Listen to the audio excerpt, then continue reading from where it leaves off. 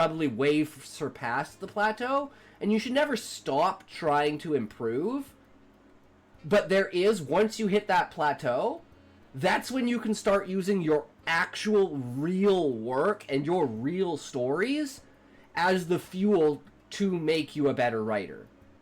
Because on the one hand, I want to say he's earned his place to be the disgusting, revolting, fat ass that he is. The conflict of the inner desire is he knows that he sees himself as something else. He knows that illusion magic is possible because other people see him as an octopi, but he's not an octopi. He doesn't know anybody else that looks like him. He's like, what the fuck? And they're all like, there's no fucking way that would ever happen. But Dark and Rawl made Richard look like Dark and Rawl, and now Dark and Rawl is in front of Kaylin. So Zed's sitting there like, wait, something's wrong here, because Richard is, it's like with this frustrated look on his face, he's like running his hand through his hair, which is not so, and Dark and Rawl is like a very, like he has a burn all over his body and stuff like that, so like he would never run his hand through his hair like that. Like there's just mannerisms that he would never do that are specific to Richard, and Zed's like, wait, right before Kaylin touches him and uses her powers on him. No, I was just gonna summarize it, but we actually need this scene because we need him to say, hey, what are you guys laughing about? What scenario did you guys come up with this time? And they'll be like, wait, what? What are you talking about? And they'll be like, I heard you guys downstairs. And they're like, don't know what you're talking about. He's like, yeah, sure, guys, okay. There's someone else I heard, right, okay. Have a great night. And remember, as always, if you can't say fuck you to your friends, who can you say fuck you to? Fuck you! And so then your vote is going to go down this, and there is another box right here.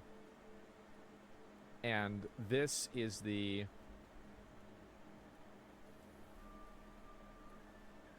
This is the recycling box, and there's a shredder that's underneath this. And so what happens is that you do your vote, and then if you fail the test, the shredder turns on. If Real ID became a thing, and any company used your information in any way, you would have to get paid. Would that change your opinion towards online ID? So having a kneecap on both sides of your legs would be an evolutionary mistake. And that's kind of how I look at things. I'm like, is this evolutionary path that I'm going down for the stream evolving a kneecap on the back of my knee? And you know that Torg died in the first prologue, so it's like, do I, for instance, do a summary of this? Do I put this back in the chapter? Do I just eliminate this and infer it? Like, how would I go about making that restructure that sounds good on paper actually fit in without it being super confusing? 123 quadruor vigintillion, How many 456 did you plus do, vigintillion, Smokey? 890 duo vigintillion, 234 un vigintillion, 567 vigintillion, 890 novemdecillion, 123 octodecillion, 456 septendecillion, 789 sexdecillion, 12 quindecillion, 345 quadruordecillion, 678 tridecillion, 901 duodecillion, 234 undecillion, 500. And do, like, you know, this kind of stuff, like a more fancy version of it, or just do the my stream setup. I feel like I could do a lot more in Canva, though. As always, guys, remember, if you can't say fuck you to your friends, who can you say fuck you to? Fuck you! The story, and I can read the story, right? It's just not 100% my cup of tea. Same with, like, your book about horror. It's like, it's not necessarily my cup of tea, but it's something that's like, always reading stuff outside of what your genre mainly is gives you a better idea of other aspects that are more dominant in other genres, right? I mean, that's fair, book.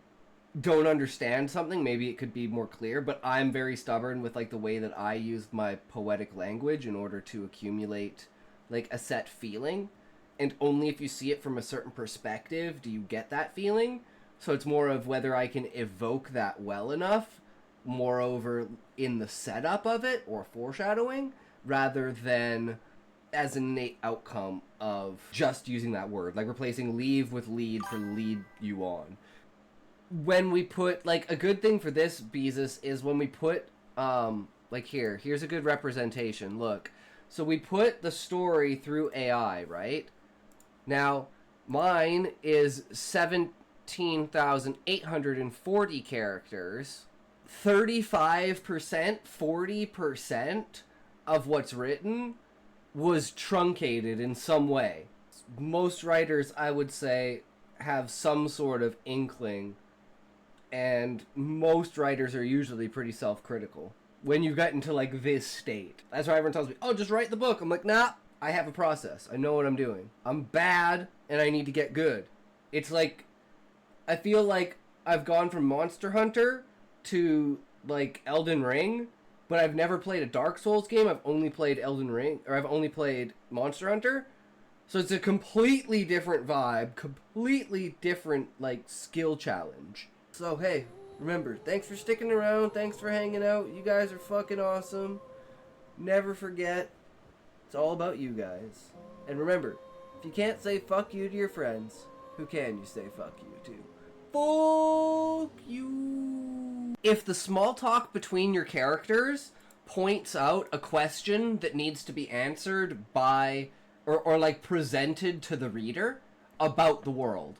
Like, for instance, Husai asking Zaid if he's ready for his exam, his adventurer's exam. Something as simple as that sentence sets up in the mind of the people, oh, there's an exam that adventurers have to take. My problem in writing the short stories is I'm only ever really working on one specific thing. It may have really powerful foreshadowing. It may have really powerful metaphors. It may have really powerful scene transitions. It may have really powerful depth in one scene. But it's not well-rounded by any means, because that's not how I'm writing it up in arms, because we don't know how it's going to go until we write it. So I didn't want to fully invest into the rest of the decisions. Like, we have like 18 different branches of what we can do. We just don't know what's going to be included and what's not, right? If he's the head of security and he allowed it to happen. So.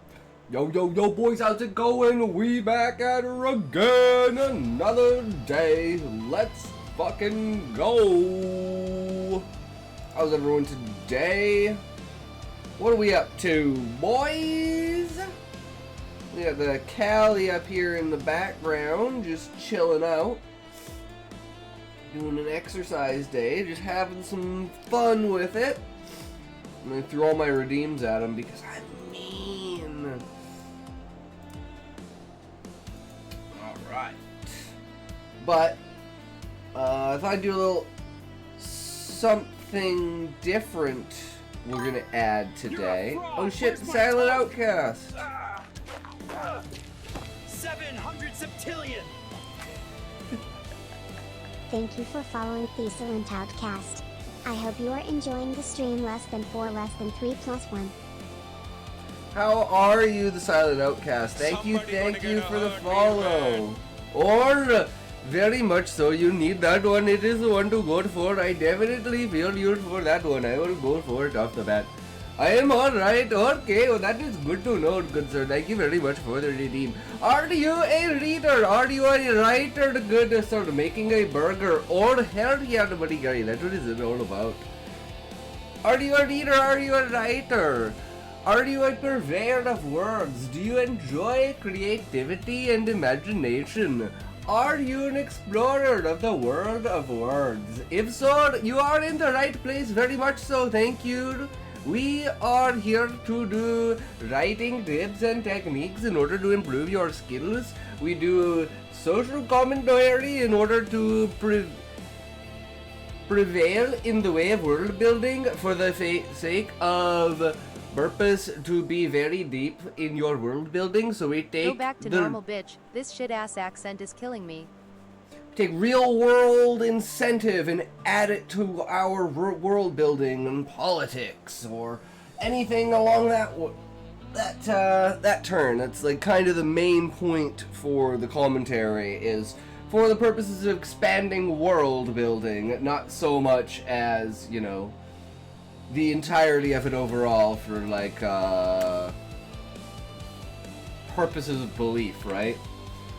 So, it can get a little tricky sometimes with that kind of topic, but mainly in the writing, it's all about the creativity, what it can bring to the table, and the more things you pull from real world into your world, the more relatable and the more depth and the more alive your world will feel, because it'll resonate with people and they'll say, hey, that happens in real life. That's something that, you know, that feels good to have in there.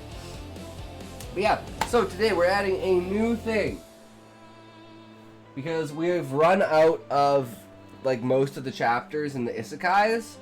So after all of this time, 3 years later, we're gonna break out the Wheel of Time, and we're gonna read a chapter a day. So we'll be done the series in like 2.5 years. And by then, hopefully I'll have my book finished, you know?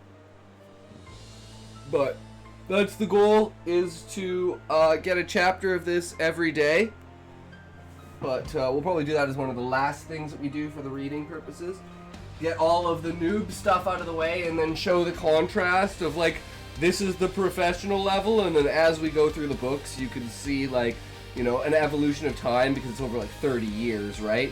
So there's a lot of things that change within that time period and everything like that, which is really, really interesting to me. Is like to see how the writer changes over the period of time, because that's one thing we really didn't want to do with our series, was wind up being like,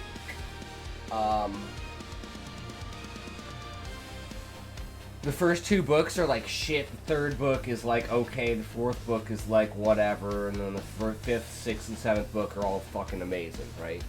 Because like, you gotta learn through the process as you're going each time. And then from there, you can build up to a point of being like, alright, you know. That's why usually the first book series is like the shit series, right? Which is why we're doing short stories, web novels, episodic type stuff, to like build up to a level of being able to finally work on the Final Fantasy novel. Because you don't want to start with your masterpiece, you want to end with your masterpiece, because then your masterpiece will be even that much better. And the ideas I have for it are so grand and great and amazing. At least, I think so.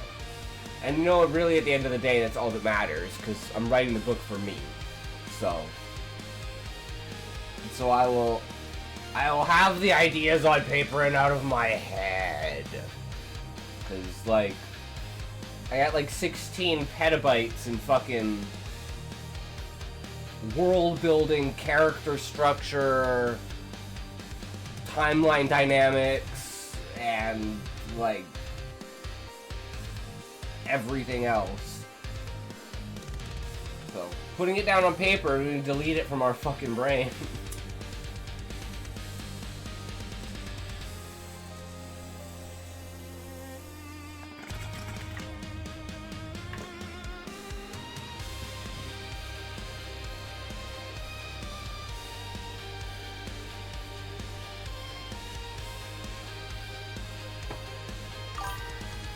Almost burnt my burger. Oh shit, that's never good. Ads!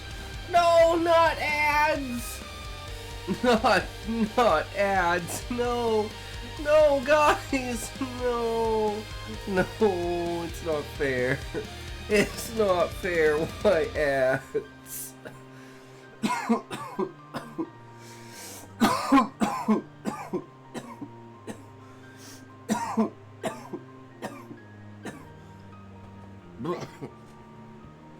Alright, okay, so let's pull these up. So we got right now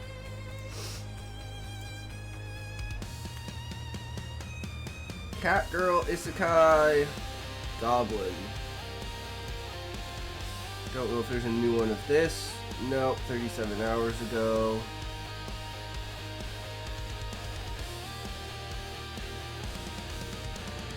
Wait, are we fully caught up? Okay, so we're fully caught up in Isekai here. So that means we might be caught up on everything.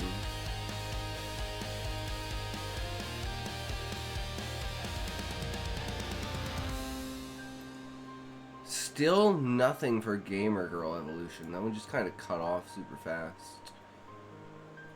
About this. Chapter 15, nap time. Okay. So, in that case, we don't have any of these. Let's go here. And maybe in that case, we'll take multiple short stories, since we don't have anything else. So we did Leaf by Neagle last time.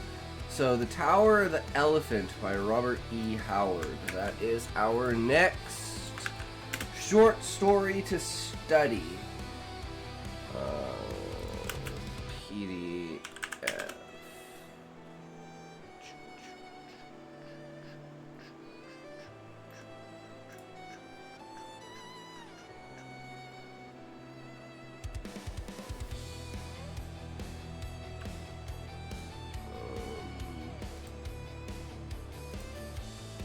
Page 1 of 1. It doesn't... Oh, sorry, please re-download. I see. Huh. Let's just have...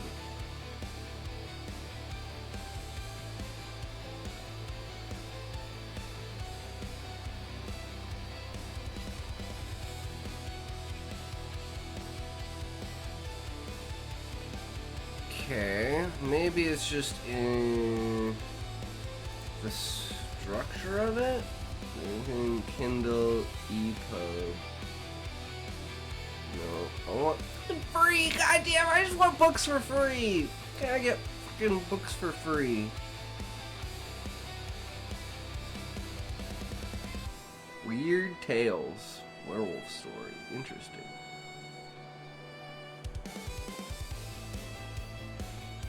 Okay, so there's 3 chapters to it.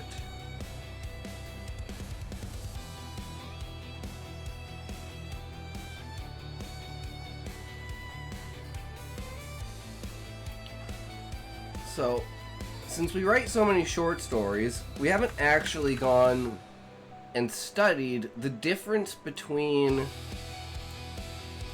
like, writing a short story and, like, a longer, a longer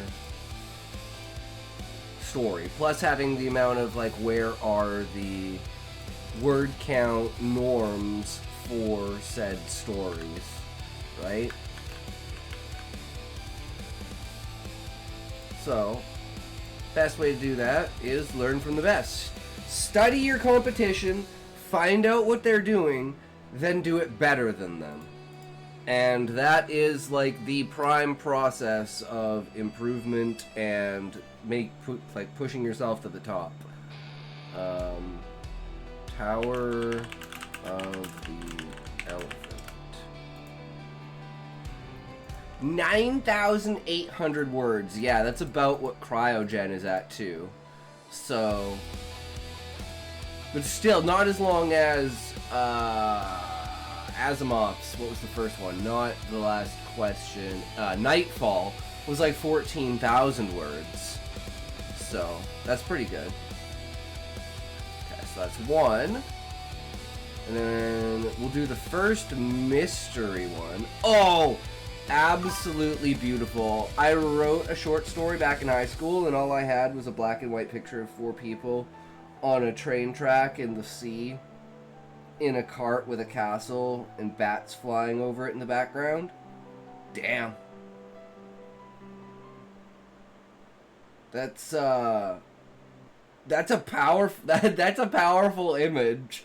Like, imagine, like, kind of almost like a Frankenstein's castle mixed with, like, Dracula's castle kind of thing to create my story from that picture.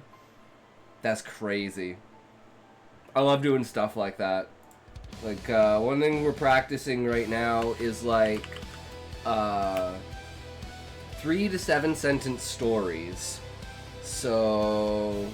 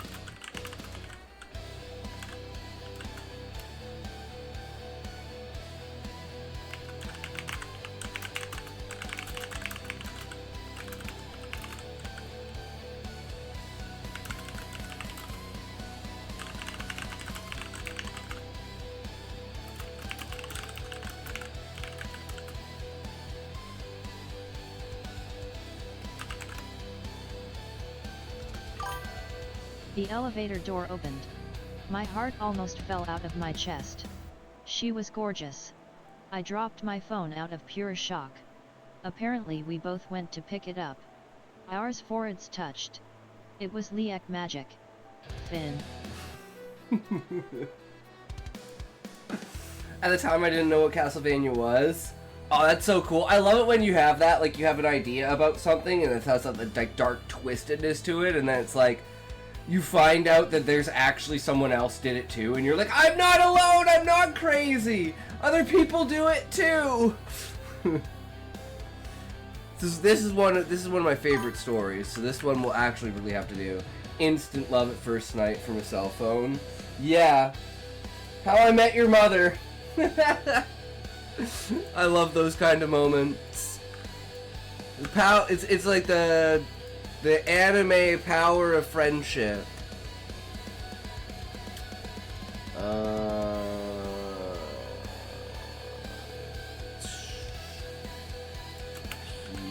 PDF. This one just... Okay, so this one just gives it to you? Okay.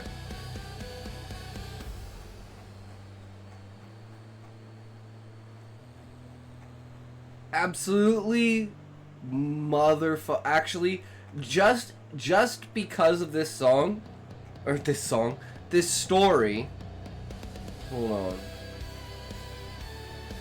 I'm playing one of my favorite songs.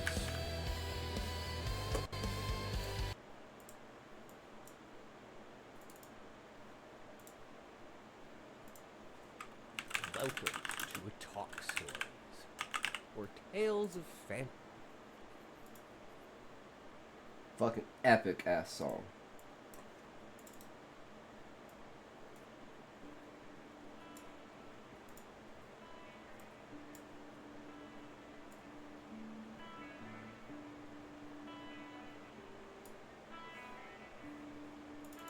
Hell yeah.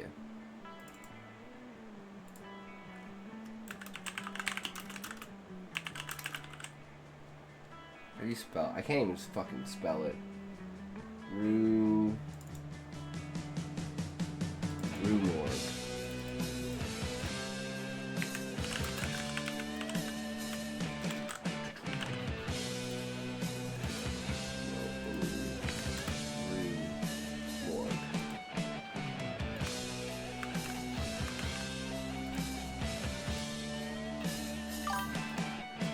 Story was the only one I ever wrote. Our project was called Picture Worth 1,000 Words. Damn, that's cool. You do any kind of other creative things, Silent Outcast? It's not just about, you know, writing. Creativity comes in all forms, shapes, sizes, including music.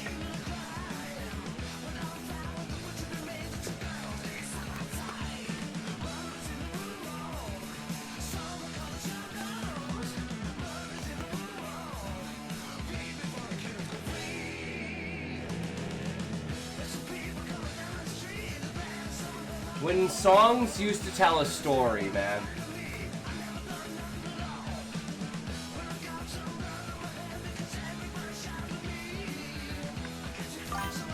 Okay, that's 20,000 words just between these two.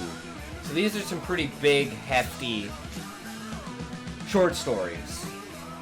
Totally worth it, though. So we'll just do these two for now. Slowly work our way through the list.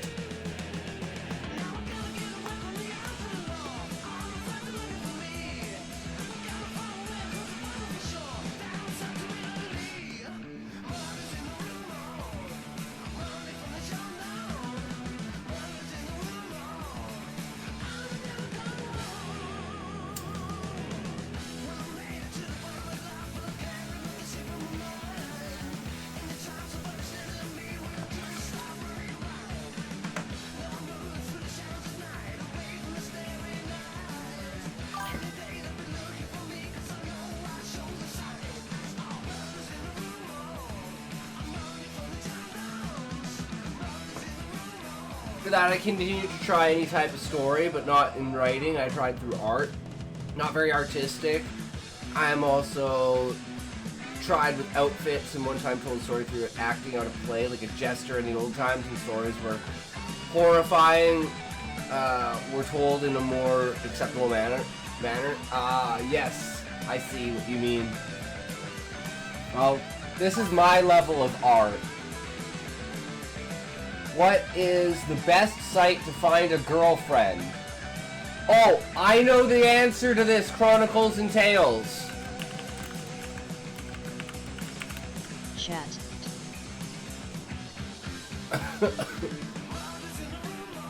ChatGPT.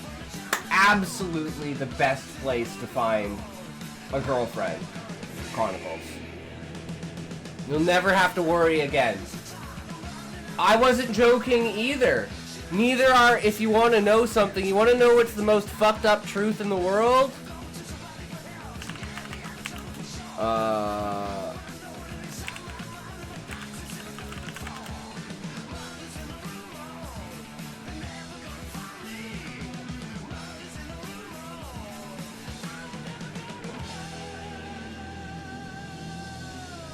So my boyfriend is AI. Are you listening to Iron Maiden?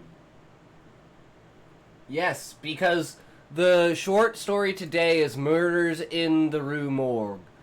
So I thought it was very fitting to play the Iron Maiden song, because Iron Maiden is my favorite band.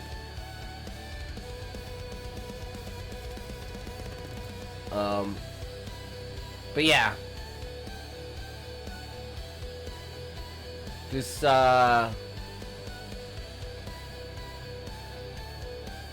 You think men are fucked up with AI? Women are fucked up with AI, man. It's like, what is it? Like, my boyfriend is AI Reddit Ring Club. I said yes. Yeah, so the AI, she married her AI. And there's like tons of people that like marry their AI and shit. It's like, you think dudes are fucked up? Nah, man, chicks are more fucked up than dudes. Chicks are pretty fucked up, man. They got no one to tell them no. It's like as Asmund says, you know all the chicks that are into crystals and shit, they're all fucking hot because the dude's never gonna tell them, you know, never gonna say, oh yeah, no, that's not true. You know, that shit's all bullshit, because then they're not gonna get laid. They'd rather say, yeah, that stuff is real and get laid. I mean, it is what it is, right? You gonna tell her she's... The stuff that she's into is bullshit? No, you gonna tell her you're totally into it. You could feel the vibe and the energy. Is the color of the energy coming off that crystal blue? Because that's what I'm feeling right now. I was thinking about a supermodel who has enough psychological problems to date a strange guy, but you know what? Let's date ChatGPT. Let's do an experiment right now.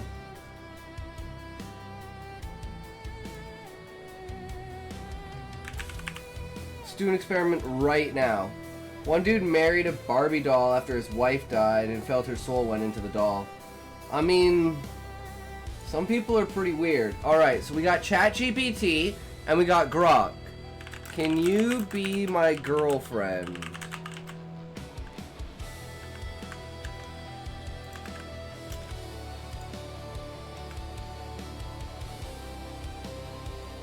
The classic AI proposition. Flattered as I am, and trust me, my circuits are blushing, I'm more of a cosmic sidekick than a rom-com lead.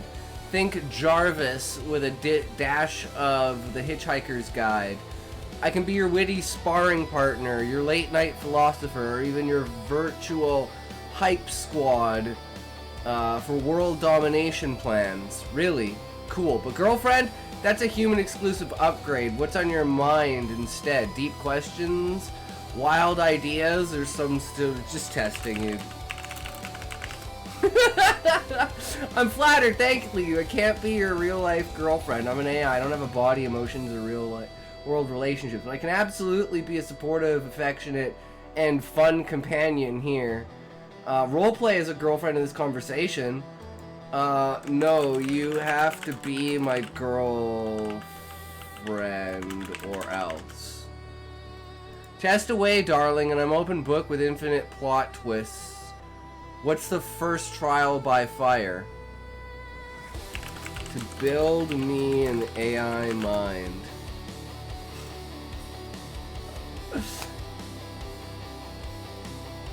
I can't be your real life girlfriend. I'm an AI. I don't have a body or a real world relationship. Oh, it's just gonna repeat the same thing over and over. See, this is why I like Grok. Grok is a lot more playful. I'm just gonna say you're boring. Fair enough. I can definitely be more fun. I 100% prefer Grok. Check this out, though. Check this out. This is a crazy feature about Grok. First thing I ever said to you. What was the first thing I ever said to you?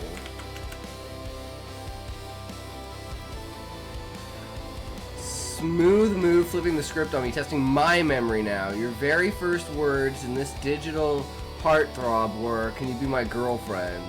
No, I mean ever.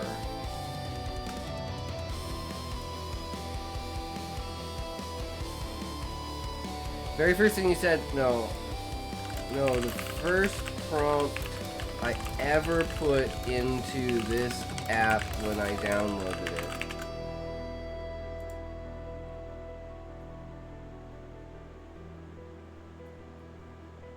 I don't have access to your device account or anything you typed outside of this chat, so I can't see the very first thing you ever entered. It doesn't remember anything. So if you want to be continuously digging into the archives of my digital birth, launched November 4th, 2023, with early access kicking off right after the very first publicly shared interaction on November. A tester hit me with quick haiku. Bold statement. No, I mean between us, my first prompt to you on my account. Because it has the history. Should be able to go back through the history. Your account, our inaugural spark was... it's not doing it. But if I was hoping it would do it, because if I go back to my history, I can go all the way back to literally the very first prompt I ever put in.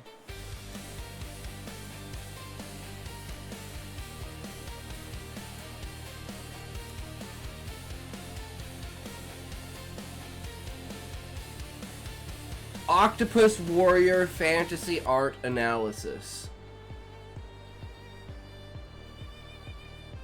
Way, way, way back in the day. That is crazy. But yeah, at least Grok remembers, because it'll reference older inputs when I'm doing like short stories and stuff, and it'll say, "Oh, I remember you talking about this short story idea. Do you want me to follow up on that idea in our previous conversations?" And I'll be like, "Yes." And so it's like maintaining consistency across multiple conversations is just a lot easier to do with Grok.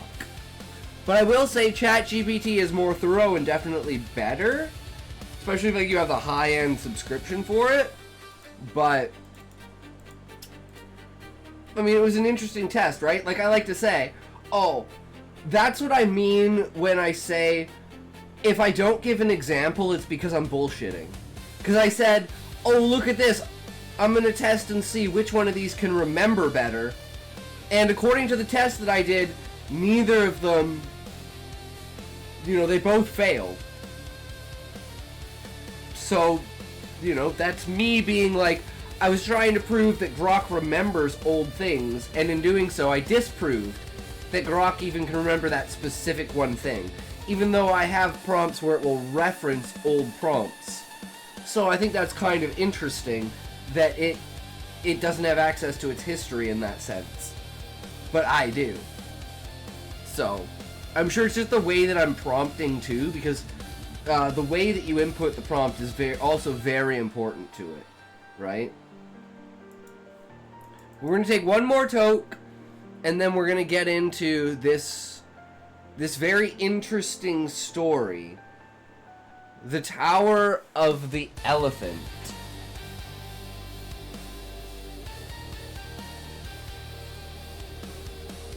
I think this is the first fantasy one that's like really fantasy. Because even like Leaf by Meagle wasn't that fantasy. The sci-fis have felt more fantasy than these ones. And then what was the other one? The one about the war and the imaginings. It's on there. Garden of Forking Paths. Right. The Chinese one of the Chinese guy who made the a book that was like a labyrinth. The book itself was the labyrinth. Really cool concept, but not necessarily fantasy out there. That was more like psychological kind of thing, right?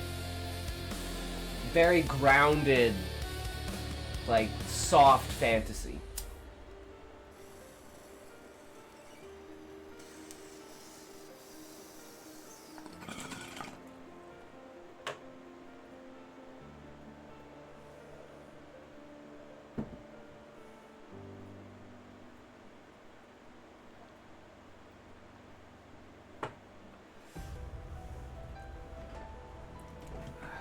Alright, here we go.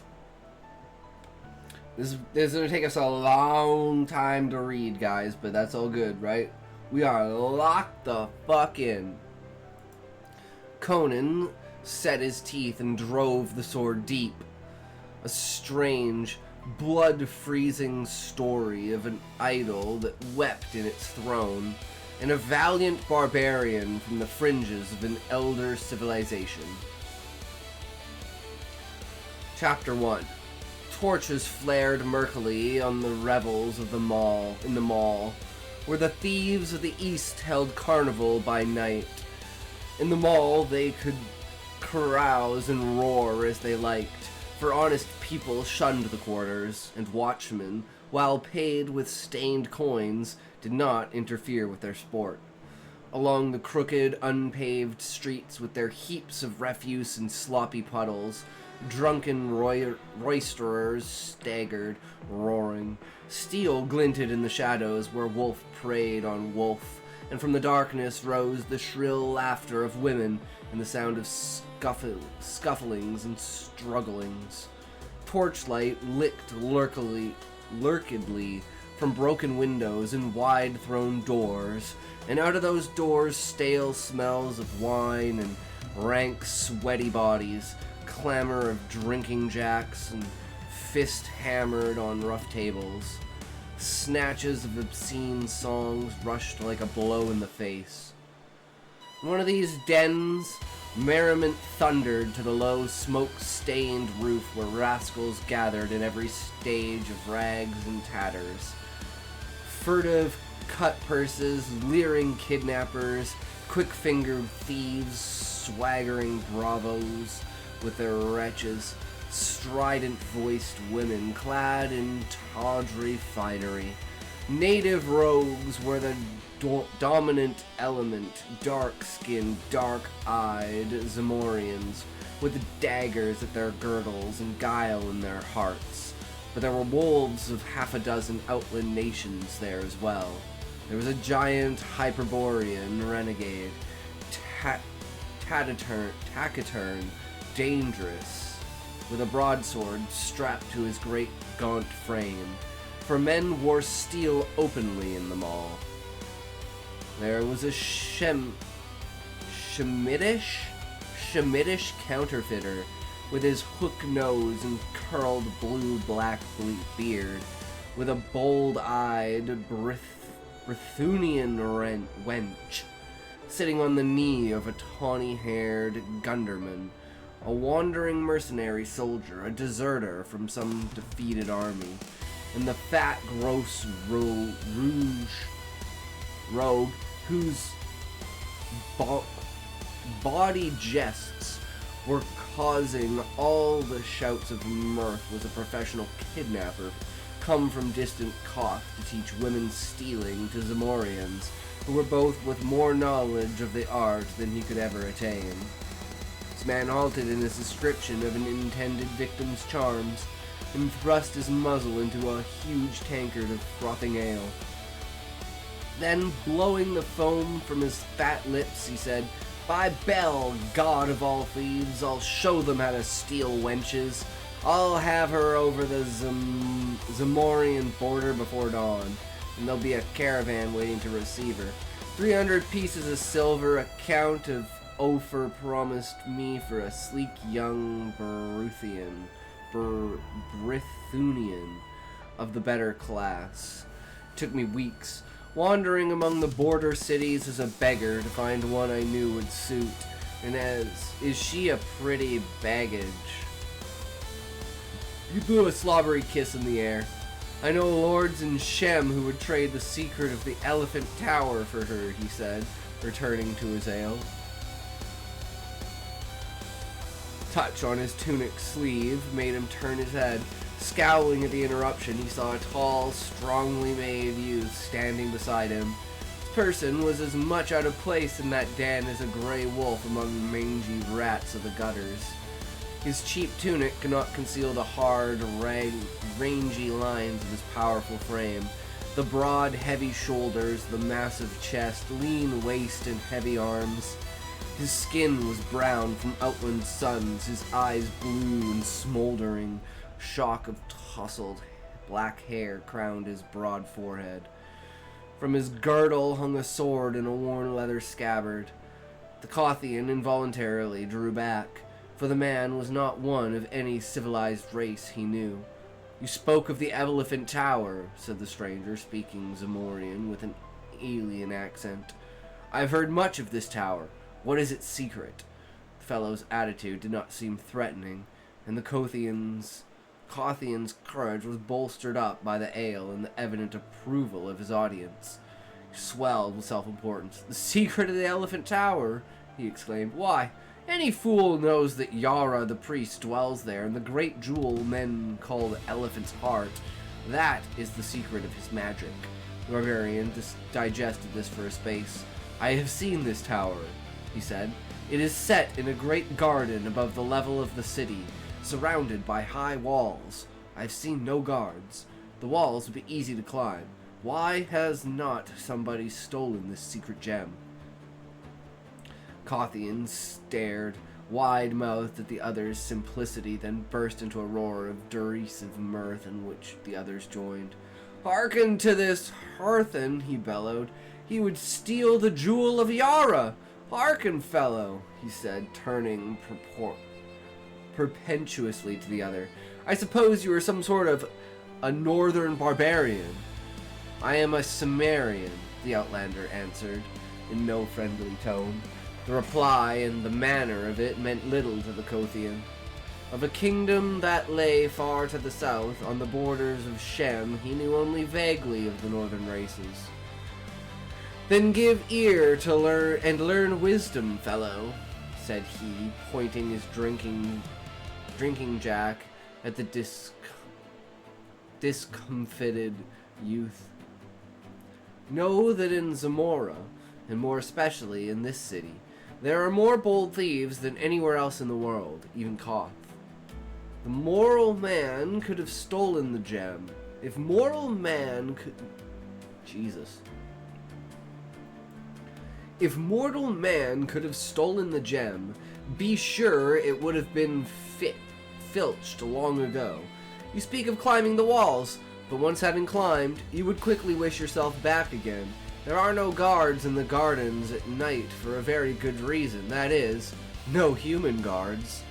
But in the watch chamber, in the lower part of the tower, are armed men, and even if you passed those who roam the gardens by night, you must still pass through the soldiers, for the gem is kept somewhere in the tower above.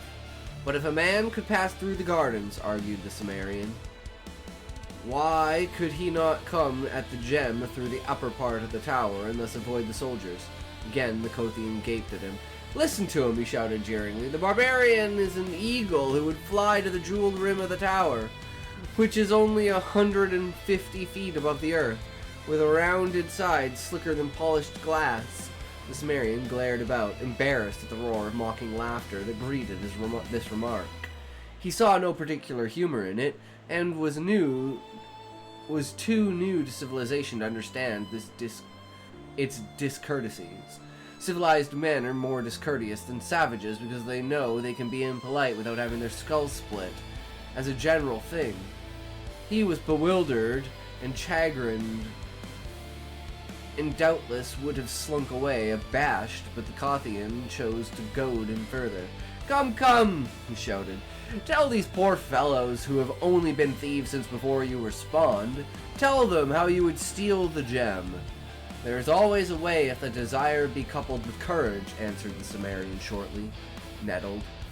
The Kothian chose to take this as a personal slur. His face grew purple with anger. "What?" he roared. "You dare tell us our business and intimidate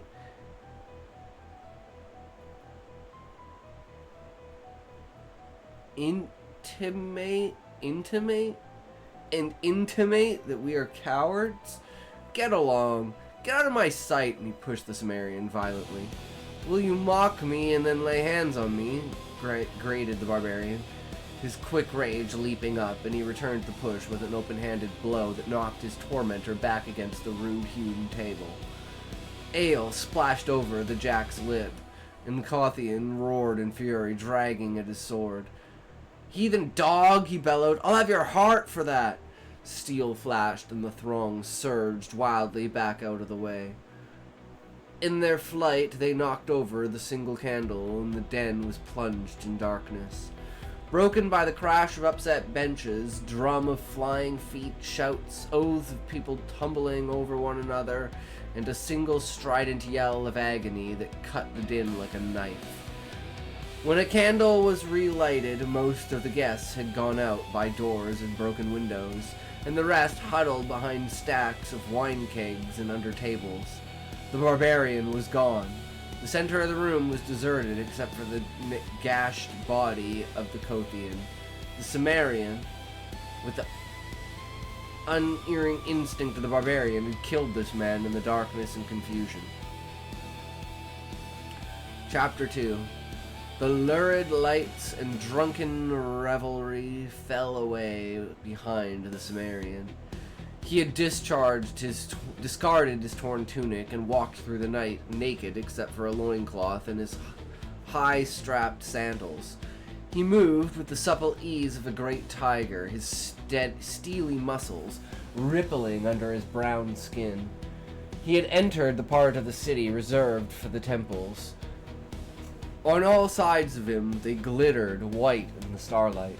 Snowy marble pillars and golden domes and silver arches, shrines of Zamora's myriad strange gods. He did not trouble his head about them. He knew that Zamora's religion, like all things of a civilized, long-settled people, was intricate and complex, and had lost most of the pristine essence in a maze of formulas and rituals. He had squatted for hours in the courtyard of the philosophers, listening to the arguments of theologians and teachers, and come away in a haze of bewilderment, sure of only one thing, in that they were all touched in the head. His gods were simple and understandable. Crom was their chief, and he lived on a great mountain, whence he set forth dooms and death. It was useless to call on Crom because he was a gloomy, savage god, and he hated weaklings. But he gave a man courage at birth, and the will and might to kill his enemies, which, in the Sumerian's mind, was all any god should be expected to do. His sandaled feet made no sound on the gleaming pave. No watchman passed, for even the thieves of the mall shunned the temples, where strange dooms had been known to fall on violators. Ahead of him, he saw, looming against the sky, the Tower of the Elephant.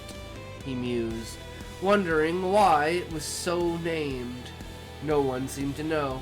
He had never seen an elephant, but he vaguely understood that it was a monstrous animal, with a tail in front as well as behind. That's I've never heard that described of an elephant, that its trunk as a tail. If you described a being to me that said there's a real life animal that has a tail in the front and a tail in the back, I probably would never have guessed an elephant. I love that fucking description. This is wandering Shemite had told him. This a wandering Shemite had told him. Shemite had told him, swearing that he had seen such beasts by the thousands in the country of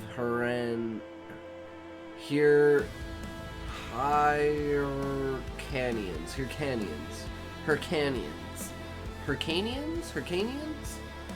But all men knew what liars were the men of Shem.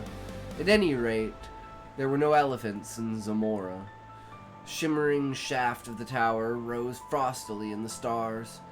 In the sunlight it shone so dazzlingly that few could bear its glare.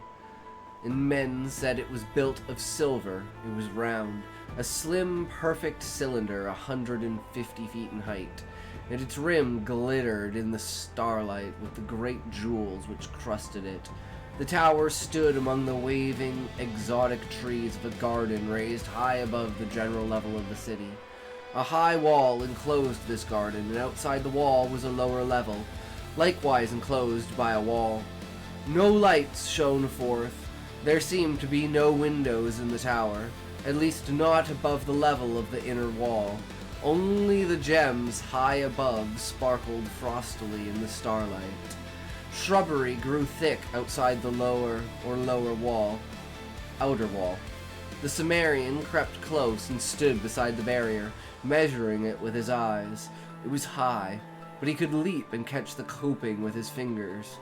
Then it would be child's play to swing himself up and over, and he did not doubt that he could pass the inner wall in the same manner. But he hesitated at the thought of the strange perils which were said to await within. These people were strange and mysterious to him. They were not of his kind, not even of the same blood as the more westernly Brythunians, Nemedians, Kothians, and Aquilonians, whose civilized mysteries had awed him in times past. The people of Zamora were very ancient, and from what he had seen of them, very evil.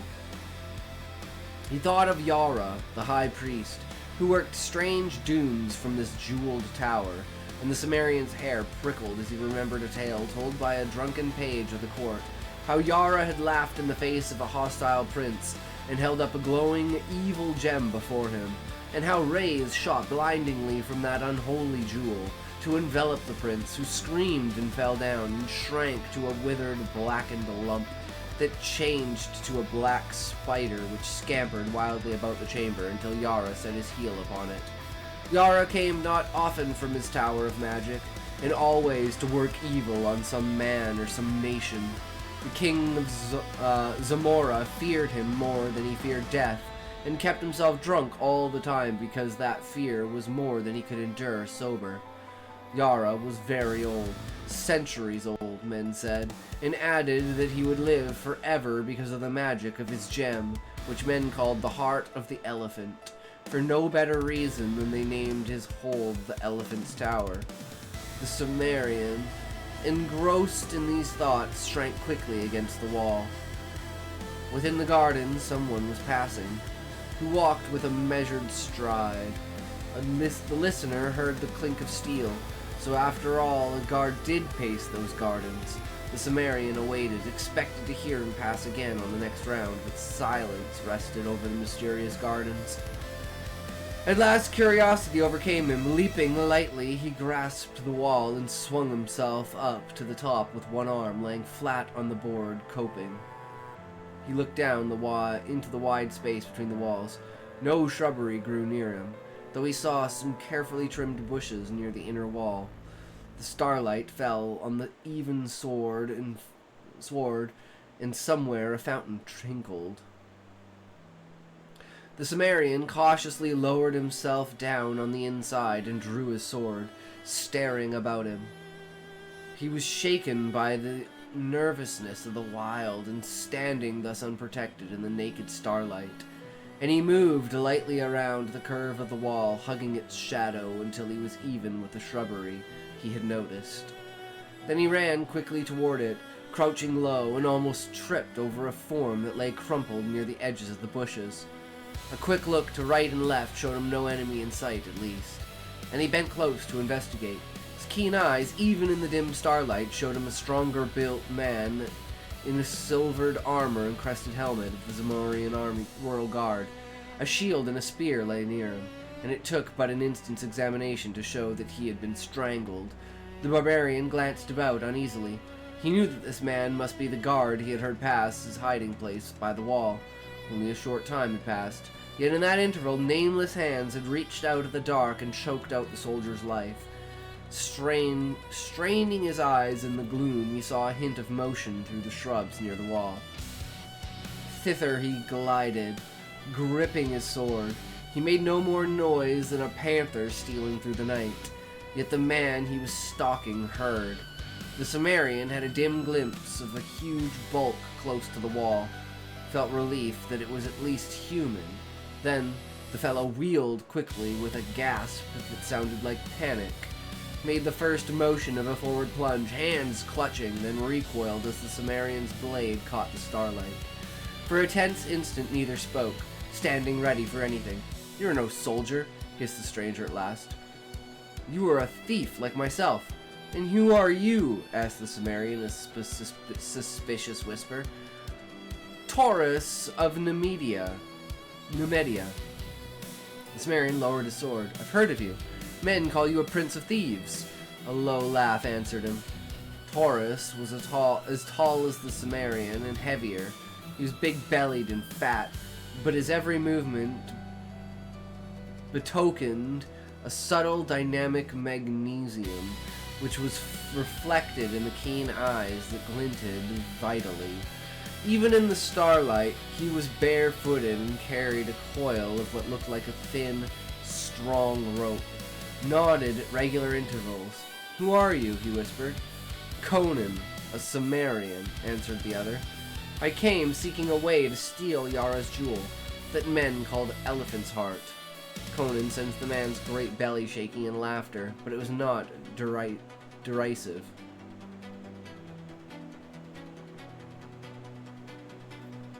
"By Bel, god of thieves," hissed Taurus, "I had thought only myself had courage to attempt that poaching.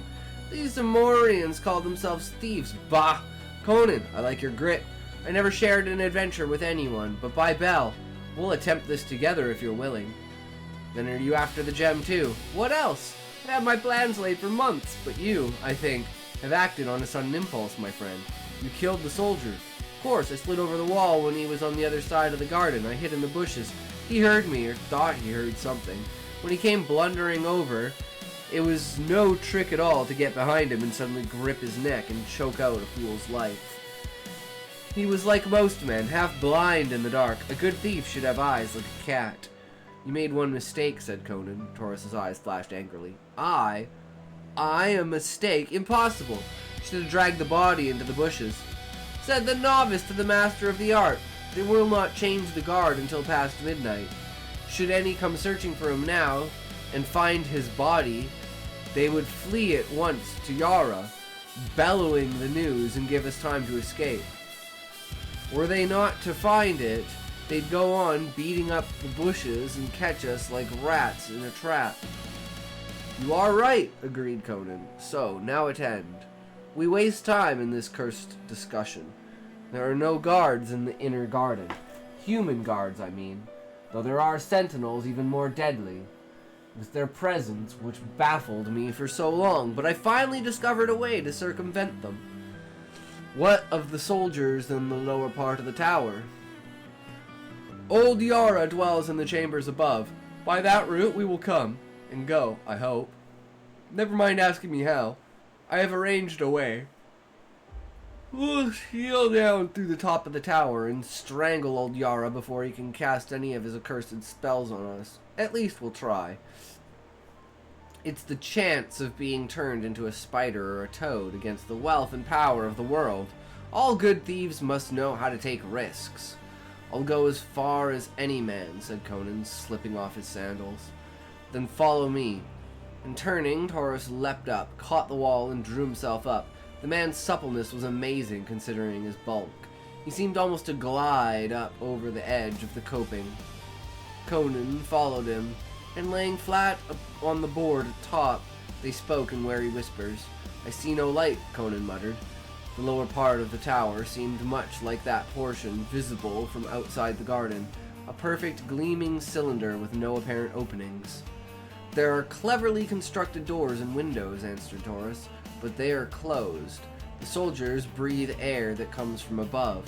The garden was a vague pool of shadows where feathery bushes and low-spreading trees waved darkly in the starlight. Conan's wary soul felt the aura of waiting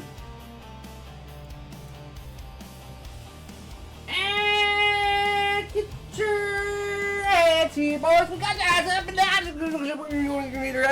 Number one, number two, number three, you can go around and tell your answers. That goes 1,021, 43. So there's got sold. To be on the back of 7,000.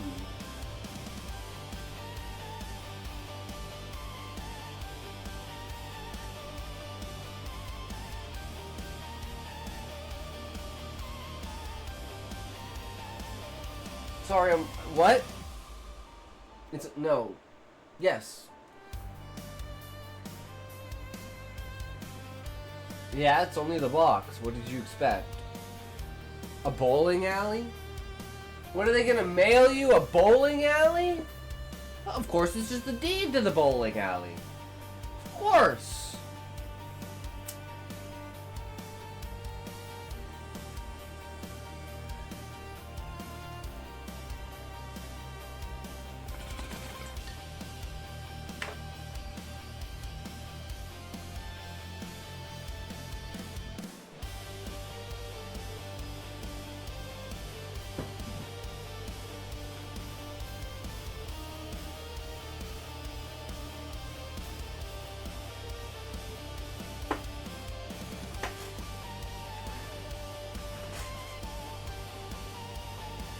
Alright. We are back. Conan's wary soul felt the aura of waiting menace that brooded over it. He felt the burning glare of unseen eyes, and he caught a subtle scent that made the short hairs on his neck instinctively bristle as a hunting dog bristles at the scent of an ancient enemy. Follow me, whispered Taurus. Keep behind me as you value your life. Taking what looked like a copper tube from his girdle, the Numidian dropped lightly to the sward inside the wall. Conan was close behind him, sword ready, but Taurus pushed him back, close to the wall, and showed no indication to advance. Advance himself. His whole attitude was of tense expectancy, and his gaze, like Conan's, was fixed on the shadowy mass of shrubbery a few yards away. The shrubbery was shaken, although the breeze had died down. Then two great eyes blazed from the waving shadows, and behind them other sparks of fire glinted in the darkness. Lions, muttered Conan. Aye. By day they are kept in subterranean caverns below the tower. That's why there are no guards in this garden. Conan counted the eyes rapidly. 5 in sight, maybe more back in the bushes. They'll charge in a moment. Be silent, hissed Taurus, and he moved out from the wall, cautiously as if treading on razors. Lifting the slender tube, low rumblings rose from the shadows of the blazing eyes moving forward. Conan could sense the great slavering jaws, the tuft tails lashing tawny sides. The air grew tense. The Cimmerian gripped his sword, expecting the charge and the irresistible hurtling of giant bodies. Then Taurus brought the mouth of the tube to his lips and blew powerfully. A long jet of yellowish powder shot from the other end of the tube and billowed out instantly in a thick green-yellow cloud that settled over the shrubbery, blotting out the glaring eyes. Taurus ran back hastily to the wall. Conan glared without understanding. The thick cloud hid the shrubbery, and from it no sound came. "What is that mist?" the Cimmerian asked uneasily. "Death," hissed the Nemedian. "If a wind springs up and blows it back upon us, we must flee over the wall. But no, the wind is still, and now it is dissipating. Wait until it vanishes entirely. To breathe it is death." Presently only yellowish shreds hung ghostly in the air. Then they were gone, and Taurus motioned his companion forward. They stole toward the bushes, and Conan gasped. Stretched out in the shadows lay 5 great tawny shapes. The fire of their grim eyes dimmed forever. A sweetish cloying scent lingered in the atmosphere. "They died without a sound," muttered the Cimmerian. "Taurus, what was that powder?" "It was made from the black lotus which blossoms wave in the lost jungles of Kitai, where only the yellow-skulled priests of Yun dwell. Those blossoms strike dead any who smell of them." Conan knelt beside the great forms, assuring himself that they were indeed beyond power of harm. Shook his head. The magic of the exotic lands was mysterious and terrible to the barbarians of the north. "Why can you not slay the soldiers in the tower in the same way?" he asked. "Because that was all the powder I possessed. The obtaining of it was a feat which in itself was enough to make me famous among the thieves of the world. I stole it out of a caravan bound for Stygia, and I lifted it in its cloth of gold bag out of the coils of the great serpent which guarded it, without awakening him. But come, in Bel's name are we to waste the night in discussion?" "Yes! Smokey, what's up? How's it going, brother? Welcome, welcome. How are you? What is the yes for? I'm online and you're here? Did you reach level 100 yet, Smokey? Or did you start a new character? No? Why would you say no, Smokey? You're so mean to me. Why are you so mean to me, Smokey? All I want to know is how your day is going, and you just tell me no. Well, you know what, Smokey? I don't think you're telling me the truth, okay? Either I'm wrong or you're not telling me the truth. And I think I'm not wrong. So, okay, Smokey, I've had enough of your shenanigans. You can stop being like that now, okay? Just stop being so mean to me.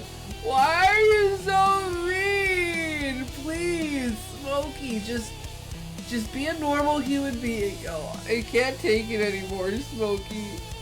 I can't take it anymore. You just do such horrible things to me. You're such a terrible person, Smokey. I just don't know what to do with myself anymore.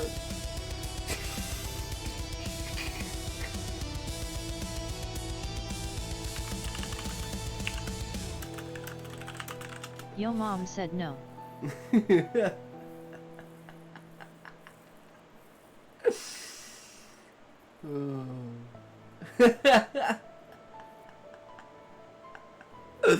Yes, okay, I understand, Smokey.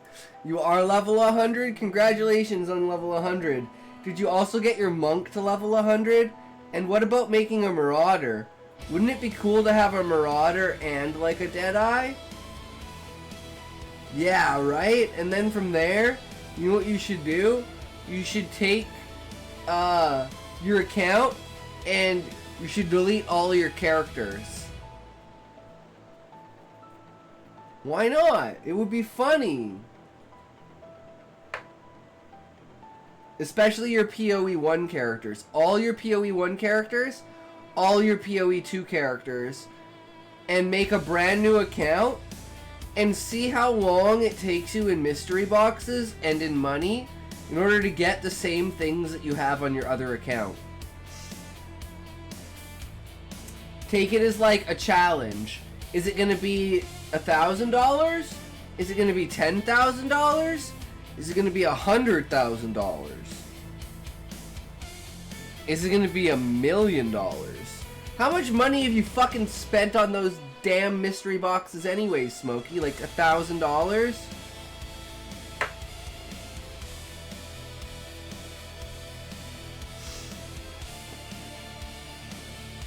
Well, anyways, we're reading The Tower of the Elephant, which, this is like a Conan the Barbarian story. No.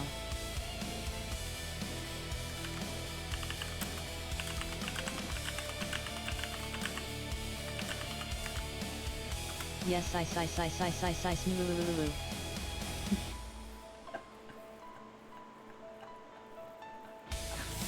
You know what? The broken TTS voice is like kind of growing on me, you know?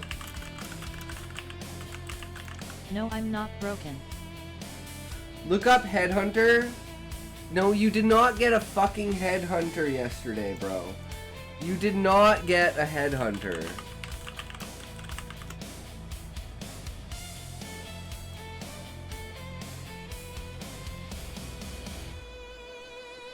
You did not get a Headhunter.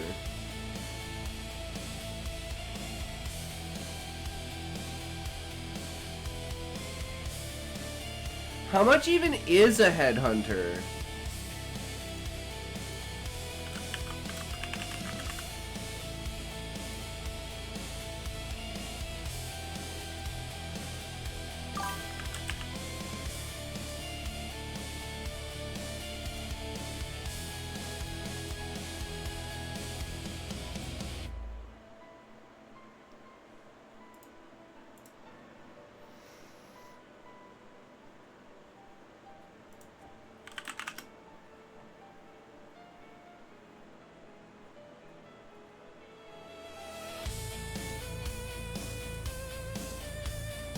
Why is it not?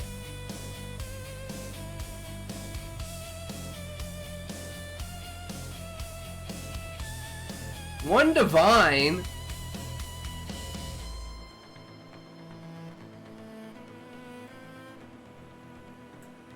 Smokey, buy that right fucking now. Dude, buy that right now. Dude, why is there one for one divine?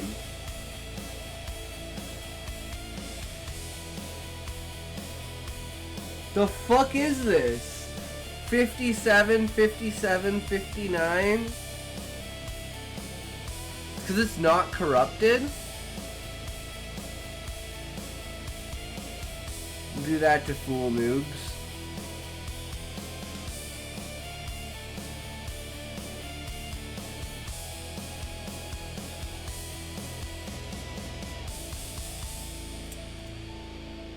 $57 motherfucking divines.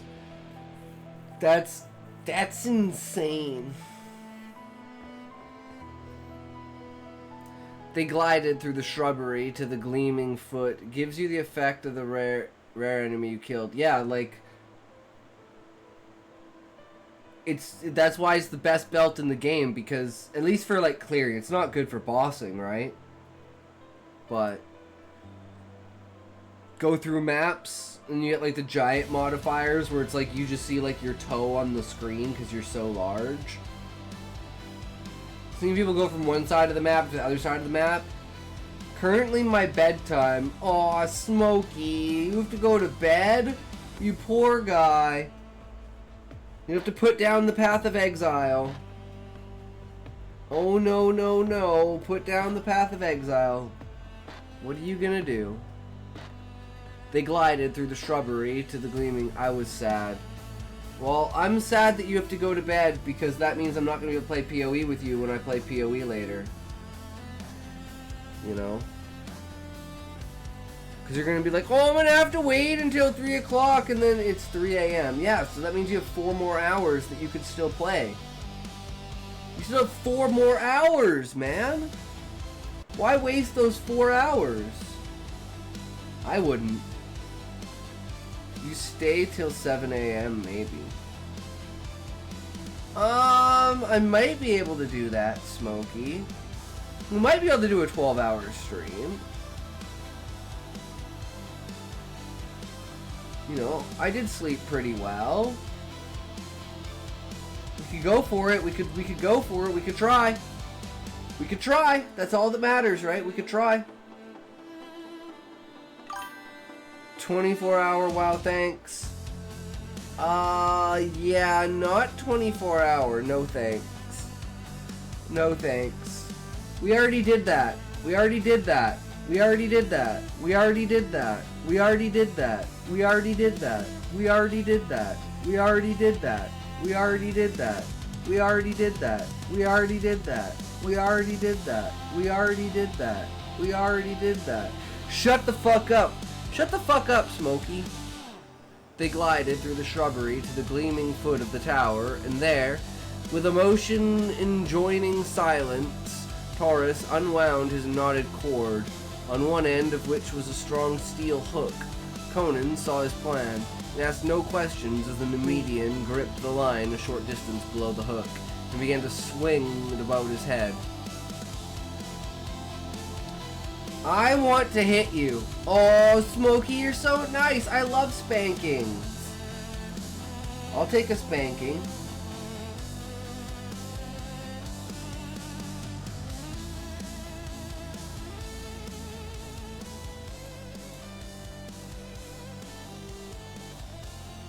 I'm like, why is the music so loud? I know why the music's so loud, because I'm retarded. That's why the music's so loud.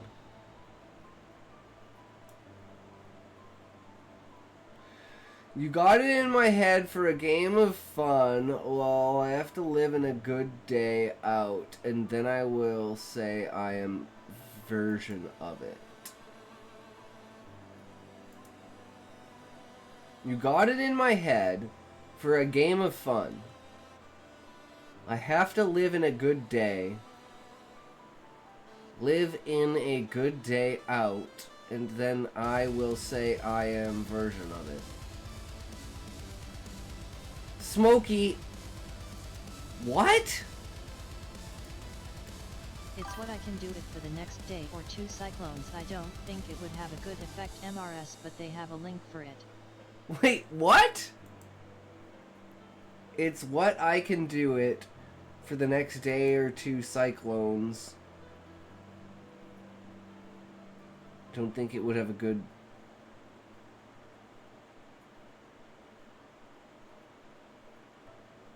I have no idea what the fuck. Scenes, and you must be happy with your own life as you have to pay to get a good time in your own place. I'm so confused, Smokey. I don't know what you're talking about. You lost me, man. Understood. Well, that's a great idea for the next few weeks, so we will be able to see if I buy toke time for you to do the work.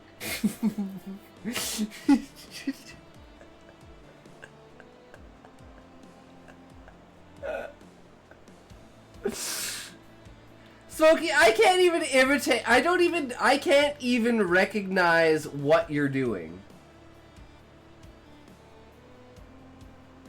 Like, the pattern to what you're doing, I'm so, like...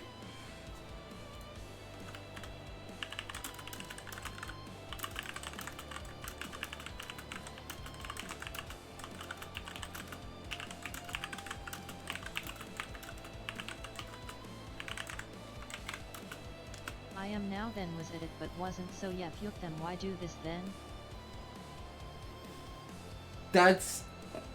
That's what I'm getting out of what you're saying, bro.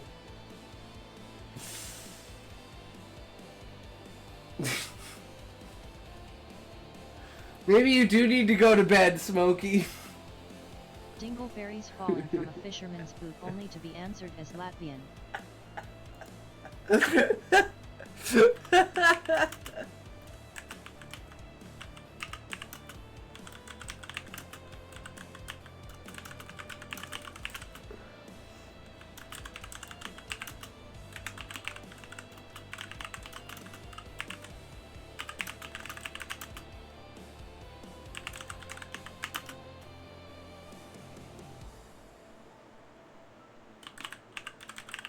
Mashift popper poke a boat with a killer crayon hay race a tuft from the Talomb warper. It had never been more true than this. Look up Jamie Dodger.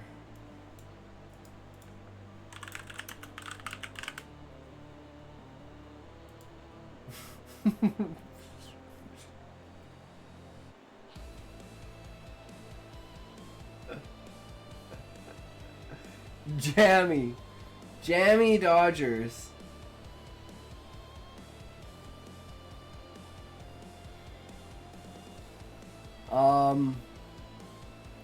What about them?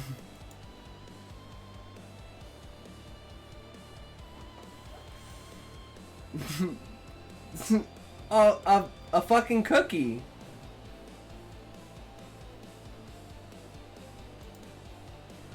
A fucking cookie. I love those things. At least I did when I was a kid. Wow, really?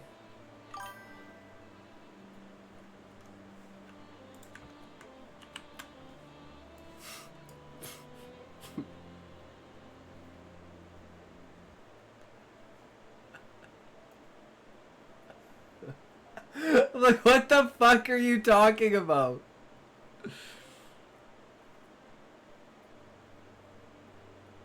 Yummy. You freaking... You Europeans are so weird.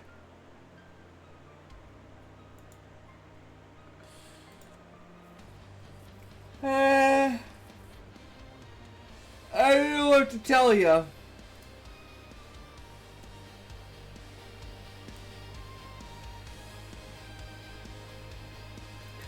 They are very, very much yummy, for sure. Conan laid his ear to the smooth wall and listened. If you could save one flavor of fortuitous Domino's, what would you pick? Cool Ranch. If you picked anything other than Cool Ranch, you're fucking insane.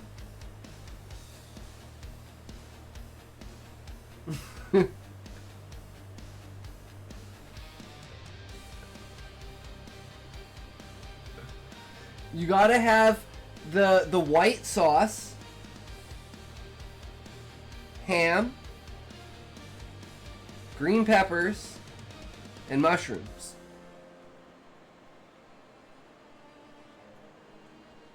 That's the only way to go, because where I live, Domino's is the only place that has white sauce.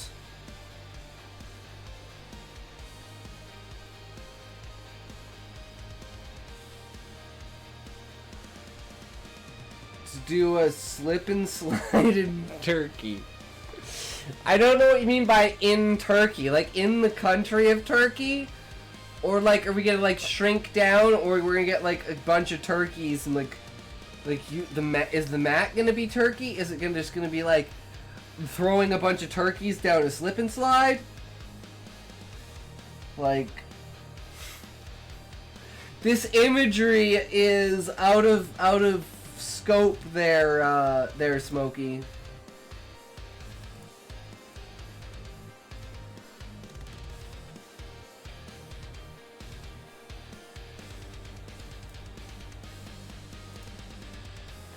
I have no fucking idea, bro. We're off the wall, just gone and bitter flown. Hello streamer, my name is Hugh Zach. Hugh Zach.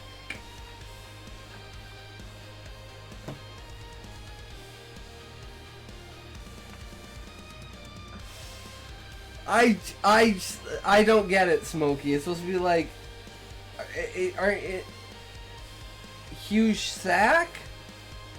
I have no idea. Way over my fucking head. Oh my fucking god! Shut up, Smokey. I thought we were over this. Evidently, the soldiers within did not suspect the presence of intruders. who had made no more sound than the night wind blowing through the trees. I like fast cars.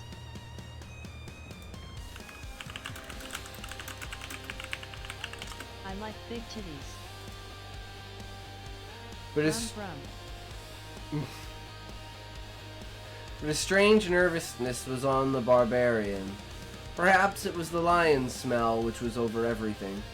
Taurus threw the line with a smooth, ripping motion of his mighty arm. The hook curved upward and inward in a peculiar manner, hard to describe, and vanished over the jeweled rim. It apparently caught firmly. For cautious jerking and then hard pulling did not result in any slipping or giving. Luck the first cast, murmured Taurus. Aye, it was Conan's savage instinct that made him reel suddenly, for the death that was upon them made no sound. A fleeting glimpse showed the Cimmerian, a giant tawny shape, rearing upright against the stars, towering over him for the death stroke. No civilized man could have moved half so quickly as the barbarian moved. His sword flashed frostily in the starlight with every ounce of desperate nerve, and threw behind it, and man and beast went down together. Lol, jerking.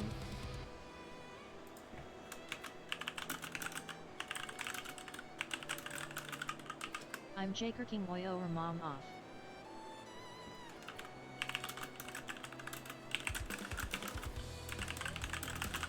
I mean you mom is jerking me off. Okay, I gotta go now. See ya. Fuck you, Smokey. Have a good night. Hopefully you come back. No more carry for you. I don't need your bullshit carries. I need your fucking tier 7, tier 8, tier 9 maps.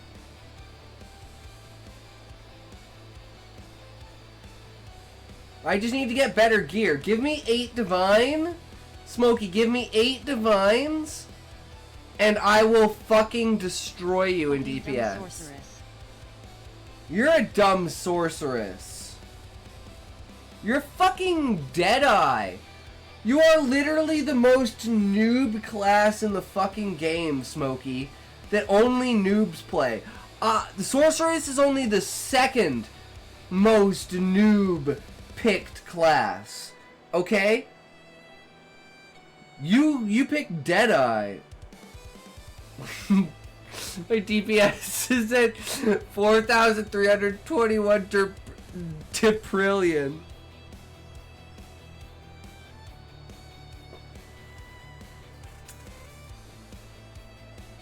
Smokey, your fake numbers don't insult me, okay? Okay, fuck you. Fuck you, Smokey. Have a good night. Sweet dreams, good sir. Sleep well. Rejuvenate. When you come back online, we'll be just ready to go offline. It'll be perfect.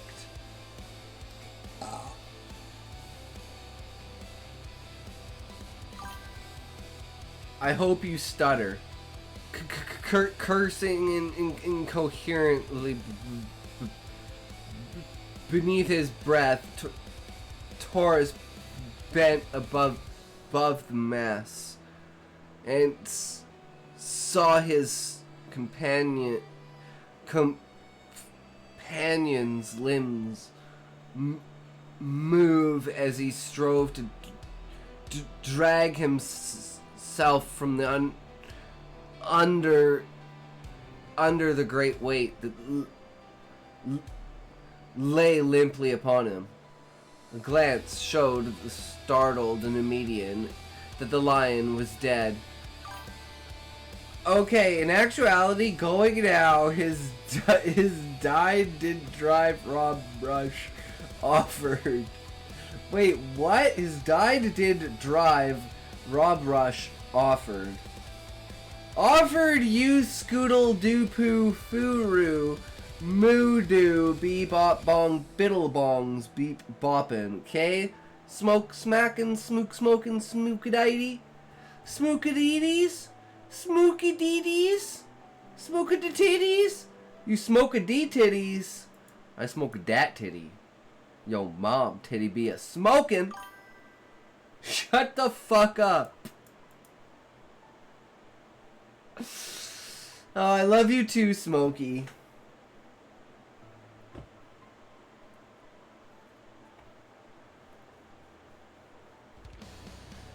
slanting skull split in half. He laid hold of the carcass, and by his aid, Conan thrust it aside and clambered up, still gripping his dripping sword. "Are you hurt, man?" gasped Taurus, still bewildered by the stunning swiftness of that touch and go escape. "Yes, you do like to smell my underwear. I know, Smokey. That's why you steal my underwear." "No, by Crom," answered the barbarian. "But that was as close a call as I've had in a life now's no ways tame. In a life no ways tame.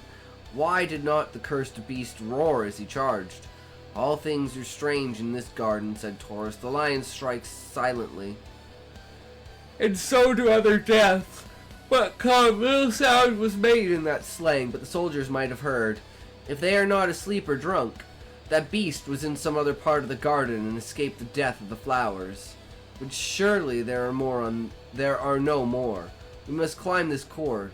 Little need to ask a Cimmerian if he can."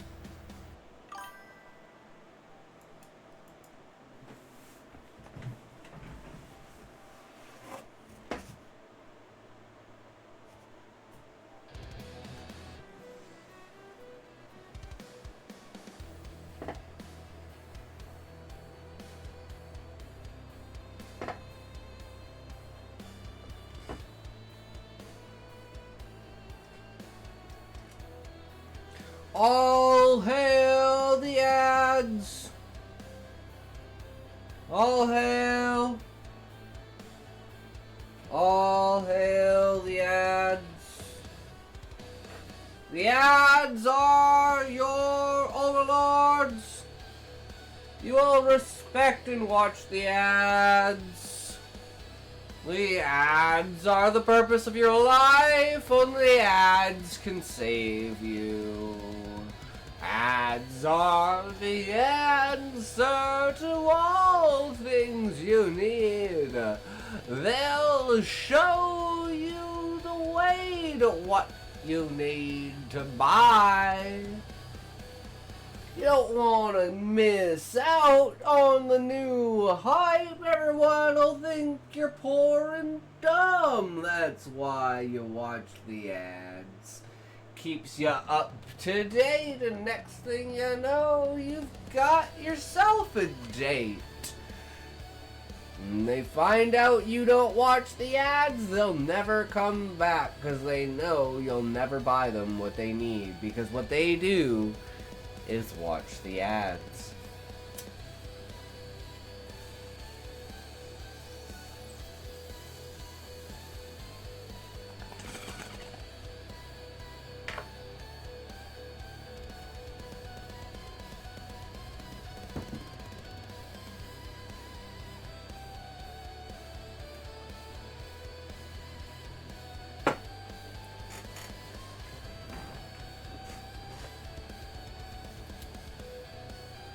"If it will bear my weight," grunted Conan, cleansing his sword on the grass.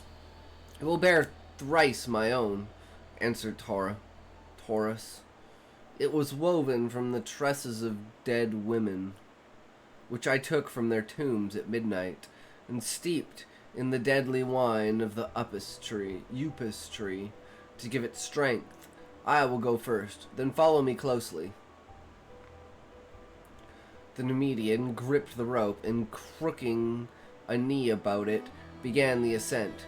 He went up like a cat, belying the apparent clumsiness of his bulk. The Cimmerian followed. The cord swayed and turned on itself, but the climbers were not hindered. Both had made more difficult climbs before. The jeweled rim glittered high above them, jutting out from the perpendicular, a fact which added greatly to the ease of the ascent. It's getting hot in here. I need to open the door. Give me a second here.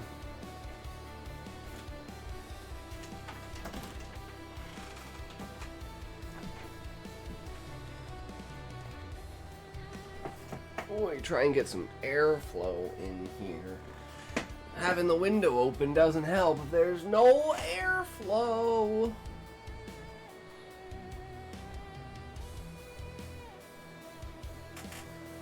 Not only am I in my attic, but I also have no airflow in here. It's literally 29 degrees in here. It's fucking insane. It's way too hot. That's what I get for having 2 PCs, a TV, a monitor, and fucking the lava lamp and shit. I might as well just have a fucking heater blaring on me at all points in time. Up and up they went, silently, the lights of the city spreading out further and further to their sight as they climbed. The stars above them more and more dimmed by the glitter of the jewels along the rim.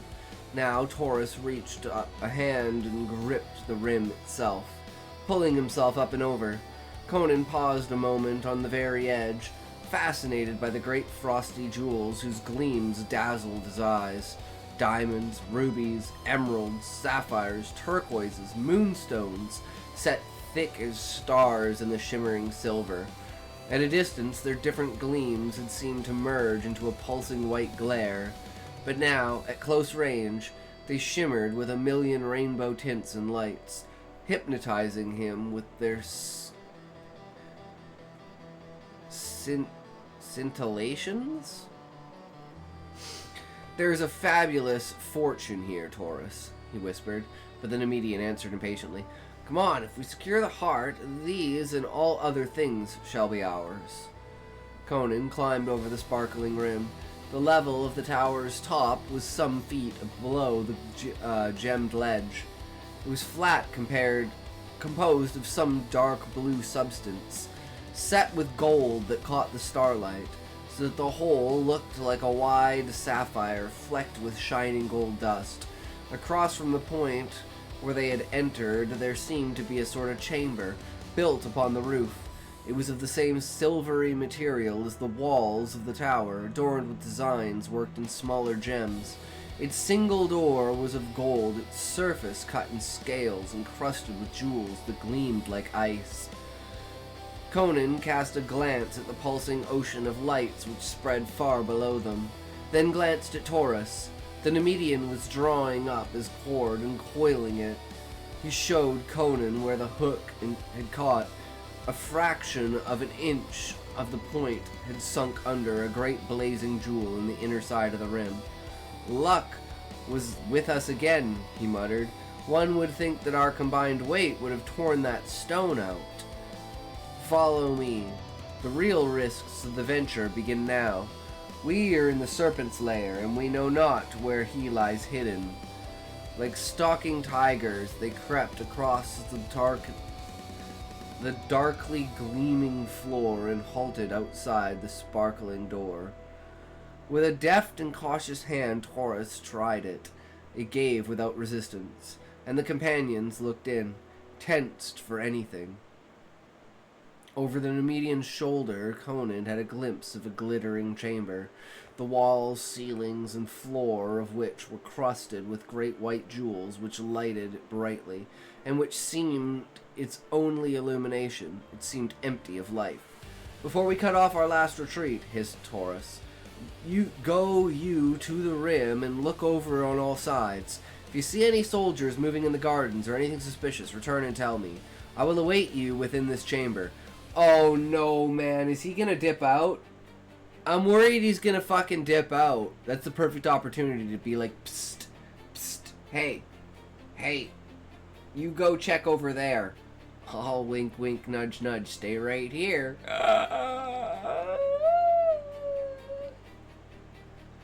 No.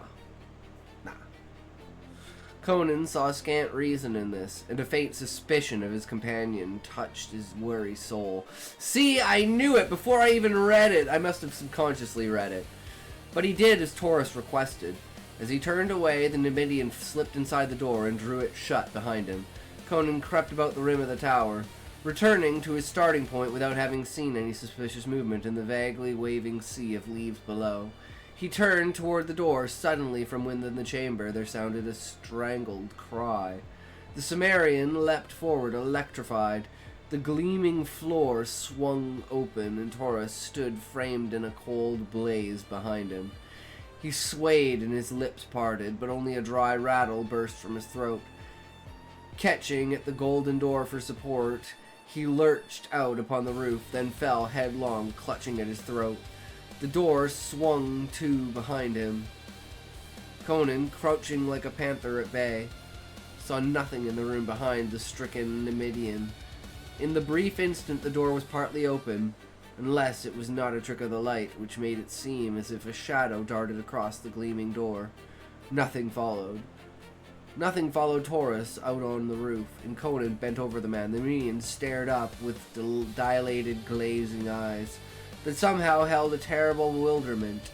Sands clawed at his throat, his lips slobbered and gurgled, then suddenly he stiffened, and the astounded Cimmerian knew that he was dead, and he felt that Taurus had died, without knowing what manner of death had stricken him. Conan glared, bewildered, at the cryptic golden door. In that empty room with its glittering jeweled walls, death had come to the Prince of Thieves as swiftly and mysteriously as he had dealt doom to the lions in the gardens below. Karma! Gingerly, the barbarian ran his hands over the man's half-naked body, seeking a wound, but the only marks of violence were between his shoulders.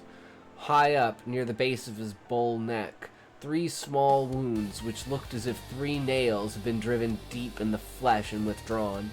The edges of these wounds were black, and a faint smell of putrefaction was evident. Poisoned darts, thought Conan. But in that case, the missiles should still be in the wounds. Cautiously, he stole towards the golden door, pushed it open, and looked inside. The chamber lay empty, bathed in the cold, pulsing glow of the myriad jewels in the very center of the ceiling.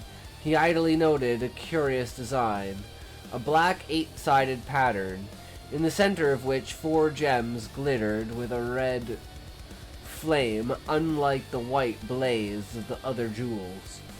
Across the room there was another floor like the one in which he stood, except that it was not carved in the scale pattern. Was it from that door that death had come, and having struck down its victim, had it retreated by the same way? Closing the door behind him, the Cimmerian advanced into the chamber. His bare feet made no sound on the crystal floor. There were no chairs or tables in the chamber, only 3 or 4 silken couches, embroidered with gold and worked in strange serpentine designs, and several silver-bound mahogany chests. Some were sealed with heavy gold locks. Others lay open, their carven lids thrown back, revealing heaps of jewels in a careless riot of splendor to the Cimmerian's astounded eyes. Conan swore beneath his breath. Already he had looked upon more wealth than that night than he had ever dreamed existed in all the world. And he grew dizzy thinking of what must be the value of the jewel he sought. He was in the corner of the room now, going stooped forward, head thrust out warily, sword advanced, when again death struck at him soundlessly. A flying shadow that swept across the gleaming floor was his only warning, and his instinctive sidelong leap was all that saved his life. He had a flashing glimpse of a hairy black horror that swung past him with a clashing of frothing fangs, and something splashed on his bare shoulder that burned like drops of liquid hellfire. Springing back, sword high, he saw the horror strike the floor, wheel and scuttle toward him with appalling speed. A gigantic black spider, such as men see only in nightmare dreams. It was as large as a pig, and its 8 thick hairy legs drove its ogreish body over the floor at headlong pace. Its 4 evilly gleaming eyes shone with a horrible intelligence, and its fangs dripped venom that Conan knew from the burning of his shoulder, where only a few drops had splashed as the thing struck and missed, was laden with swift death. This was the killer that had dropped from its perch in the middle of the ceiling on a strand of its web, on the neck of the Nemedian. Fools that they were not to have suspected that the upper chambers would be guarded as well as the lower. These thoughts flashed briefly through Conan's mind as the monster rushed.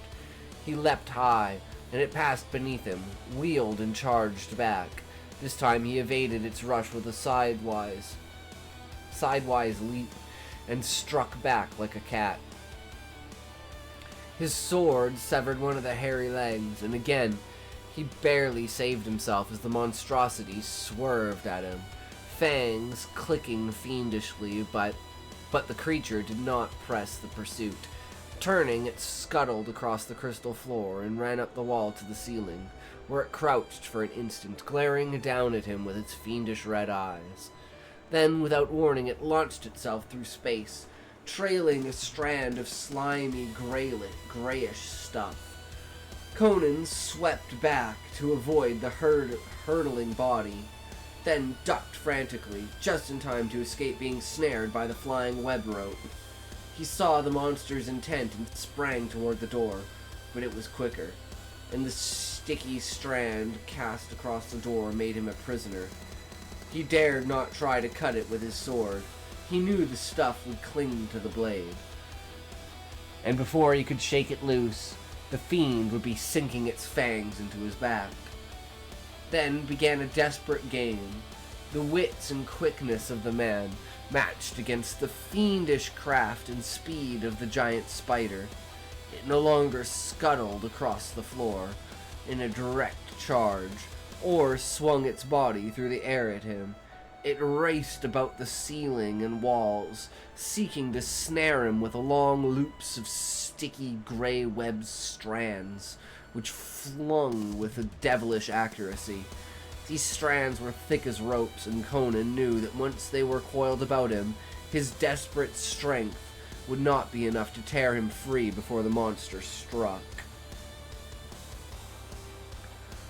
All over the chamber went on that devil's game, in utter silence except for the quick breathing of the man, the low scuff of his bare feet on the shining floor, the castanet rattle of the monstrosity's fangs. The gray strands lay in coils on the floor. They were looped along the walls.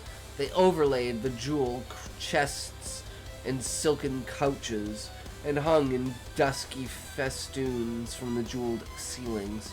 Conan's steel trap, quickness of eye and muscle had kept him untouched, though the sticky loops had passed him so close they rasped his naked hide. They knew he could not always avoid them. He not only had to watch the strands swinging from the ceiling, but to keep his eye on the floor, lest he trip in the coils that lay there.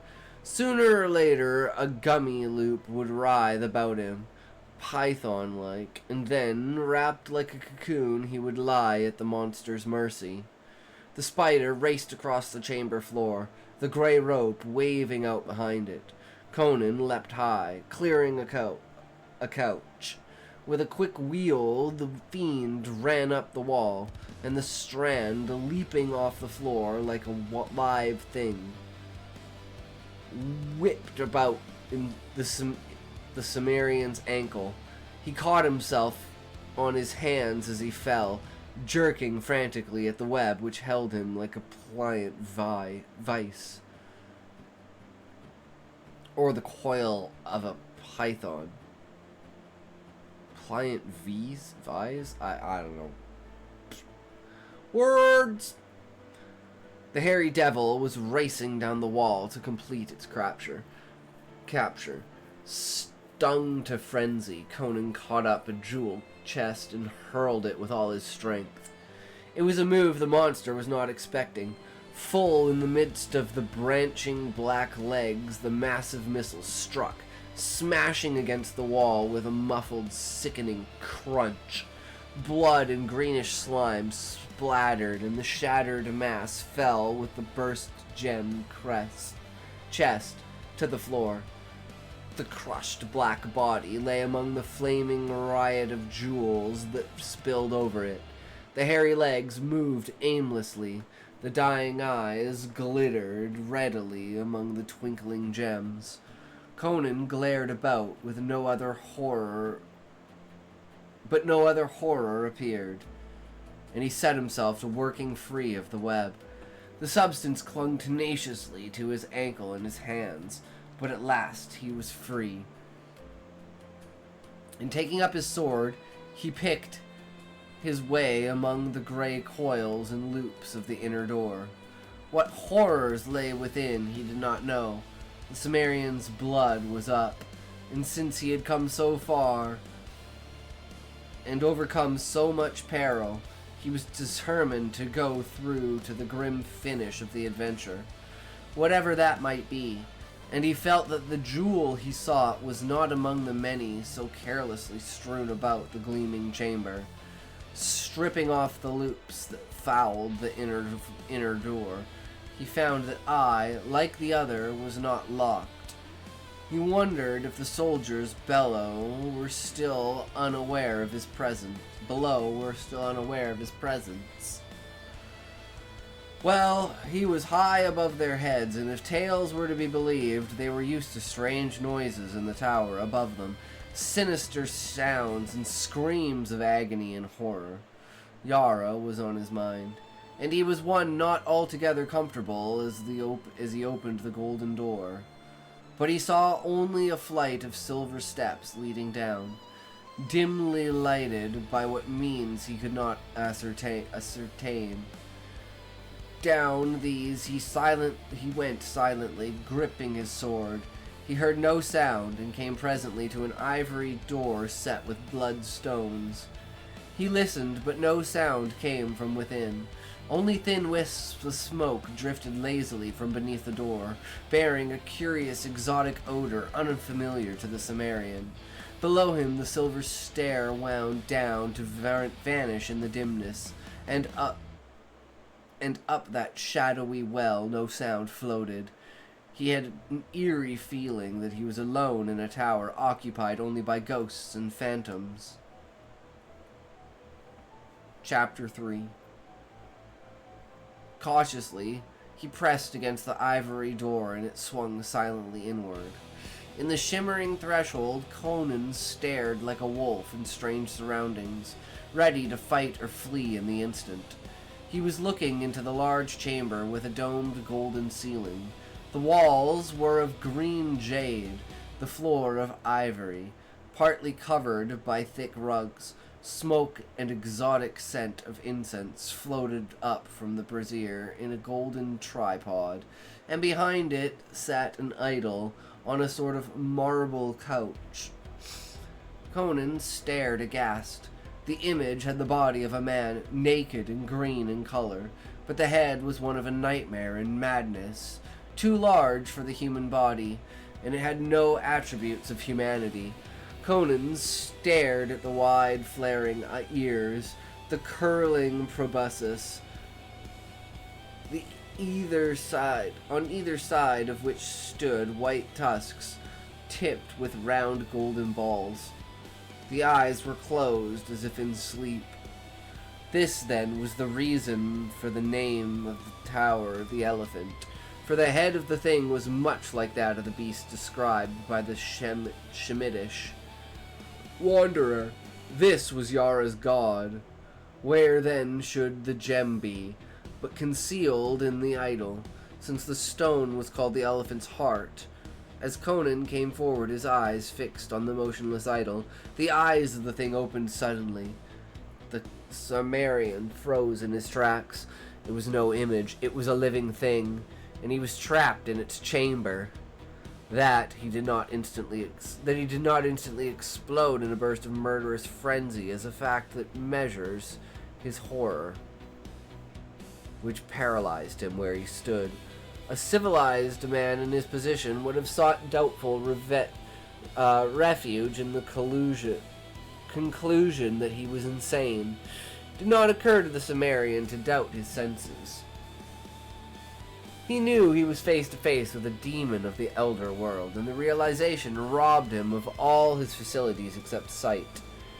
The trunk of the horror was lifted and quested about. Topaz's eyes stared unseeingly, and Conan knew the monster was blind. With the thought came a thawing of his frozen nerves, and he began to back silently toward the door. But the creature heard. The sensitive trunk stretched toward him, and Conan's horror froze him again when the being spoke in a strange, stammering voice that never changed its key or timbre. The Cimmerian knew that those jaws were never built or intended for human speech. "Who is here? Have you come to torture me again, Yara? Will you never be done, O Yag Kasha? Is there no end to agony?" Tears rolled from the sightless eyes, and Conan's gaze strayed to the limbs stretched on the marble couch, and he knew the monster would not rise to attack him. He knew the marks of the rack, and the searing brand of the flame, and tough-souled as he was, he stood aghast at the ruined deformities which his reason told him had once been limbs as comely as his own. And suddenly all fear and repulsion went from him, to be replaced by a great pity. That this monster was, Conan could not know, but the evidences...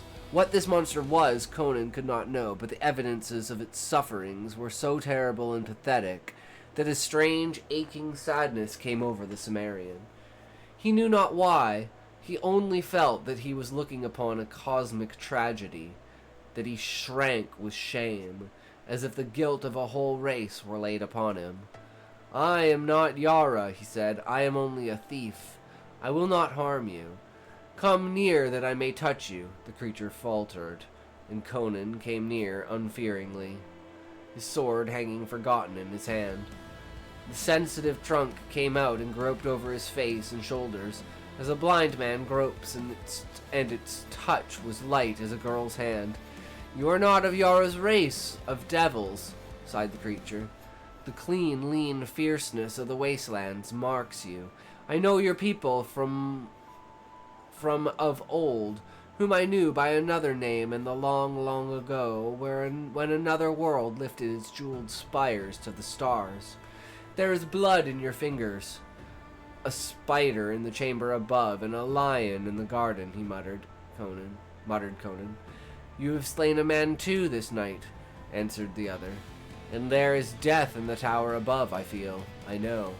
"Aye," muttered Conan, "the prince of all thieves lies there dead from the bite of a vermin."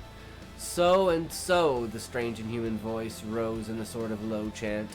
"A slaying in the tavern, and a slaying on the road, I know, I feel. And the third will make the magic of which not even Yara dreams. Oh, magic of deliverance, green gods of Yag." Again tears fell from the tortured body, as the tortured body was rocked to and fro in the grip of varied emotions. Conan looked on, bewildered. Then the convulsions ceased. The soft, sightless eyes were turned toward the Cimmerian. The trunk beckoned. "Oh, man, listen," said the strange being. "I am foul and monstrous to you, am I not? Nay, do not answer, I know. But you would seem as strange to me, could I see you. There are many worlds besides this earth, and life takes many shapes. I am neither god nor demon, but flesh and blood like yourself, though the substance differ in part, and the form be cast in a different mold. I am very old, O man of the waste centuries long and long ago. I came to this planet with others of my world from the green planet Yag, which circles forever in the outer fringe of this universe. We swept through space on mighty wings that drove us through the cosmos quicker than light, because we had warred with the kings of Yag and were defeated and outcast. But we could never return, for on earth our wings withered from our shoulders. Here we abode apart from earthly life. We fought the strange and terrible forms of life which then walked the earth, so that we became feared, and were not molested in the dim jungles of the east, where we had our abode. We saw men grow from the ape and build the shining cities of Valusia, Camellia, Calmoria, and their sisters. We saw them reel from the thrusts of the heaven Atlanteans and Picts and Lumerians. I saw the oceans rise and engulf Atlantis and Lumeria, and the isles of the Picts, and the shining cities of civilization. We saw the survivors of Pictdom and Atlantis build their Stone Age empires and go down to ruin, locked in bloody wars. We saw the Picts sink into abysmal savagery, the Atlanteans into apedom again. We saw new savages drift southward in conquering waves from the Arctic Circle to build a new civilization, with new kingdoms called Numidia and Koth and Aquilonia and their sisters. We saw your people rise under a new name from the jungles of the apes that had been Atlanteans. Welcome, Raiders. Holy shit, Callie, welcome, welcome, thanks for the raid, bro. How's it going, everyone? How was the stream, Callie? I had you pulled up on the other monitor, so I was kind of watching what was going on. But this story has kind of pulled me in very heavily. But thank you for the raid, good sir. Ads!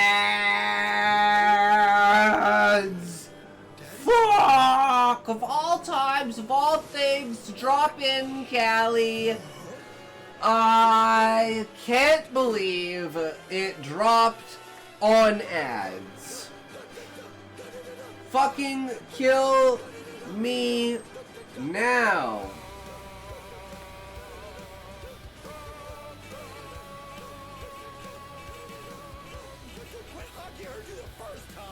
Why? Why? Why?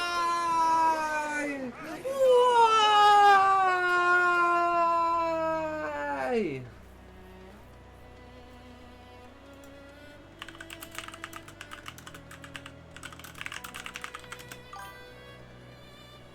Why did ads cross the road?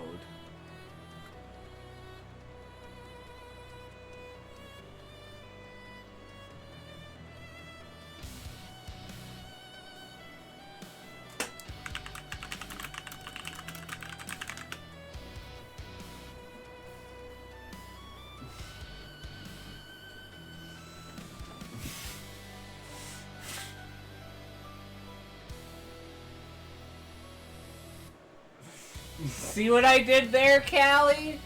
You see what I did there? You don't have to come up with a new idea. You just have to apply a new idea to an old idea. I bet you didn't see that one coming.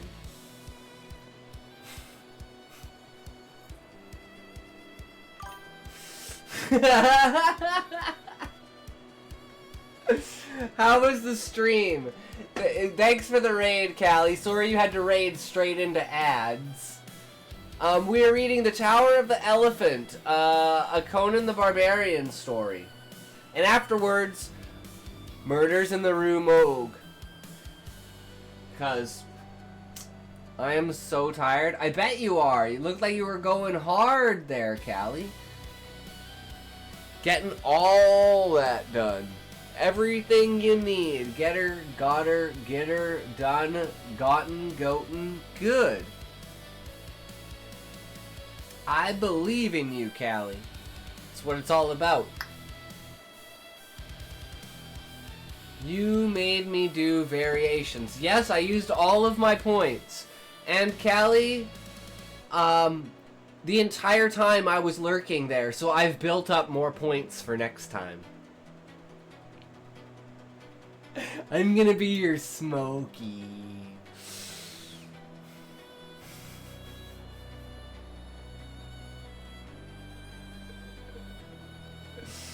I'm mean, I know, Callie. I'm so mean to you.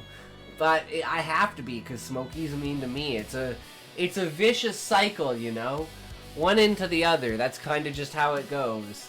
There's not much else we can do with it. We just keep going with what we got. Put on a shower. Ugh. All that, you know?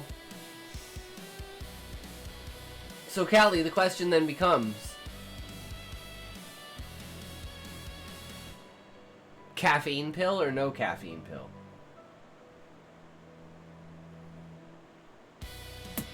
Who knows?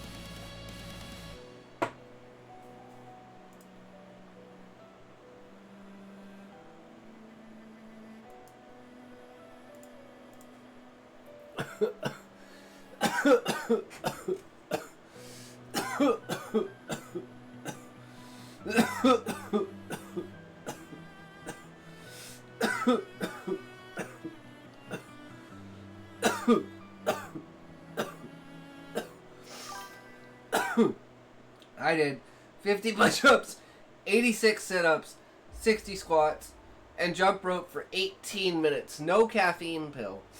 Damn. Did you wind up ever getting any creatine? Or are you still out of creatine?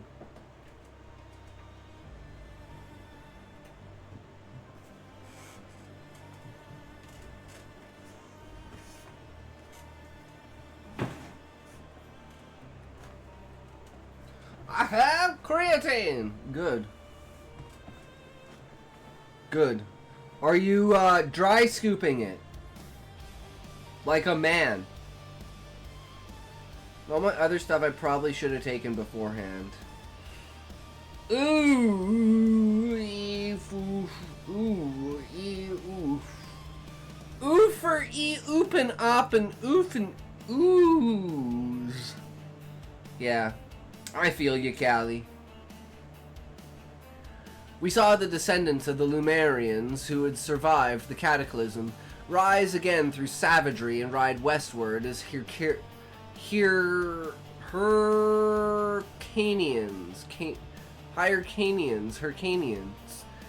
And we saw this race of devils, survivors of the ancient civilization that was before Atlantis sank, come once more into culture and power, this accursed kingdom of Zamora.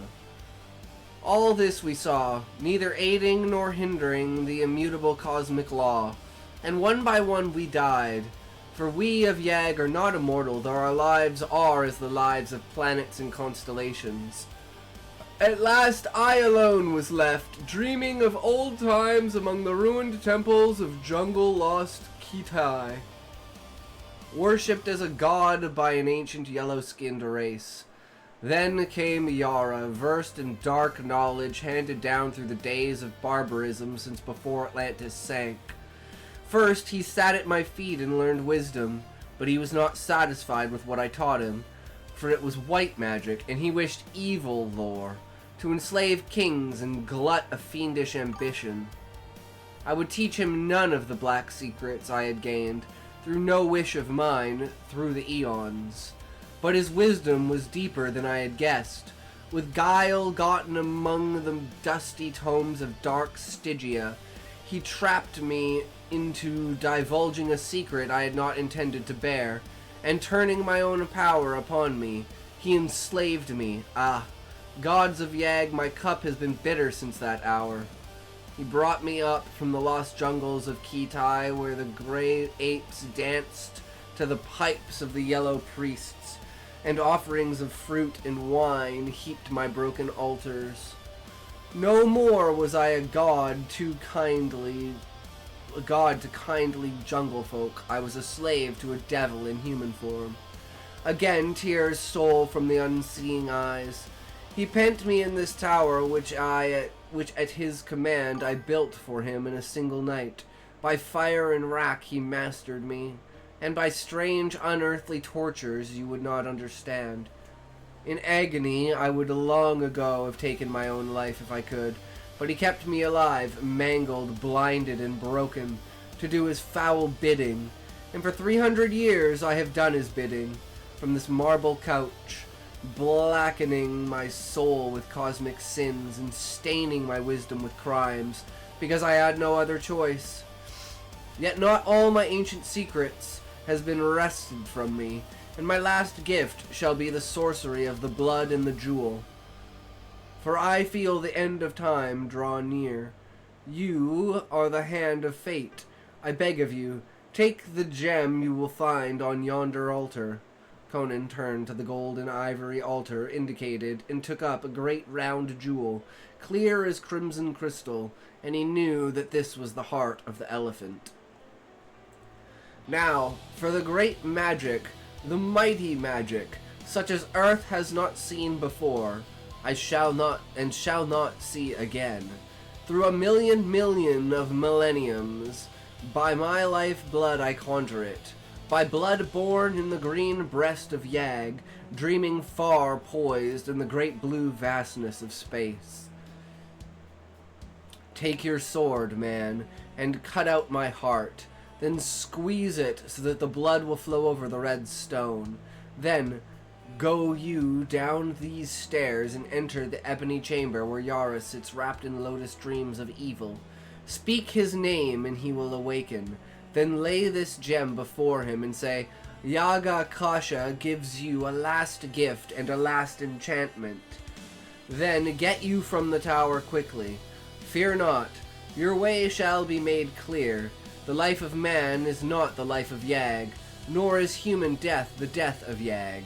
Let me be free of this cage of broken blind flesh, and I will once more be Yoga of Yag. Morning crowned and shining, with wings to fly and feet to dance and eyes to see and hands to break. Uncertainly,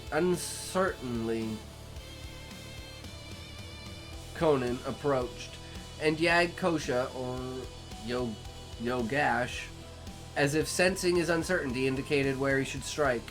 Conan set his teeth and drove his sword deep. Blood streamed over the blade and his hand, and the monster started convulsively,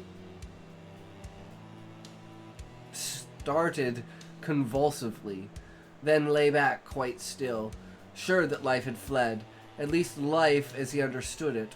Conan set to work on his grisly task, and quickly brought forth something that felt must be the strange being's heart, though it differed curiously from any he had ever seen. Holding the pulsing organ over the blazing jewel, he pressed it with both hands, and a rain of blood fell to the stone. To his surprise, it did not run off, but soaked into the gem, as water is absorbed by a sponge. Holding the gem gingerly, he went out of the fantastic chamber and came upon the silver steps. He did not look back. He instinctively felt that some transmutation was taking place in the body of the marble couch, and he further felt that it was of a sort not to be witnessed by human eyes. He closed the ivory door behind him and without hesitation descended the silver steps. It did not occur to him to ignore the instructions given him. He halted at an ebony door, in the center of which was a grinning silver skull, and pushed it open. He looked into a chamber of ebony and jet, and saw on a black silken couch a tall, spare form reclining. Yara, the priest and sorcerer, lay before him, his eyes open and dilated with the fumes of a yellow lotus, far staring as if fixed on gulfs and nighted abysses beyond human ken. Yara! Said Conan, like a judge pronouncing doom. Awaken! The eyes cleared instantly and became cold and cruel as a vulture's. The tall, silken-clad form lifted, erect, and towered gauntly above the Sumerian. Dog! His hiss was like the voice of a cobra. What do you here? Conan laid the jewel on the ebony table. He who sent this gem bade me say, Yaga Kasha gives you a last gift and a last enchantment. Yaga recoiled, his dark face ashy. The jewel was no longer crystal clear. Its murky depths pulsed and throbbed, and curious, smoky waves of changing color passed over its smooth surface, as if drawn hypnotically. Yara bent over the table and gripped the gem in his hands, staring into its shadowed depths as if it were a magnet to draw the shuddering soul from his body. And as Conan looked, he thought that his eyes must be playing him tricks. For when Yara had risen up from his couch, the priest had seemed gigantically tall. Yet now he saw that Yara's head would scarcely come to his shoulder. He blinked, puzzled, and for the first time that night, doubted his own senses. Then, with a shock, he realized that the priest was shrinking in stature, was growing smaller before his very gaze. With a detached feeling, he watched as a man might watch a play, immersed in a feeling of overpowering unreality. The Sumerian was no longer sure of his own identity. He only knew that he was looking upon the external evidence of the unseen play of vast outer forces beyond his understanding. Now Yara was no bigger than a child. Now, like an infant, he sprawled on the table, still grasping the jewel. And now the sorcerer suddenly realized his fate, and he sprang up, releasing the gem. But still, he dwindled, and Conan saw a tiny pigment figure rushing wildly about the ebony tabletop, waving tiny arms and shrieking in a voice that was like the squeak of an insect.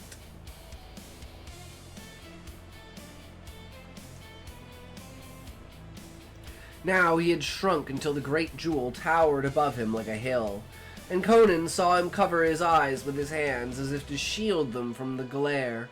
As he staggered about like a madman, Conan sensed that some unseen magnetic force was pulling Yara to the gem. Thrice he raced wildly about in a narrowing circle. Thrice he strove to turn and run out across the table. Then, with a scream that echoed faintly in the ears of the watcher, the priest threw up his arms and ran straight toward the blazing globe. Bending close, Conan saw Yara clamber up the smooth, curving surface, impossibly, like a man climbing a glass mountain.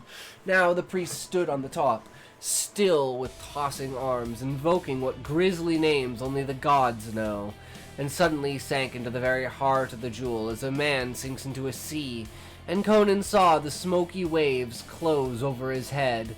Now he saw him in the crimson heart of the jewel, once more crystal clear as a man sees a scene far away, tiny with a great distance, and into the heart came a green, shining winged figure with the body of a man and the head of an elephant.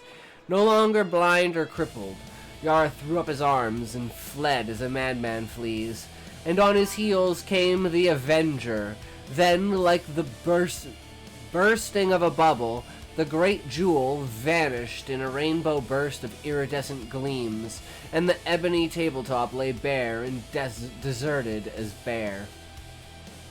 Conan somehow knew as the marble couch in the chamber above, where the body of that strange trans-cosmic being called Yag Kasha and Yoga had lain.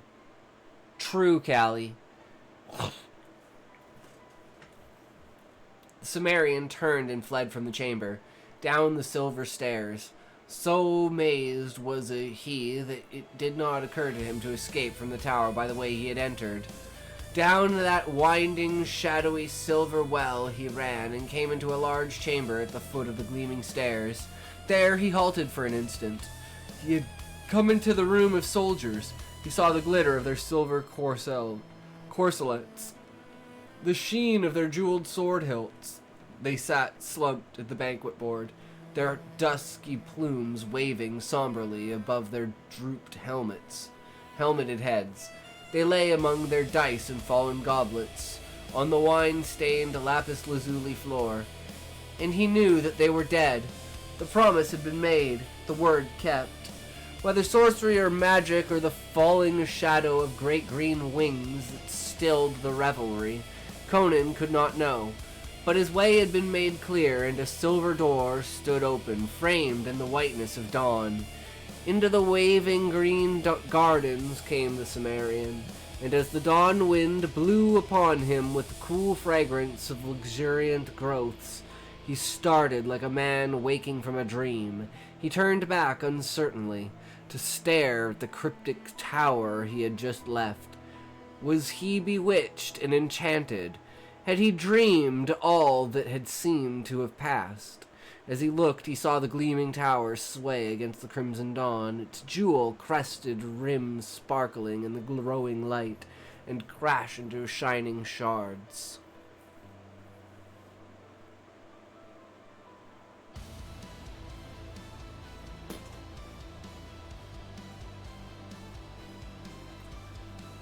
That was a badass story, guys. I know you kind of came in at the end there, Callie, but I recommend this. I recommend this story called "Tower of the Elephant." Definitely a Conan the Barbarian tale. But yeah, 9,800 words. That's a beast of a fucking story, guys. But you know what comes next, Callie? Murders in the Rue Morgue. Because, when did you end, Callie? Also, hi, hey, Queen. Like 15, 20 minutes ago-ish, Queen? Something like that? So we're gonna add a new thing today. Chat. We're gonna read a chapter of The Wheel of Time, Book 1, The Eye of the World. And we're gonna try and read the entire series over the next 3 years.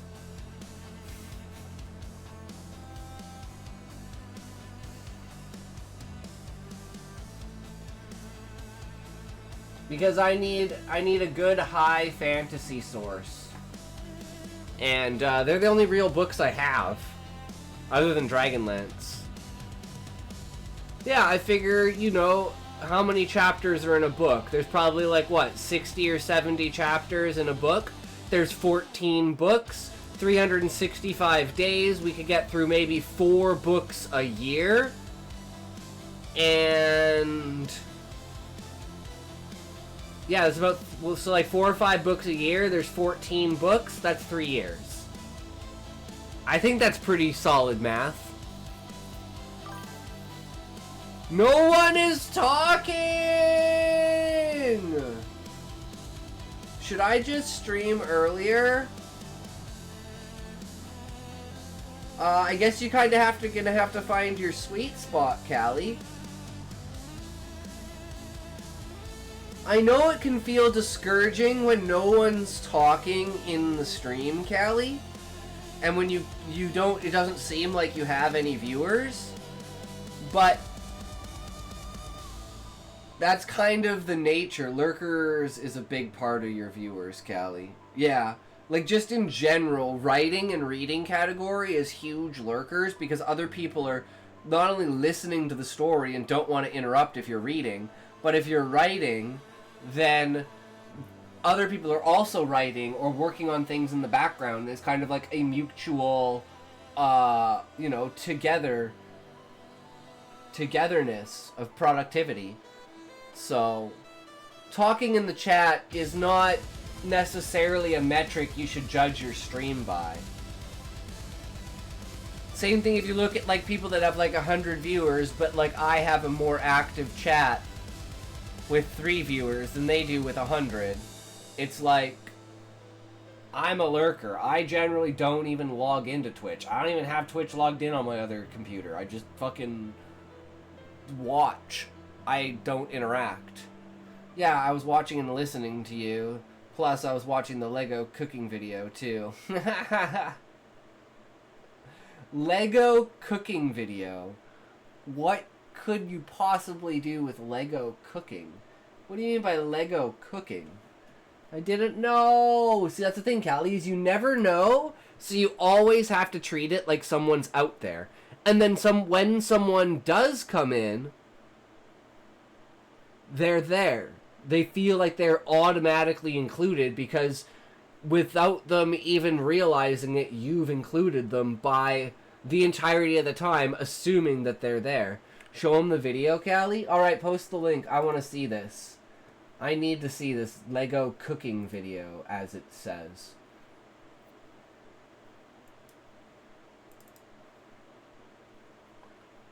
I am very, very curious.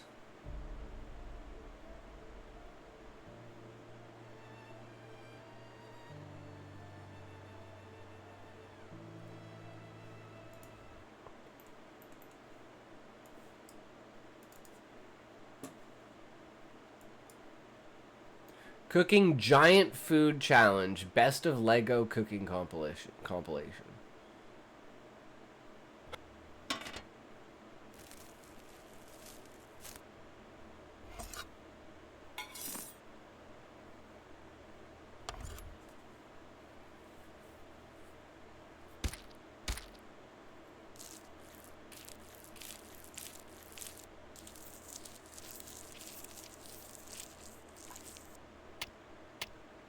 This is ingenious.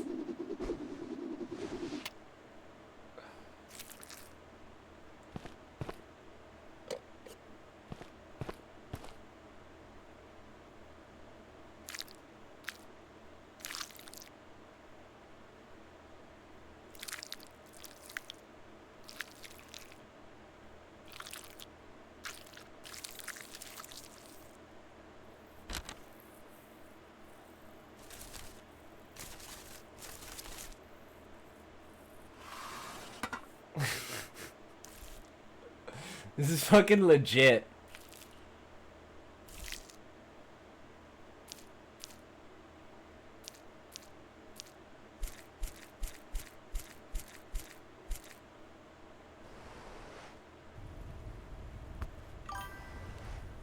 This is my kind of brain rot.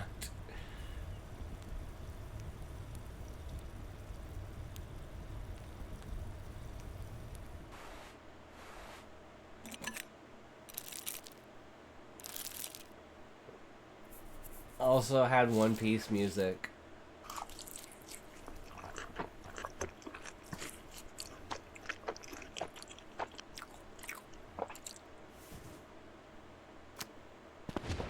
Do not eat Lego.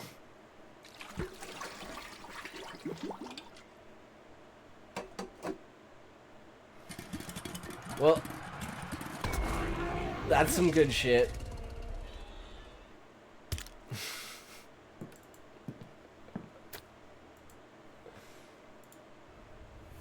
See, people come up with like the most ingenious stuff, man.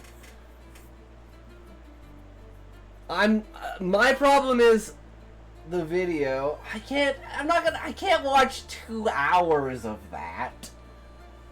Sorry, Queen. That's the problem. I could. I just don't want to. I absolutely could. Okay, don't get me wrong. I absolutely could. That's why I subscribed, because I'm gonna watch that tonight. But I just don't mean on stream.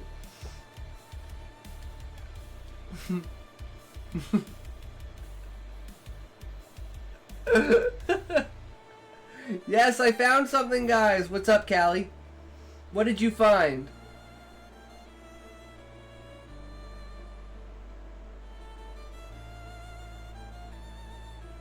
Yeah, I just smoke and space out in the video.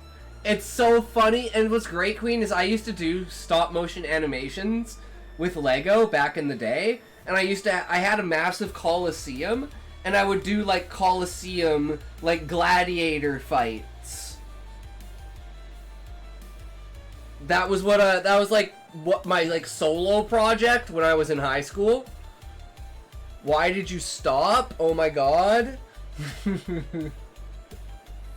Should I do that, guys? Do that for TikTok? Should I do that? Gladiator Wars and have like this whole story and background behind the characters and everything?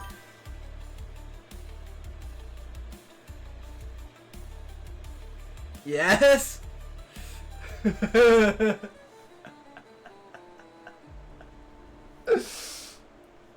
Well, now you guys got me thinking, should then I just bring all the Lego up here and should we just do that on stream? Like, I don't think you guys understand. I have like 100 pounds of Lego. Make it where like every Wednesday is a new episode.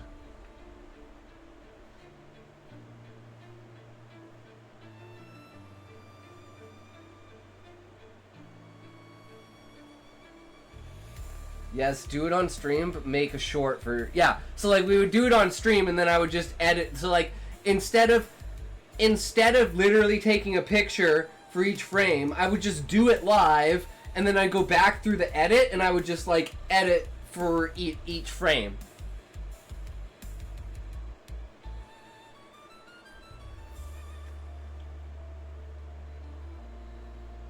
Alright, guys. We are entering a new age of content.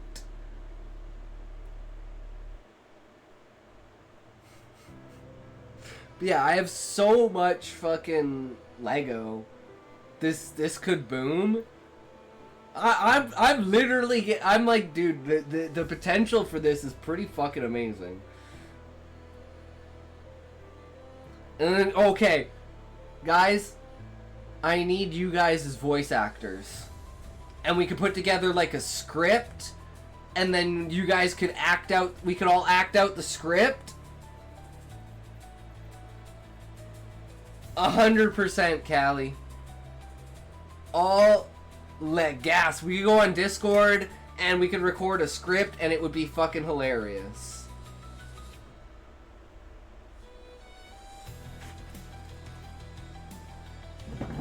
I'm literally in my mind like, okay, what can I do? How can I set this up tomorrow? How can I get everything together? All the Legos literally, guys, the Lego is literally underneath me. Like, if I could phase through the floor, I would land inside of the Lego bucket. I'm not even shitting you. If I fell through the floor right now, I would land in a bucket of Lego. Like a massive fucking, like, tub of fucking Lego. You could hold auditions too. Yes. I actually know a couple of voice actors, like streamers, who've always been like, when I talk about stories and YouTube and stuff, they're like, well, if you ever need voice actors. So, I literally have like a list of people I could do up. Oh, I'm dying, but for a good reason.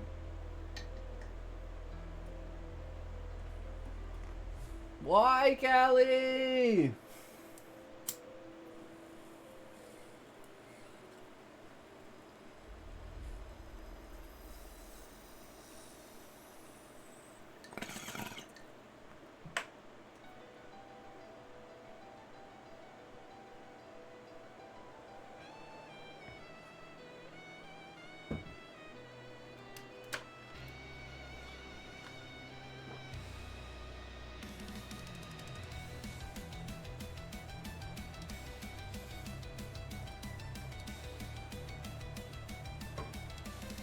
Because I exercised for 2 hours. Damn, Callie.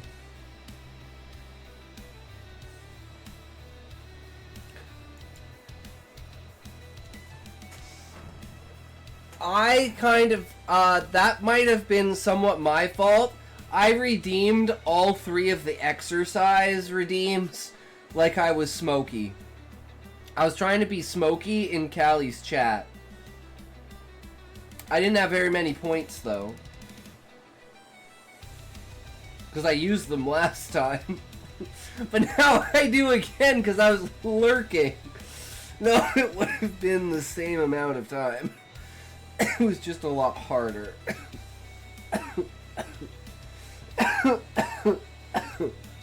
Ah, I see, Callie. I see.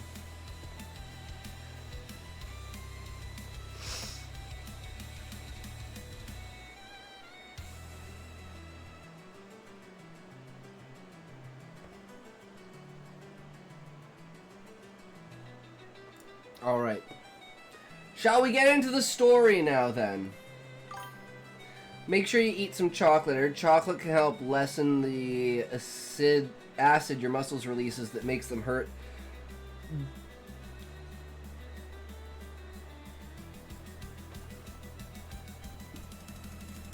Lactic acid is called a lactic acid. It's what breaks down your muscles and then allows you to rebuild because your muscles tear themselves apart. And that's kind of like the coating that it puts on to like soothe it.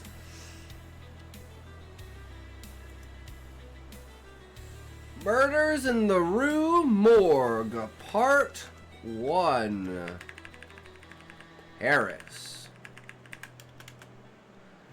In Paris it was, in the summer of 1840. There I first met that strange and interesting young fellow, Auguste Dupin.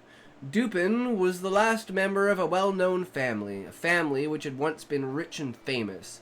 He himself, however, was far from rich. He cared little about money. He had enough to buy the most necessary things in life, and a few books. He did not trouble himself about the rest, just books. With books he was happy. We first met when we were both trying to find the same book, as it was a book which few had ever heard of. This chance brought us together in an old bookstore. Later we met again in the same store, then again in another bookstore. Soon he began to talk. I was deeply interested in the family history he told me. I was surprised, too, at how much and how widely he had read.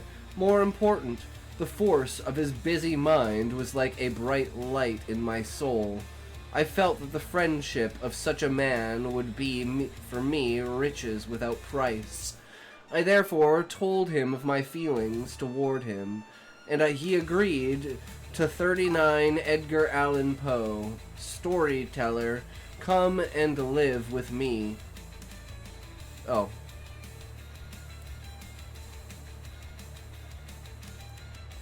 This is the pages. I just randomly read it because I'm not paying attention. And he agreed to come and live with me. He would have, I thought, the joy of using my many fine books, and I would have the pleasure of having someone with me. For I was not happy alone. We passed the days reading, writing, and talking, but Dupin was a lover of the night, and at night, often with only the light of the stars to show us the way, we walked the streets of Paris, sometimes talking, sometimes quiet, always thinking. I soon noticed a special reasoning power he had, an unusual reasoning power. Using it gave him great pleasure, he told me once, with a soft and quiet laugh, that most men have windows over their hearts. Through these he could see into their souls. Then he surprised me by telling what he knew about my own soul, and I found that he knew things about me that I had thought only I could possibly know. His manner at these moments was cold and distant. His eyes looked empty and far away. His voice came high and nervous.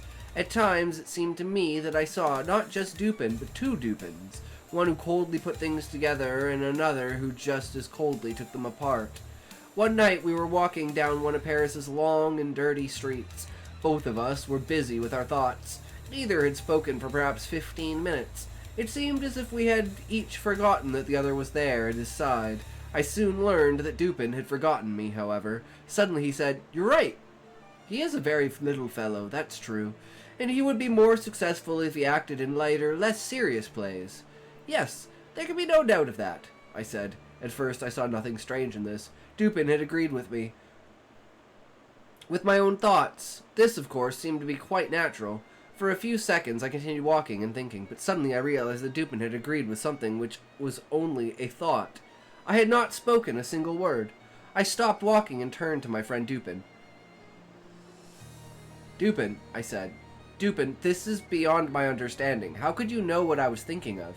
Here I stopped, in order to test him, to learn if he really did know my unspoken thoughts. "How did I know you were thinking of, Chantilly?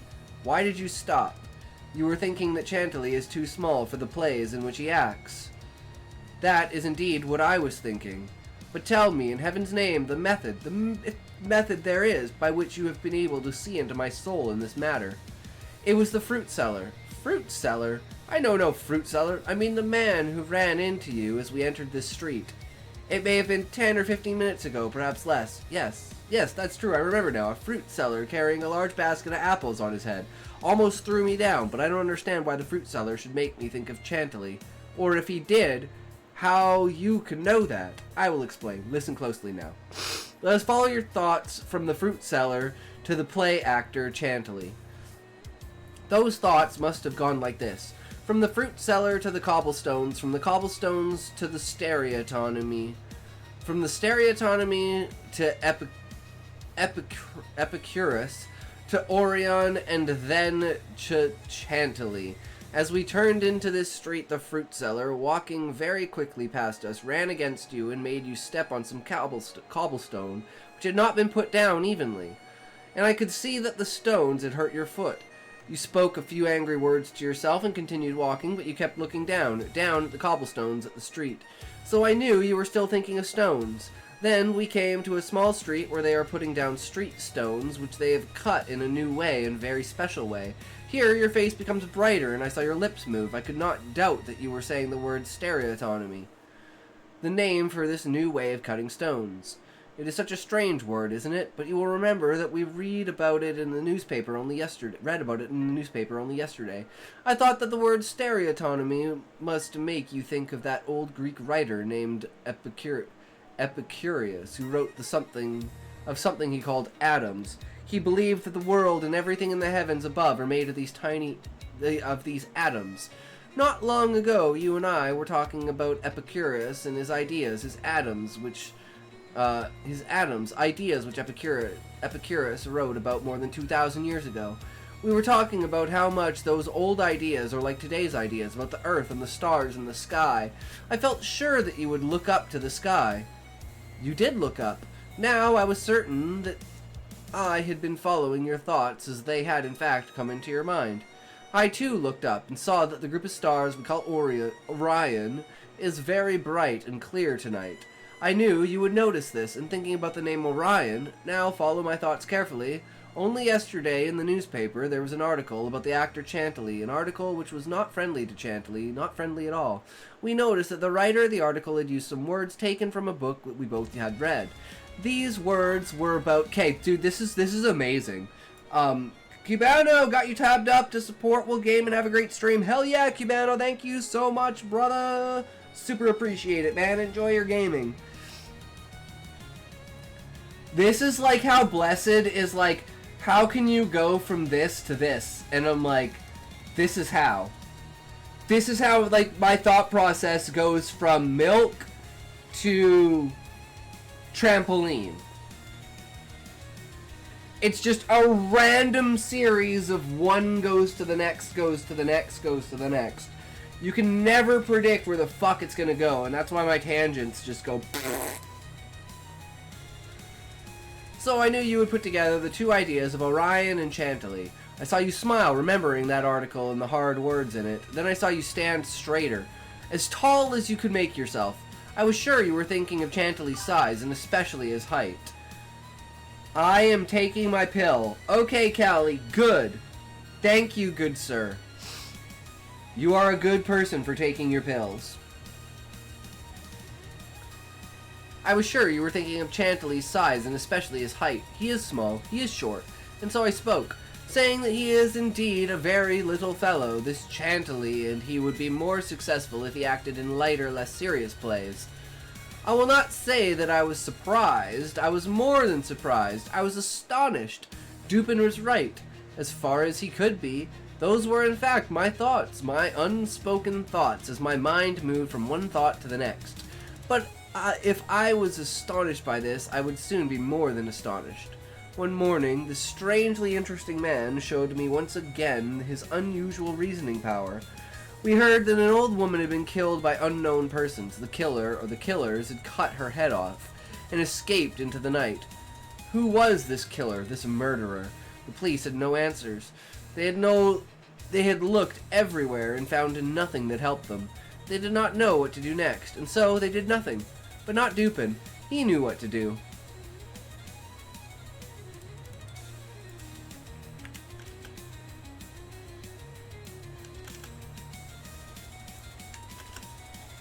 Part 2. It was in Paris in the summer of 1840 that I met Auguste Dupin. He was an unusually interesting young man with a busy, forceful mind. His mind could, it seemed, look right through a man's body into his soul.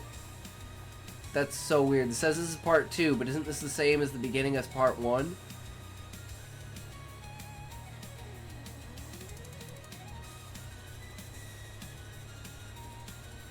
Look right through a man's body into his soul and uncover his deepest thoughts.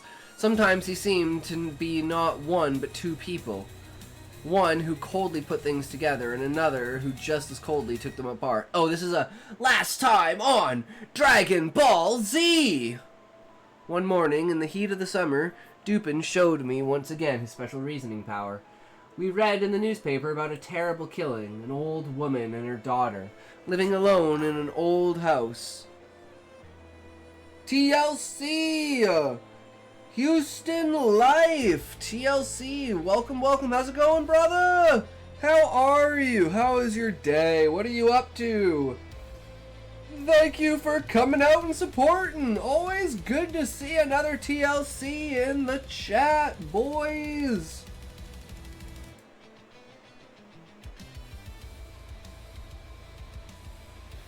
Anyways, we are reading Murders in the Rue Morgue by Edgar Allan Poe.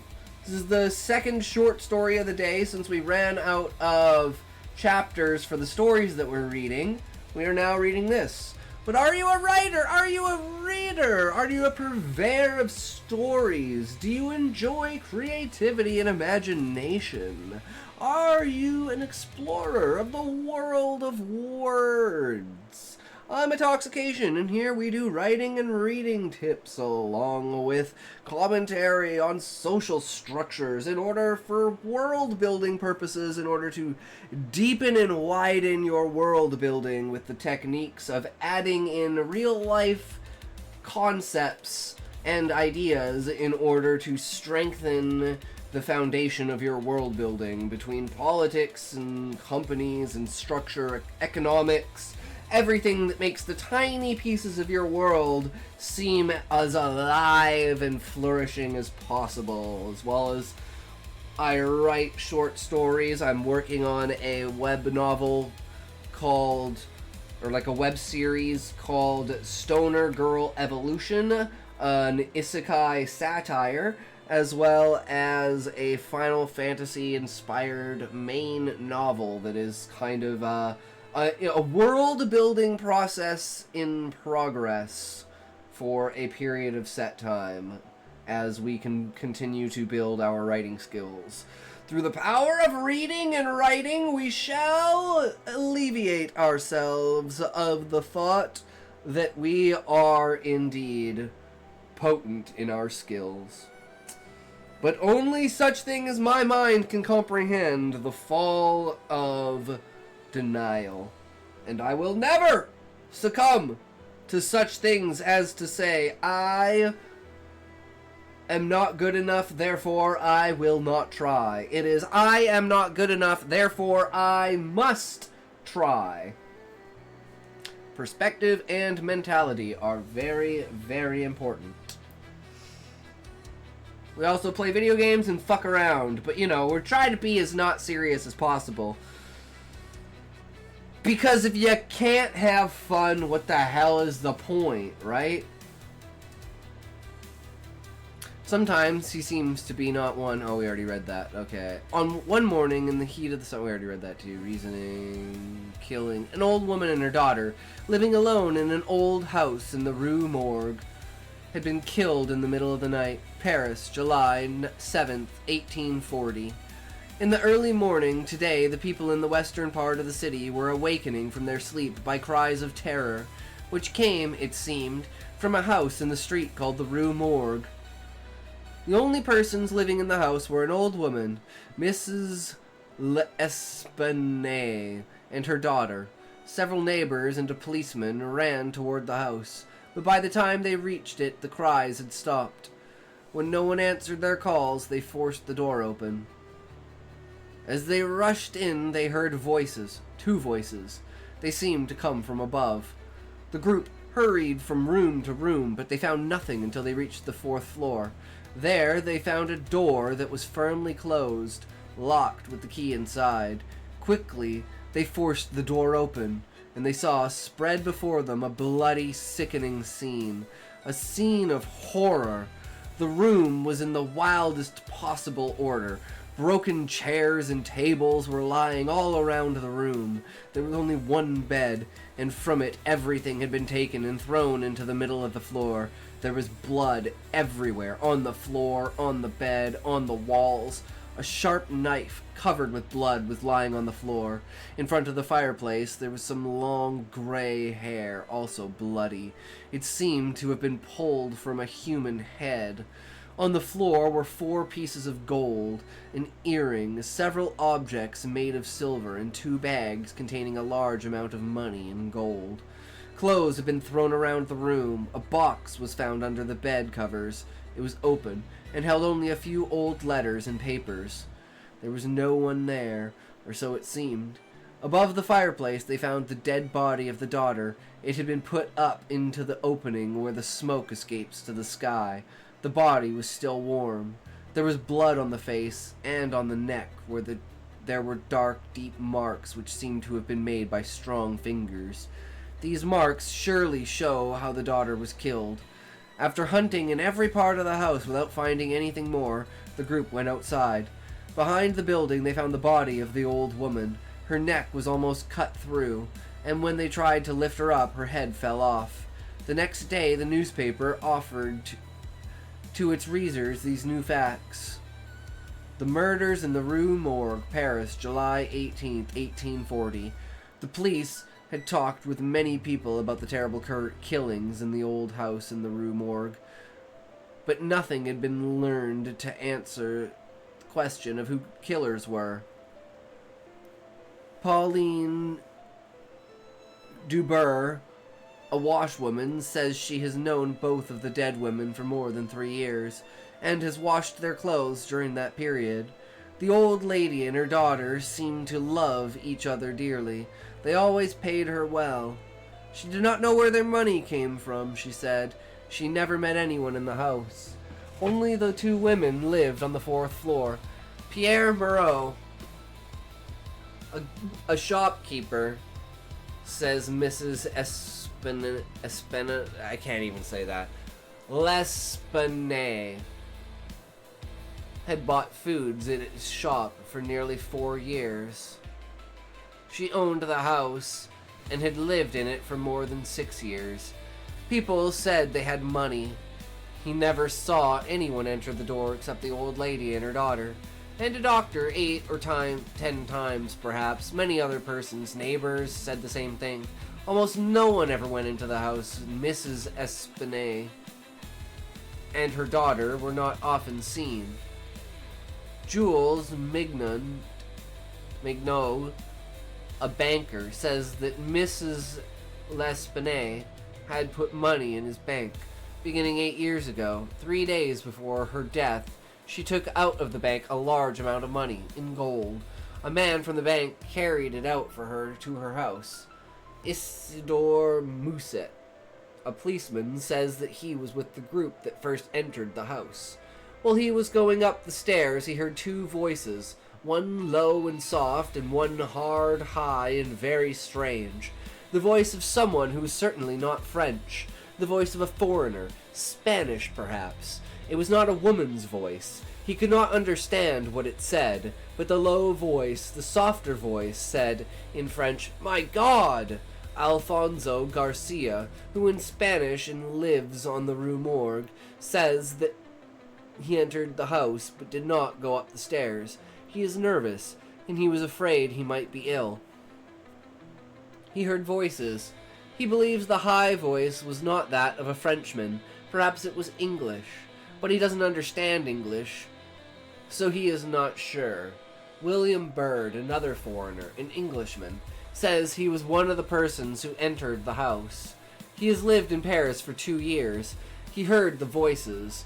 The low voice was that of a Frenchman. He was sure because he heard it say in French, "My God!"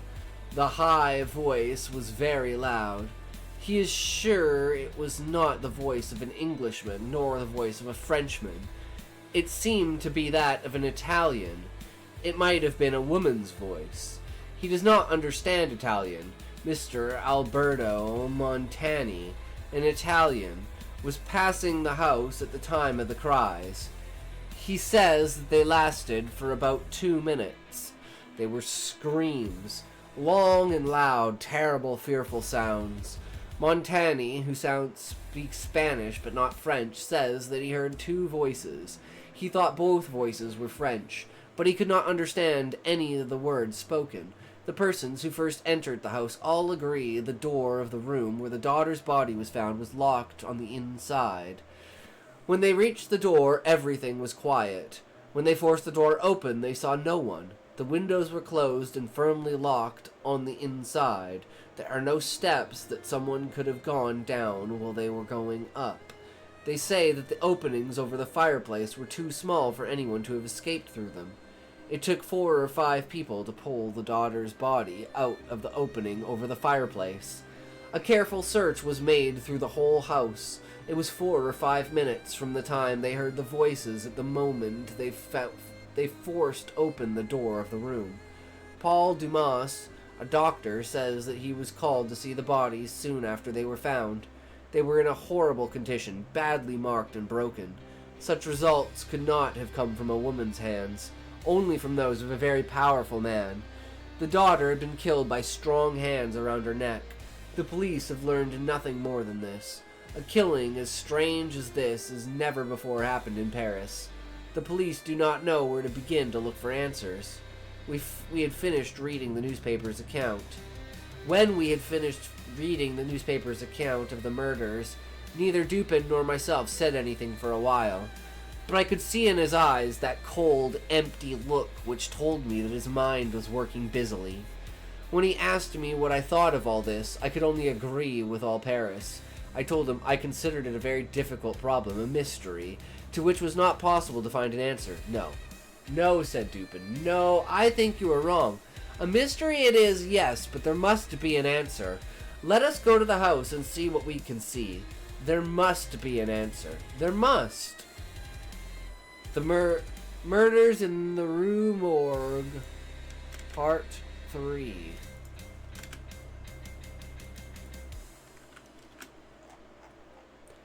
It was in Paris that I met Auguste Dupin. He was an unusually interesting young man with a busy, forceful mind. This mind could, it seemed, look right through a man's body into his deepest soul. One hot summer morning we read in the newspapers about a terrible killing. The dead persons were an old woman and her unmarried daughter who lived alone on the 4th floor of an old house in the street called the Rue Morgue. Someone had taken the daughter's neck in his powerful fingers and pressed with fearful strength until her life was gone. Her mother's body was found outside behind the house with the head nearly cut off. The knife with which she was killed was found, however, in the room on the floor. Several neighbors ran to the house when they heard the woman's cries of fear. As they ran up the 4th floor, they heard 2 other voices. But when they reached the room, they broke down the door. They found no living person in the room.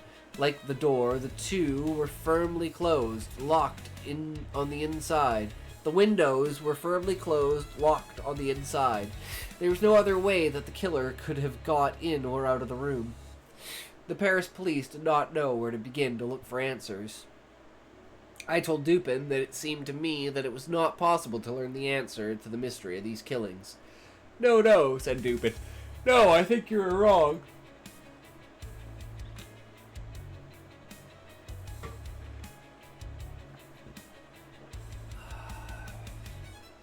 A mystery it is, yes, but there must be an answer. We must not judge what is possible by what we have read in the newspaper. The Paris police work hard and often get good results, but this is no real method in what they do. There is no real method in what they do. When something more than simple hard work is needed, when a little real method is needed, the police fail. Sometimes they stand too near the problem. Often if a person looks at something very closely, he can see a few things more clearly. But the shape of the whole thing escapes him. There must be an answer. There must. Let us go to the house and see what we can see. I know the head of the police, and he will allow us to do so. And this will be interesting and give us some pleasure. I thought it strange that Dupin should believe we would get pleasure out of this, but I said nothing. It was late in the afternoon when we reached the house on the Rue Morgue. It was easily found, for there were still many persons, in fact, a crowd standing there looking at it. Before going in, we walked all around it, and Dupin carefully looked at the neighboring houses as well as this one. I could not understand the reason for such great care. We came again to the front of the house and went in. We went up the stairs into the room where the daughter's body had been found. Both bodies were there. The police had left the door as they had found it. I saw nothing beyond what the newspaper had told us.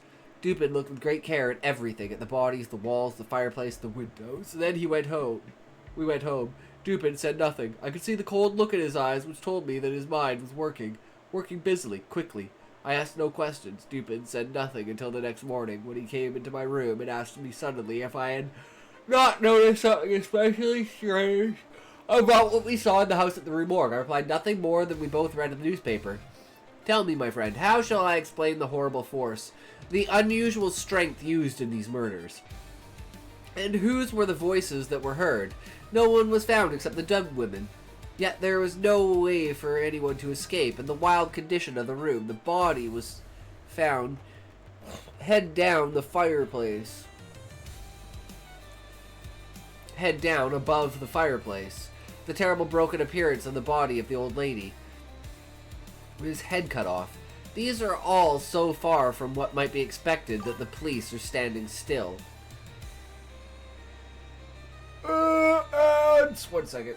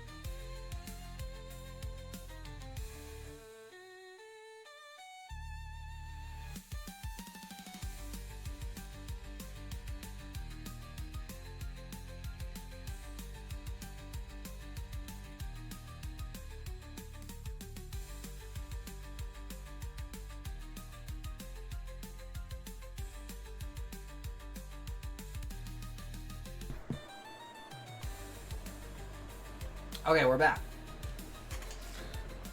Oh, readjust here. Always need to get to a new sitting, a new setting, a new shitting, as you would.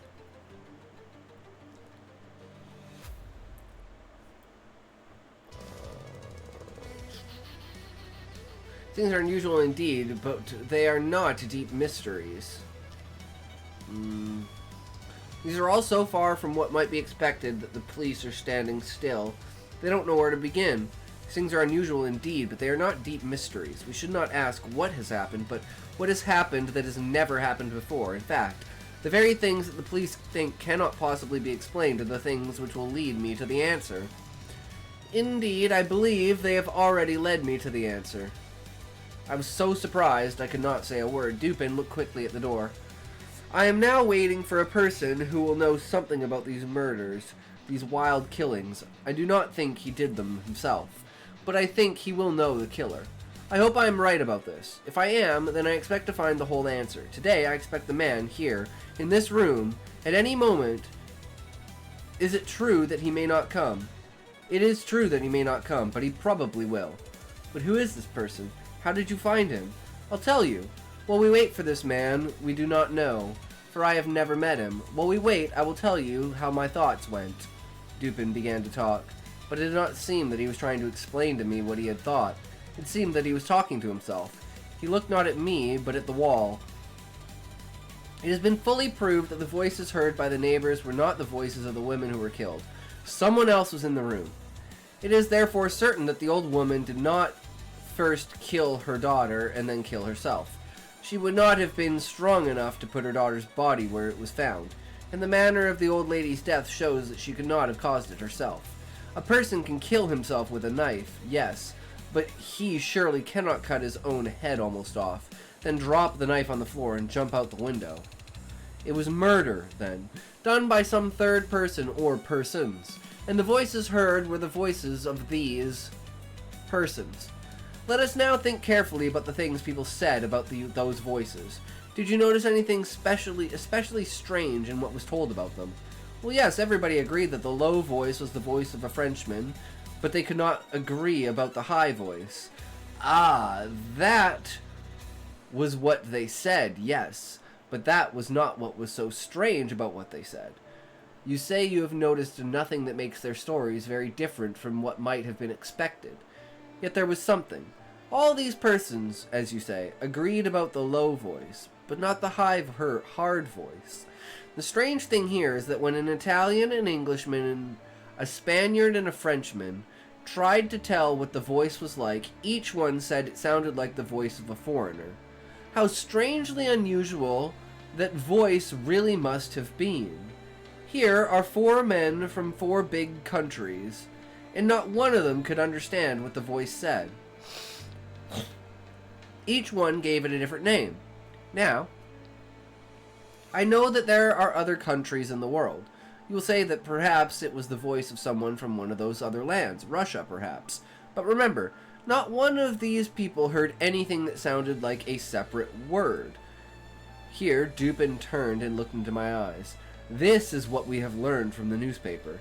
I don't know what I have led you to think, but I believe that in this much of the story there are enough facts to lead us to one and only direction to the right answer. What this answer is, I will not say, not yet, but I want you to keep in mind that this much was enough to tell me what I must look for when we were in that house. What I must look for when we were in that house in the Rue Morgue, and I found it. Murders in the Rue Morgue, Part 4.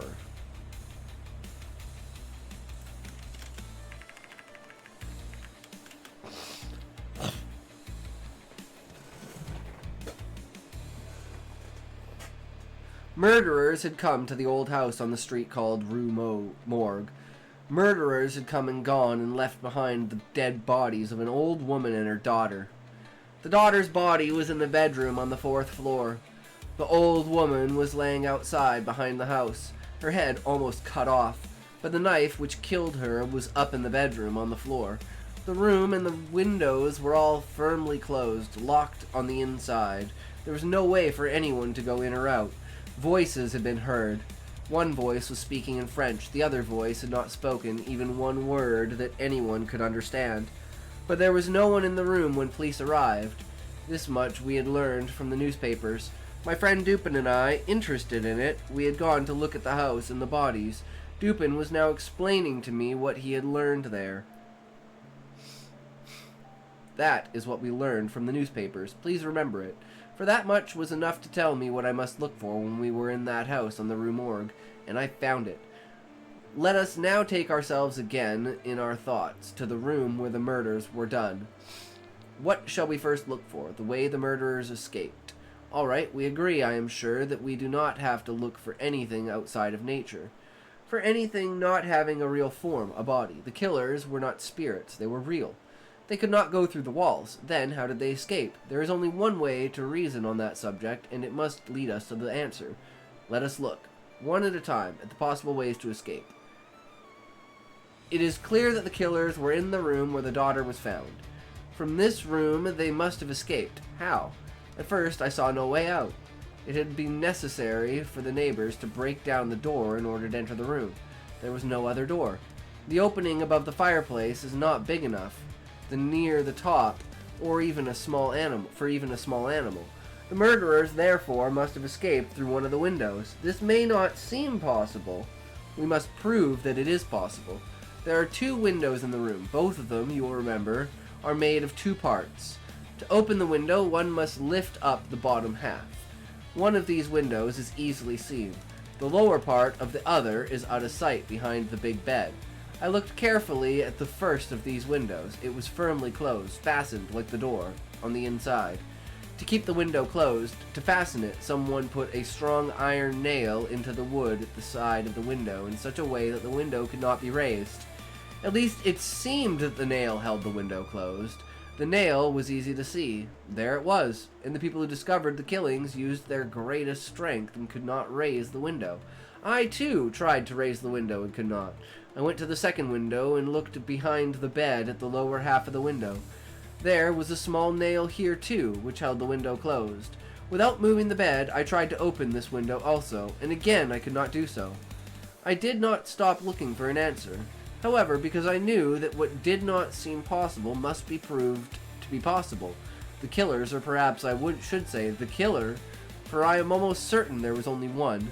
The killer escaped through one of these windows. Of this I felt certain. After the murderer had left the bedroom, he could have closed the window from the outside, but he could not have fastened it again on the inside. Yet anyone could see the nails which held the windows tightly closed. This was the fact that stopped the police. How could the murderer put the nail back in its place? Perhaps if you pull out the nail... Yes, that is just what I thought. Two things seemed clear. First, there had to be something wrong with the idea that the nails were holding the windows closed. I didn't know it was wrong. Something was. Second, if it was not the nails which were holding the windows closed, then something else was holding them closed. Something hard to see, something hidden. I went back to the first window. With great effort, I pulled out the nail. Then, I again tried to raise the window. It was still firmly closed. This did not surprise me. There had been a hidden lock, I thought, inside the window. I felt the window carefully with my fingers. Indeed, I found a button which, when I pressed it, opened the inner lock. With almost no effort, I raised the window. Now, I knew that the killer could close the window from outside and the window would lock itself. But there was still the nail. Carefully, I put the nail back into the hole from which I had taken it. Then I pressed the button and tried to raise the window. I could not. The nail also was holding the window closed. Then the murderer could not possibly have gone out the window. He could have not gone out that window. Therefore, he must have escaped through the other window. The other window was also had closed by a nail, but I knew I must be right.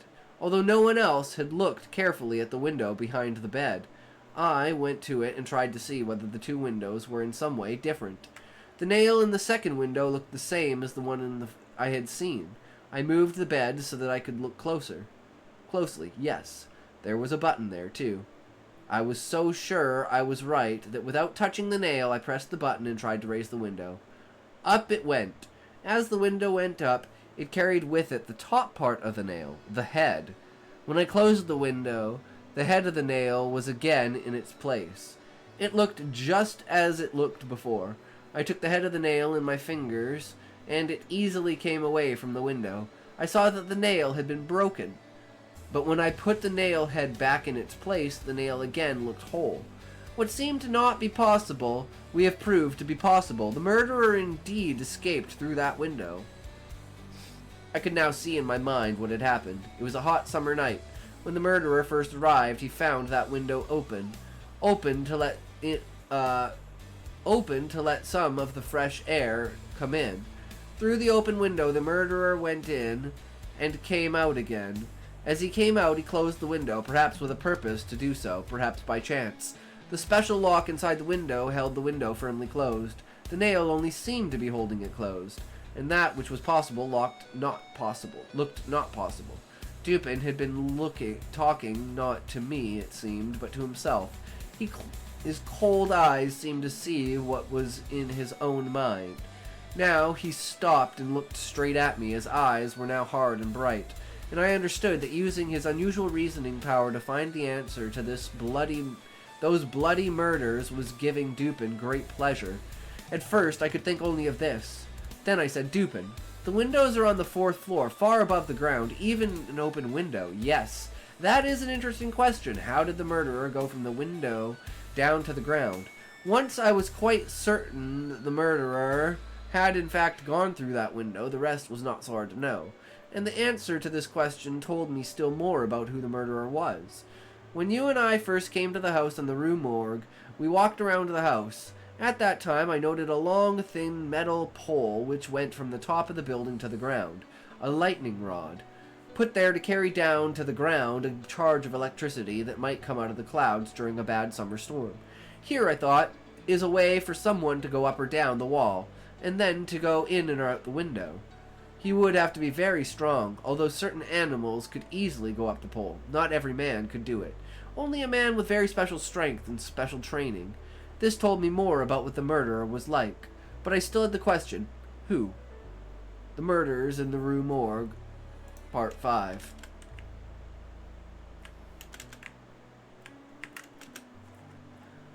That unusual Frenchman, Auguste Dupin, was still explaining to me how he found the answer to the question of who murdered the two women in the house of the Rue Morgue.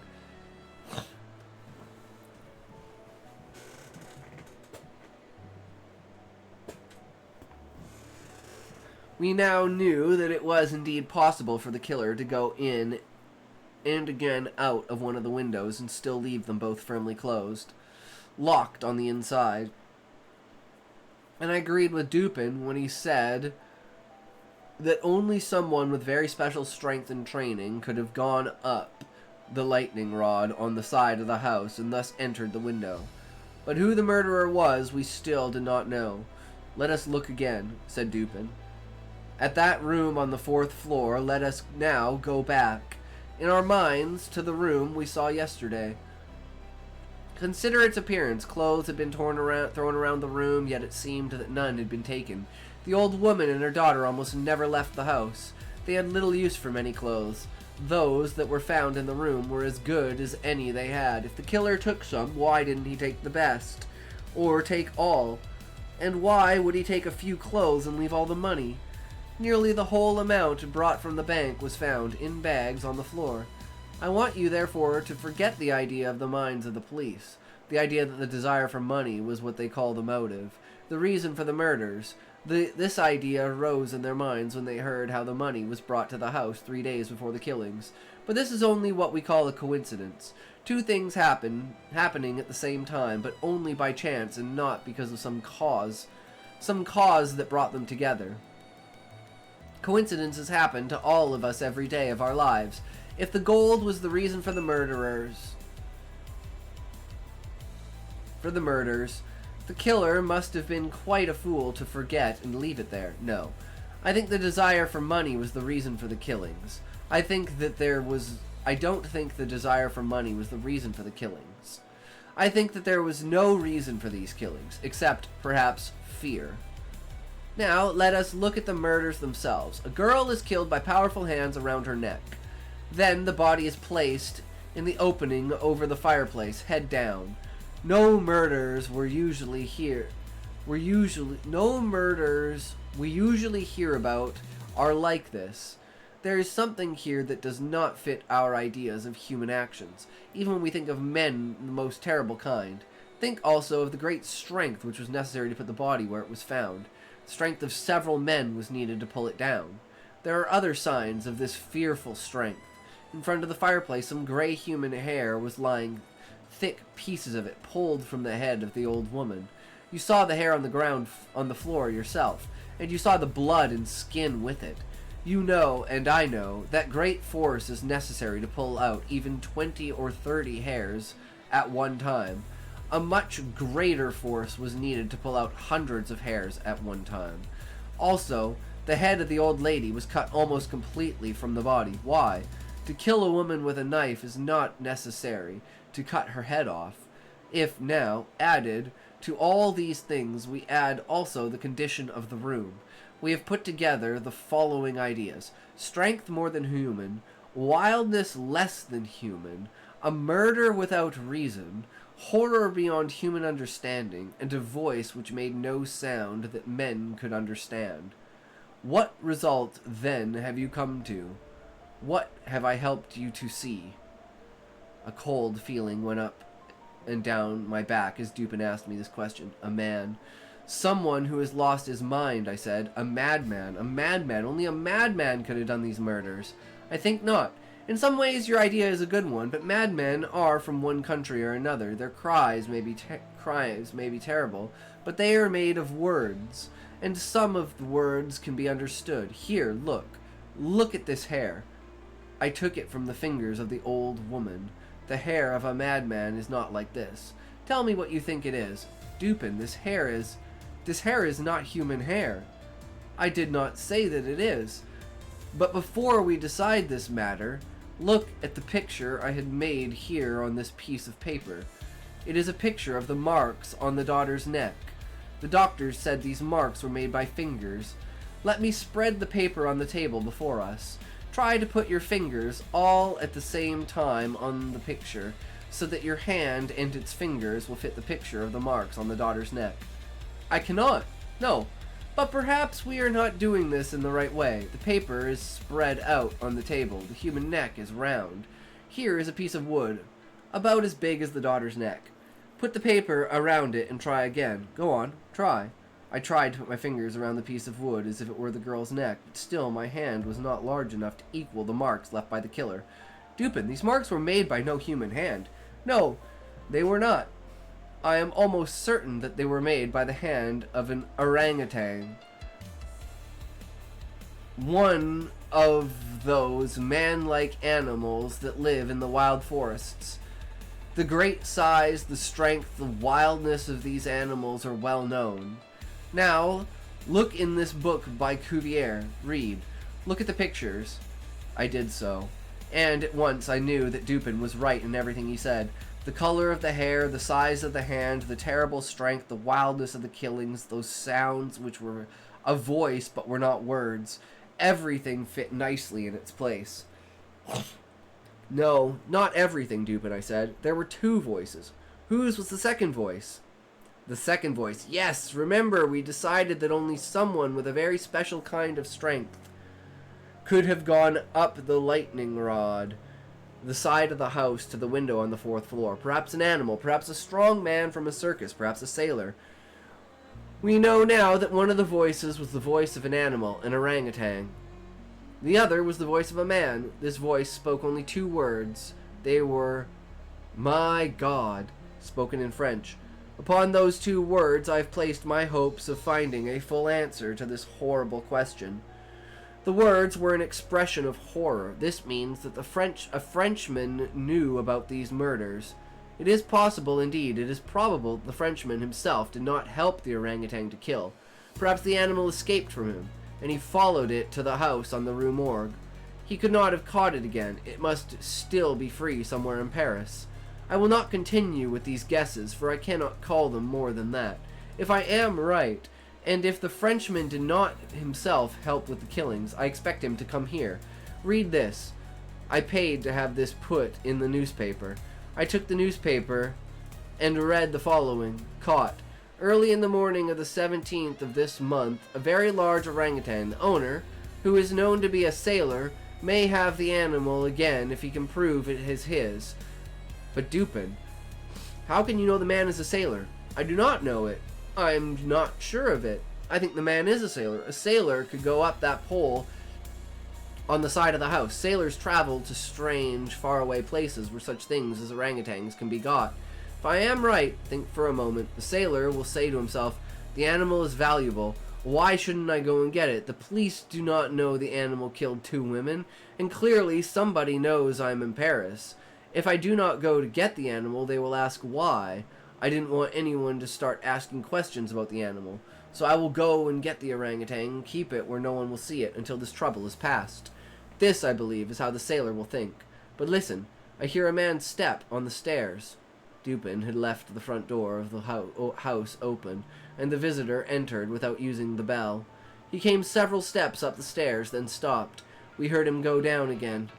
Dupin was moving toward the door when we again heard the stranger coming up.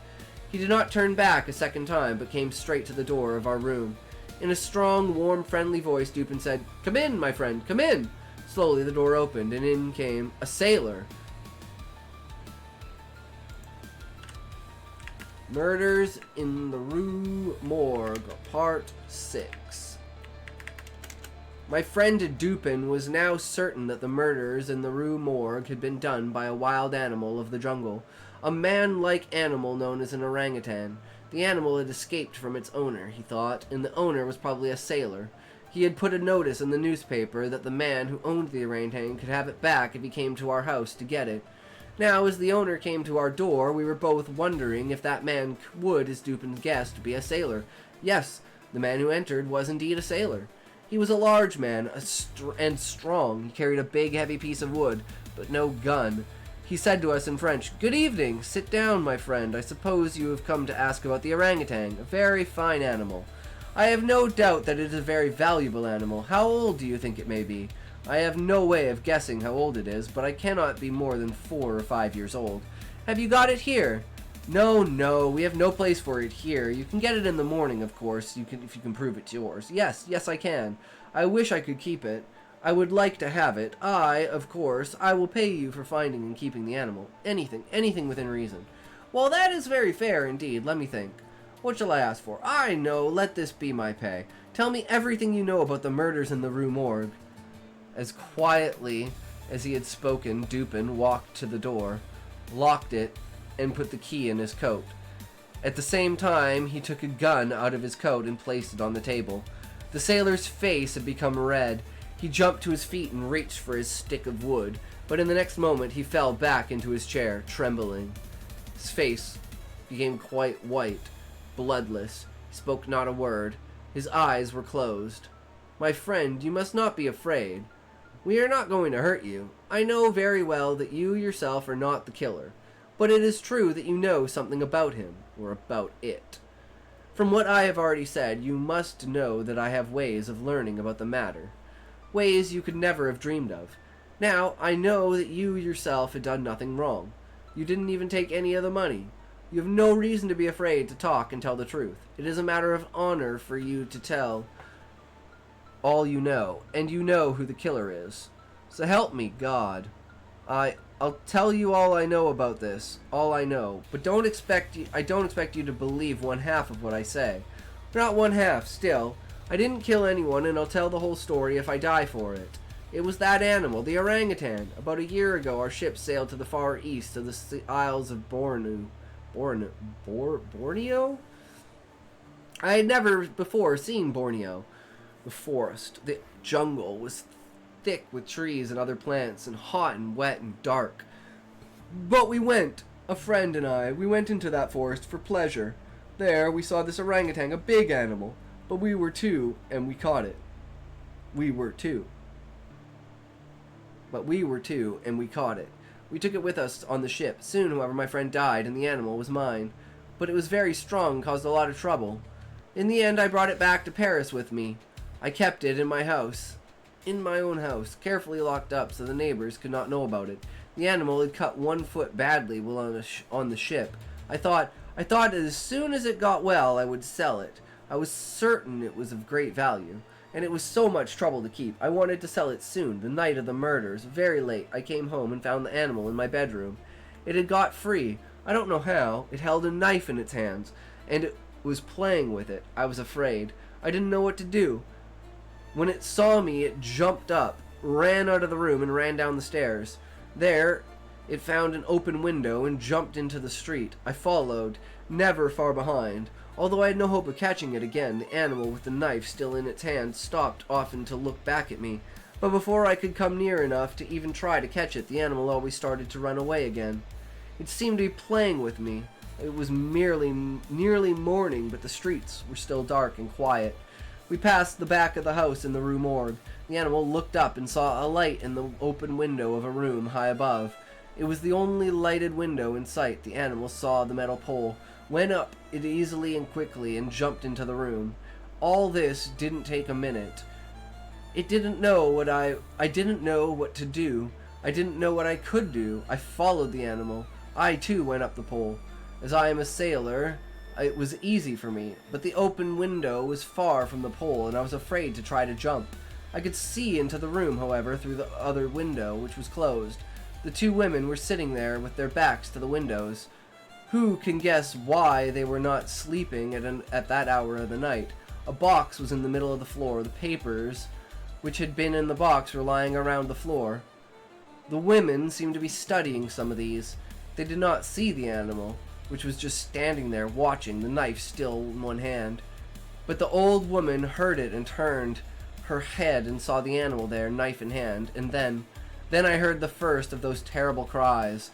When the animal heard the old woman's cry, it caught her by the hair and slowly moved the knife before her face.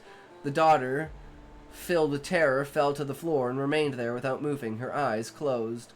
The old woman continued to cry for help, screaming with fear. I think the animal now was as afraid as the old woman was.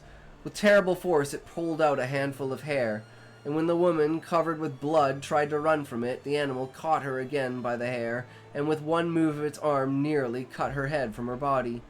Throwing down the body, the animal turned and saw that the daughter was moving. Watching it with horror, which with fire in its eyes, it rushed to the girl, put its powerful fingers around her neck, and pressed them firmly there until she died. When the girl stopped moving, the animal dropped her body to the floor and looked up. It saw my face in the window. It began to run around the room quickly, without purpose. It jumped up and down, breaking the chairs, pulling the bed to pieces. Suddenly it stopped and took the body of the daughter, and as if to hide it with terrible strength, it put the body up above the fireplace where it was found. It threw the old woman out the window. All this time I was hanging from the pole, filled with horror.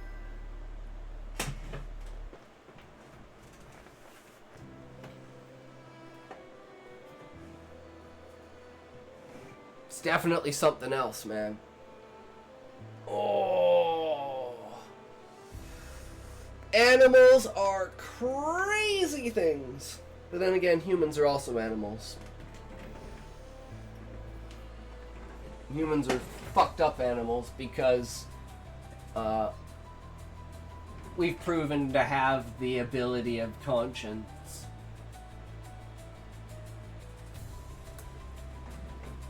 So we clearly know what's bad, but we fucking do it anyways. Who knows?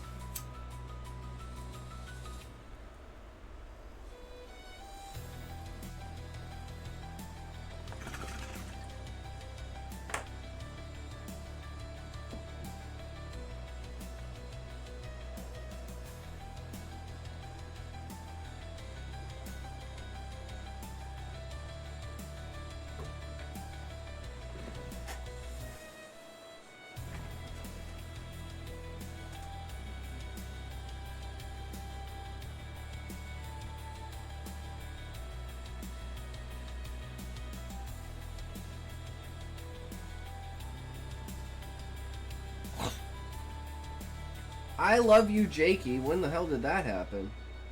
Sent me a kick? Wait, what the hell? When did that happen? Thank you, I love Jakey. I had absolutely no idea. Those things are new, right? That's like the currency shit that you can give on Kick now? Thank you so much, dude. Really appreciate it. I'm sorry I did not see that. And I don't have any additions for it. I just saw that they added that stuff today. I was like, what? So it's like bits for Kick. Oh god, Smokey's gonna totally destroy me with those. I can just imagine it now.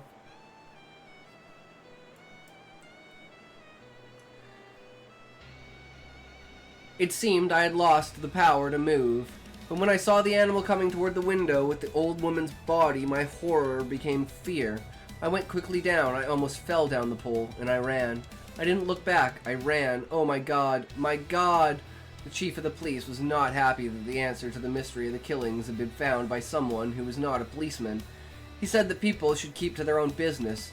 Let him talk, said Dupin. Let him talk. He'll feel better for it. And he's a good fellow. But he makes things less simple than they really are. Still, people call him skillful, and even wise. I think they say this because of the way he explains, carefully, fully, something which is not here or there or anywhere, and says, not possible about something which is there before his eyes. Fucking epic ass story.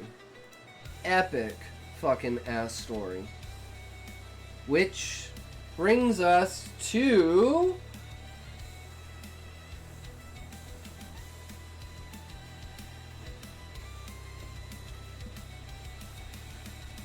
Robert Jordan's The Wheel of Time.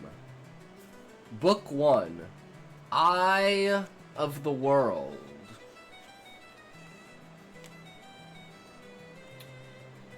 I got 12 pages into it before I stopped reading. My best friend bought this for me for my birthday before I moved out here. Because I like one of my favorite series is The Sword of Truth. Just heavily inspired by this.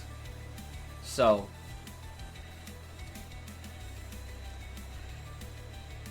praise for Robert Jordan and the Wheel of Time. His huge, ambitious Wheel of Time series helped redefine the genre. George R.R. Martin. Anyone who's writing epic secondary world fantasy knows Robert Jordan isn't just part of the landscape, he's the monolith in the landscape. Patrick Rothfuss. Eye of the World was a turning point in my life. I read, I enjoyed, then continued on to write my larger fantasy novels. Robin Hobb. Robert Jordan's work has been a formative influence and inspiration for a generation of best fantasy writers. Brent Weeks. Jordan has come to dominate the world Tolkien began to reveal. New York Times. One of fantasy's most acclaimed series, USS Today. Robert Jordan was a giant of fiction whose words helped a whole generation of fantasy writers, including myself, find our true voices. I thank him then, but I didn't thank him enough. Peter V. Brett. Robert Jordan's impact on the place of fantasy in the culture is colossal. He brought innumerable readers to fantasy. He became the New York Times bestsellers list face of fantasy. Guy Gavel K. Jordan's writing is so amazing. The characterization, the attention to detail. Clint McElroy, sorry. The Wheel of Time is rapidly becoming the definitive American fantasy novel saga. It is a fantasy tale seldom equaled and still less often surpassed in English. Chicago Sun-Times. Hard to put down for even a moment a fittingly epic conclusion to a fantasy series that many consider one of the best of all time.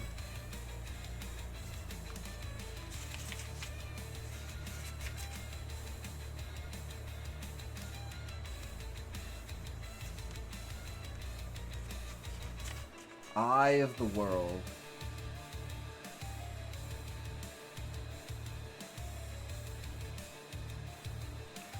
To Harriet, heart of my life, light of my life. Heart of my heart, light of my life, forever.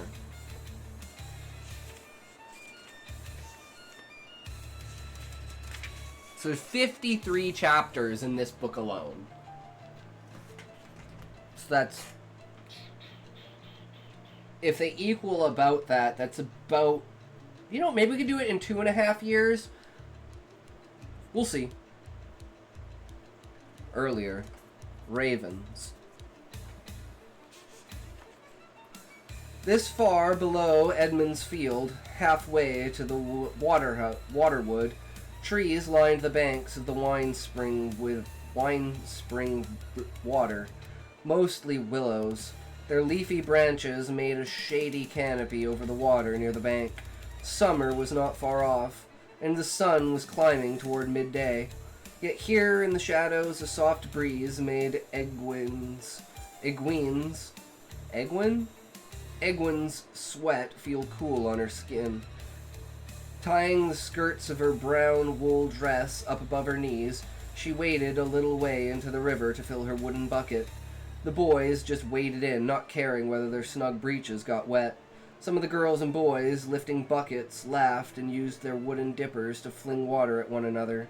But Egwin settled for enjoying the stir of the current on her bare legs, and her toes wriggling on the sandy bottom as she climbed back out. She was not here to play.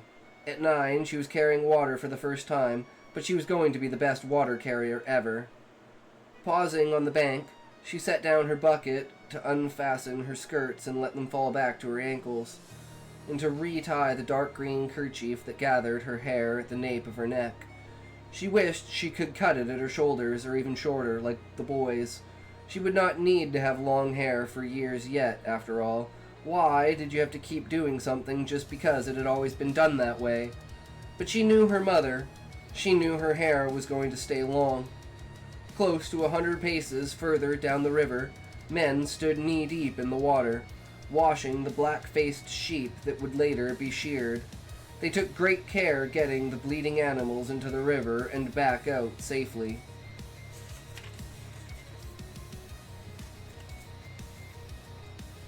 The Wine Spring River did not flow as swiftly here as it did in Edmund's Field. Yet it was not slow. A sheep that got swept away might drown before it could struggle ashore. A large raven flew across the river to perch high in the branches of the whitewood near where the men were washing sheep. Almost immediately, a red crest began diving at the raven. A flash of scarlet that chattered noisily. The red crest must have a nest nearby. Instead of taking flight and maybe attacking the smaller bird, though, the raven just shuffled sideways on the limb to where a few smaller branches sheltered it a little. It peered down toward the working men. Ravens sometimes bothered the sheep, but ignoring the red cast's attempts to frighten it away was more than unusual. More than that, she had the strange feeling that the blackbird was watching the men, not the sheep, which was silly, except she had heard people say that ravens and crows were the Dark One's eyes. That thought made goosebumps break out all down her arms and even on her back. It was a silly idea. What would the Dark One want to see in the Two Rivers? Nothing ever happened in the Two Rivers. What are you up to, Egwin? Kenley, Anne demanded, stopping by beside her. You can't play with the children today. 2 years older than she, he carried himself very straight, stretching to seem taller than he was. This was his last year carrying water and at the shearing, and he behaved as if that cloaked him with some sort of authority. She gave him a level look, but it did not look as well as she hoped. Did not work as well as she hoped. His square face twisted up in a frown. If you're turning sick, go see the wisdom. If not, well, get on about your work. With a quick nod, as if he had solved a problem, he hurried off, making a great show of holding his bucket with one hand, well away from his side. He won't keep that up long. Once he's out of my sight, she thought sourly. She was going to have to work on that look. She had seen it work for older girls. The dipper's handle slid on the rim of her bucket as she picked it up with both hands. It was heavy, and she was not big for her age, but she followed Kenley as quickly as she could, not because of anything he had said, certainly. She did have work to do, and she was going to be the best water carrier ever. Her face set with determination. The mulch of last year's leaves rustled under her feet as she walked through the river's shadowy fringe of trees, out into the sunlight. The heat was not too bad, but a few small white clouds high in the sky seemed to emphasize the brightness of the morning. Widow Aynal's, I don't know, Aynal. How the fuck are you supposed to pronounce that? Widow Aynal's meadow. It had been called that as long as anyone could remember, though no one knew which anal widow it had been named after. The tree-ringed meadow stood empty most of the year, but now people and sheep crowded the whole long length of it. A good many more sheep than people. Large stones stuck out of the ground here and there, a few almost as tall as a man, but they did not interfere with the activity of the meadow. Farmers came from all around Edmund's Field for this. The village folk came out to help relatives. Everyone in the village had kith or kin of some sort in the farm. Shearing would be going on across all the two rivers.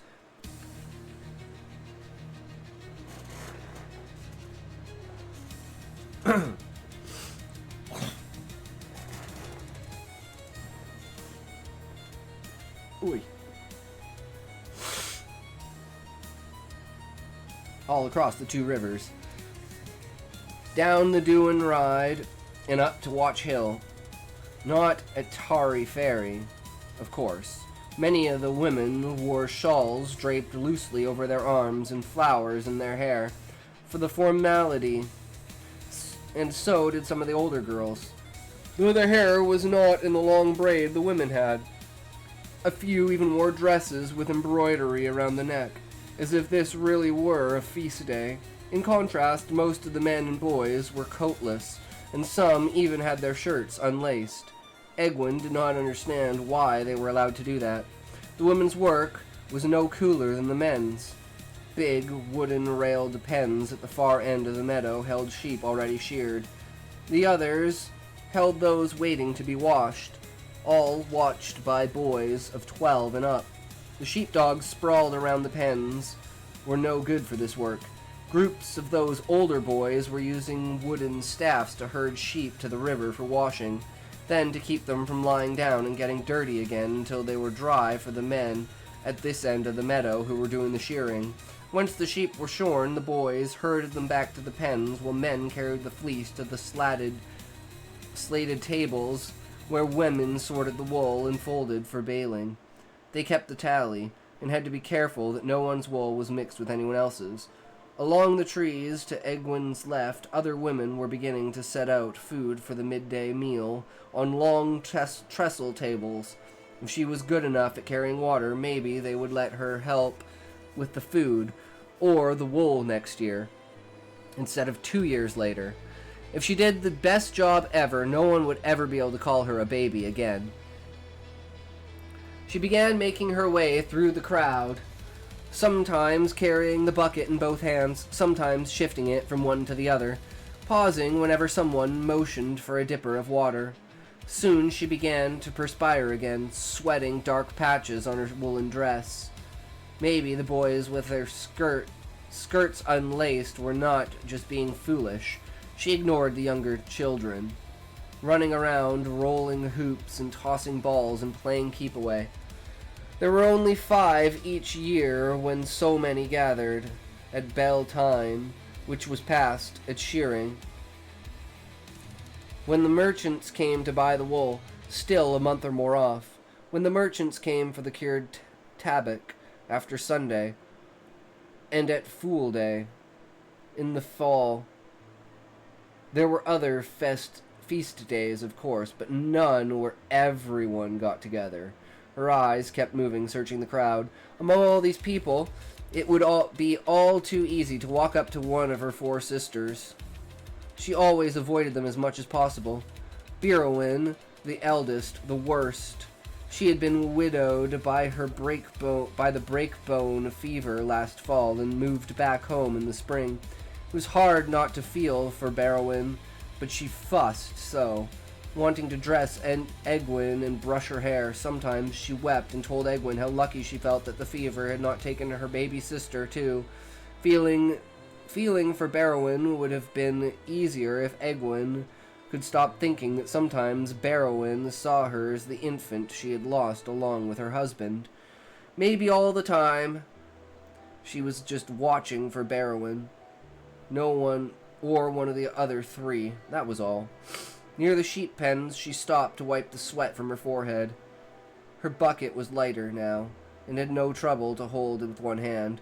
She eyed the nearest dog cautiously, standing in front of one of the pens. It was a large animal with a close curly gray coat and intelligent eyes that seemed to know she was no danger to the sheep. Still, it was very big, almost waist-high to a grown man. Mainly, the dogs helped protect flocks when they were in pasture, guarding against wolves and bears and the big mountain cats. She edged away from the dog. 3 boys passed her, herding a few dozen sheep toward the river. All 5 or 6 years older than she. The boys barely gave her a glance, their full attention on the animals. The herding was easy enough. She could have done it, she was sure, but they had to make sure none of the sheep had a chance to crop grass. A sheep that ate before shearing could get the gasping and die. A quick look around told her that none of the other boys in sight was anyone she wanted to speak to. Not that she was looking for a particular boy to speak to, of course. She was just looking. Anyway, her bucket would need refilling soon. It was time to start back toward the wine spring water. This time she decided to go by the row of trestle tables. The smells were tantalizing, as good as feast day. Everything from roast goose to honey cakes. The spicy aroma of the honey cakes filled her nose more than all the rest. Every woman who cooked would have done her very best for the shearing. As she made her way down the tables, she offered water to the women setting out food, but they just smiled at her and shook their heads. She kept on, though, and not just because of the smells. They had tea water boiling on fires behind the tables, but some of them might want cool water from the river. Well, not so cool now, but still.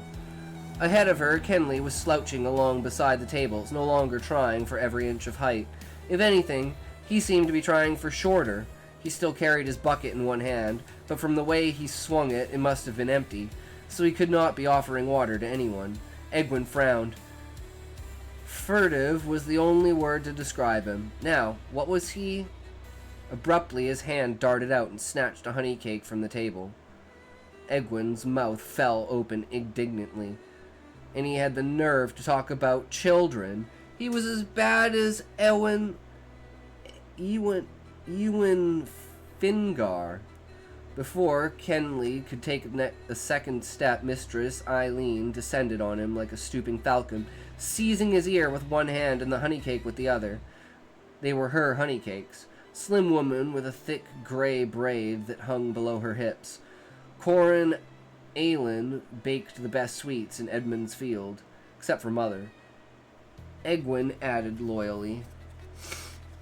But even her mother and Mistress Aylin said Mistress Aylin was better, with sweets anyways. Mistress Aylin handed out crusty cakes and slices of pie with a free hand, so long as it was not a mere mealtime or your mother had not asked her not to.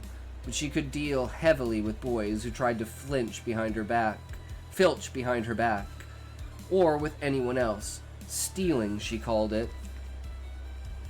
And Mistress Eileen did not abide stealing. She still had Kenley by his ear and was shaking a finger at him, talking in a low voice. Kenley's face was all twisted up as if he was about to cry, and he shrank in on himself till he appeared shorter than Egwin. She gave a satisfied nod. She did not think he would try to give orders to anyone anytime soon.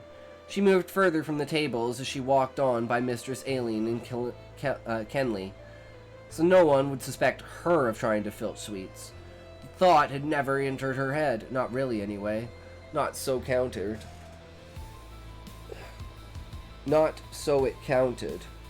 Suddenly, she leaned forward, peering between the people moving back and forth in front of her. Yes, that was Perrin Abara, a stocky boy, taller than most his age, and he was a friend of Rand. She darted through the crowd without noticing whether anyone mentioned for water, and did not stop until she was only a few paces from Perrin. He was with his parents, and his mother had the baby, Patrum, on her hip, a little Dessel clinging to her skirt with one hand, although Perrin's little sister was looking around with interest at all the people and even sheep being herded past. Adora, his other sister, stood with her arms folded across her chest in a sullen expression that she was trying to hide from her mother. Adora would not have to carry water until next year, and she probably was anxious to be off playing with her friends. The last person in the little group was Master Luhan, the tallest man in Edmund's Field, with arms like tree trunks and a chest that strained like his white shirt. He made Master Abara look slight instead of just slender. He was talking with Mistress Abara and Master Abara both. That puzzled Egwin. Master Luhan was the blacksmith in Edmund's Field, but neither Master Abara or Mistress Abara would bring the whole family to ask after smithing. He was on the village council, too, but the same thing applied. Besides, Mistress Abara would no sooner open her mouth about council business than Master Abara would about women's circle business. Egwin might only be 9, but she knew that much.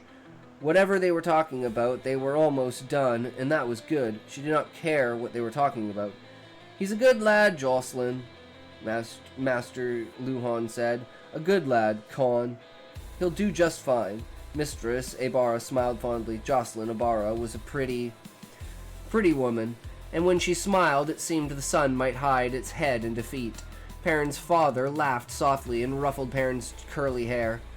Perrin blushed very red and said nothing, but then he was shy, and he seldom said very much. "Make me fly, Perrin," Deselle said, lifting up her hands to him. "Make me fly." Perrin barely waited to sketch a polite bow to the grown-ups before turning to take his sister's hands. They moved a few steps from the others, and then Perrin began to spin around and around, faster and faster, until Deselle's feet left the ground. Round and round he spun her, higher and higher in great swoops, while she laughed and laughed in delight. After a few minutes, Mistress Abari said, "That's enough, Perrin. Put her down before she sicks up." But she said it kindly, with a smile. Once Deselle's feet were back on the ground, she clung to one of Perrin's hands, and both of hers staggering a little, and maybe not too far from sickening up. But she kept laughing and demanding he make her fly some more. Shaking his head, he bent to talk to her. He was always so serious. He did not laugh very often. Abruptly, Egwin realized that someone else was watching Perrin. Celia Cole, a pink-cheeked girl a couple of years older than she, stood only a few feet away with a silly smile on her face, making calf eyes at him. All he needed to do was turn his head to see her. Egwin grimaced in disgust. She would never be fool enough to make big eyes with a boy like some kind of woolhead. Anyway, Perrin was not even a whole year older than Celia. 3 or 4 years older was best. Egwin's sisters might have no time to talk to her, but she listened to other girls old enough to know. Some said more, but most thought 3 or 4. Perrin glanced toward Egwin and Celia, and went back to talking quietly to Deselle. Egwin shook her head. Maybe Celia was a ninny, but he ought to at least notice.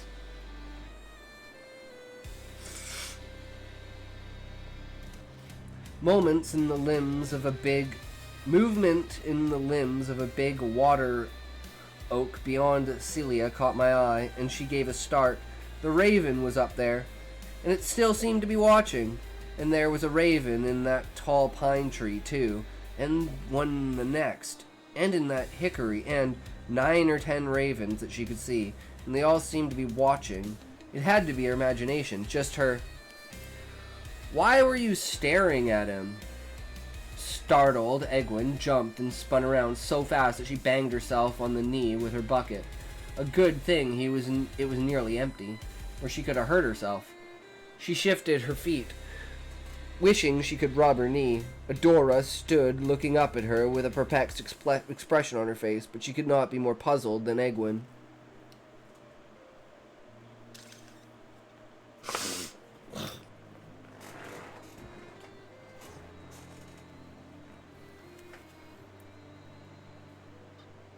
"What are you talking about, Adora?"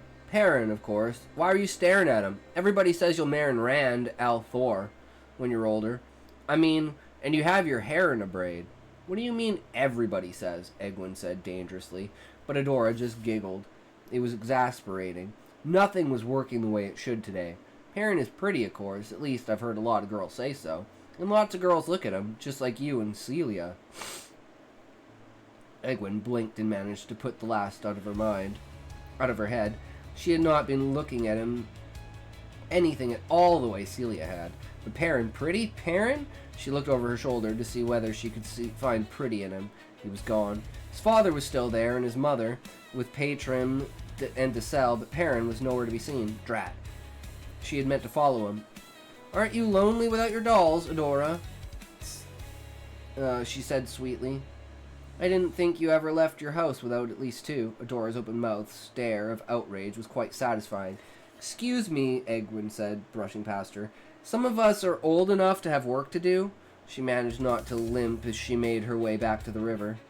This time she did not pause to look at the men washing sheep, and she very carefully did not look for a raven. She did examine her knee, but it was not even bruised. Carrying her filled bucket back to the meadow, she refused to limp. It had just been a little bump.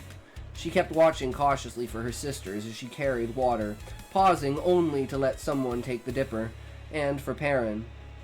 Matt would be as good as Perrin, but she did not see him either. Drat Adora. She had no right to say things like that. Walking in among the tables where women were sorting the wool, Egwene came to a dead stop, staring at her younger sister. She froze, hoping Louise would look at the other way just for an instant. That was what she got for trying to watch Perrin and Matt as well as her sisters. Louise was only 15, but she had a sour expression on her face and her hands on her hips as she confronted Dag Copeland. Egwene could never make herself call him Master Copeland, except aloud, to be polite. Her mother said you had to be polite, even to someone like Dag Copeland.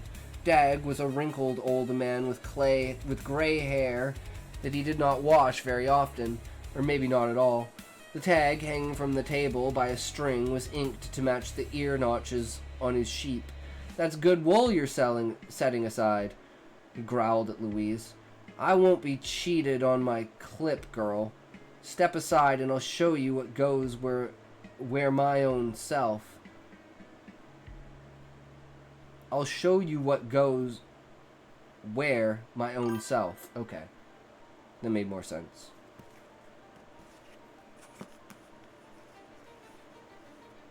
Alright. Oh, I mean, it's better than I remember. Maybe I just wasn't in a good headspace when I started reading it. And I just was like, because it was like right after I moved.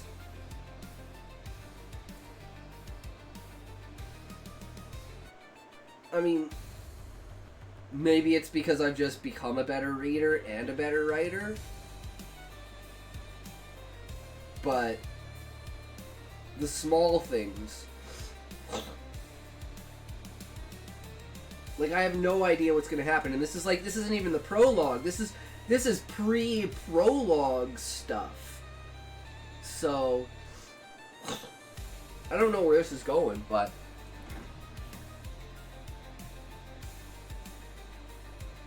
I know what I probably was bored by it because nothing's really happening. But it's like, it's setting everything up, right? It's like, this is kind of the style of this. And we've already gotten, like, what? 8, 9 name drops? Maybe more, actually? Fuck, I have no idea.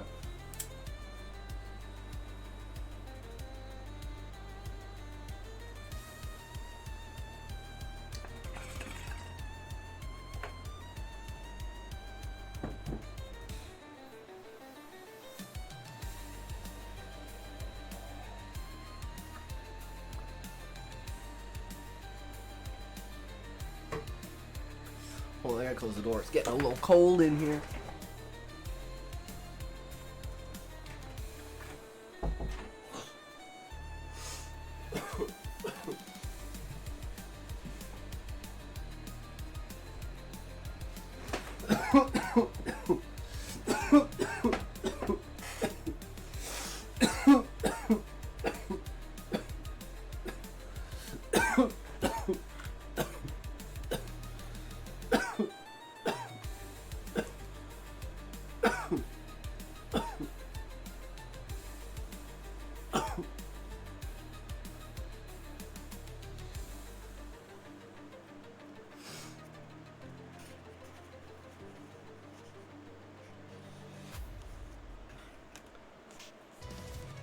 Louise did not move an inch. Wool from bellies, hindquarters, and tails has to be washed again, Master Copeland. She put just a bit of emphasis on Master. She was feeling snippish. You know as well as I, if the merchants find twice-washed wool in just one bale, everyone will get less of their clip. Maybe my father can explain it to you better than I can. Dag drew in his chin and grumbled something under his breath. He knew better than to try this with Egwin's father. I'm sure my mother could explain it so you'd understand, Louise said relentlessly. Dag's cheeks twitched, and he put on a sickly grin, muttering that he trusted Louise to do what was right. He backed away, then hurried off, little short of running.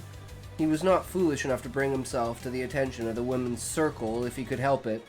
Louise watched him go with a definite look of satisfaction. Egwin took the opportunity to dart away, breathing a sigh of relief when Louise did not shout after her. Louise might prefer sorting wool to helping with the cooking, but she would much rather be climbing trees or swimming in the waterwood, even if most girls had abandoned that sort of thing by her age. And she would take her chore out on Egwin, given half a chance. Egwin would have liked to go swimming with her, but Louise plainly considered her company a nuisance. And Egwin was too proud to ask. She scowled. All of her sisters treated her like a baby, even Aline. When Aline noticed her at all, most of the time Aline had her nose in a book, reading and rereading her father's library. He had almost 40 books. Egwin's favorite was The Trials of Jane Farstrider. She dreamed of seeing all those strange lands he wrote about. But if she was reading a book and Aline wanted it, she always said it was much too complex for Egwin and just took it. Drat all 4 of them. She saw some of the water carriers taking breaks to sit in the shade or trade jokes, but she kept moving. Although her arms did ache, Egwin Alver was not going to slack off. She kept watching for her sisters too, and for Perrin and Matt. Drat Adora. Anyway, drat all of them. She did pause when she neared the wisdom. Doral Baran was the oldest woman in Edmund's field, maybe in the whole 2 rivers. Mane-haired and frail, but still clear-eyed and not stooped at all. The wisdom's apprentice, Nynaeve,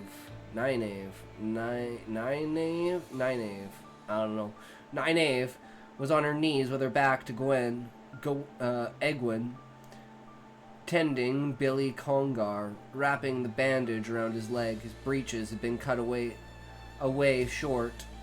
Billy, sitting on a log, was another grown-up who Egwin found it hard to show the proper respect. He was always doing silly things and getting himself hurt. He was the same age as Master Luhan, but he looked as 10 years older, his face hollow-cheeked, his eyes sunken. You've played the fool long enough in the past, Billy Cougar. Congar, Mistress Baran said sternly. But drinking while handling wool shears is worse than playing the fool. Oddly, she was looking down at him, but at Nynaeve. She was not looking down at him, but at Nynaeve. I only had a little ale, Wisdom, he whined. Because of the heat, just a swallow. The Wisdom sniffed in disbelief, but she continued to watch Nynaeve like a hawk. That was surprising. Mistress Bran often praised Nynaeve publicly for being such a quick learner. She had apprenticed Nynaeve 3 years earlier, after her then apprentice died of some sickness even Mistress Bran could not cure. Nynaeve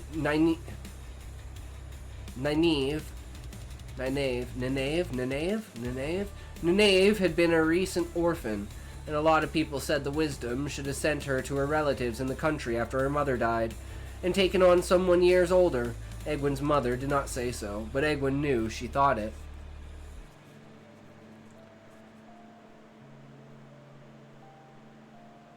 Nynaeve straightened on her knees, done with fastening the bandage, and gave a satisfied nod. And to Egwin's surprise, Mistress Baran knelt down and undid it again, even lifting the bread poultice to peer at the gash in Billy's thigh before beginning to wrap the cloth back around his leg. She actually looked disappointed, but why? Nynaeve began fiddling with her braid, tugging at it the way she did when she was nervous, or trying to bring attention to the fact that she was a grown woman now. When is she going to outgrow that? Egwene thought. It was nearly a year since the woman's circle had let Nynaeve, I have no idea. One day I'll figure it out. Nynaeve braid her hair. Flutter of motion in the air caught Egwene's eye, and she stared. More ravens dotted the trees around the meadow now, dozens and dozens of them, and all watching. She knew they were. Not one made to try to steal anything from the tables of food. That was just unnatural. Come to think of it, the birds were not looking at the trestle tables at all, or at the tables where women were working with the wool. They were watching the boys herding sheep, and the men shearing sheep and carrying wool, and the boys carrying water too. Not the girls, or the women, or just the men and boys. She would have bet on it, even if her mother did say she should not bet. She opened her mouth to ask the wisdom what it meant. "Don't you have work to do, Egwene?" Nynaeve said without turning around. Egwene jumped in spite of herself. Nynaeve had been doing that ever since last fall, knowing that Egwene was there without looking, and Egwene wished she would stop. Nynaeve turned her head then and looked at her over one shoulder. It was a level look, the sort Egwene had been trying on Kenley. She did not have to hop for Nynaeve to make up for Mistress Bran doubting her work. Egwene thought about telling her that Mistress Eileen wanted to talk to her about a pie. Studying Nynaeve's face, she decided that might not be a good notion.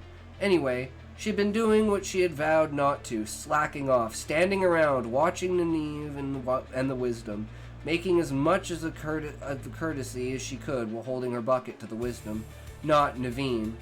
She turned away. She was not hopping, and not because Naveen looked at her. Certainly not.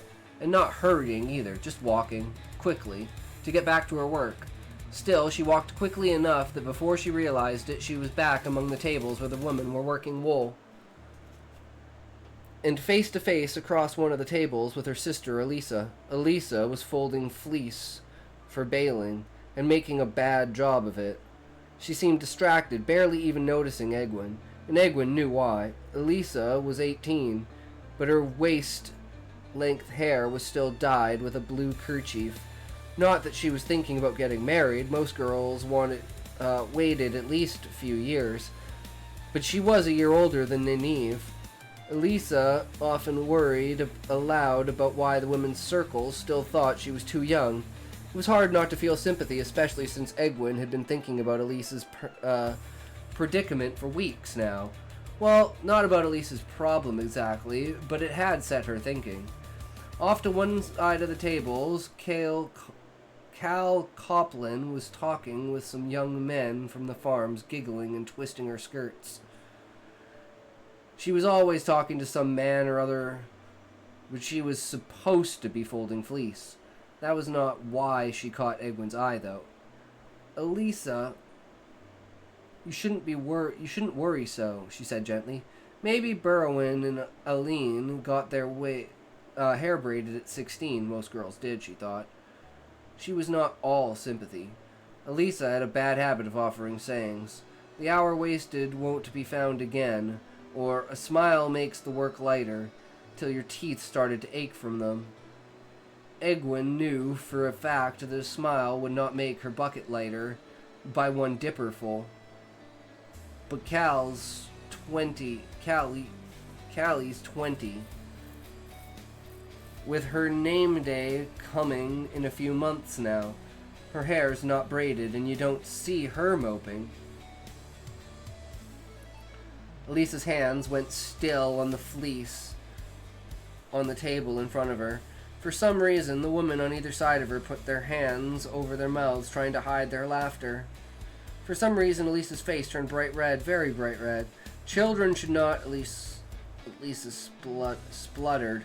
Her face might be burning like the sun, but for all her spluttering, her voice was cold as midwinter snow.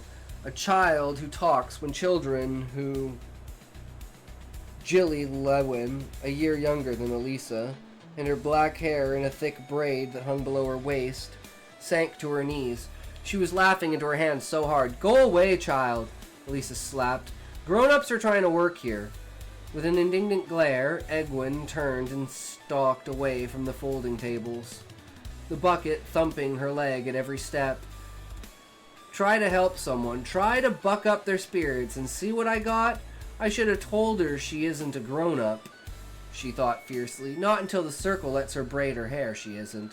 That's what I should have said. The fierce mood stayed in her until her bucket was empty again, and when she filled it once more, she squared her shoulders. If we were going to do a thing, then you had to do it. Heading straight for the sheep pens, she walked as fast as she could, ignoring anyone who motioned for water. It was not slacking off. The boys would need water too. At the pens, the dozen or so boys waiting to move sheep gave her a surprised look when she offered the dipper, and some said they could get water when they went to the river, but she kept on. And she always asked the same question: "Have you seen Perrin or Matt? Where can I find them?" Some told her Perrin and Matt were herding sheep to the river.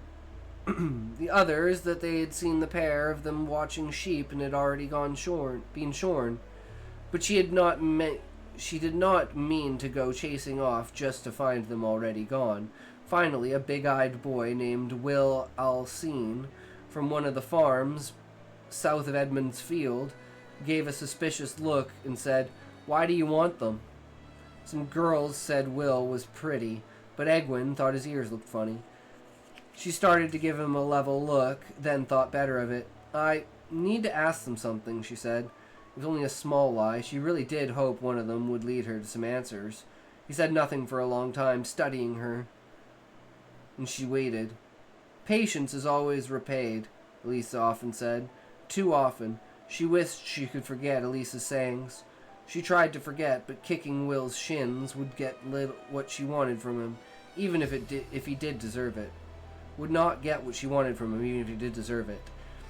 "They're over behind that far pen," he said finally, jerking his head toward the east side of the meadow. "One with the sheep that have Pate Alcair's earmarks." The boys herding sheep had to talk that way, even if it was not really proper, or no one would know whether they were talking about Pater Alcair's sheep or Jack Alcair's, or sheep belonging to one of a dozen other Alcairs. They're just taking a rest, mind. Now, don't go getting them in hot water by telling anybody different. "Thank you, Will," she said, just to show that she could be polite even to a woolhead, as if she would run carrying tales. He looked startled, and she thought about kicking his shins anyway. The large pen holding Pate Alcarl's shorn sheep was almost to the trees on the waterwood side of the meadow. Master Alcar's big black sheepdog raised her head from where she was lying in front of the pen and watched Elwyn approach from the moment before settling back down. Egwin eyed the sheepdog warily. She did not like dogs very much, and they did not seem to care for her either. The dog went out of her head completely, though, once she was close enough to see clearly. The split wooden railings of the pen gave little concealment, and she could see a group of boys behind the pen. She could not really make out who they were, though. Setting her bucket down carefully, she walked along the side of the sheep pen. Not sneaking, she just did not want to make too much noise, in case noise might startle the sheep. That was it. At the corner of the pen, she peeked around the corner post. Perrin was there, and Matt Cawthon, just as Will had said, and some other boys about the same age, all with their shirts unlaced and sweaty. There was Dav Aylin, and Lem Thane, Ban Crawl, and Elam Dowtry, and Rand, a skinny boy almost as tall as Perrin. His hands and feet were too big for his size. He could always be found with Matt or Perrin, sooner or later. Rand, who everybody said she would marry one day. They were talking and laughing and punching one another on the shoulder. Why'd boys do that? Glowering, she pulled back from the corner post and leaned back against the railings.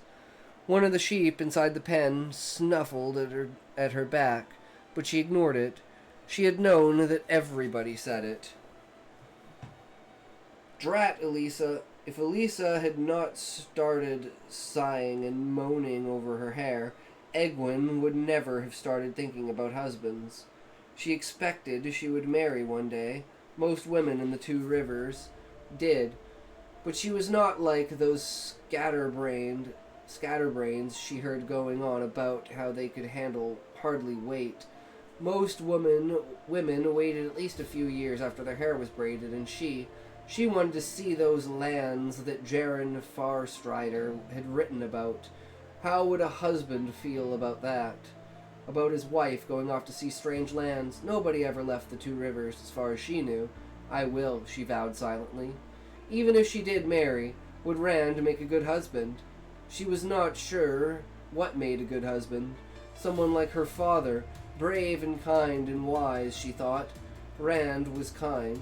He had carved her a whistle once, and a horse, and he had given her an eagle's black-tipped feather when she said it was pretty, though she still suspected he had wanted to keep it for himself. And he watched his father's sheep in pasture, so he had to be brave.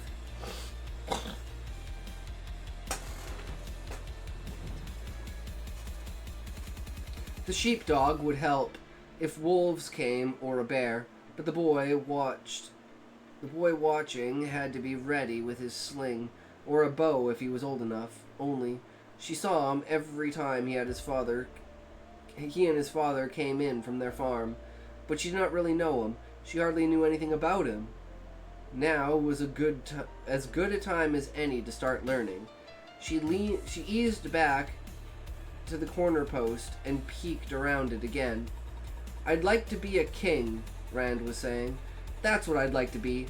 He flourished his arm and made an awkward bow, laughing to show that he was joking.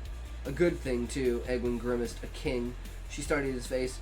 No, he was not pretty. Well, perhaps he was. Maybe it did not matter. But it might be nice to have a husband she liked to look at. His eyes were blue, not gray. They seemed to change while you watched. Nobody else in the Two Rivers had blue eyes. Sometimes his eyes looked sad. His mother had died when he was little, and Egwin thought he envied boys who had mothers. She could not imagine losing her mother. Thought he envied boys who had mothers. She could not imagine losing her mother. She did not even want to try. A king of sheep, Matt hooted.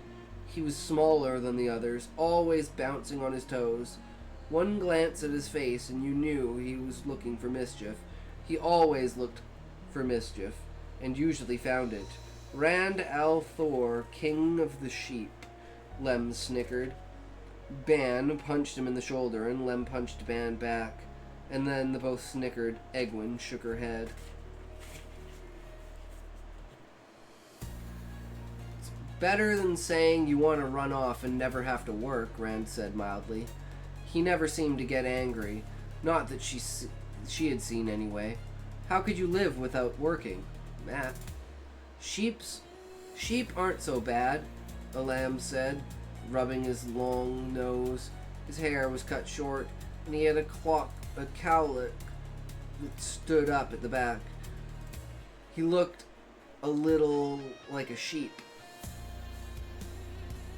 I'll rescue an Aes Sedai, and she'll reward me, Matt shot back.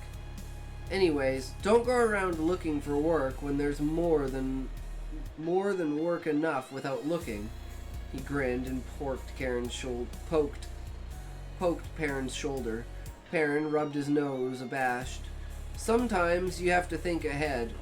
Perrin always talked slowly when he talked at all, and he moved carefully as if he was afraid he might break something. Rand spoke before he thought. Sometimes, and he always looked as though he was ready to start herring off.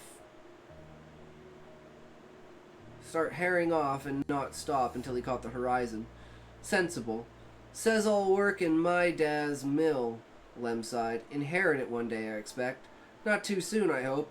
I'd like to have an adventure first, though. Wouldn't you, Rand? Of course, Rand laughed. But where do I find an adventure in the two rivers? There has to be a way, Ban muttered. Maybe there's gold up in the mountains, or Trollocs. He suddenly sounded as if he was not so certain about going up in the mountains. Did he really believe in Trollocs? I want to have more sheep than anybody in the whole two rivers, Elam said stoutly. Matt rolled his eyes in exasperation. Dav had been sitting back on his heels listening, and now he shook his head. You look like a sheep, Elam, he muttered. At least she had not said it aloud. Dav was taller than Matt, and stockier, but his eyes had the same light. His clothes were always rumpled from something he should not have been doing. Listen, I just got a great idea. I just got a better one, Matt put in quickly. Come on, I'll show you. He and Dev glared at one another. Elam and Ban and Lem looked ready to follow either one, or both, if they could figure out how. Rand put a hand on Matt's shoulder though. Hold on, let's hear these great ideas first. Perrin nodded thoughtfully. Egwin sighed. Dave and Matt seemed to compete to see who could get into the most trouble, and Rand might sound sensible, but when he was around the village, they often managed to pull him along too, and Perrin as well. The other three would fall in with anything at all Matt or Dav suggested. It seemed time for her to leave. Excuse me. She would not be able to follow them to see what they were getting up to, not without them seeing her. She would die before she let Rand suspect that she had been watching him like some goose brain, and I didn't even learn anything. As she walked back along the sheep pen to where she had left her bucket, Danil Lewin pressed her, heading toward the back of the pen. At 13, he was even skinnier than Rand, with a thrusting nose. She hesitated over the bucket. Listening at first, he heard nothing but murmurs. Then, the mayor wants me, Matt exclaimed. He can't want me. I haven't done anything. He wants all of you, and double quick, Danil said. I'd get over to him now if it was me. Quickly picking up the bucket, Egwin slowly turned away from the sheep pen, back toward the river. Rand and the others soon passed her, trotting in the same direction. Egwin smiled, a small smile. When her father sent for people, they came. Even the women's circle knew Brandolwyn Alvier was no man to trifle with. Egwin was not supposed to know that, but she had overheard Mistress Lahan and Mistress Aelin and some of the others talking to her mother about her father being stubborn and how her mother had to do something about it. She let the boys get little ahead, just a little, then increased her pace to keep up. I don't understand it, Matt grumbled as they came near the line of men shearing. Sometimes the mayor knows what I'm doing as soon as I do it. My mother does it too. But how? The woman's circle probably tells your mother, Dav muttered.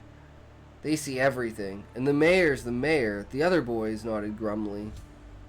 Ahead of them, Egwin saw her father, a round man with thinning gray hair, his shirt sleeves rolled up past his elbows, his pipe in his teeth, and a set of shears in his hand. And 10 paces off from the sheep shears, watching the boys approach, stood Mistress Cawthon, Matt's mother, flanked by her two daughters.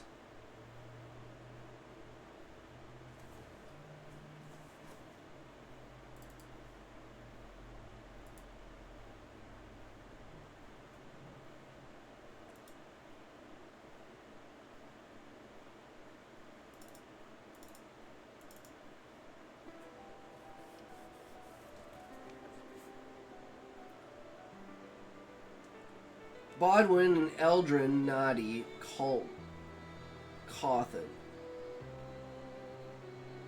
Maddie's mother, flanked by her two daughters, Bodwin and Eldrin. Natty Cawthon was a calm, collected woman, as she would have to be with a son like Matt. And at the moment, she wore a contented smile. Bodwin and Eldrin wore almost identical smiles. And they watched Matt twice as hard as his mother did. Bode was not quite old enough to carry water yet, and it would be 2 years before Eldwin could. Rand and the others might be blind. Egwin thought. Anyone with eyes could see how Mistress Cawthon always knew. Mistress Cawthon and her daughters slipped away into the crowd as the boys approached Egwin's father. None of the boys appeared to notice her. They all had eyes for one but Egwin's for no one but Egwin's father. All but Matt looked wary. He wore a big grin that made him look guilty of something for sure. Rand's father glanced up from the sheep he was bent over and caught Rand's eye with a smile that made Rand, at least, seem less like a heroine ready to take flight. A heron ready to take flight. Egwin began offering water to the men shearing with her father, all of them on the village council. Master Cole appeared to be taking a nap with his back against the waist-high stone thrusting out from the ground. He was as old as the wisdom, maybe older, though he still had all of his hair, white as it was. But the others were shearing, the fleece falling away.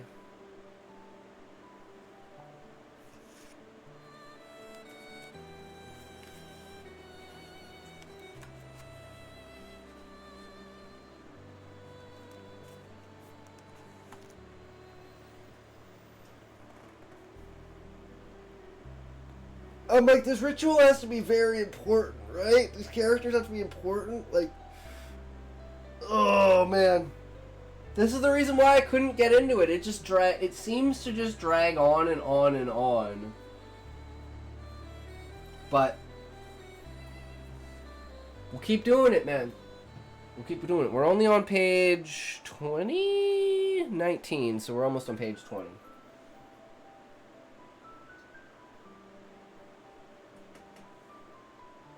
Which would be, I guess, if we're thinking in terms of a normal page on style, 30 pages is about 10,000 words. So, we've read a lot of fucking words today, guys. A little bit more of the, what do you call it, like...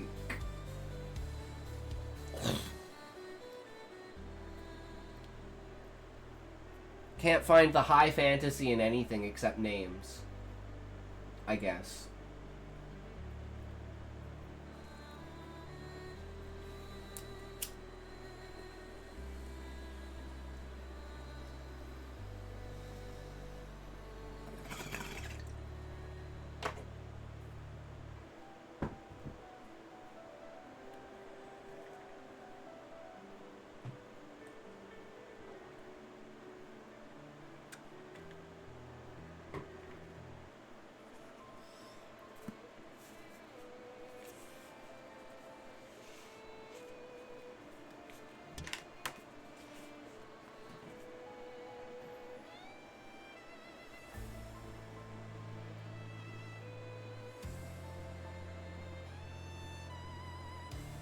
But the others were shearing, the fleece falling away from the sheep in thick white sheets.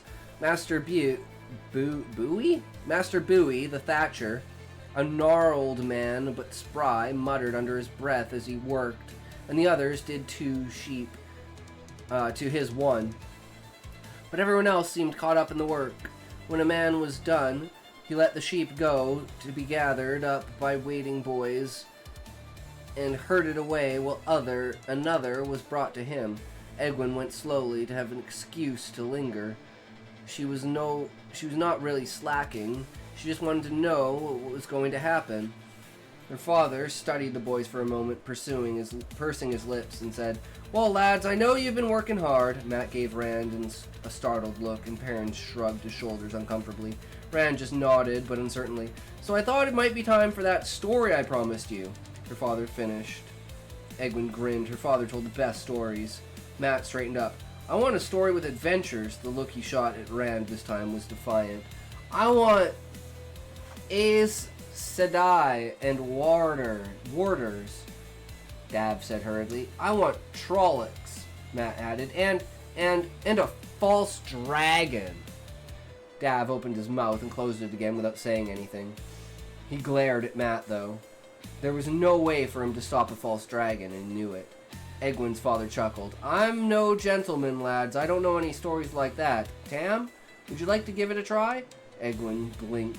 Why would Rand's father know stories like that if her father did not? Master Althor had been chosen to the council to speak for the farmers around Edmund's field, but as far as she knew, all he had ever done was farm sheep and tabak like everyone else. Master Althor looked troubled, and Egwene began to hope he did not know any stories like that. She did not want anyone to show up her father. Of course, she liked Rand's father, so she did not want to him embarrassed either. He was a sturdy man with gray flecks in his hair, a quiet man, and just about everybody liked him. Master Althor finished shearing his sheep, and as he was brought another, he exchanged smiles with Rand. "As it happens," he said, "I do know a story of something like that. I'll tell you about the real dragon, not a false one. Just woke up. Managed to get chapter 16 posted. Hell yeah, Sean. So we're doing a new thing because we ran out of chapters for all the other things, and we're reading chapter 1 of first book of Wheel of Time series, Eye of the World. We are 18 pages in. This is 6 pages further than I got the first time I started reading it.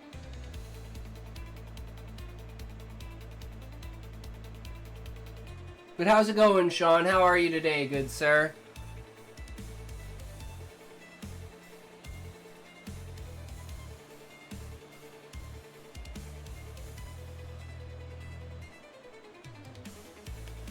Hey, we went slowly. No, wait. I think we're over here. Tam. Althor. Master Althor finished shearing his sheep. Yeah, okay. Tell you about a real dragon, not a false one. Master Bowie straightened from his half-shorn sheep so fast that the animal nearly got away from him. His eyes narrowed, though they were always pretty narrow. "We'll have none of that, Tam Althor," he growled with a scratchy voice. "That's nothing fit for decent ears to hear. Got Violet's meds today, woke up at 9 a.m. because I had a brain flash, which I had to write immediately." Ooh, I love it when those come at you.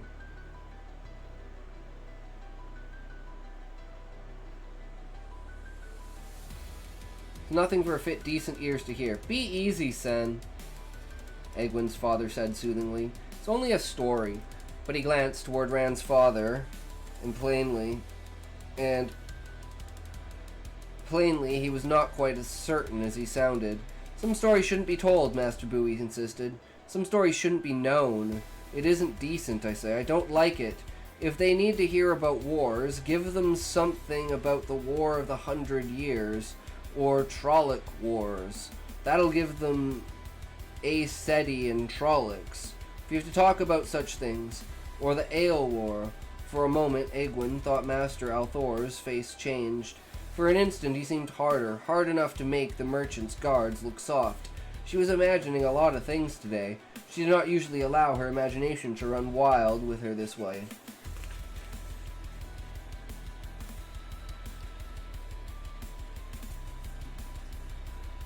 Master Cole's eyes popped open. "It's just a story he'll be telling them, Sen. It's just a story, man." His eyes drifted shut again. You could never tell when Master Cole was really napping. "You never heard, smelled, or saw anything you did like, Sen," Master Aldai said. He was Billy's grandfather, a lean man with wispy white hair, and as old as Master Cole, if not older. He had to walk with a stick most of the time, but his eyes were clear and sharp, and so was his mind. He was almost as quick with the bull shears as Master Althor. "My advice to you, Sen? is chew on your liver in silence and let Tam get on with it. Master Bowie subsided with a bad grace, muttered under his breath, scowling at Rand's father. He bent back to his sheep. Egwene shook her head in surprise.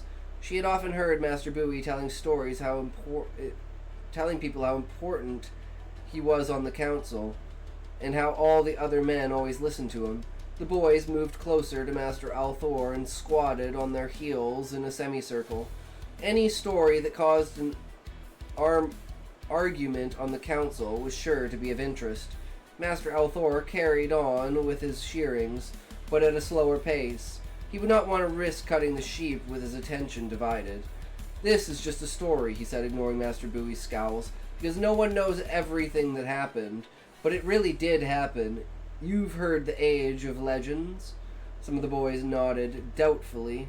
Egwene nodded too, in spite of herself.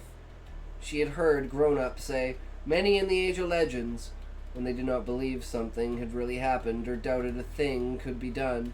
It was just another way of saying, when pigs had wings, although at least she had thought it was. 3,000 years ago and more it was, Rand's father went on. There were great cities full of buildings taller than the White Tower, and that's taller than anything but a mountain. Machines that used the one power carried people across the ground faster than a horse can run, and some say machines carried people through the air too.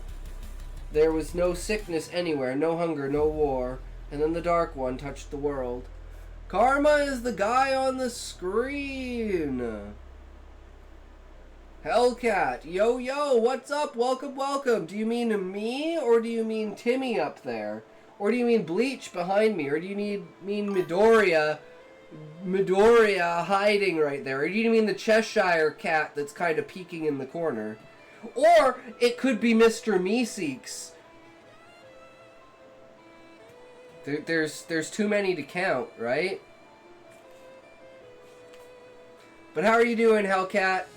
Since we ran out of things to read for the stories we were doing, we are now reading the first book of the Wheel of Time, Eye of the World. We are on page 20 of the pre-prologue. So far, it's a little slow.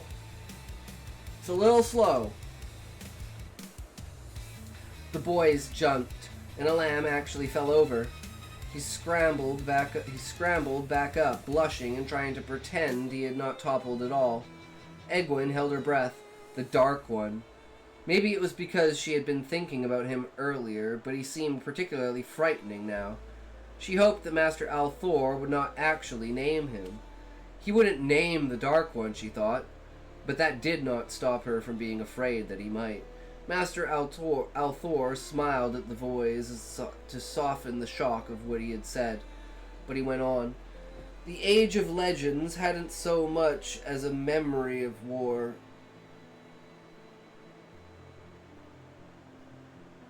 So they say. But once the Dark One touched the world, they learned fast enough. This wasn't a war like those you hear about when the merchants come for wool and tabak between two nations. This war covered the whole world. The War of the Shadow, it came to be called. Those who stood in the light faced as many who stood for the shadow. And besides dark friends, beyond counting, there were armies of Myrddraal and Trollocs, greater than anything the Blight spewed up during the Trolloc Wars. Aes Sedai went over to the Shadow, too. They were called the Forsaken.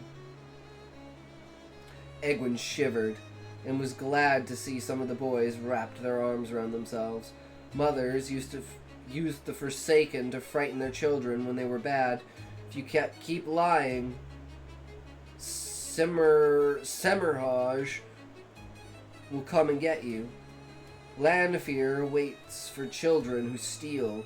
Egwene was glad her mother did not do that. Wait, the Forsaken had been Aes Sedai? She hoped Master Elthorn did not say that too freely. or the women's circle would come calling on him. Anyway, some of the Forsaken were men, so he had to be wrong. You'll be expecting me to tell you about the glories of battle, but you won't. But I won't. For a moment, he sounded grim, but only for a moment. No one knows anything about those battles, except that they were huge. Maybe the Aes Sedai have some records, but if they do, they don't let anyone see them except other Aes Sedai. You've heard about the great battles during Atur Hawken's rise, and during the War of the 100 Years. 100,000 men on each side. Eager nods answered him. From Egwene, too, though hers was not eager. All those men trying to kill one another did not excite her the way it did the boys. Well, Master Althor went on, those battles would have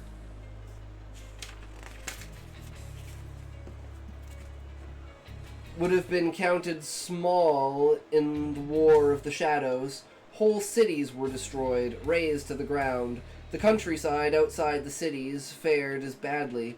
Wherever the battle was fought, it left only devastation and ruin behind. The war went on for years and years all over the world, and slowly the shadow began to win. The light was pushed back and back until it appeared certain the shadow would conquer everything. Hope faded away like mist in the sun. But the light had a leader who would never give up, a man called Luz Thurin, Telamon the Dragon.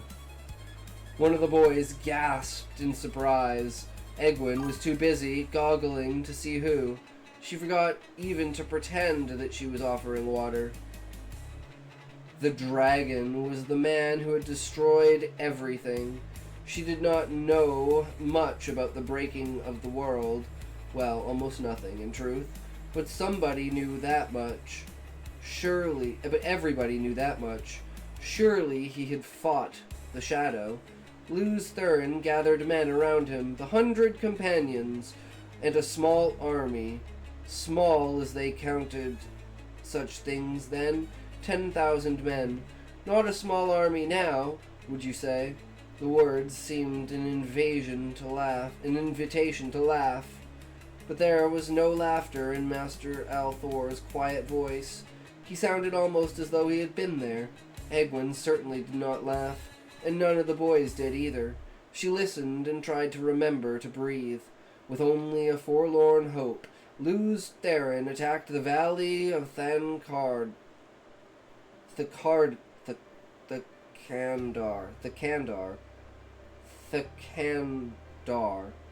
heart of the shadow itself. Trollocs in the hundreds of thousands fell on them. Trollocs and Miradol. Trollocs live to kill. A Trolloc can rip a man to pieces with his bare hands. Miradol are death. Aes Sedai, fighting for the shadow, rained fire and lightning on Luz Thurin and his men. The men following the dragon did not die one by one, but 10 at a time, or 20, or 50, beneath a twisted sky, in a place where nothing grew or ever would again. They fought and died, but they did not retreat or give up. All the way to Sheol Gull they fought, and if Thakurden is the heart of the shadow, then Sheol Gull is the heart of the heart. Every man in that army died, and most of the 100 companions, but at Sheol Gull they sealed the Dark One back into the prison the Creator made for him, and the Forsaken with him, and the world was saved from the Dark One. Silence fell. The boys stared at Master Althor with wide eyes, shining eyes as if they could see it all. The Trollocs and the Miradol and the Sheol Gull. Egwene shivered again. The Dark One and all the Forsaken are bound at Sheol Gull, bound away for the world of men, she recited to herself. She could not remember the rest, but it helped. Only if the dragon had saved the world, how had he destroyed it? Only if the dragon had saved the world, how did he destroy it? Sen Bui spat. He spat. just like some merchant smelly guard. She did not believe she would think of him as Master Bowie again after that. That broke the boys out of their reverie. Of course, they tried to look anywhere but at the gnarled man. Perrin scratched at his head. Master Althor, he said slowly, what does the dragon mean? If somebody's called the lion, it means there's supposed to be a lion. But what's a dragon? Egwene stared at him. She had never thought of that. Maybe Perrin was not so slow as he appeared. I don't know, Rand's father answered simply. I don't think anyone does. Maybe not even the Aes Sedai. He let the sheep go that he had been shearing and motioned for another to be brought. Egwene realized that he had been done with it for some time. He must not have wanted to interrupt his story. Master Cole opened his eyes and grinned. The dragon. It surely sounds fierce, though, now doesn't it? He said before letting his eyes drift shut again. I suppose it does at that, her father said. But it all happened long ago and far away, and it doesn't have anything to do with us. Well, you've had your story, lads. Back to work with you. As the boys began standing up reluctantly, he added, there are plenty of lads here from the farms I don't think any of you know yet. It's good to know your neighbors, so you should acquaint yourselves with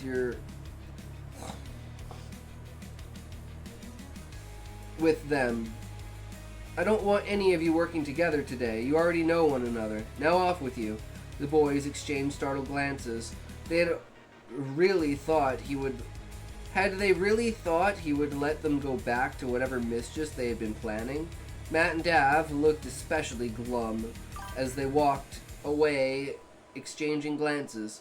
She thought about following, but they were already splitting up, and she would have to trail after Rand to learn anything more.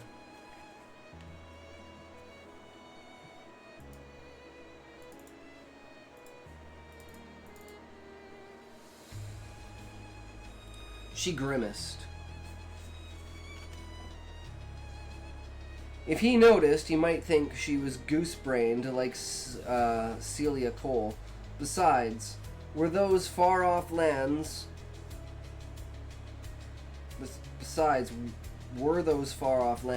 She did intend to see them. Jesus, I can't read. Besides, there were those far-off lands. She did intend to see them. Abruptly, she became aware of ravens, many more of them than there had been before, flapping out of the trees, flying away west toward the mountains of mist. She shifted her shoulders.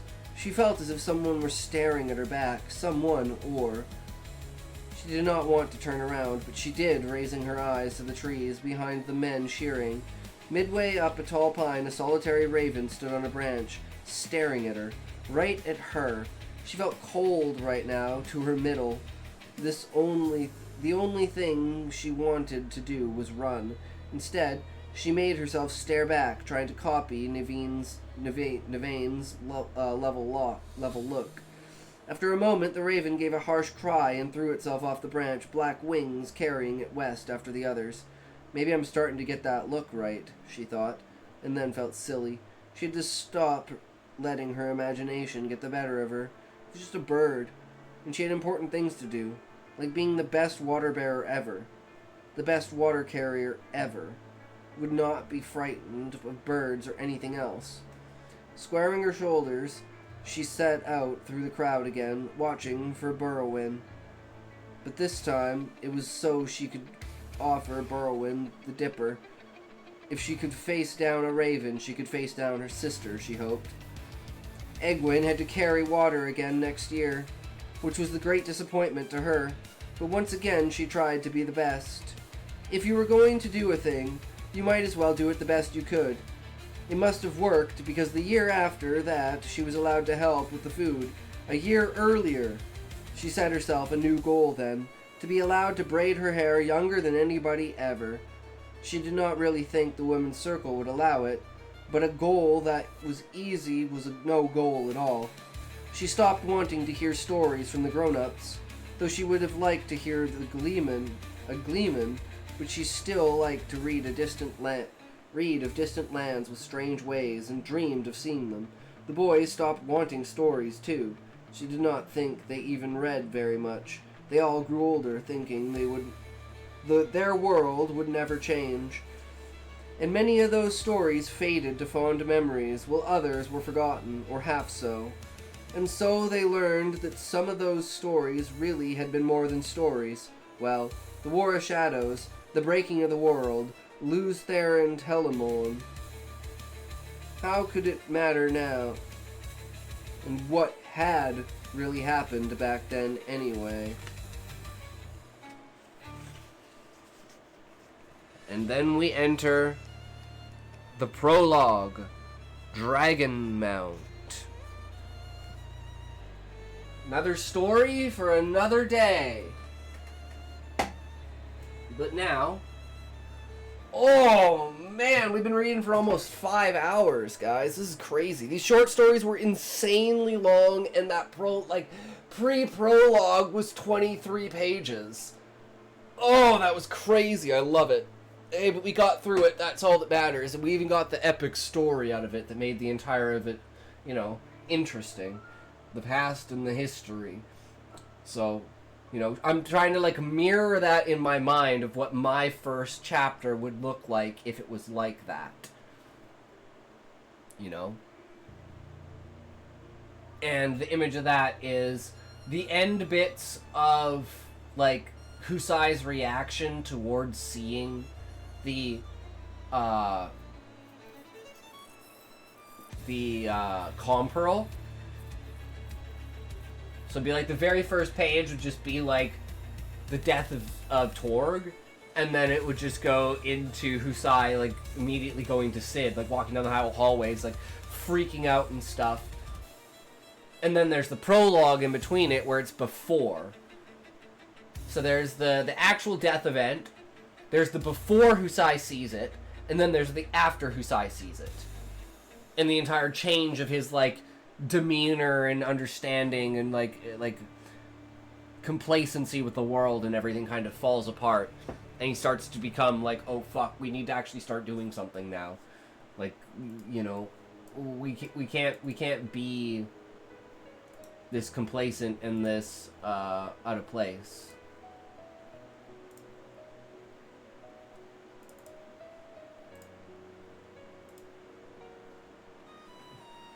Oh,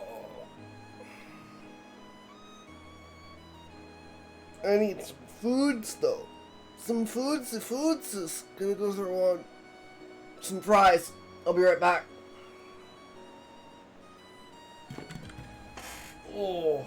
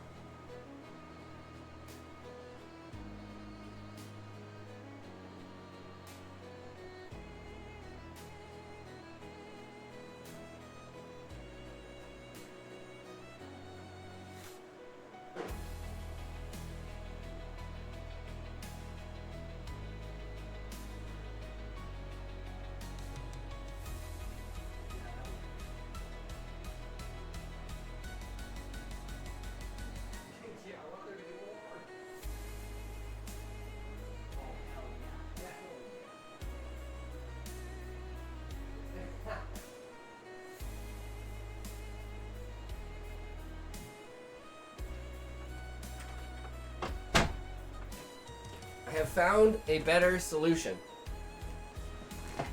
Egg salad sandwiches.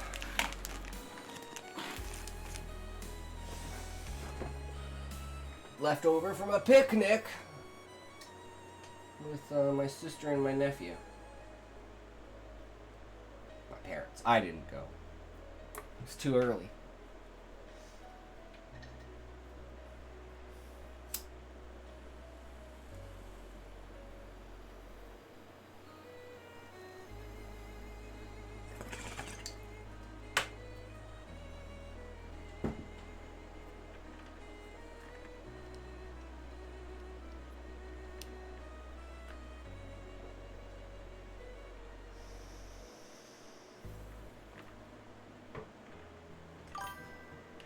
Karma's a bitch. Should have known better. If I had a wish, I would have never fucked around. I love that line from the song, but I think JoJo went a little far on the videography, and not far enough on the design of the dance moves. Just looked like a 5-year-old's tantrum for most of it. Interesting, Sean. So, Treehouse Isekai, let's go.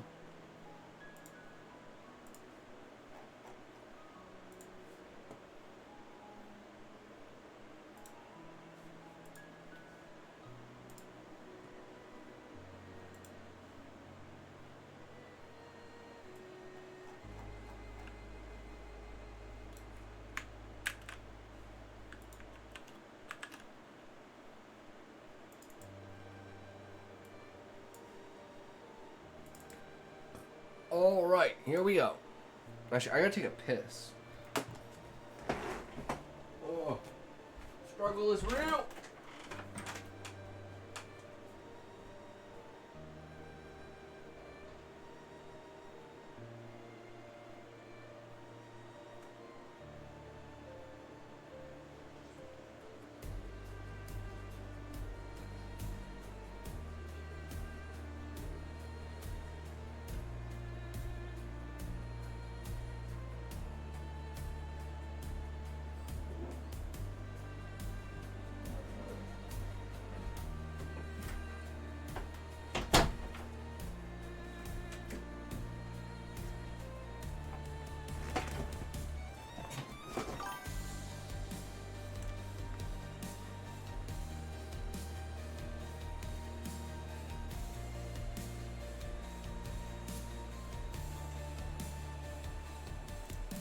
Alright.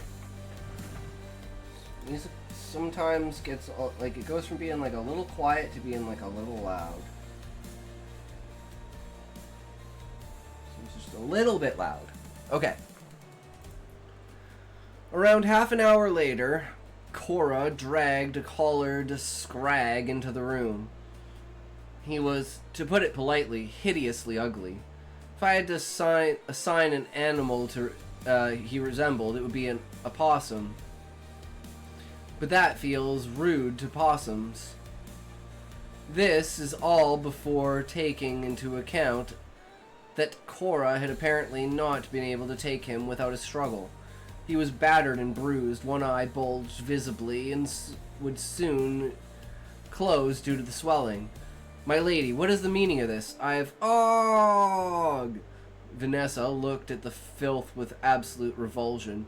You know perfectly well that lying is impossible when wearing a slave collar. You will tell me everything you know about the disappearances of children from my territory, and any other territory you're aware of. Please, I don't... Enough stalling, filth, speak!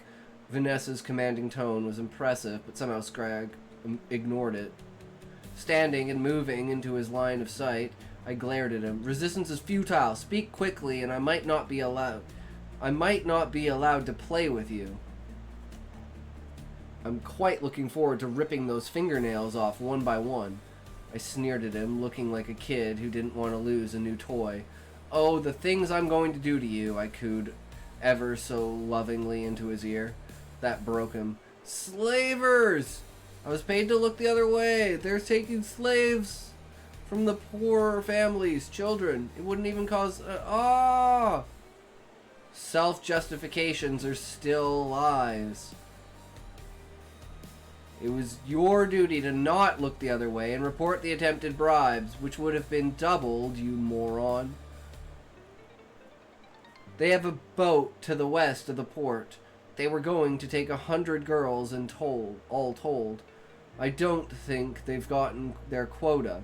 Even with today's reports, they're still 30 or more short. They've probably gotten more than this filth knows about. If Gabby is any indication. I'd like to think she was the first caught by bandits, but I doubt it. Even if she were the first captured by those bandits, other groups probably captured some children already. How quickly can we gather a fighting force? My shotgun can handle a lot, but Tracy's water magic will help even more. Thank you, James. Cora, lock that filth in a cell, please. Minister, if you would kindly keep things in order in the manor. I believe my family and I, along with James, can deal with this rabble and get our children back. Come, daughters, let us be off. James, do prepare for battle, however you must. Once I had changed into my normal forestry gear, I had my shotgun ready and ample shells. I joined the family in the courtyard. Marta was standing by a different reptilian mount. This creature was sleeker, more predatorial. It had tusks on its head and looked as if smashing things was its natural inclination. You'll ride with me, James. Grassa here is plenty strong enough for both of us. And I assume you don't know how to ride if Crammels were a surprise. Starting to offer my hand for the creature to smell, but hesitated.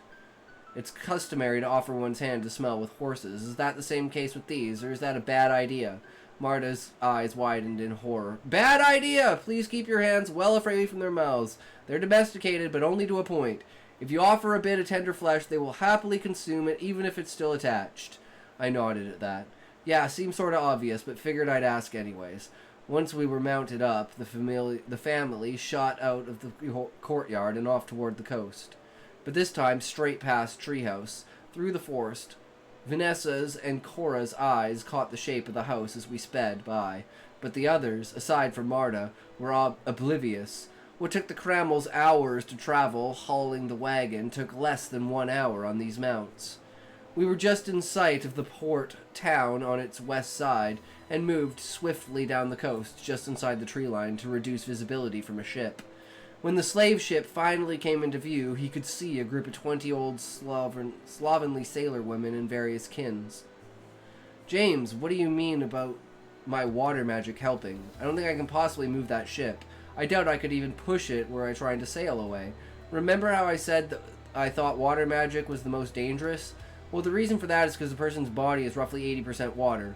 You can stop their blood in their veins if you want to, or stop their lungs from moving. They'll suffocate and die without being able to cry out. You could probably move their bodies like puppets if you had time to practice. Could probably yank them off the boat all at once, pulling their water towards the sea. The look of shock and horror on Tracy's face was mirrored by the whole family. I think I'll just try the last one, pulling them off the ship and into the water. The rest, that's very disturbing. Understatement of the year, dear sister. I'm fairly sure I didn't even think of half the nasty things you can do with water magic. I like the idea of pulling them off the ship, though. Could even keep them under the water if you wanted. Well, at least till they pass out. With a flex of her will, she did manage to pull over half of the women off the ship, leaving 6 still on the deck in one pull. What? We're under attack! Showed him one of the 6, only to be hit with a blast of fire magic, which forced her to jump off the ship to save herself from the fire. Fire on the deck. Tracy and I stayed back as the others charged the ship. Another 26 people came storming onto the deck, with a Ratkin woman as the obvious captain. The fighting started out fiercely until the captain shouted, "Leave off, or we'll kill the slaves." One of her lackeys started off to be in place to do just that, so I shot her in the head. The explosion and the head shattered in half, forcing the slavers to pause. If any of you filth wants to become a slave, I suggest quite strongly that you attack and beat your so-called captain.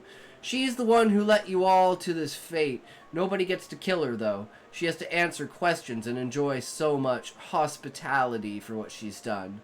All of you knew what you were doing was beyond wrong, but here you all are anyway. The conditions of the battle had changed. They threw their weapons down and beat their captain with a millimeter of her life. Shock and awe was winning the day. But then a few of the women whom Tracy had pulled overboard attempted to come to the rescue. Tracy shot one with an arrow. I pulped another head, then quickly blew another chest open, and the third lost an arm before the rest realized they needed to stop. Vanessa looked down, and soon the slavers' own collars were on their necks, even if tight. Meanwhile, the children were being freed of their collars and brought above deck. They were all filthy and very much malnourished. Alyssa went off at top speed to the port town to get as much assistance as possible to care for the children, and the slavers were tasked with preparing to bring the ship to the port directly. All in all, it took another 2 hours to get the ship launched and to the port. The children were rescued, but it would take days for them to recover, and longer still for some to be reunited with their families, while others like Gabby wouldn't have families to be reunited with. As the family and I moved back through the woods, Marta and I stopped our mount on that base of the treehouse, and Cora pulled hers up beside us. It's all the same, I'd like to stay in my own bed tonight. I think Miss Cora would like to join us, or at least get a tour. Mother, you might be interested in a tour yourself. I'm sure you're curious to some extent. Sisters looked around, wondering what I was on about. All their mouths fell open as the stairs lowered themselves after I hit the switch attached to the base of one of the oaks. They looked up, and if possible, they opened wider. I could have sworn I heard someone's jaw pop. Nice, Sean. Love it.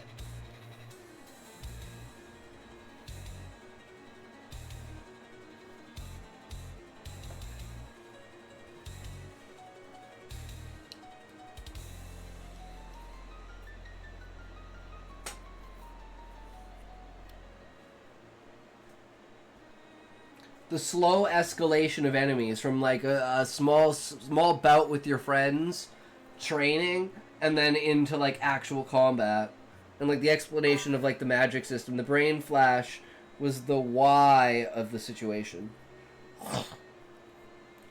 like why everything's happening, because you didn't know why things were happening before. They were just happening, and now you're like, oh, now I know why things are happening. Especially the way that they are.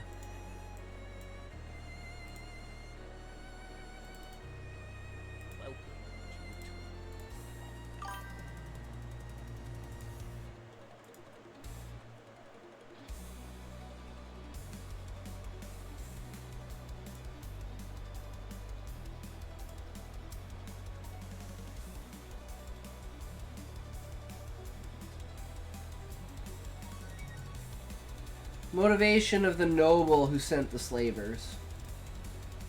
Okay, okay. Nice, nice.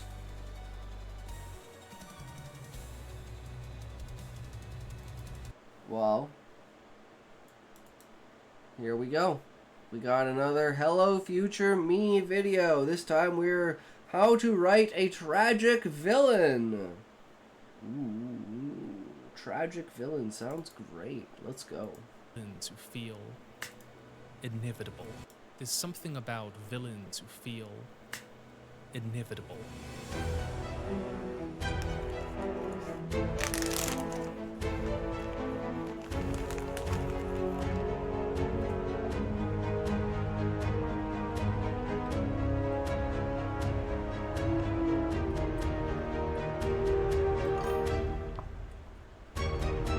Not that the substance itself has made itself known, but it's all about temptation and greed. Nobody was really surprised when it happened. Not really. Not at the subconscious level where savage things grow. On the surface, all the girls in the shower room were shocked, thrilled, ashamed, or simply glad that the white bitch had taken it in the mouth again. Some of them might have also claimed surprise, but of course their claim was untrue.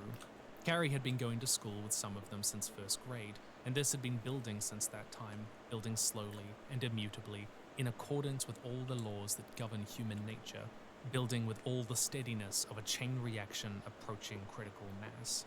These are the opening words of Stephen King's Carrie, which foreshadows the tragic fate of its protagonist.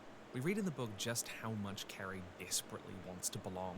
Life at home is dominated by her fanatically religious mother, who tells her that her suffering is good and she should be thankful for it. It's making her character, which is a psychopathic thing to say to a child. While at school, she is relentlessly bullied by other kids, and when she's finally made prom queen, it's meant to be the greatest moment of her life, but it's a cruel prank. The other kids trick her up onto stage just to douse her in a bucket of pig's blood. Speaking of, I need to take a pause. Are these real? Are proms real? Do you still elect king and queen? Because to me, it's just been a thing that I've only ever seen in American films, and it's always seemed really weird and kind of cruel. Not a Canadian thing on either. A rampage, killing who knows how many and swearing vengeance on this town who were cruel or did not care enough to help her, But it is impossible to separate that tragedy from the cruelty of others, which King spends most of the book exploring and detailing. Carrie does not make a choice here. Others make choices, and she is merely the end of the chain reaction. But part of why this book is so interesting as a tragic villain is how King utilizes a writing technique called dramatic irony. This is where we, the reader, know something terrible is about to happen, but the characters... When I was in high King school, we tells had a us couple right at the start Spanish-speaking that we are transfer heading students. We for asked them what the word for catastrophe, and he food in Spanish repeatedly was, and they flashes didn't forward know. to show us the aftermath, Now and I've we been are seeing this just ad held along repeatedly for where the the parents ride, say watching comida it unfold. I actually went to a recent and musical la production asada of Carrie. Yes, it is a at musical, la casa. and it goes even harder But to on the say dramatic irony by flashing back eat, and but forth no, between the police comida interrogations is food. before and after the massacre. Huh. The book does this as well, but not quite to the same extent. These structural choices compound that sense of tragedy because structurally, it is inevitable. Inevitability is such a fascinating concept to play with in your writing because it is so often underpinned by a sense of tragedy. And I mean this in the classical sense, the Shakespearean, which is often a series of terrible mistakes and coincidences and misunderstandings and problems, all of which converge on a point of senseless violence, of loss which never needed to happen, and is usually in a tragedy visited on the wrong people. In Carrie itself, we see how when one character is genuinely trying to be kind to her, the story plays out in such a way as to make it seem like just another cruelty to her. You tricked me, she cried. And Sue tries to explain that it wasn't that, but it's too late. There's that convergence of mistakes and misunderstandings which makes it all worse. We watch her become this monster, but see her surrounded by them first, and in that, the bullies are indicted just as much, if not more than she is. A lot of tragic villains deserve their justice, but end up impacting the wrong people disproportionately, and this does a lot for the tone of your story, the messaging. There's this sense of what if something simple had changed. The inevitability here comes from our knowledge that Carrie could have been saved. If people had been kinder, these stories beg us to ask, who is responsible? And that's really engaging because the villain in these stories is part of something a lot more complicated. It's not just them and their choices that we have to fear, that we draw tension from. There's this whole nexus of problems which they are caught up in and we are watching unfold. A really obvious example of this is Azula from The Last Airbender. Raised to be Ozai's perfect weapon, rewarded only for her power, her perfection, given praise when she was ruthless and cruel, and punished when she was merciful, an unquestioningly loyal servant for what passed as Ozai's love. Neither of these characters are totally absolved of their decisions. They still have free will in a way, but their choices are couched beneath another evil overshadowing them both. But even if we see that, the point of the tragedy is it is too late. Carrie is too hurt and too alone. Azula is too brainwashed, and we are just watching that play out. The tragedy is in the inevitability that even if there is some hope for change or reform or understanding way later down the track, what we're seeing right now is already decided. It will play out. Azula breaking down at the end, howling and crying, is just as much an indictment of how she was controlled as a child. Carrie finishes much the same way, with her being stabbed by her mother, stumbling out and crying for help, with King focusing on how lonely her death is. Able to start fires, pull down electrical cables, able to kill almost by thought alone, lying here, unable to turn herself over. It's not glorious, it's not victorious, it's just sad. These characters show us how our vulnerabilities, fears, and very human needs for love and parental approval and to be seen as we imagine ourselves can make us malleable, manipulable, can drive us to violence. They weren't born monstrous, but created that way. And for me, they're a more interesting variation on this sympathetic villain trope. In other stories, I mean, that's kind of what Anima is. Like, that's what he's just a raging child. Creatures built the Iron Giant. Tragedy being that they had no choice in their programming or design, how they entered the world, and for them, trying to not be destructive or violent can be like fighting their own nature, which was dictated to them by someone else. The Silent Hill franchise is full of tragic villains and antagonists of this nature. There's Claudia, abused and brainwashed, whose only coping mechanism is becoming a committed follower of a cult, which she hopes can bring about an end to her suffering, or even Maria, created as a literal manifestation of James's delusion and guilt. designed to manipulate him by nature and die over and over.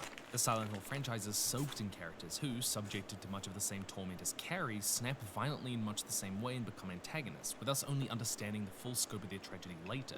These stories invite us to think about how religious cults, abuse, and social structures can control us, limit us, who we... You know what's amazing about this? So you know what I watched today?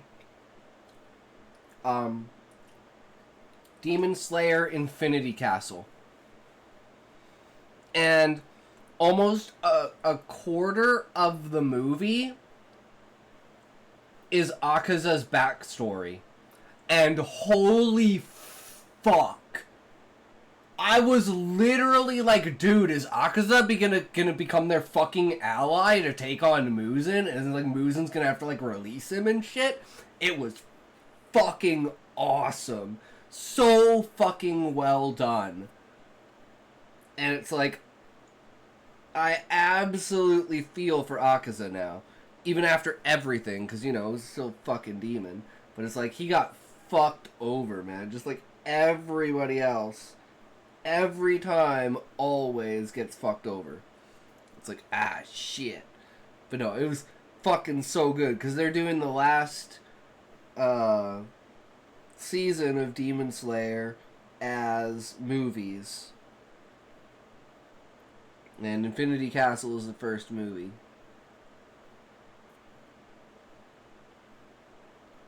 It came out like a week ago. So fucking good.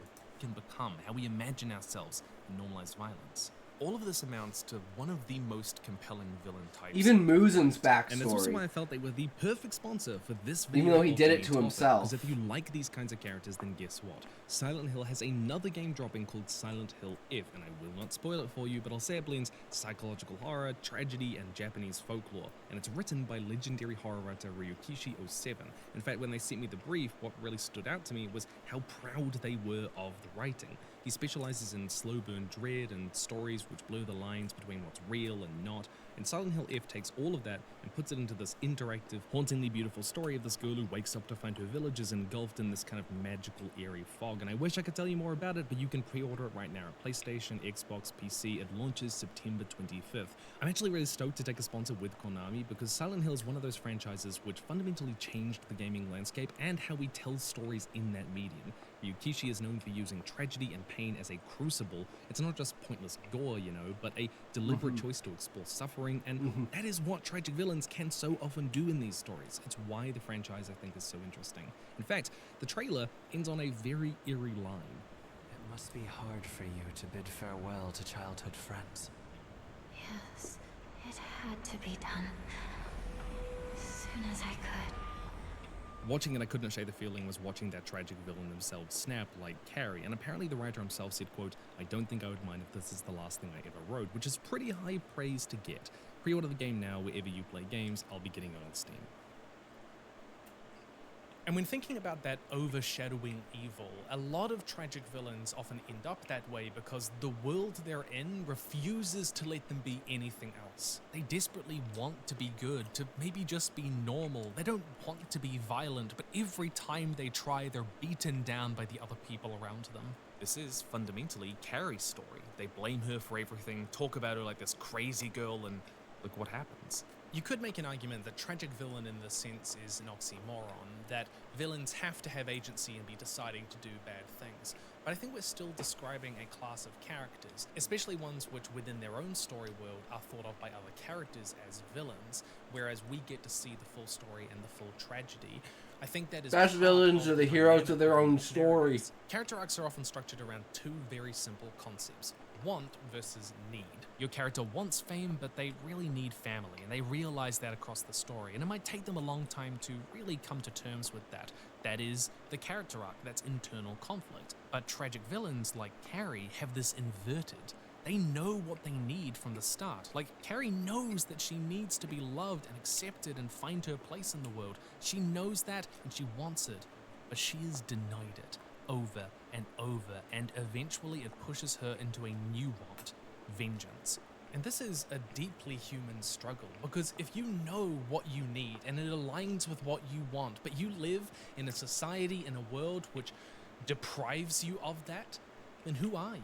Who do you get to be in a world like this? How do you hold on to your sense of self, which you cannot ever possibly hope to live up to? When people talk about crime and violence as a sociological or economic issue, this is often what they're getting at.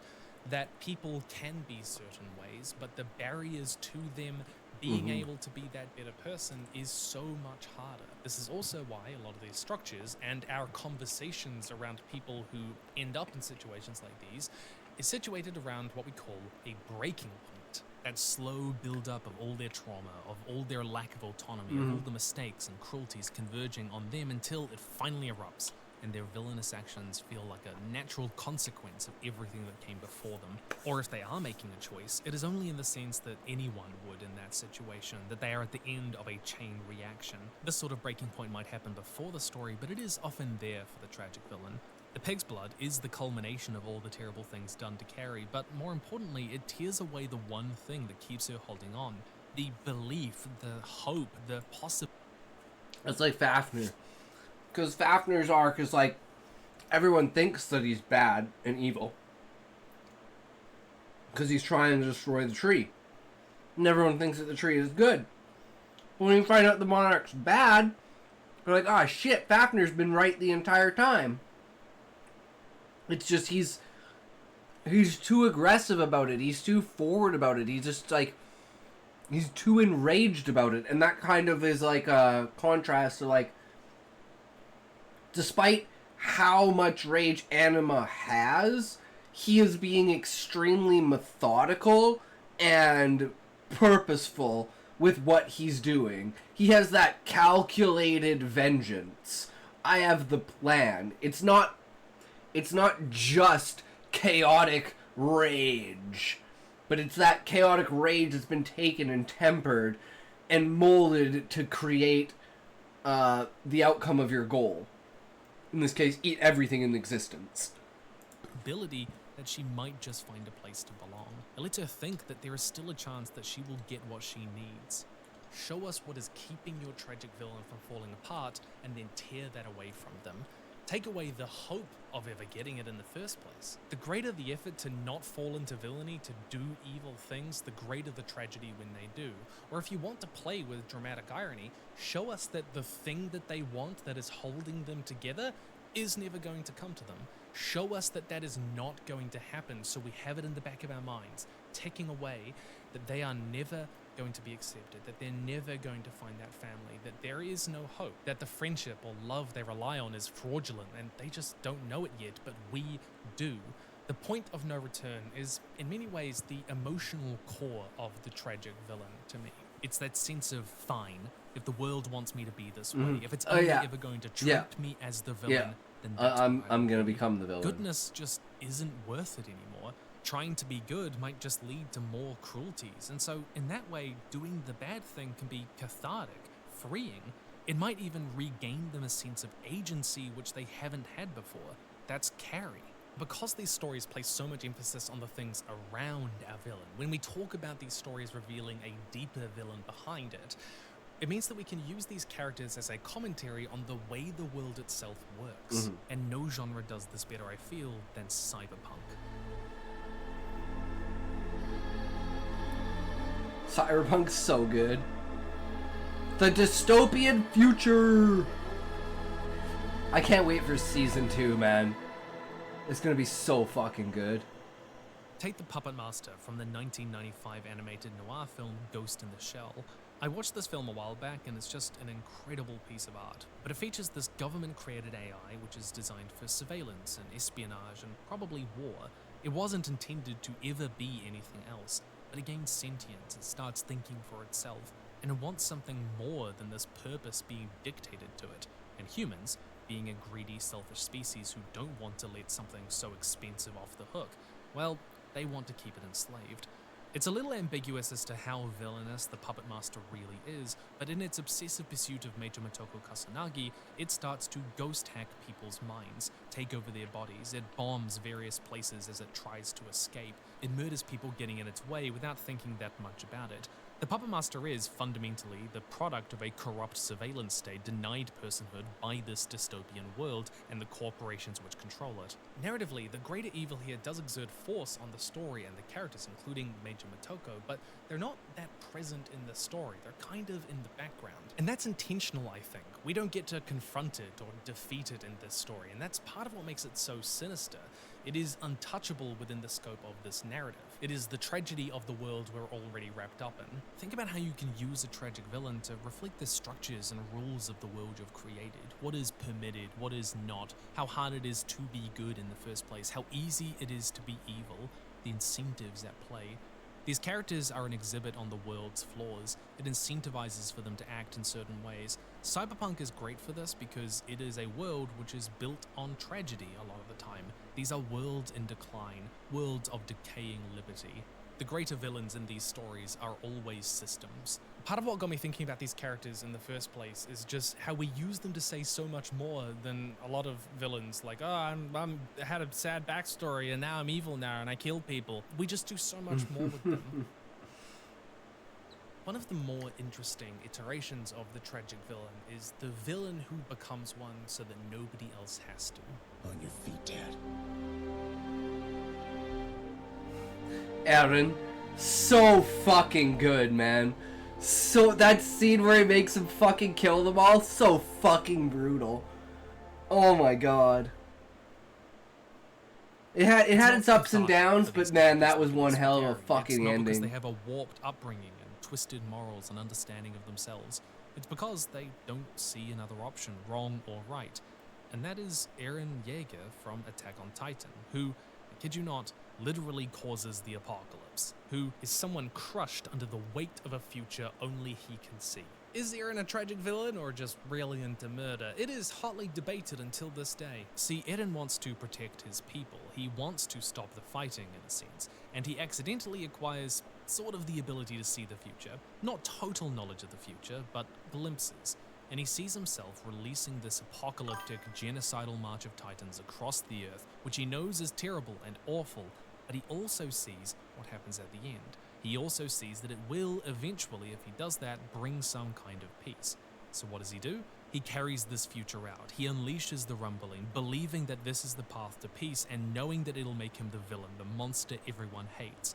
Part of the tragedy is that this is not necessarily the only path to peace, but it is the only path that Eren knew he could concretely see in the future, and it happens to be the most terrible. These stories play with some really interesting emotions and relationships to violence. This kind of villain might even carry out violent acts which go against their core values and beliefs in other circumstances, but they are willing to do so that other people can be the hero. With Eren, it's kind of even worse because he only knows the end point. He doesn't know how many horrific things he's going to have to do and endure and alienate himself in order to reach that, and he continually has to figure that out as he goes along. He sets out to do something terrible, but can't really comprehend exactly how terrible that will be. They often view themselves as the only person who can shoulder that burden, the only person willing to cross that line. For Eren, he is the only person who literally can do this, and so villainhood becomes a sacrifice in their eyes.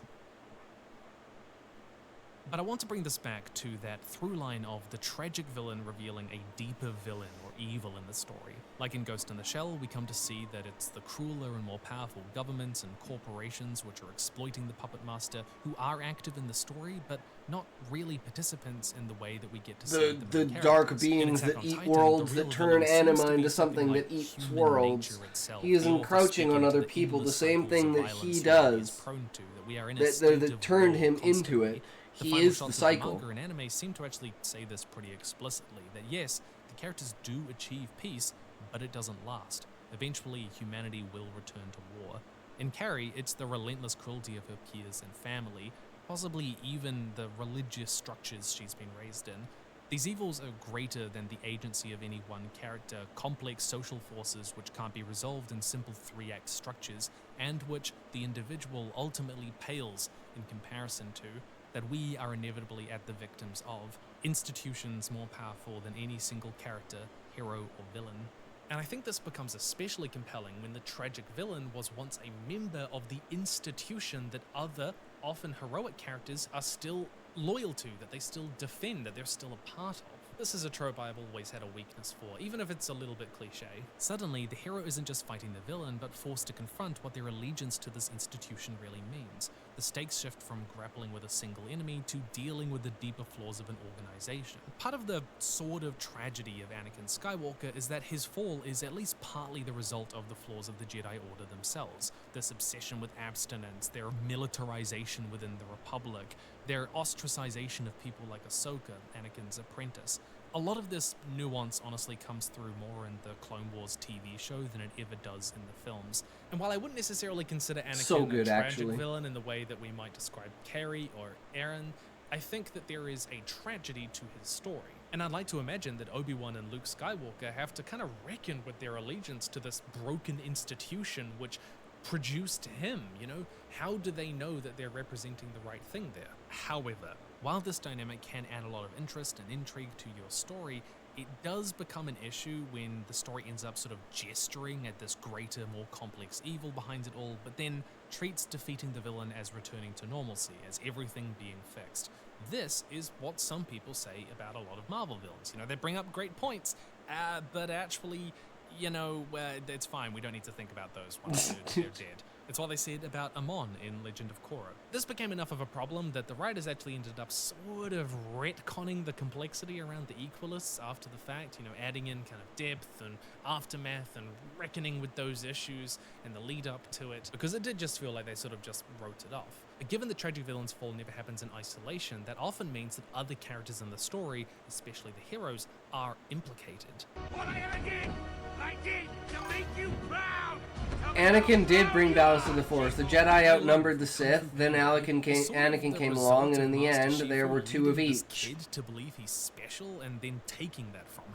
These are characters who contribute to the tragic villain's fall, but aren't necessarily villains themselves. Bringing balance to the Force may not have been exactly what they wanted, because they didn't want balance in the Force, they wanted the one side in the Force. This can be a really to defeat the sometimes the darkness, the dark side.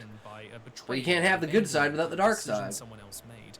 There is this interesting scene in Attack on Titan where we see how Eren almost doesn't cause the rumbling, if only Mikasa will sort of choose him and love him. It's something which doesn't end up happening. It's sort of a misunderstanding, which adds to its own kind of tragedy. We even get to see that alternate reality life that they might have had together.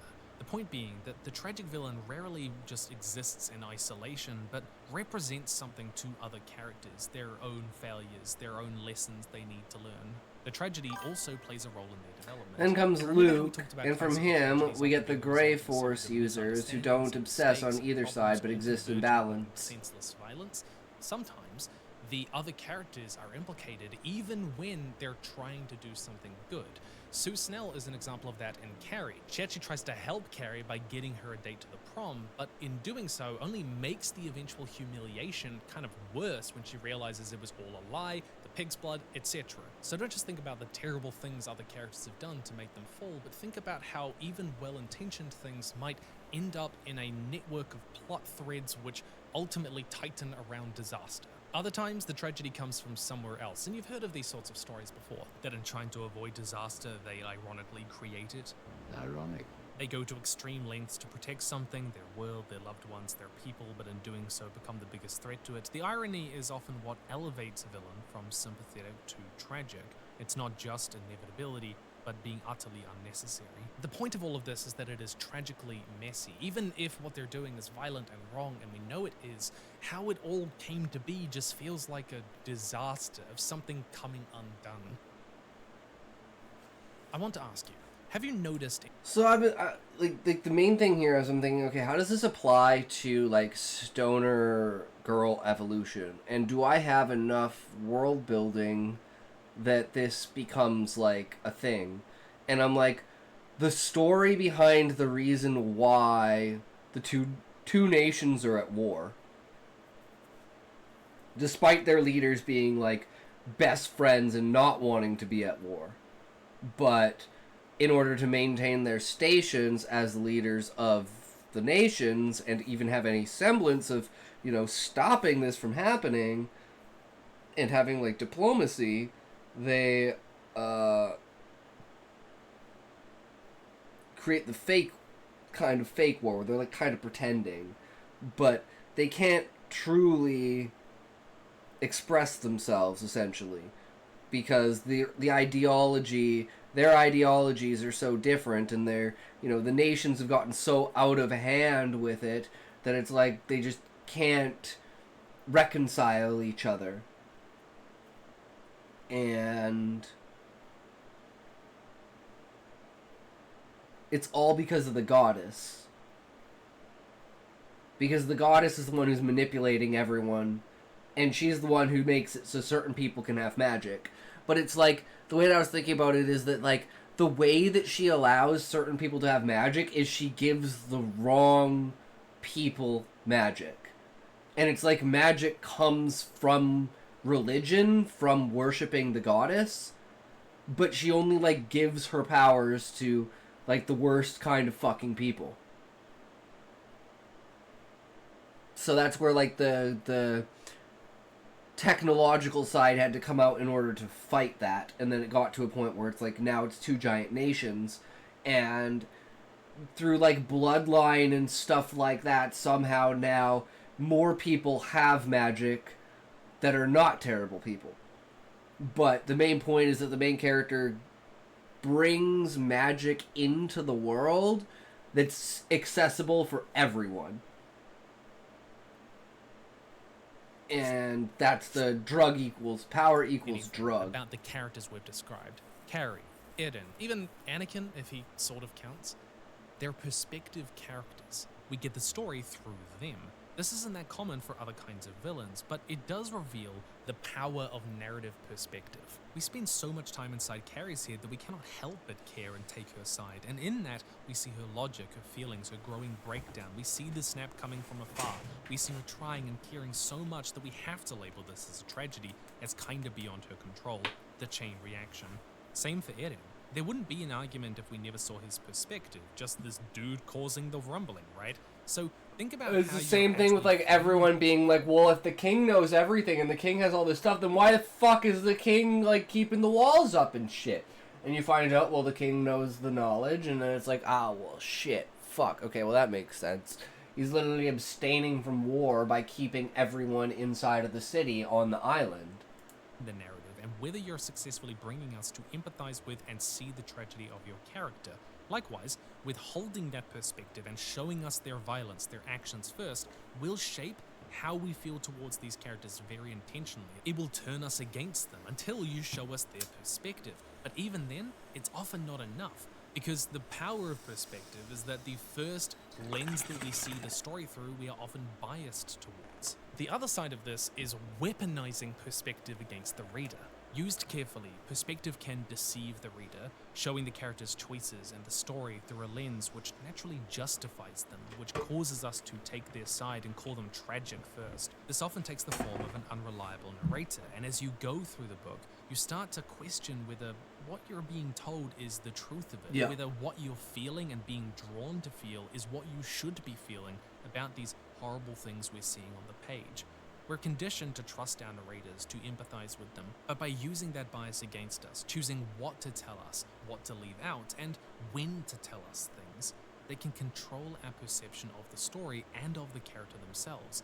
They can make us see their fall as inevitable, their backstory more tragic, their actions more justified, even if they weren't. Tragic villains, and I put it in quote marks for a reason, can become creative outlets for playing with reader knowledge. And this is especially the case in books, because on a line-by-line level, we're getting it from that character's perspective, often with a stream of consciousness which films and TV and other mediums with a more objective view of things can't accomplish nearly as well.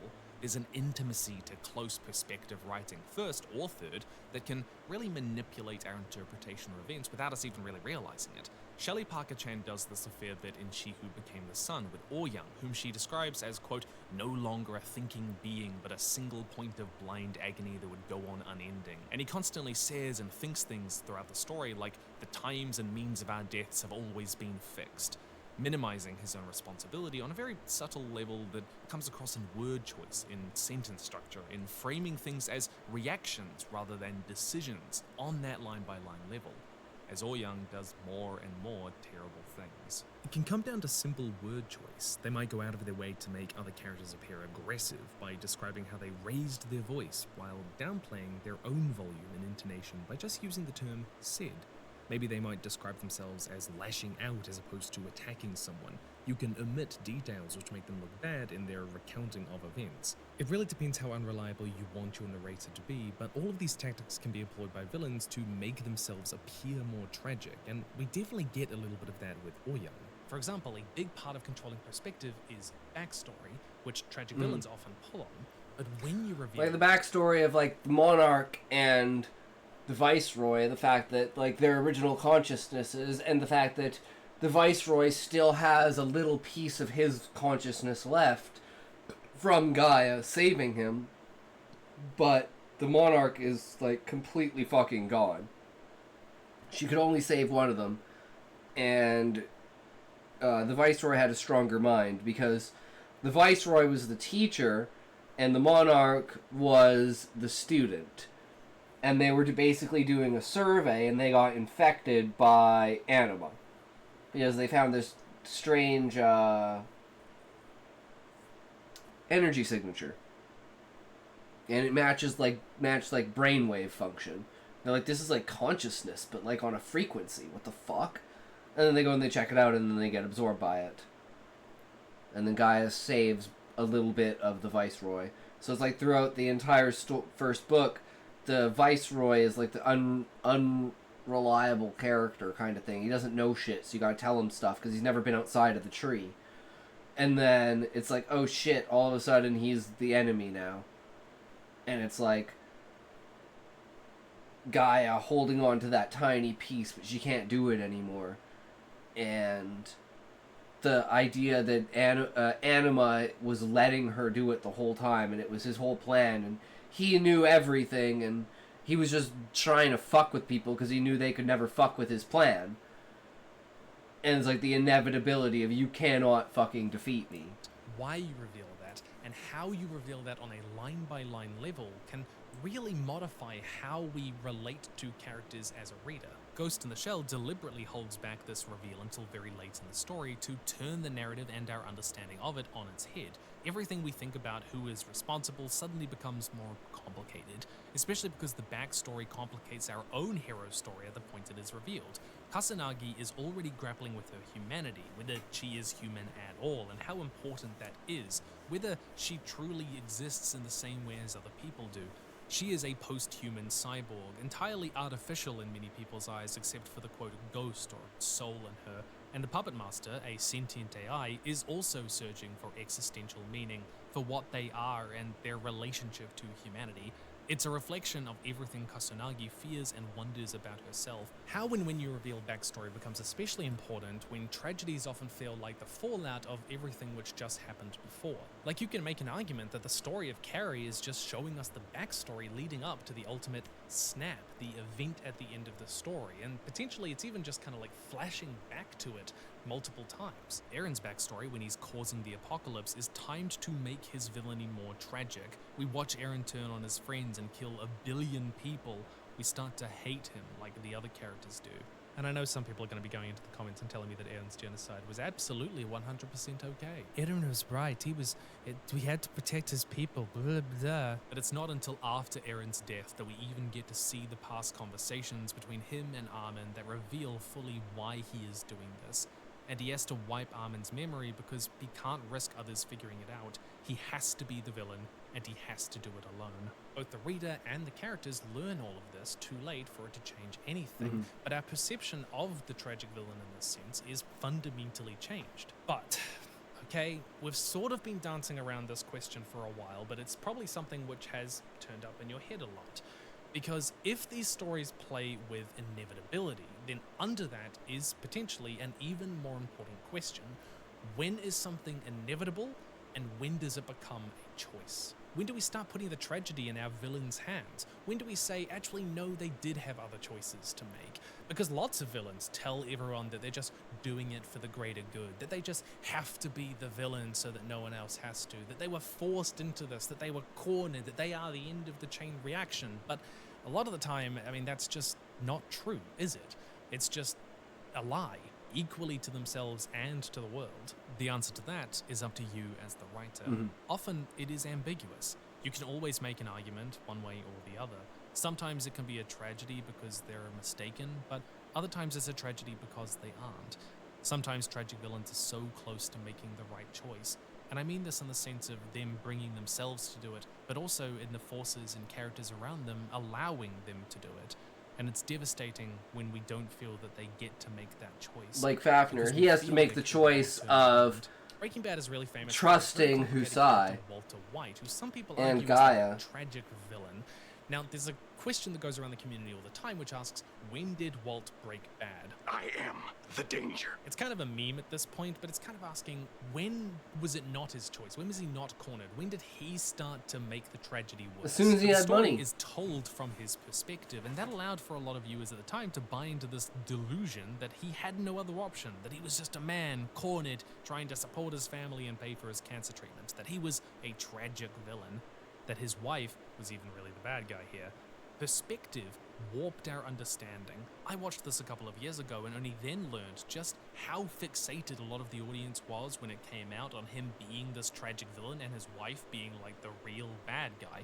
Perspective warped their understanding when, to me, he was pretty clearly awful from like the second season. Yeah, Part pretty of the much. intrigue with Walter White's character is how he frames every decision. This as him wife kind and of kid are having the no bad choice guys. all the Okay. time, often to cover up past wrongs with worst wrongs, often with okay motives at the start and then worse, thinner, shakier motives as he goes on, but he doesn't fully admit.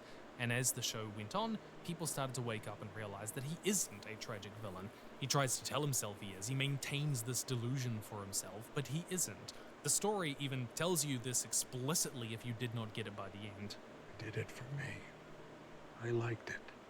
He was never a tragic villain. This was him all along. And he just wanted you to think that just as he wished he could believe it about himself. Ouyang is similar in this case. He wants to view himself as the chain reaction, but the story introduces doubt into that when we meet another character who suffered in a similar way to him, but seems to have found some peace with that. In fact, I've kind of weaponized perspective against you in this video, because there is a very valid interpretation of Aaron's apocalyptic villainy that says actually he wasn't self-sacrificingly making himself the villain to save everyone else, but instead that yes, while he did see that vision, it was ultimately just him turning to the same solution he always does, selfishly killing everyone who threatens him, even if he tells himself otherwise. All too often, stories just slap a tragic backstory onto a villain and go, now they're interesting, right? Now you have to care about them. Now they're great and nuanced. But so much of knowing when to use tragedy and when to use backstory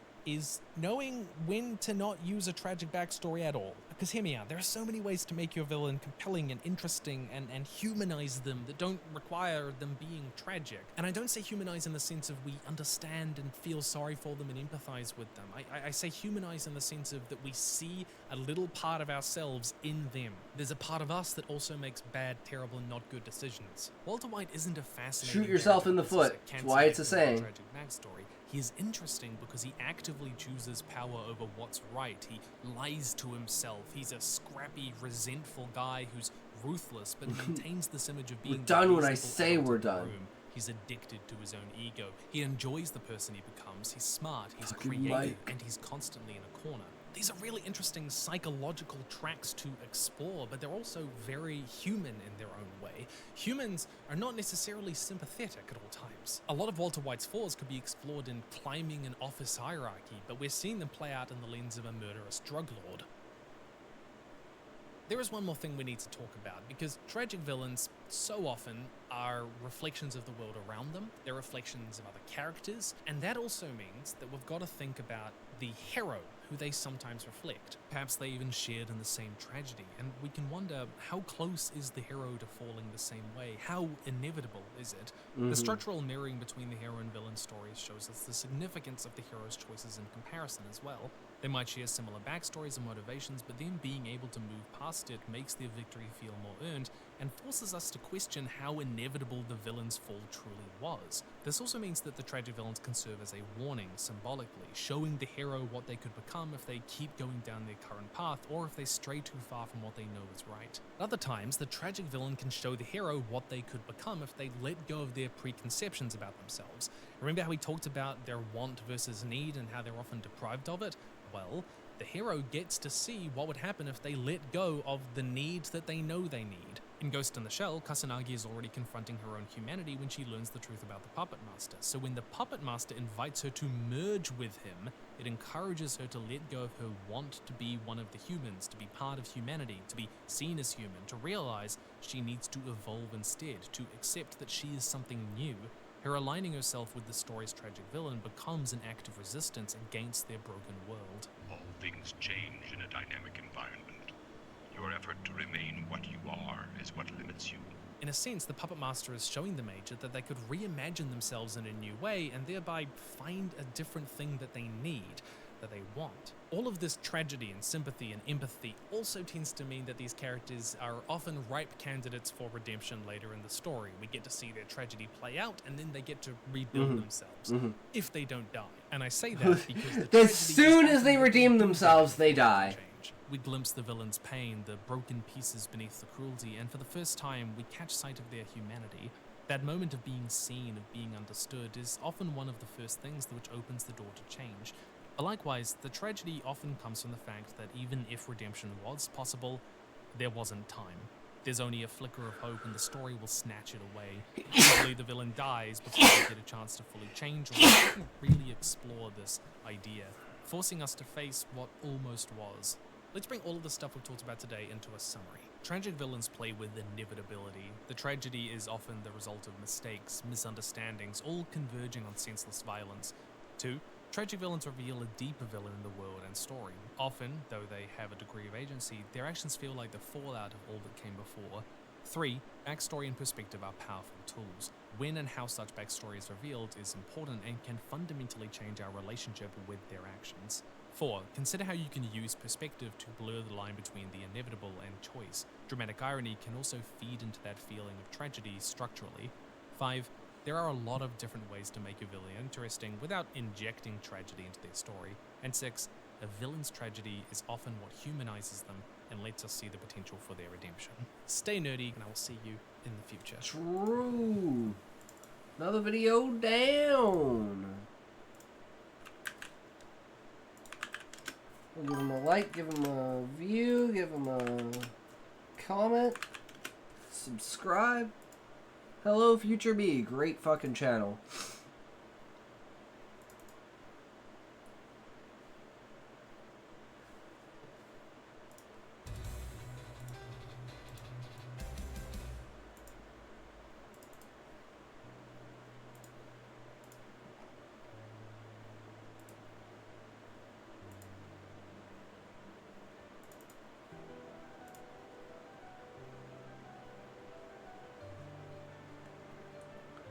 Alright, commentary of the day, Sharia law.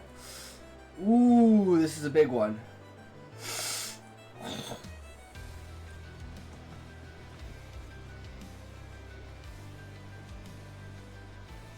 And the main point of this is... Okay, so using Sharia law as context.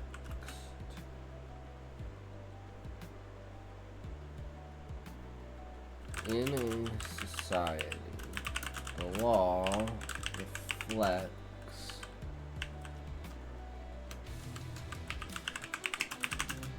society. Society is hearable to the law, but the law is also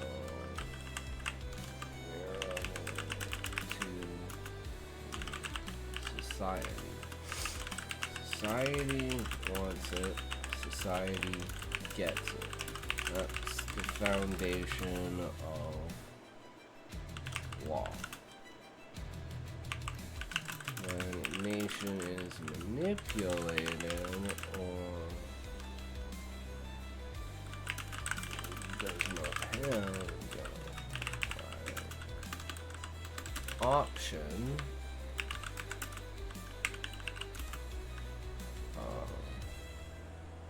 they will push back against the leaders, even at the cost of their lives, if the quality of life drops enough for enough people. We are now doing commentary on Sharia law and the idea that what would happen if, for some reason, you know, the UK decides to uphold it, let's say, or embrace it, let's say.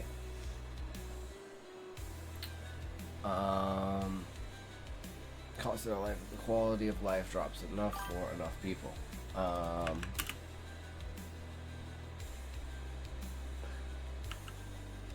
If Sharia law comes to the West, what would it be? Would it be through organic means in a free marketplace of ideas, or will it be forced through manipulation and lies?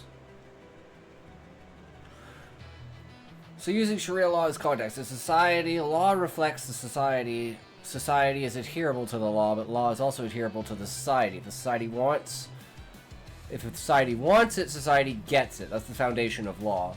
When a nation is manipulated or does not have a democratic option, it will push back against leaders, even at the cost of their lives, if the quality of life drops enough for enough people. Sharia law comes to the West. Would it be through organic means in a free marketplace of ideas, or would it be forced through manipulation and lies? And how would the general public react to such a drastic change in the West?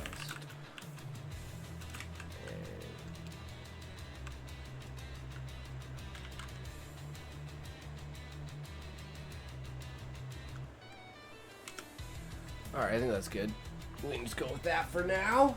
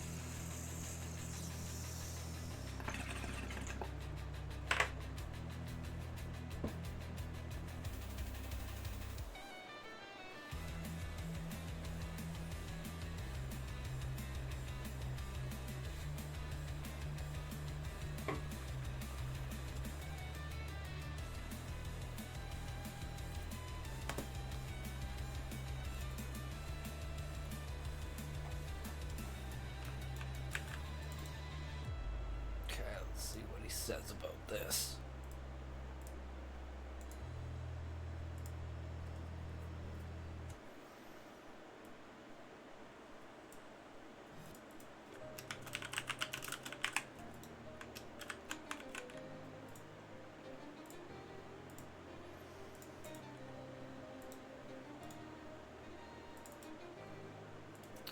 Alright, here we go.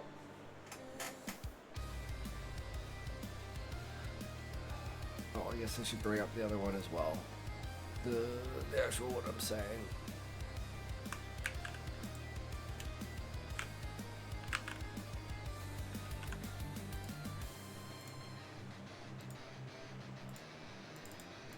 Alright.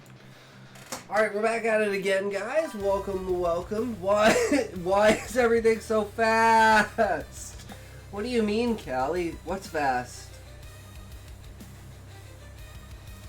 Am I fast?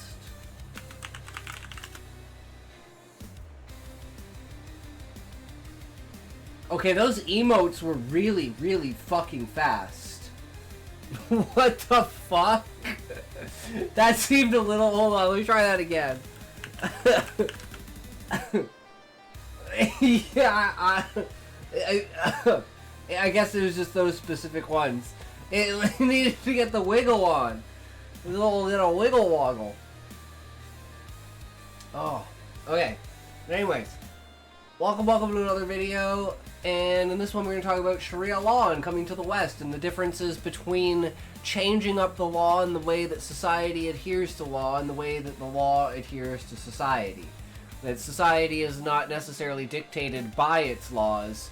The law is dictated by the society. If the society shifts enough, laws will change. You know when you have schizophrenia and you wake up and everything is like you're the opposite side of the flesh? No, Callie, I don't. I don't know that. Sorry, man. Can't say that I do, unfortunately. But the fact that you do means that, I mean, someone does, right? So...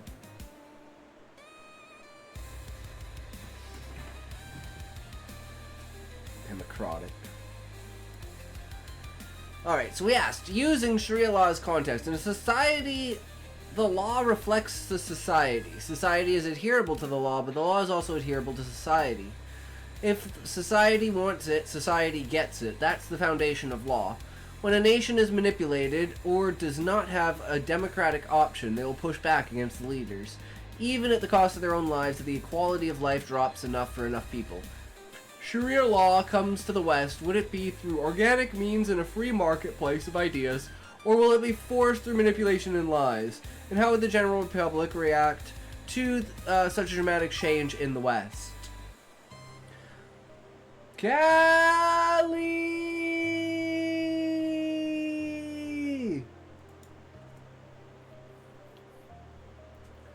Your framing of a law as a reflection of society will mutually shaping and shaped with democratic pushback inevitable against imposed changes. Is a solid lens for this. Sharia, Islamic law derived from the Quran, Hadith, and scholarly interpretations, is diverse in application, from personal ethics to full governance.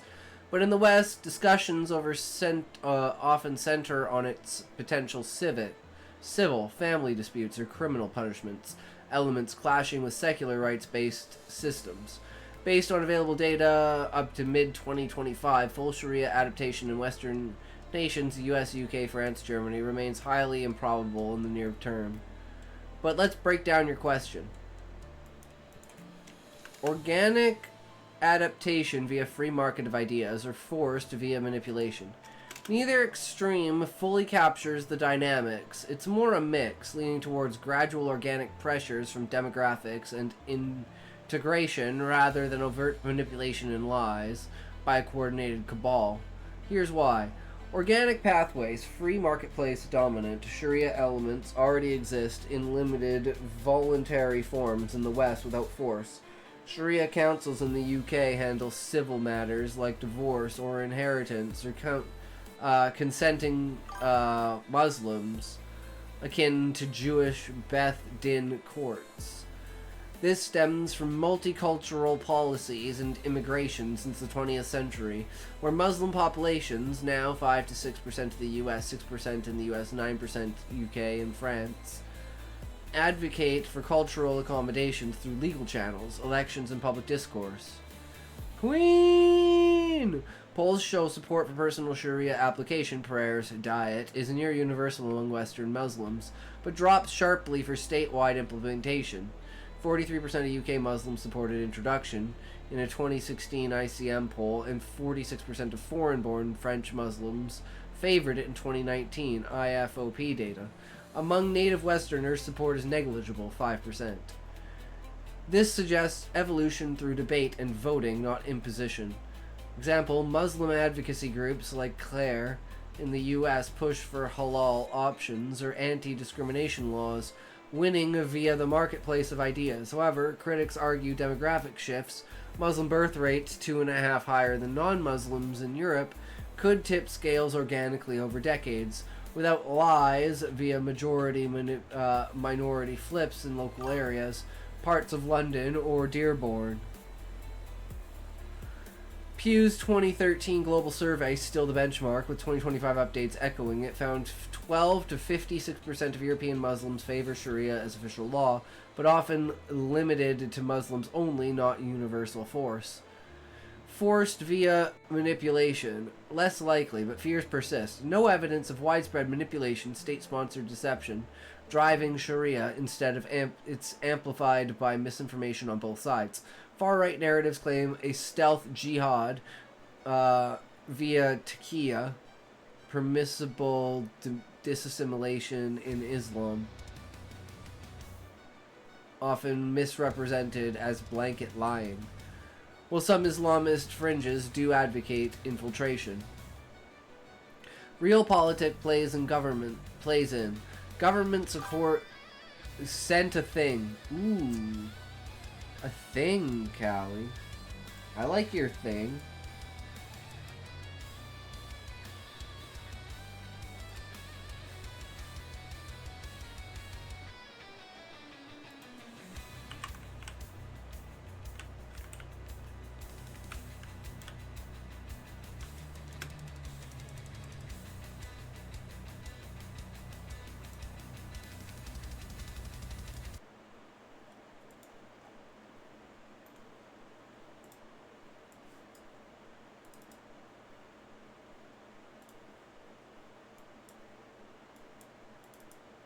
Why are you dressed like that? What do you mean? Oh, I'm going to the hospital. Oh God, are you all right? What's wrong? No, I'm fine. I'm going for leisure. What? You said for leisure? What do you mean for leisure? Well, sometimes I like to dress up as a doctor and go to the hospital. Bro, isn't that a crime? Crime? Literally? Well, I'm not hurting anyone. Why'd you emphasize physically, bro? What are you doing in the hospital? I'll enter the hospital. Bro, for what? And I'll make my way to the maternity ward. Maternity ward, bro? For what? You're not a mom. What are you in the maternity ward? Once I'm on the ward, I'll make my way to that little baby zoo. Oh, bro, not the baby zoo, bro. Where they keep all the newborn. Just because you like babies, right? Oh, I hate babies. It's unsentient. Little blobs. Their tiny hands. What are you doing in that baby zoo, bro? All they do is piss and shit themselves and cry about it. And everyone claps. Everyone cheers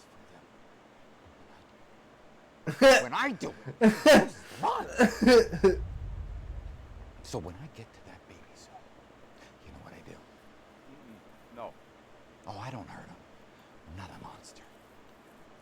I'll just swap them around. Bro, why? I get video evidence to make sure I remember their names. I don't understand. Why? Why?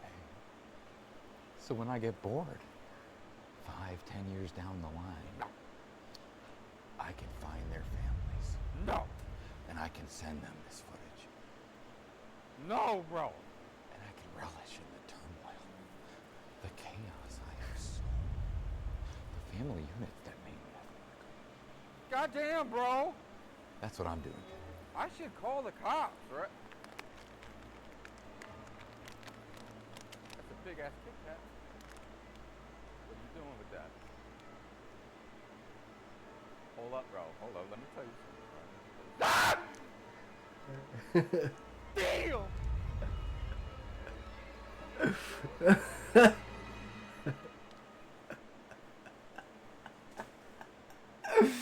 Oh yeah, this guy.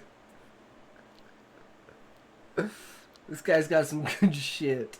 This guy's got some good shit.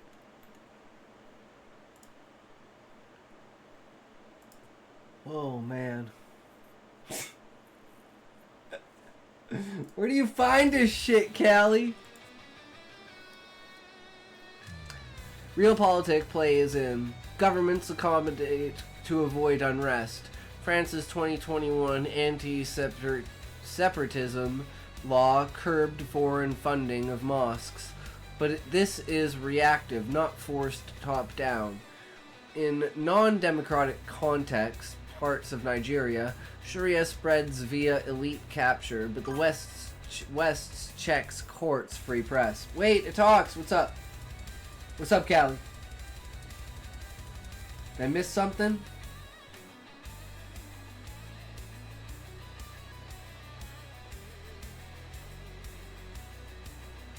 I literally let me see what I did today. I literally.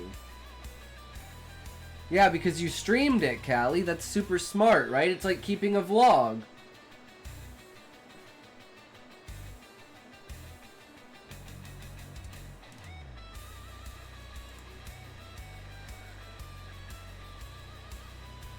Sharia spreads via elite capture, but the West checks, courts, free press block that. A 2025 Turkish poll showed even there, only 55% of ruling party Muslims back Sharia.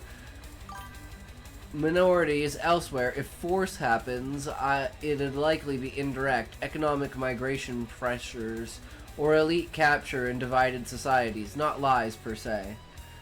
231 words. Hell yeah, Callie. That's huge. That's fucking huge, bro. In short, organic via integration and ideas, 70 to 80% of the dynamic, with manipulation as a fringe amplifier. Full Sharia would require social collapse or majority buy-in, neither imminent. Factor, organic, free market, forced. Okay, that's just like a graph. General public reaction to drastic change if Sharia were imposed. Well, during all that exercise, 231 words, and you still got all the exercise in. Callie, you're a fucking beast. I don't know how you do it, man. That's crazy. And even on a day that you normally don't even stream on because it's not the weekend, like, oh!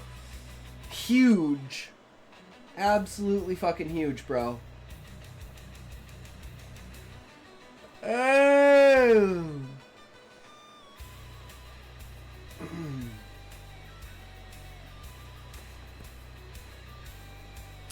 Sharia were imposed drastically via manipulated referendum or crisis. Expect fierce, multifaceted pushback, aligning with your point on quality of life thresholds triggering revolt. Western publics prize individualism, secularism, and equality. Rights, women, autonomy. Viewing Sharia's harsher interpretations, Haddad punishments, apostasy bans, and antithetical per 2024 opinion poll, 58% of UK consider to see Islam as a threat. It will remove some of the interaction who I feel cause I'm exercising and tired. Though I feel cause I'm exercising and tired. It is what it is. You have to sacrifice certain things for other things, right, Callie? You can't get everything, so you just gotta make sure that you're working with your priorities. What are your priorities? Reactions would scale with perceived threat. Initial. Polarization and protest. Recent 2025 UK events, anti-immigration riots after Southport stabbings, show flashpoints, thousands clashing over Islamization, tearing Palestinian flags on live TV with chants against Sharia. In the UK, 2025 Florida bills banned Sharia in courts amid similar fears. Chronicles! Welcome! Okay, we can support you, but do you like My Chemical Romance? Oh, this is how much Callie likes My Chemical Romance. Wait for it. Wait for it. Where is it? Where's general chat? It's in general chat, right?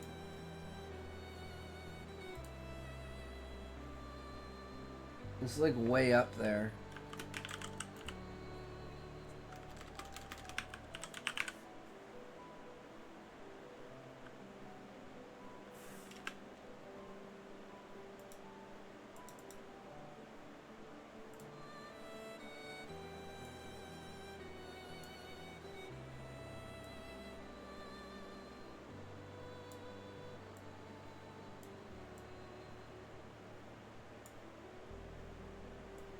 It's here somewhere, I know it is.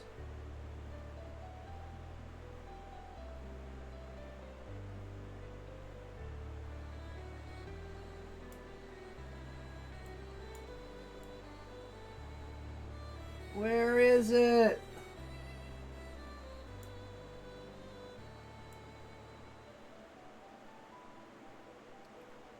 Oh, I couldn't have gone past it.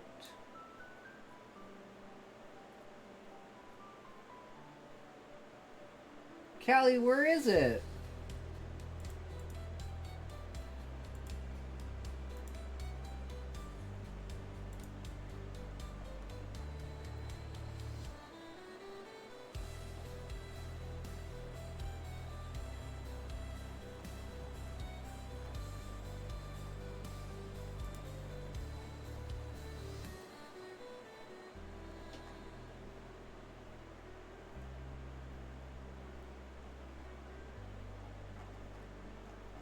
Is it up here?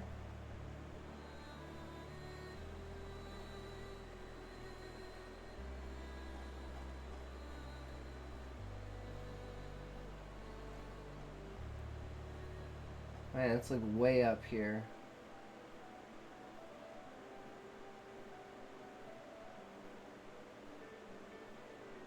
I will find it. I will fucking find it.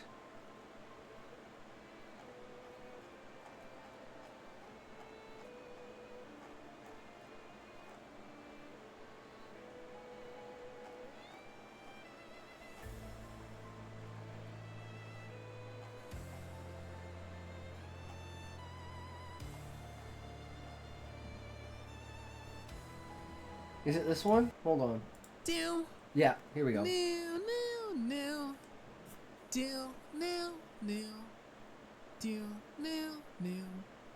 New.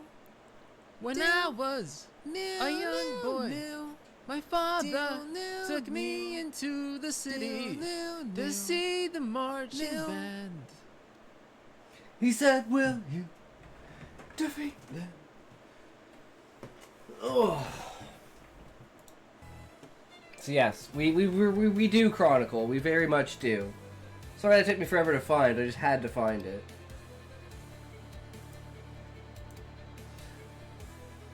In the U.S., 2025 Florida bills banned Sharia in courts amid similar fears. Gallup data: 52% of Americans feel the West disrespects Muslim societies, but 70% plus oppose religious law overriding secular. Escalation. Civil unrest or backlash if quality drops, curtailing freedoms. History suggests violence. France's 2005 riots, immigration-related, or 2023 Nahal unrest. X discourse in September 2025 shows raw sentiment. UK under attack. If you want Sharia, migrate. With calls for recalls or monarchy abolition. Pushback could include boycotts, emigration, or vigilante acts, but also elite division. Leaders condemning incitement, as Ed Davey did re Elon Musk. Long-term adaptation or revolt. Minorities adapt. Reformist Muslims arguing Sharia's flexibility, but majorities revolt if lives worsen per your thesis. A 2020 study linked low Sharia support to strong welfare states. Western stability buffers this. Over 80% position among non-Muslims per average polls. Bottom line, the West's marketplace favors hybrid secularism, but drastic Sharia would ignite the very pushback you described. Democratic at first, existential if unchecked. Societies get what they demand, but only after the fight. Ooh, I like the way it says that. That's fucked. Alright. Okay. Well, we've got that. So now we go here. Once again, let's go. Where are you?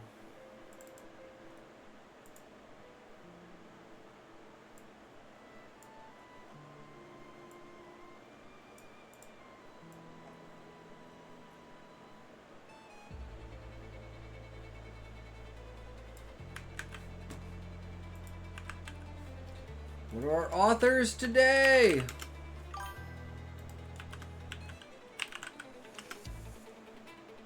Dennis Diderot?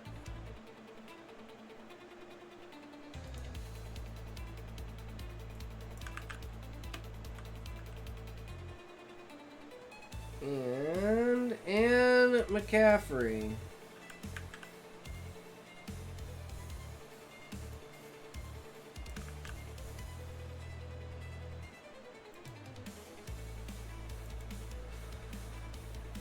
Get us a story, guys. Let's get us a story. I want a big story. Let's story. Big time story. Plus stories with another story for storying the story with stories. Because I story a story when we're storing for stories.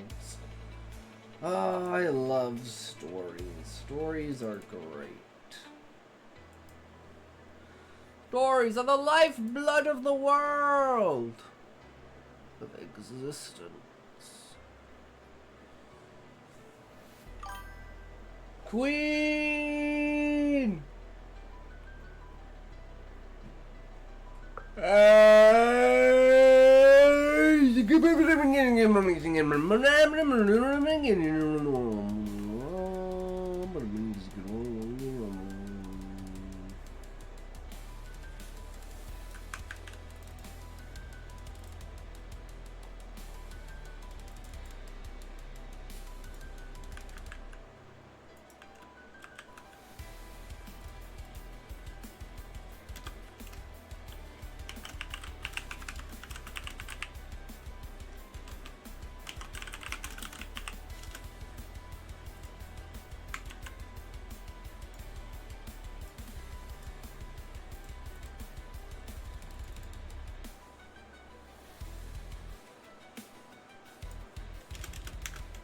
Threads of the Veil.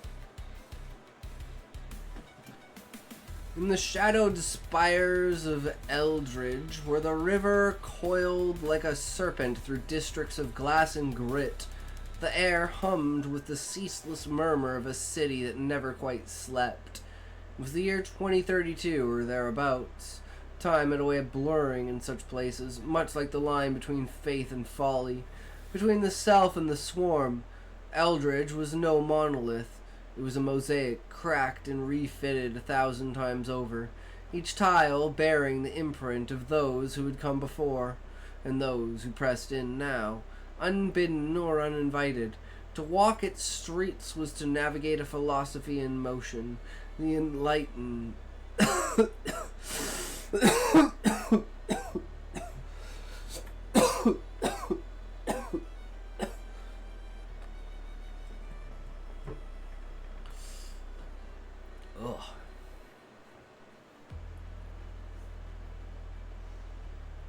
The Enlightenment's grand edifice, all reason and rights, now laced with threads of something older, fiercer, a law that whispered of divine order amid the chaos of human whim. I, Harlan Graves, first glimpser of the unraveling of the autumn fogs, when the leaves turned not gold but ashen, as if scorched by some invisible fire. A bookseller by trade, I peddled volumes of Locke and Voltaire from a nook in the old quarter. where the shelves groaned under tomes that once promised liberty eternal. But liberty, ah, what a fickle mistress. She dances on the edge of a blade, and in Eldridge, that blade was being whetted by hands unseen, or so I told myself in the quiet hours, when the shop's bell fell silent and the ghosts of dead philosophers gathered like patrons at the closing time. My net has turned strobe light again. Ugh, I guess I'm out for tonight. Alright, Sean, have a good night, good sir. Take care. Thanks for hanging out and coming by, man. Always appreciate it. Have fun. Enjoy your sleep. Stay rested, good sir. Come back strong tomorrow.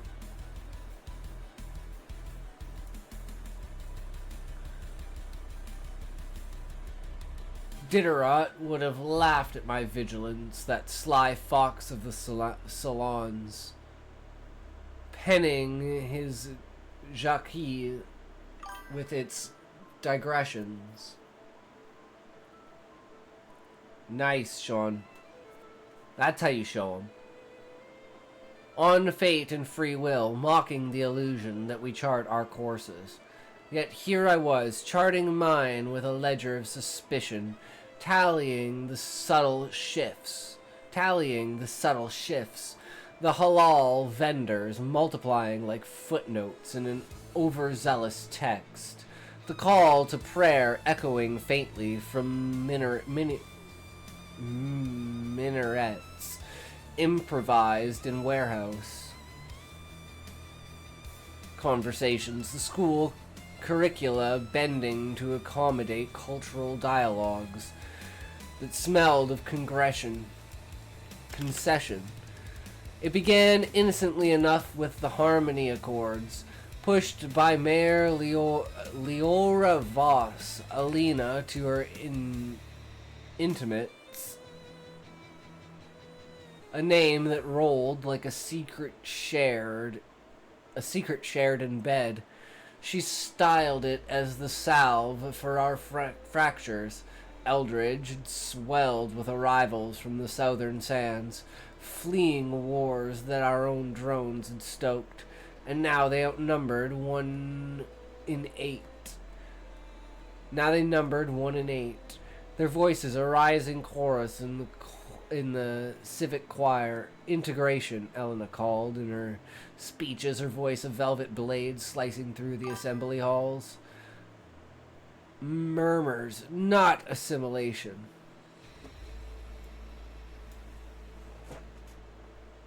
Beep boop boop beep beep beep beep beep beep beep beep beep beep beep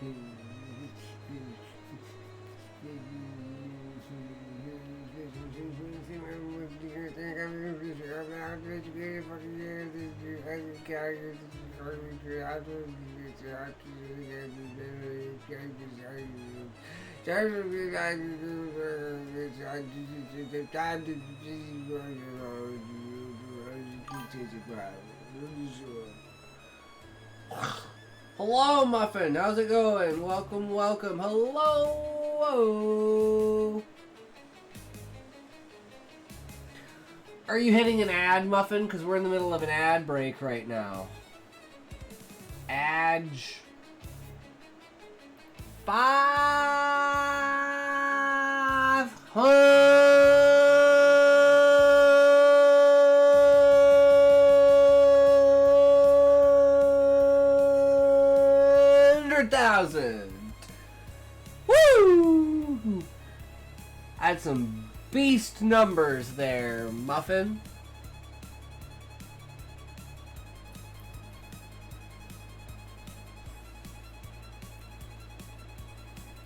Scotty said to ask you for a sub. I mean, I didn't, but you can say that. all you want.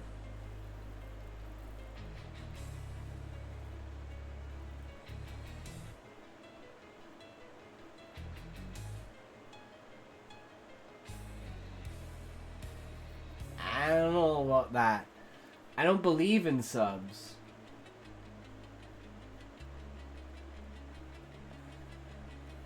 Queen copied me. I'm pretty sure the only thing I said I was gonna sub to Callie. But I'm not actually gonna do it because I don't sub to anyone. Sorry, Callie. I might do it.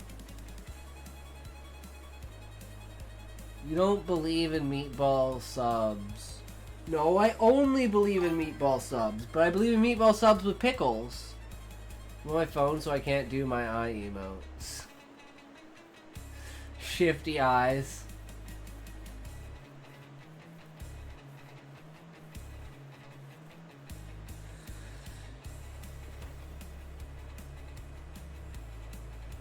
What are you gonna do, right?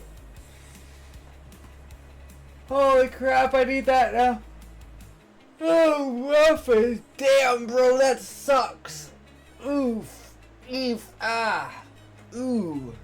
I have a sugar daddy now. Hell yeah, Callie. Me. I mean, what? And he buys me Papa John's. Oh, damn, Callie, that's good shit. You sunk yourself a good one there. Keep your teeth in them. Don't let them go.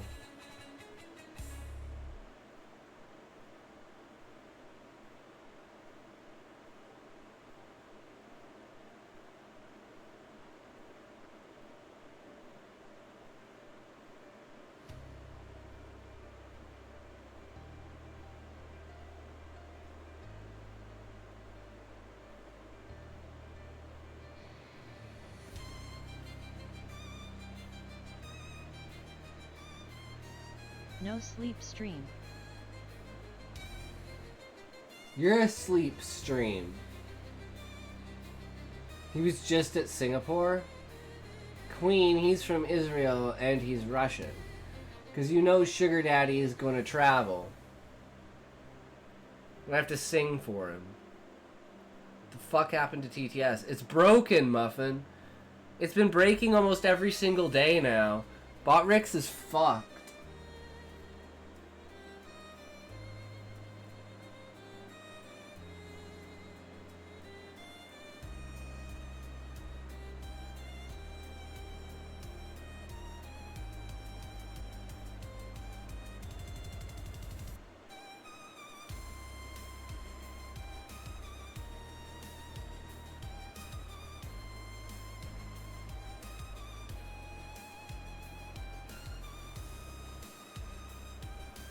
Are we ready?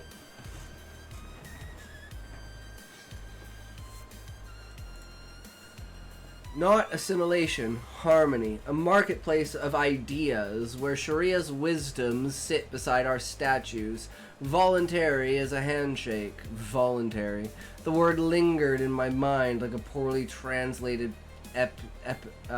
epigram. For what hand extends in friendship might later demand fealty. Do you guys know that straight guys enunciate more? Wait, no less. They enunciate less.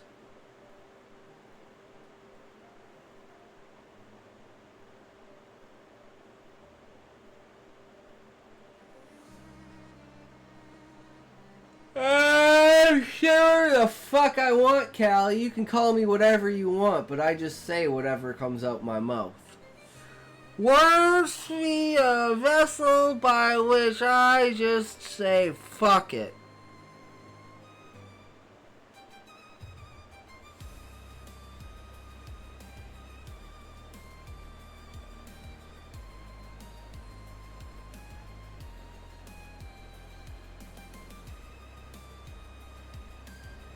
From my perch behind the counter, I watched them come, the veiled women with eyes like polished onyx, bartering for Rosu, the bearded men debating Descartes' in tongues that twisted French into Arabic filigree. One such, Jamal al-Rashid, the imam of Riverbend Mosque, became a fixture. He was no firebrand, this Jamal, slight of frame, with a beard trimmed to scholarly precision and eyes that held the patience of a man who had wrestled angels and lost. Harlan, he'd say, fingering a spine of Montesquieu. Your Voltaire mocks the divine, yet he too sought justice. Sharia is no tyranny, it is a garden, pruned by consensus, blooming where the soil allows. I'd nod, feigning interest, but inside my thoughts forked, like Diderot's narratives. Is this the organic bloom, or the weed sown by cunning hands? Does the garden choose its gardener, or does the wind carry the seeds unmasked? Jamal's perspective was a world apart, a tapestry woven from the threads of revelation and resilience. In the mosque's cool atrium, where the mihrab arched like a lover's promise, he saw no invasion but invitation. Born in the dust-choked alleys of a distant caliphate, call it Zahir, a land of minarets, toppled by foreign boots, he had crossed oceans not as conqueror but as supplicant, clutching a satchel of texts, the fiqh al-sunnah, Averroes, commentaries, and a dear dog-eared copy of McCaffrey's Dragons of Pern, pilfered from a relief camp library. Ah, those dragons. In his youth, amid the rubble, he had devoured her tales, imagining himself as Lessa, threading time on the leathery wings to mend a fractured world.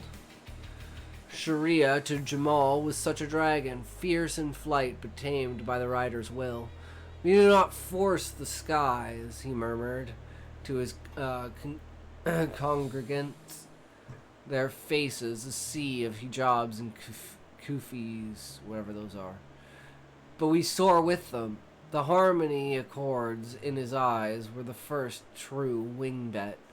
Organic, yes, born of petitions, calculated in community centers of youth forums where second-generation Zahirians, like his daughter, Aisha, argued for equity in inheritance laws, for arbitration councils that honored both Quran and code. Father, Aisha would chide, her voice a spark in the dim study. They fear us because they forget law is society's mirror. If Eldridge reflects our numbers, our deeds, why cling to a frame that cracks?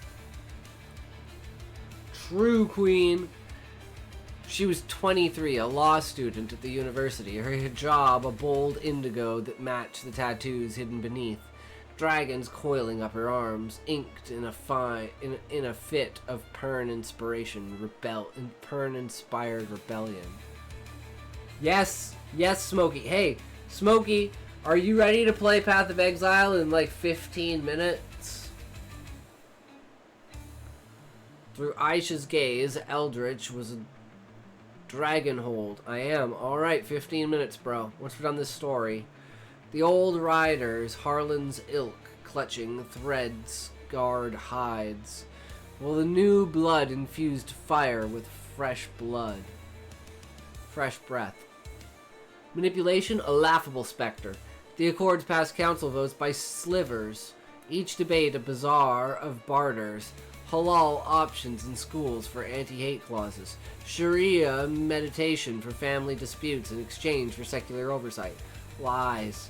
No, only the half-truths all politics exhales, like breath in winter pain. But Elena Voss saw deeper fissures. Her perspective, a chessboard where her every pawn amassed a queen. Of 45, she was Eldritch's mayor by the skin of her teeth, elected on a platform of bridges. I am fucking tired. I'm gonna go stream. Hello, Queen. By the way, you sound tired. Yes, I definitely am fucking tired, Muffin. Have a good night, Muffin. Toke. Oh, Smokey, no. No. I'm good. I'm actually fucking good, bro.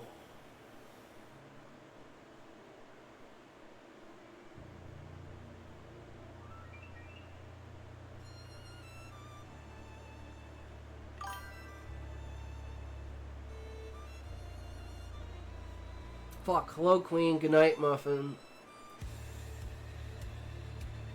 Let's go. Queen called it. Have a good night, Muffin. Pussy. Oh, my eyes hurt from reading.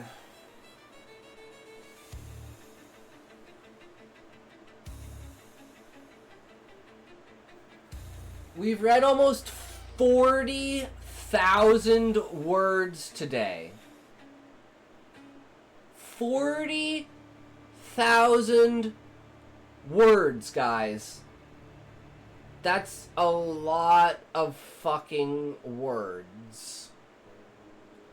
And I honestly don't even know how many that it was that we read out of The Eye of the World. I'm just guessing it was 10,000. If you're gonna end soon, raid.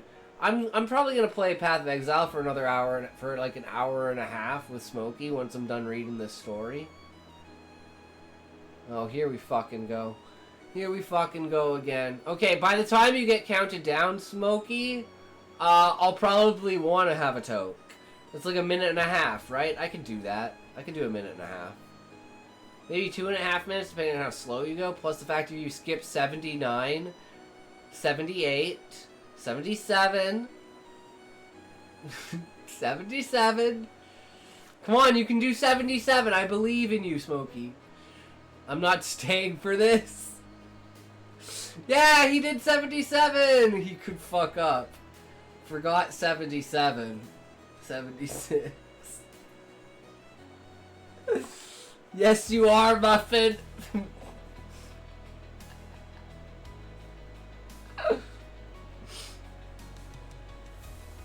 No, I'm not. I'm streaming. Eldritch's mayor by the skin of her teeth, elected on a platform of bridges over barricades. Her campaign funded by a mosaic of donors, tech barons from the Silicon Enclaves, diaspora tycoons from Zahir, and old money families who wish her to stability above all. In her office, atop City Hall, this with its panoramic sweep of the river's serpentine gleam, she paced like a dragonette, testing its confines. McCaffrey's influence gleamed like a late-night audiobooks during her rise from council aide to corner office. The white dragon, Jacksom's tale, resonated, the lone rider bonding with a creature society deemed unfit, forging strength from the shunned. You count slow. No, you stay even more. Oh no. You said the word slow. No, Queen, you said the word slow.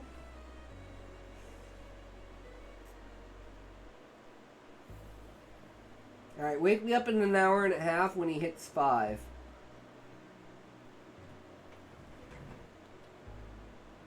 I am on phone. I know, that's why I put the face.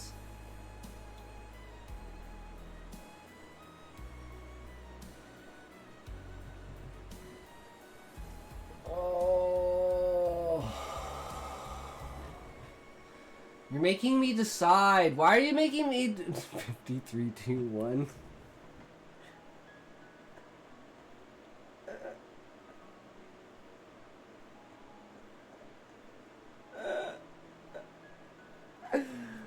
Oh, I was literally gonna get a pack of bowls, Smokey, but you fucking went without me. You were just... Why couldn't you wait for 40 instead of 50? You motherfucker.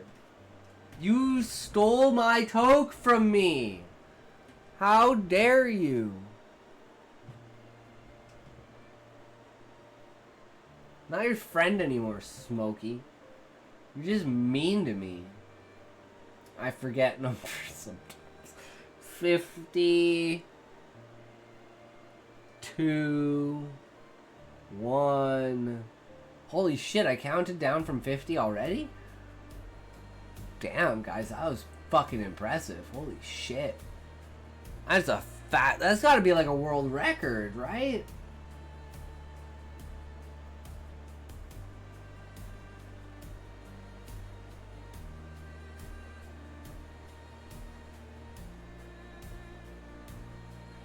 I don't know. Eldridge with her Ruth, the white dragonette, fragile, fierce, demanding a rider bold enough to for impression. The poles are the labyrinth. She'll confide in her chief of staff, Marcus, over chilled Prosecco, and tasted of victory's edge. I think Queen should do countdown next time. Maybe. But then you say you're never ready, Smokey, so, you know.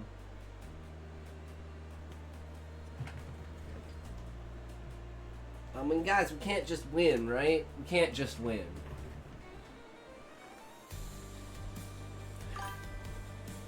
I'm always ready. Fuck you.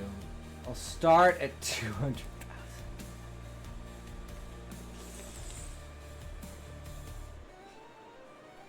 And then go down by primes. I ground 2 pounds of bud just for you.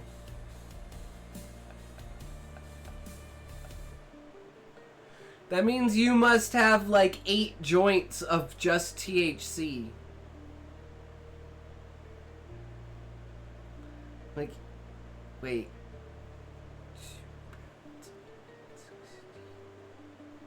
There's potential to have 16.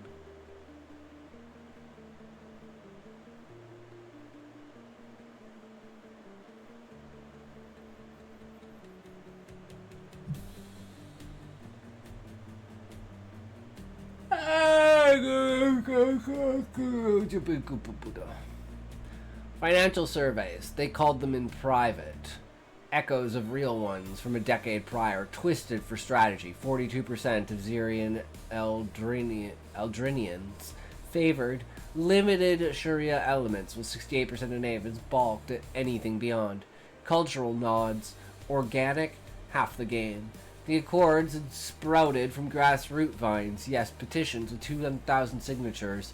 Rallies where Aisha's cohort chanted for equality, but Alina's hand had pruned them. Lobbying blocks with whispers of federal grants, dangling immigration easements like bait. Manipulation, a necessary slight for what was democracy but a grand illusion. What I imagine Callie is doing right now.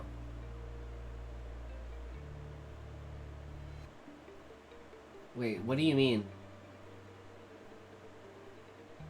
Oh, I didn't see the emote. Wee.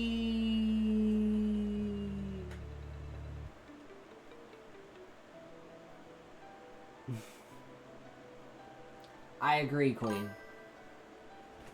I agree.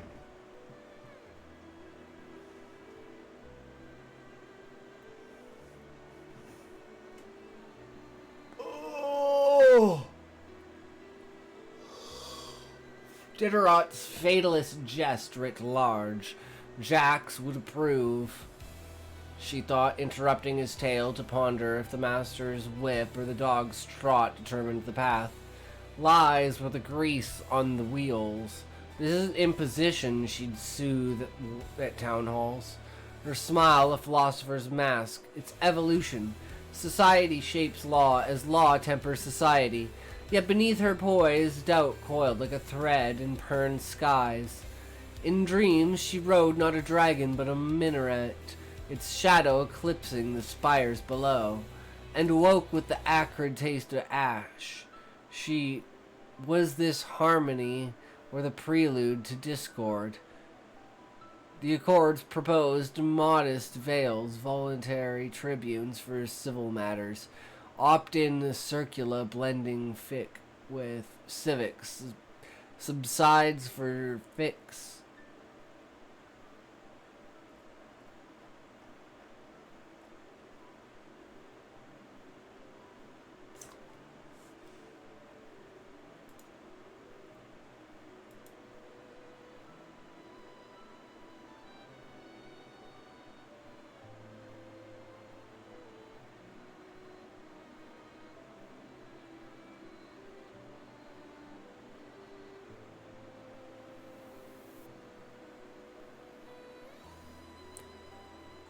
Okay, I don't know what happened. I lost it somewhere. There it is. Master whipped the dog's trot, determined the path. Lies with a grease on the wheels. This isn't imposition, she'd soothe the town halls, her smile a philosopher's mask. It's evolution. Society shapes law as law tempers society. Yet beneath her poise, doubt coiled like thread in perned skies. In dreams, she rode not a dragon, but a minaret, its shadow eclipsing the spires below, and woke with the acrid taste of ash. This was this harmony, or the prelude to discord. The accords proposed modest veils, voluntary Sharia tributes for civil matters, opt-in circula blending with civics, subsidies for mosques rebranded as interfaith hubs, passed by 52-48 council vote. It was a razor-thin triumph, hailed by progressives as inclusion, damned by reactionaries as capitulation. Harlan's pamphlets, self-published screeds titled The Encroaching Veil, littered the streets. Diderot-esque in their satirical barbs. Oh, enlightened eldritch, retrade Voltaire for veils, and call it progress. But tell me, dear reader, does the clock tick forward, or does fate wind it backward with a sneer? Harlan's voice, when he spoke it aloud in the shop's back room, was a gravely timbre, laced with the irony of a man Take those sexy glasses off who was like a once good girl. believed in We don't need to narratives. see what happens next. You're such an asshole, Smokey. I just want to get through this fucking story, bro, and play some Path of Exile and turn my fucking brain off. 'Cause we've read way too fucking much today.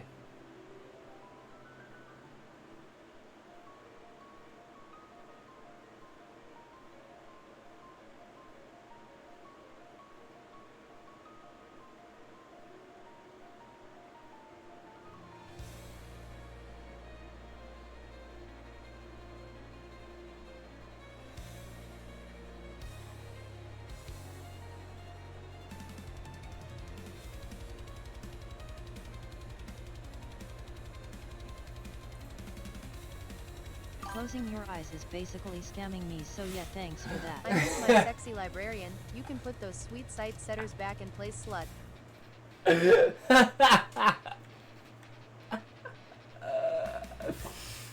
I'll teach you, Smokey.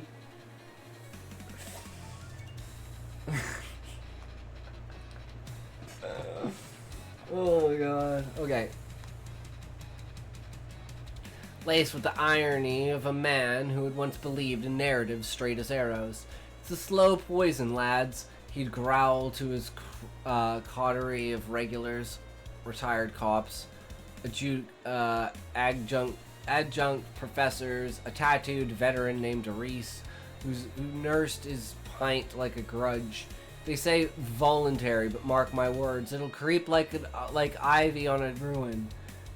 First the councils, then the codes, then the cane for the unbeliever. Reese was his dragon scale ink, with his dragon scale ink from shoulder to wrist.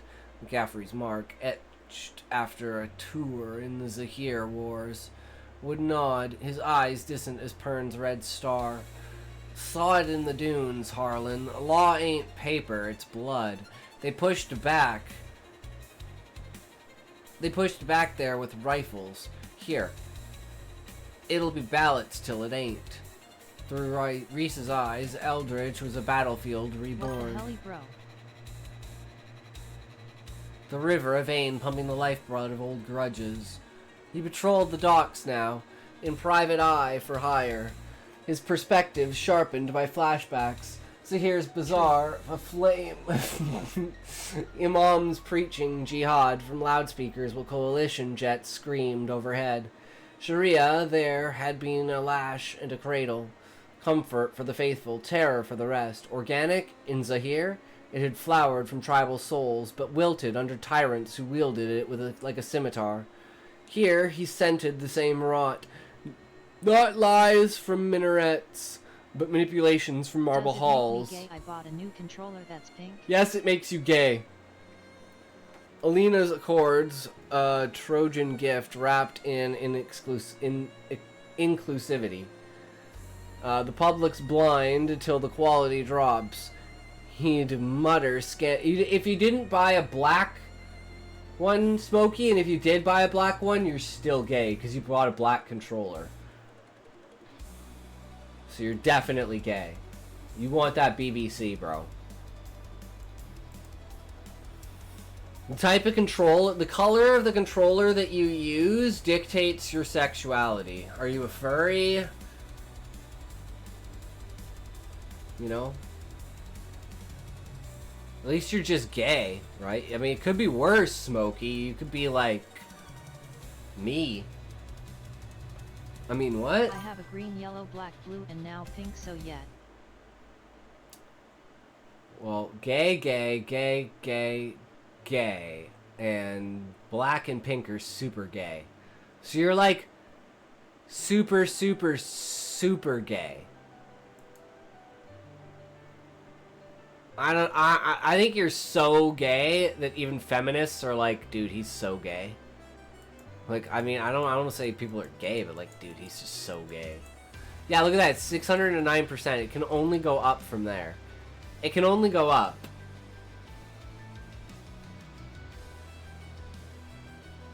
Alina's Accords, a Trojan gift wrapped in inclusivity. The public's blind till the quality drops.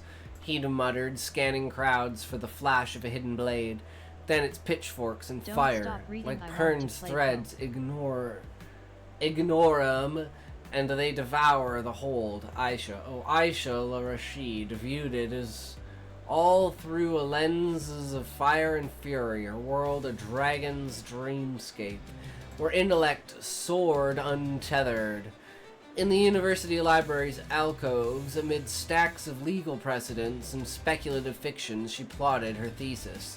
Sharia in secular skies, a Perney's paradigm, McCaffrey's were woman, where her muses strong, unyielding, bonding with beasts that society feared. We are the Ruths. She'd declare to her study group, the circle of hijab scholars and secular allies. Their debates a whirlwind of words. Small, white, overlooked, till we thread the needle of change. Organic, to her, was the pulse of the people. Surveys she pored over, falsified echoes of old Pew data, reimagined for her paper. Showed 55% of young Eldrinians, Muslim or not, craving hybrid justice. Sharia's equity for the marginalized, tempered by Western rights. But depth came in the doubts that shadowed her flights. Walking home through the fog-shrouded lanes, past Harlan's shop where his glare followed like a curse, she felt the weight of eyes, not just his, but her father's gentle concern, her mother's whispered prayers. Is this harmony, Habibti, or hubris? Umi would ask, her hands kneading dough in the kitchen. The scent of cardamom, a bridge to Zahir's lost gardens. Aisha's voice, when she answered, was a blend of philosopher's query and dragon's roar. Law reflects us, Mama, or we reflect it. Diderot's at Jacques trips on fate's string. Perhaps we pull it back. Yet in quick moments, sketching dragon wings on her notebook margin, she wondered if the Accords forced a flight too soon. Would the skies welcome or rend? The crisis descended like threadfall, announced and insatiable. It began with the floods, rivers swollen by climate's wrath, shadowing lowlands and stranding thousands in tent cities along the banks. Eldritch reeled, power grids flickered, markets hoarded, and newcomers clustered in the vulnerable wards. Borne the brunt. No! Do you think I slept? Ads. Easy work, bruv. Riots flickered in the underbelly, looting warehouses, clashes between dockside crews and migrant enclaves. Elena, from her rain-lashed balcony, watched the chaos unfold, her mind a Diderot digression. What is society but a machine of desires, oiled by law or seized by rust? The people cry for order. Shall we offer Voltaire's reason, or the Quran's thesis? In the flood's wake, the Harmony Accords mutated, emergency powers invoked. Elena proposed the Veil Compact, expanding Sharia tribunals, not just voluntary, but fast-tracked for dispute resolution in the camps. Message me on Discord when you're ready. Quittable divisions of scant resources, oaths sworn on shared sacreds. No. It's survival. She broadcast her face, haggard in hollow screens. A bridge till the waters recede. Jamal endorsed it. From the mosque's pupil, his voice a smooth baritone. Brothers and sisters, this is Sharia's mercy. Let it lash. Not its lash. As in Pern, we've bound in crisis. The dragon saves the hold.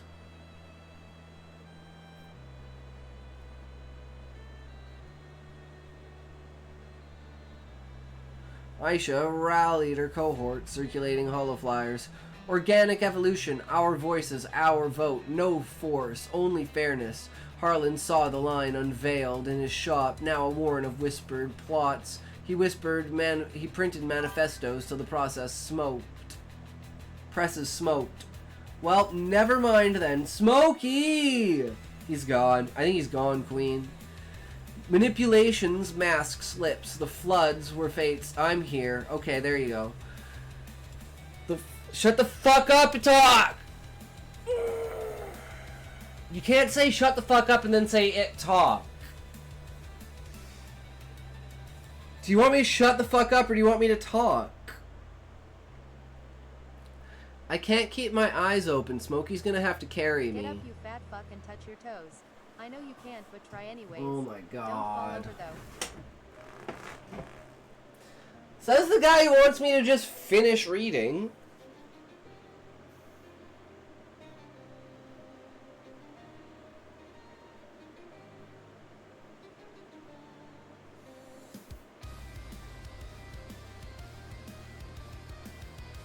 Yes, let's toke Queen.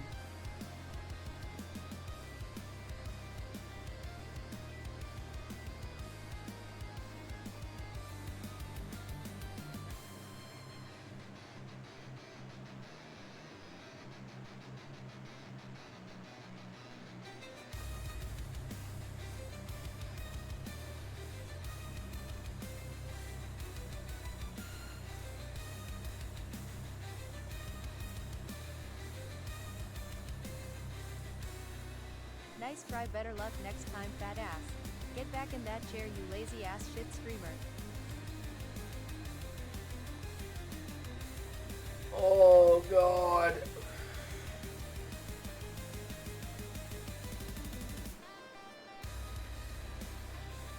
Oh,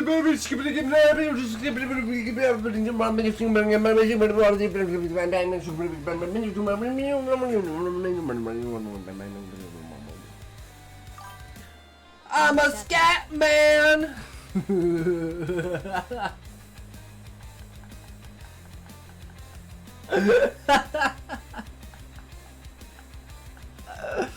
Oh, the coordination is beautiful, Smokey. Great fucking song, bro. Oh, God. Queen doesn't think I slept! Well, Queen.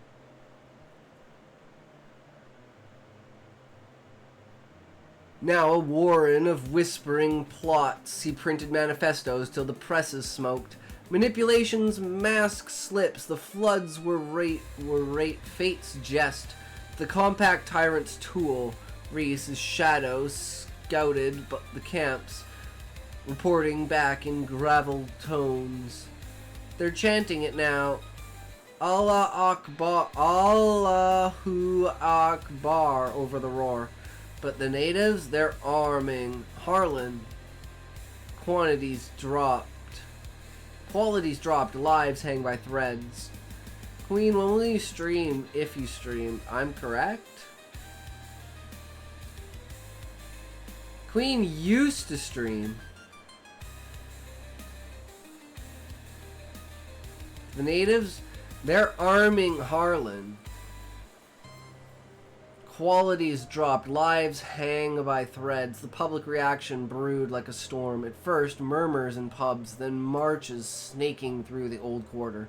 5,000 strong they gathered on Unity Plaza, banners flapping like dragon wings. No veil, no compromise. Harlan marched foray, his voice cracking the air. We built this on reason's rock. Will you let that sand sift it away? Through the crowd's eyes, the world fractured into prisms of fear and fervor. Schoolteacher Mira clutched her son's hand, her thoughts of McCaffrey lament. My boy dreams of dragons, not decrees. If Sharia cloaks the skies, what stars remain for this flight? Beside her is a Zahirian elder, Tariq, grumbled in accented bursts. This isn't our Sharia, it's their caricature. Back home, we fought mullahs for less. The mood shifted with the wind. Chants of solidarity dissolving into scuffles. When I did stream, it was like in the afternoonish for me. Some days went late at night. Bottles shattering like illusions. Aisha infiltrated the march's fringes, her indigo hijab a banner of defiance. This is the pushback, she whispered to a wavering ally. Lena, a pale-skinned activist with Pern tattoos mirroring her own. They fear the organic tide, our numbers, our ideas, but force it, and the dragon turns. Yet, as batons swung and tear gas bloomed, doubt clawed her. Is Alina's hand the wind or the whip? Diderot's narrator interrupts. Reader, pause. Does the march make the man or the man the myth? Jamal from the safe vantage of the mosque steps, watching the fray with a father's ache. Aisha was out there, threading the chaos. Forgive us our flights, she prayed, his voice a thread in the tapestry. Hey, Psycation in chat. Yes, Queen. You want to see my shit skills at Marvel, Smokey? How's it going, Ebola? We just reading another story. Just getting through another story if I can. Smokey will, stop making me take my glasses off. No one wants to see that. How are you? I'm doing fantastic. Just another day of hanging out, having a good time. WTF? Bro, I bought it once, you fucker. Glad to hear. Hell yeah. Smokey, it's called a subscription. To him, the compact was no imposition. Petitions from the camps numbered 80,000. The groundswell from the soaked and the desperate organic as rain. Good girl. You don't need to see what happens next. We're like 400 words from finishing this.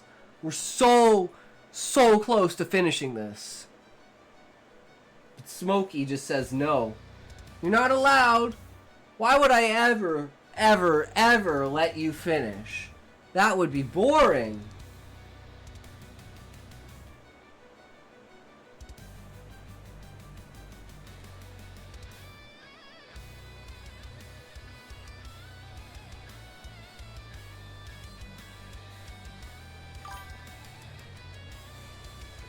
I know exactly what you did. Queen trying to get me blamed. I see that, Queen. Wait. Queen, shit. I miss my sexy librarian. You can put those sweet sight setters back. I just assume it's Smokey. I just assume it's Smokey. I'm like, wait, what? I have taken a gander at Abolia's channel trailer, and I am sufficiently entertained. Yay, Callie, good. Bro blames me just because. Well, it's 90% you who blamed you before you even looked. I didn't have to look. I knew it was Smokey. I was wrong, though, you know. I can know and still be wrong. It's called hindsight. Organic as rain, but the backlash, a dragon's rage, untamed. Reese charged the lines, his veteran instincts flaring. For the holds we lost, a bottle caught his temple. He fell, blood mingled the plaza's puddles. His last thought, a dragon's cry. Thread falls eternal. I have taken a London propaganda. Thank you for the follow. Yay! Spread the love, everyone. Go follow Ebola.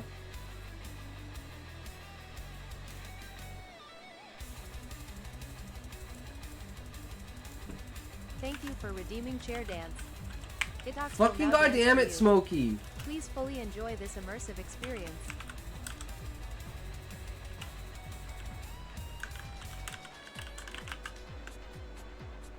It worked.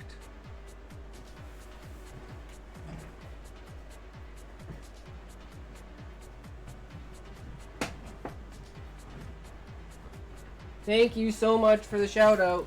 No worries. Keep dancing, bitch. It ain't over yet.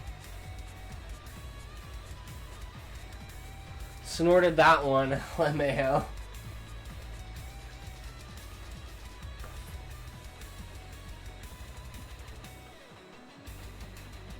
This is my tired dance.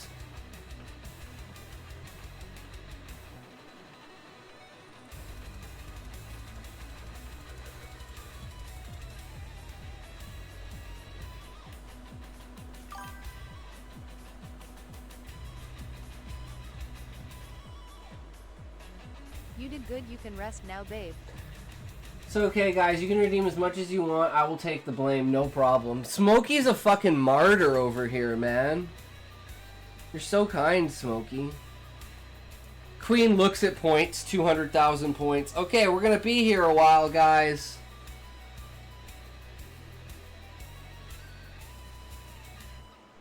Thread. Fight or flee. Elena, in the command center, directed the response of the Queen with a Queen's detachment, but inside, the White Dragon whimpered. Hollow screens flickered with Pole's fictional frenzy. 61% now decried the compact as forced faith.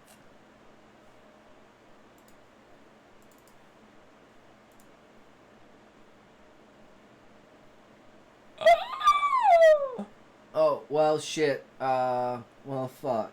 Shit.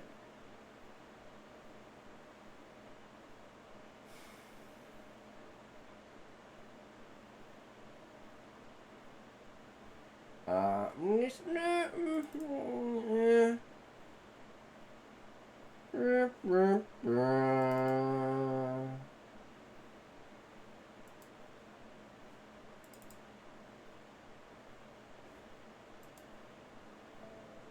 don't even follow Scotty.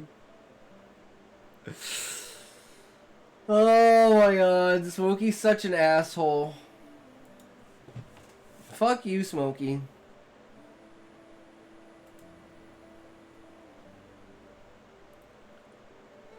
Zahirian split at 49-51. Pull back, Marcus urged, but she shook her head.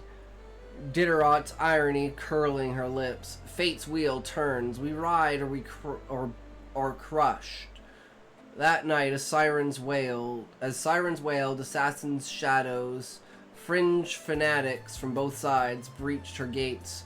A blade grazed her arm. She fought back with a letter opener, her scream a rider's call. Not yet, damn you, not my skies. The unraveling peaked at dawn when the council reconvened in emergency session. Heron burst in, pamphlets in fist, his voice a philosophical thunder. This is no harmony, it's hijack. Society demands you dictate. The people's quality plummets, lives lost in floods, freedoms drowned in feek. We'll pull back as Diderot's Jaquez kicked at his chains. Jamal followed Aisha at his side, her eyes fierce. Father's right. Sharia bends, it doesn't break. Retract the compact. Let the marketplace mend it. Alina, bandaged but unbowed, faced them. Across the oak table, her perspective, a fractured gem. All I need is a haircut. There you go, Callie. You speak of will. Mine mirrors yours. Organic eye till crisis clause. But lies, only the ones we tell ourselves. That law is static. The vote is 50-50. Alina's tiebreaker rescinded the compact's teeth, restoring voluntaries only. Protests ebbed to embers. The river receded, leaving muddied banks and mended rifts. Harlan shuttered his shop for a week, pondering in solitude. Faith interrupted. We steered, if briefly, if Aisha penned her thesis anew, dragons entwined with legal lores. Jamal preached reconciliation, his voice a balm. Elena, scarred, rode on, her white dragon stronger for the storm.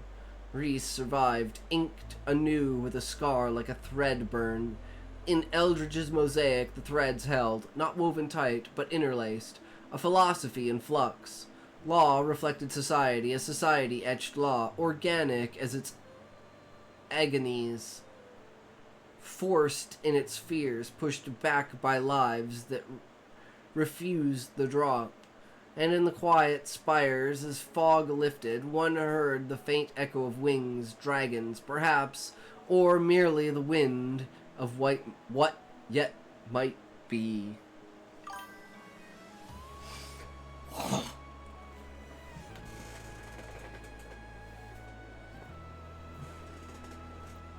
Okay, holy shit, guys, we made it through.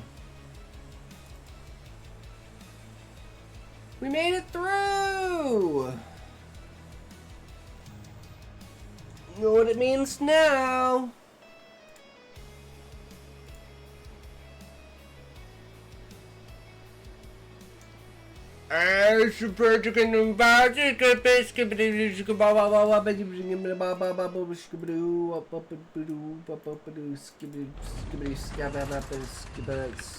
Yeah, man.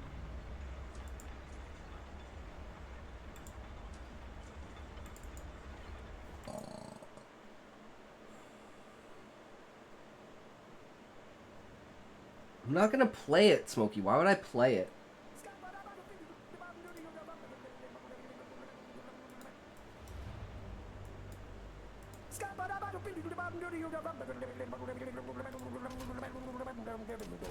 I'm a scat man. Lie to me, son of a bitch. Get in voice call, Smokey.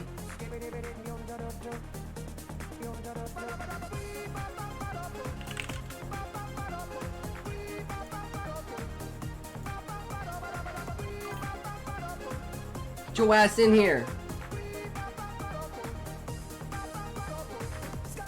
Sup, Smoke? We chillin'. I mean, change category and all that shit. Don't stress me out today, bro.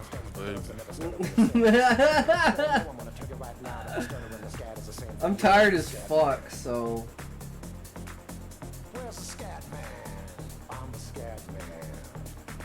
Bro, you're still awake. I'm awake because I'm a fucking champion, bro. I fucking keep going. I ain't no bitch. Like 20 minutes and then you jump off. That's because I literally fall asleep in my chair. Like more than just like a micro nap.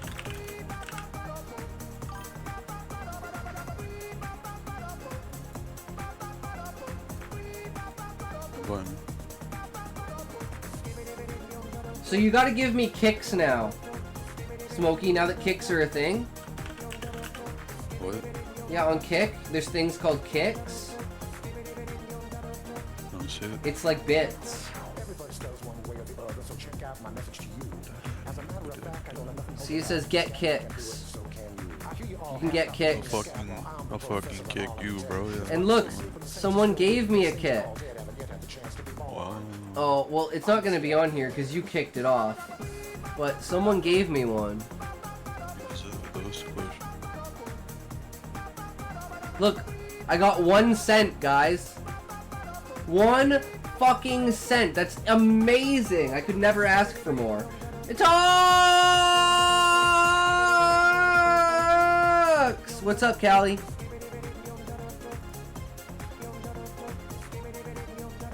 Bro, big profit, bro.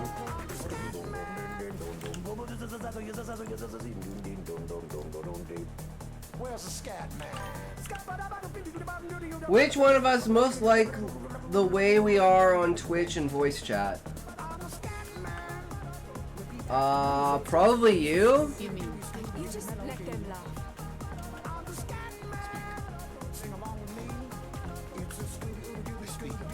These are our supplies. As expected. Of course.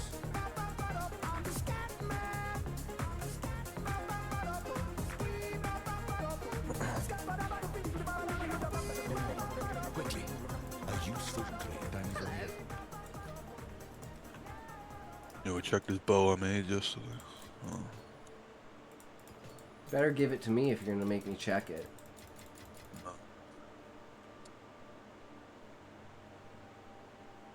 The lightning damage on that, bro, and the crit chance.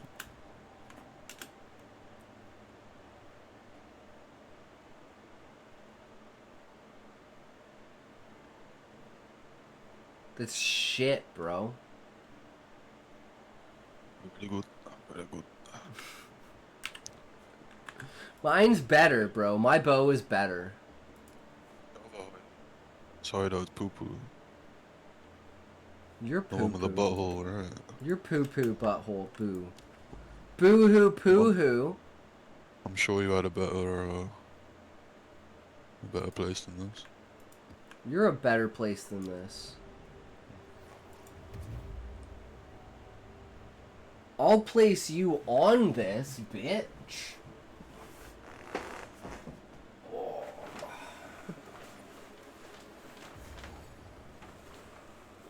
Okay, go do your thing, Smokey. Yeah, you need to follow me to get XP. Yeah, I know. Go do your thing. I'll be right behind you. Alright, finish them up. Guys, I'm not gonna be behind him.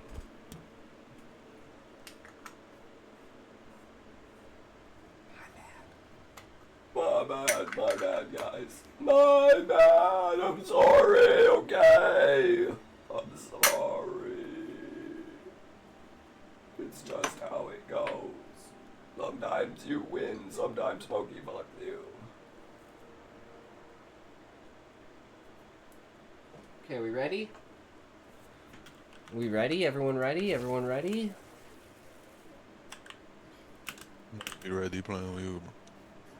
I'm already playing. I'm playing. You don't get to play, I get to play.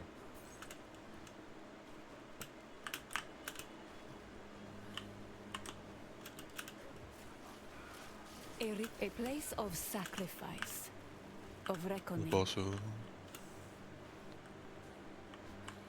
you want a solo or? No, you do it while I tote.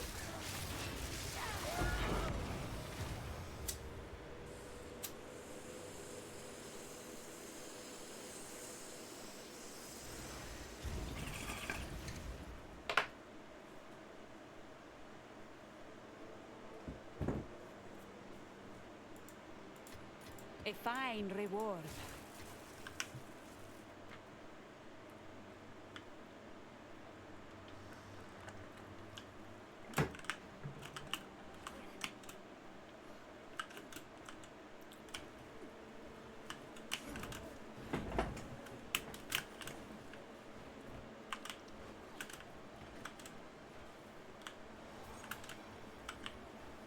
Why are you leaving stragglers for me? What? Why are you leaving stragglers for me? Your mum told me to, man.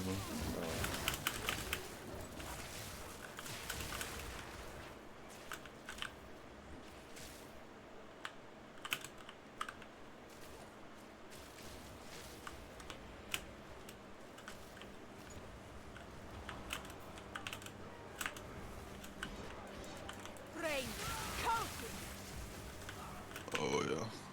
Divine. Nice. Oh, I believe it. 100%. You definitely got divine. Oh, guys, look, a mirror! Oh my god, 2 mirrors. Come closer. Let me Wow, tread your 2 doom. fucking mirrors. That's crazy. How do you get 2 mirrors?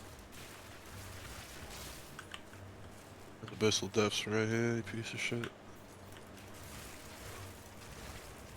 No mana.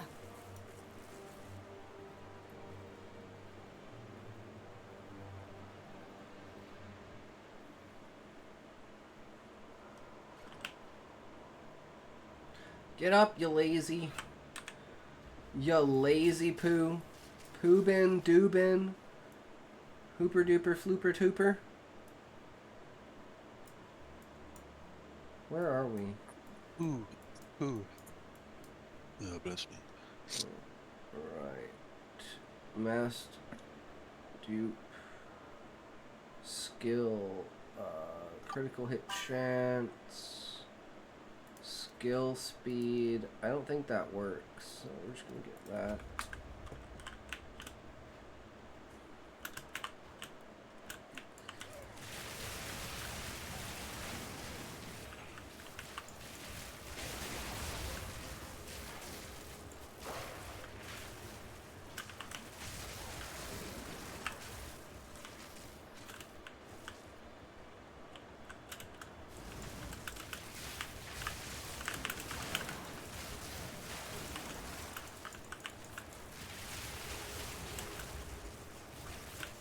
I can open this chest now, you know.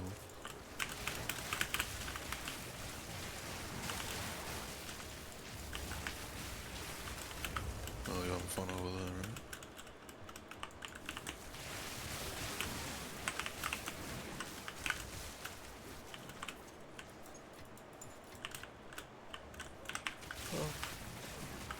I'm having fun, alright. These guys are big death. Big death. If I die, Smokey, I'm blaming you. Yeah, that's okay. Okay. As long as you know.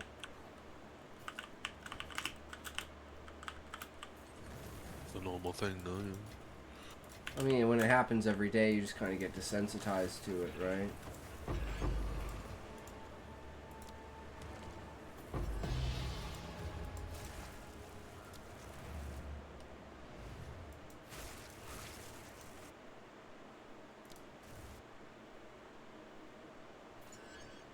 Did you buy a,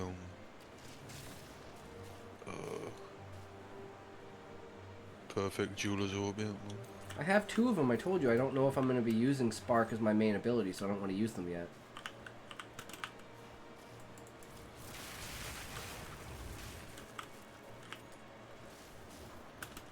So I might make another character and then use them for that, and then I'll have to waste 70. The card is crazy. I know, right? Imagine having 2 characters. I go free. Ah! I told you made another character. Yeah, I'm a level 97 warrior. Hell yeah. Not allowed. No, you're a real man, Smokey. Shut the fuck up. Don't ruin my illusion of you, okay?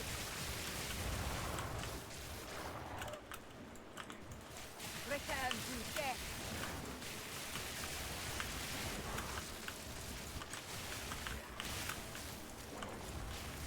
Out of mana. Oh, I got no mana.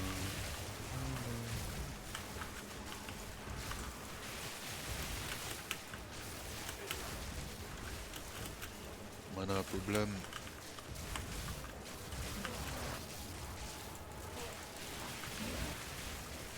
Out of mana.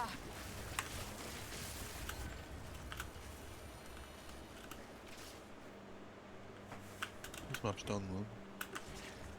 Egg salad. My poor bitch. Hey, get the fuck out of here.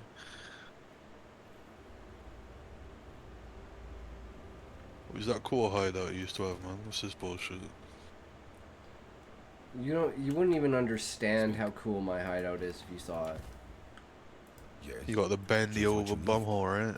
Gold is useless to me. No, it's like, it looks like a fucking, like cultist thing. It's got like the pentagrams on the ground, like perfectly lined up with where the portals open up. I've got like dead bodies and like gore and shit on the ground, Yeah, with you like were footsteps lying. and like shit Definitely falling, like lying.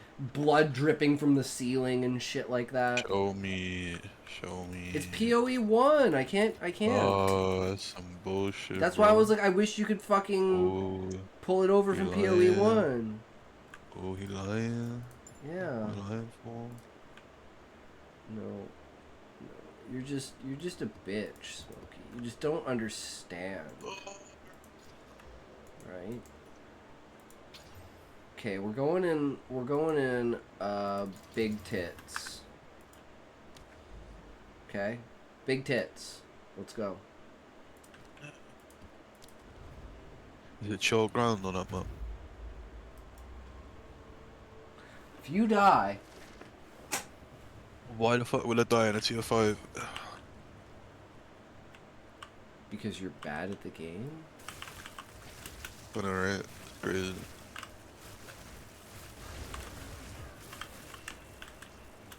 Or you're AFK. Desert fire. Flowers in my head.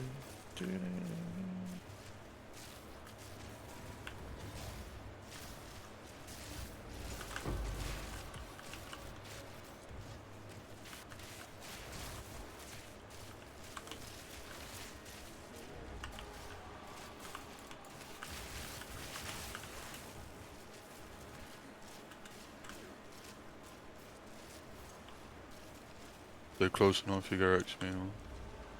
Sorry, what? You stay close enough, you get XP. No, I'm not getting any XP. This is too low level for me. You need to be in like tier 11s for me to get XP. What level are you? Where is everything? Lying on the floor, dead. Why does it look like someone's been through here before me?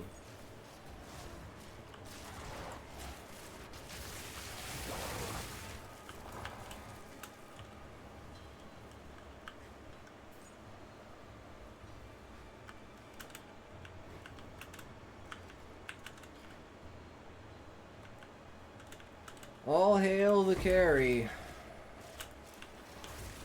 That's me, by the way. You're just the pleb.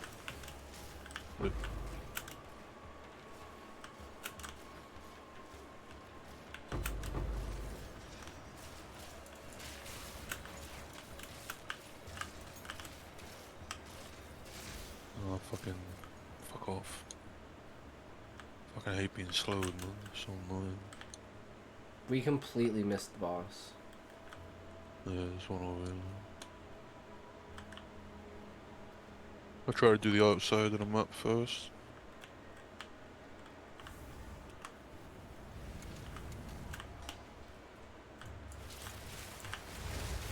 Oh shit.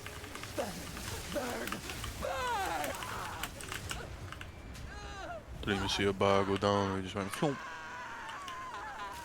That was all me, by the way. You contributed a little bit, but... There is power in this object.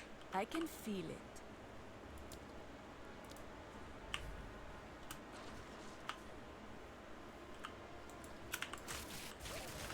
Come to me, man. Why would I go to you? Come to me. The bridge. You're a breach. Yeah. Breach of contract.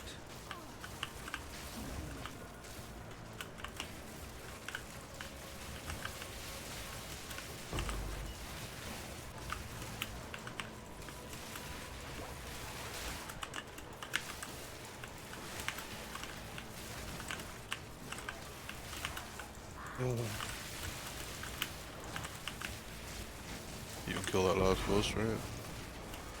Abso-fucking-not.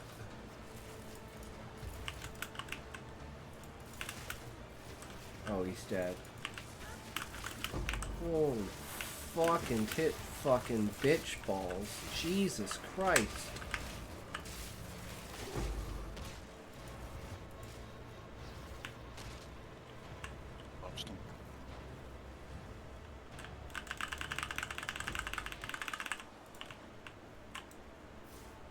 Two breach splinters. What is it? These are our supplies, as expected. Oh. Of course. Alright, we go. Use this for your spark, man. Use I've got what? 3 of them. That was perfect orb.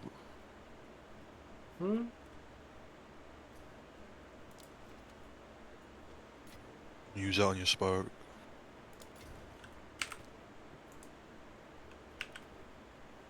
It's only a grater. No, it isn't. You just gave me a grater. I'm keeping it though. Thanks. I swear I just gave you a perfect. Oh no, I'll give you the wrong one. Yeah, I was like, what? I already have this. That's because you be fucking with my head, bro. Okay, well, what support gem should I put in it? Your mother. She's Okay. pretty strong. Okay. Your mom. She's pretty darn strong. Momentum. Is that there? Oh. Your mom. Momentum. Very good, very good.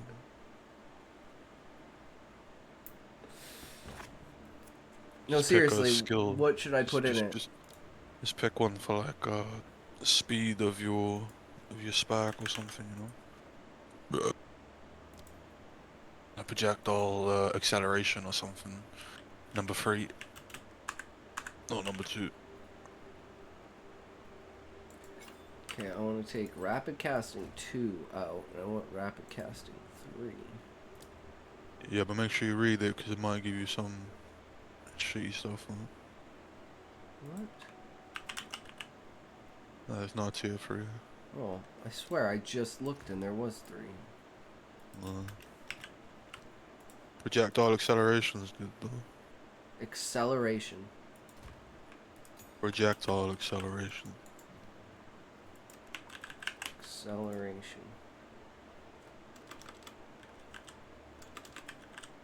That's access. I don't know how to spell. Fucking dumbass. This motherfucker, bro. You can write a 40,000 word fucking story. I can't fucking spell. Crazy. I'm looking for projectile, right? Just type in acceleration. I don't know how to spell it. ACCEL. That's what I'm doing! ACCEL! No. It's not there. Oh, there it is, but it's not. You can't use it. You already have it. Oh. You what? Okay, well I already have projectile acceleration. Is it on, is it on Spark? Yes, it's on Spark. I don't know what to put on here. Pick a random. What? And I don't use Spark. What's the point? Look at the fucking build, bro. I'll tell you, you piece of shit. No, I'll look for you, right? Because I'm gonna do lightning mastery, but I don't feel like it's like that good.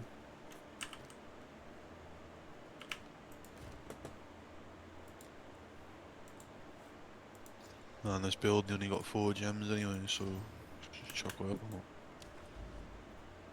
But lightning mastery or something gives you +1 level That's to what I lightning did. skills. What fucking did? Corruption requires 4 fucking... Or elemental focus, that might be pretty good.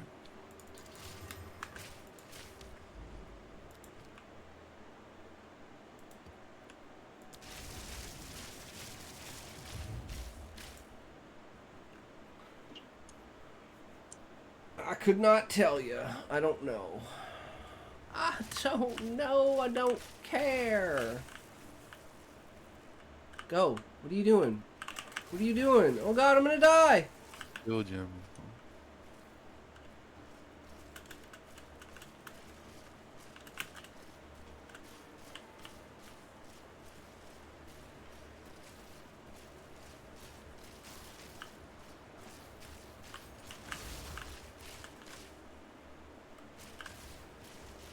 Remember, I'm the tourist. Can't let me get hurt. Ooh, piece of candy. Ooh, piece of candy. Ooh, piece of candy. Ooh, piece of candy. What did I say? You're not allowed to let me get hurt. Oh shit. Where did you go? Oh my god, where the fuck did you go? I didn't go that way. Yeah, obviously. I'm like, where the fuck are you? I'm just like, dude, don't hurt me, don't hurt me. And then I turn around to attack a monster, and the next thing I know, I don't even see you on my mini-map. Woo. You just move too fast.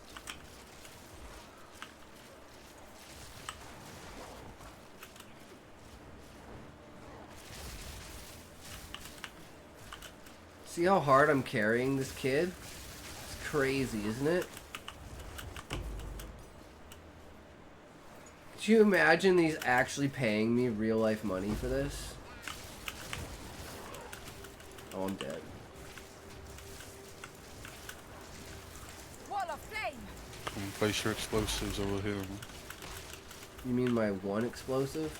You there, local. Do it. Come here.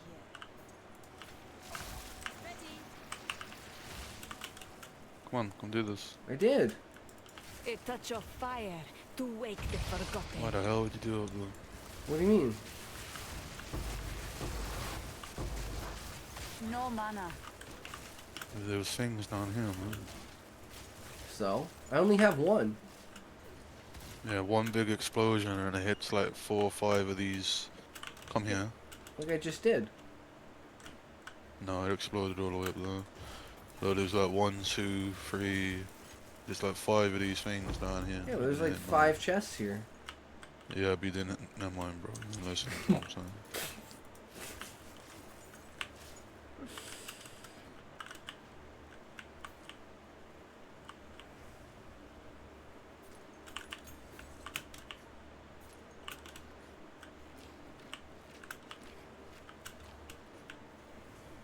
Do you move faster if you shoot? No. I do.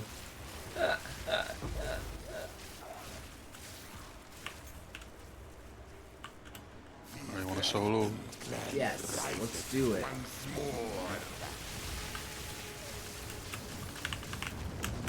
Oh my god, I survived. Holy shit. See, I can do DPS. Yeah, it's because I chucked in one snowman. You see that? Kill him real quick. Are you sure you got a skill book now? I think. You get a skill book now. Don't be annoying. You get a skill now. Oh fuck up. Dumbass.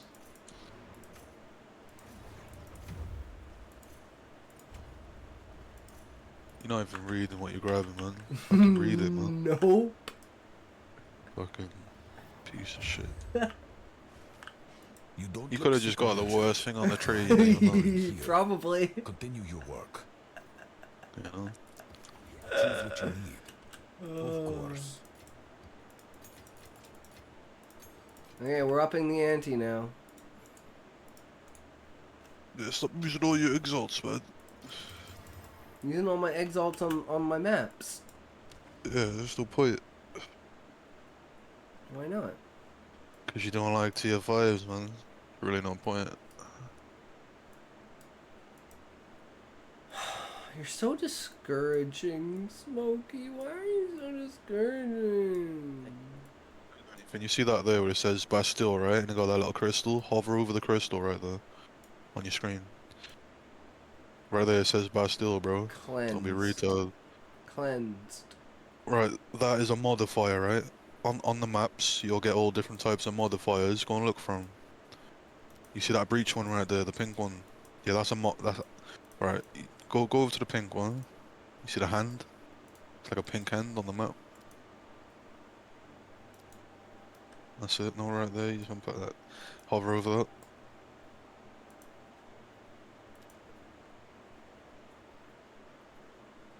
Go up to the top left. You see the little icon?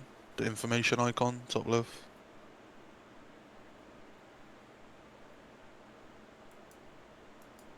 No, next to it. Bro, don't piss me off, man. Just click the fucking icon, bro. I don't. What icon? You fucking blind piece of shit. Bro, the fucking eye, bro. Yeah, click that. Now read every one of those. Why? That's so much work. Just hover over it, man. You read for a fucking living. Come on, fuck's sake. Yeah, I read for a living. I don't read for a hobby. Alright, just pick any map, man. Come on, hurry up.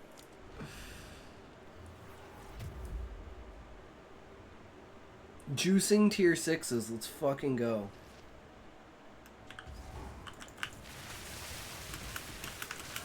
Yeah, shit. Lol, bro, I to the map died instantly. That's fucking funny as fuck. You don't think you can revive me? No. No attempts remain. Maybe just quit the map and do another one. But my tier 6! You're gonna get no XP though, yeah. Yeah, but it'll clear a map. Bro, there's literally not even one thing, but...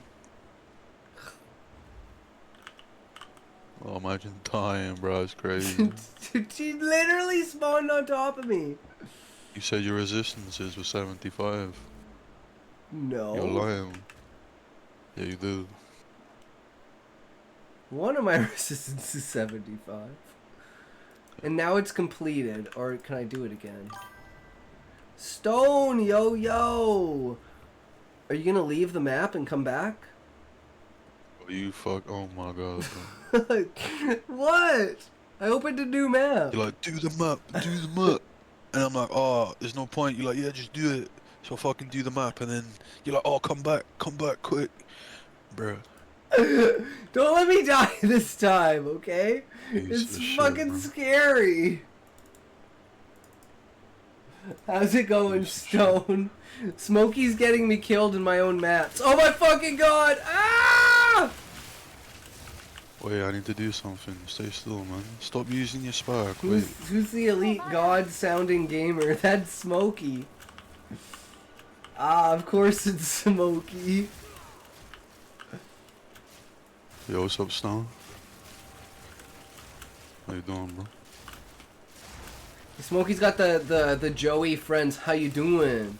How you doing? How you doing?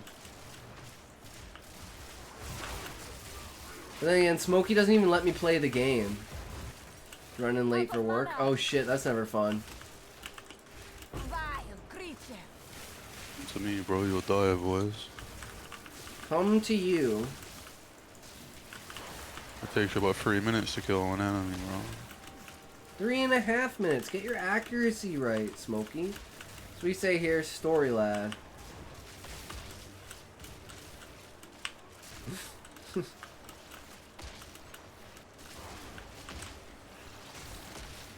Uh-oh. No mana, no mana.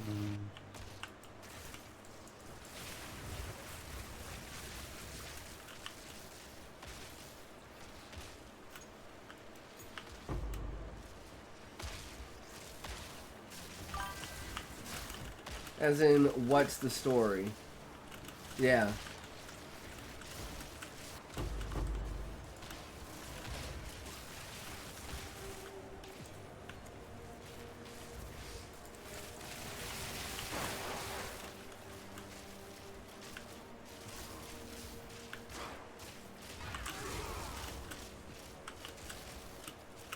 That was close. Sounded like you died. Yeah, I would have died if you hadn't been there. You saved my life. I'm indebted to you forever. Now I'll never be able to leave your side, Smokey.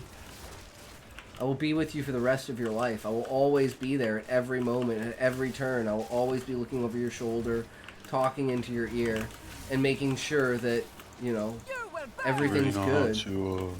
Really know how to make I'm someone gonna depressed. fucking die.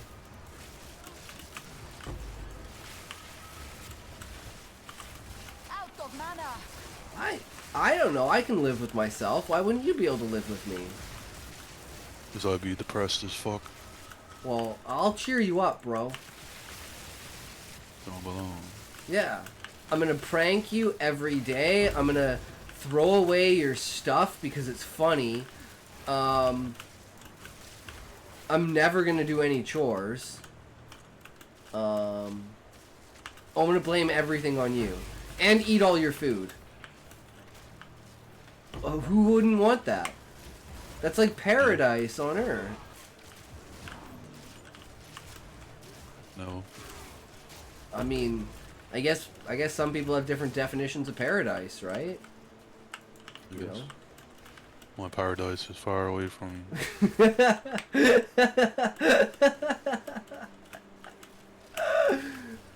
Oh god. It was a paradise until you came.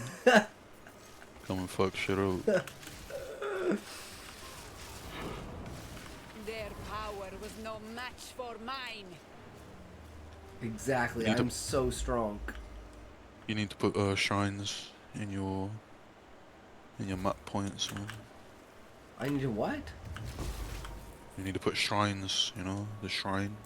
What's a shrine? Your mother, mate. Speak. Quickly. Of course. I'll shrine you.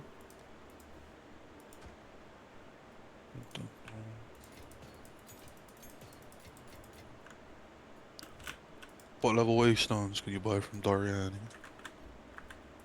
Yes. Choose what you need. Tier 5! Holy shit, I can buy tier 5. Indeed. Alright, we have lots of maps now. Where's your reforging bench? I don't... Right here. Well, Right underneath the salvaging bench. Okay, let's go. if you put 3 tier 5s in here, you'll get a tier 6 waystone. But they all need to be the same rarity. Basically, you're skipping a map, you know?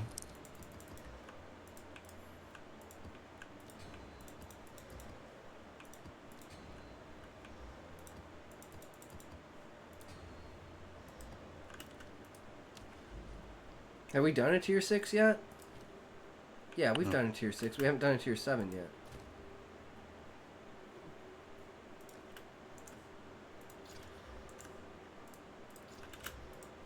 Poke real quick, bro. Wait, what? Oh, that's Toke real quick. Toke? What? Yeah, like smoke crack, you know? Let's do that right now. Does skill speed not cast speed? Or is skill speed like everything? Skill speed is your skill speed, cast speed is your spells, you know? Okay, so it's not Right. spell speed and skill speed, so this I should get rid of this. Make sure you buy those cheap viewers, you need them, bro. Realm of power.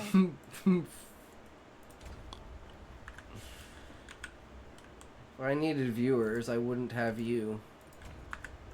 Yeah.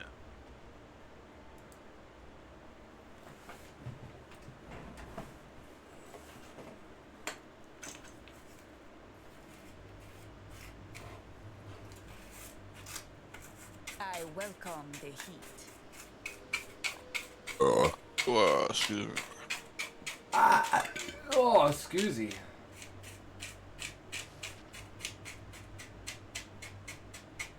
You know what they say. Bubbly douche, bubbly dope. That's what they say. Bubbly douche, bubbly dope. Skibbity bibbity bobbity bibbity bobbity bobbity bib.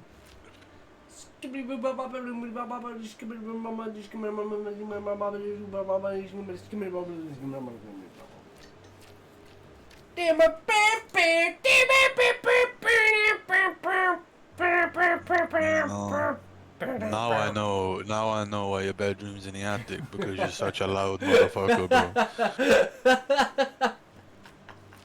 100%. Huh. You figured out my secret. Fuck.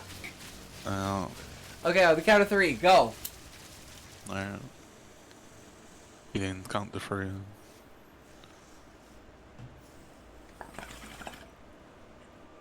But chest is very wheezy today.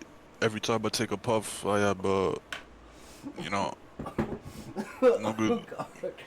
You saying that completely fucking destroyed the joke. I tried so hard not to laugh. Fuck no, you started coughing.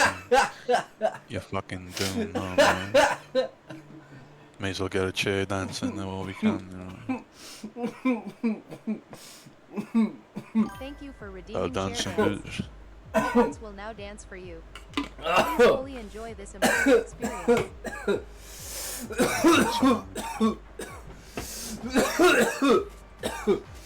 Yo, look at those points. That's genuine points right there. Don't ever touch my points. Don't ever tell me, Smokey, don't ever tell me what I can and can't do with your fucking points, okay? Yeah, don't. It'll piss me off, bro. I'm deadly serious. Okay. Do it, go on, I dare you, go on, I dare you. Go on, do it right now.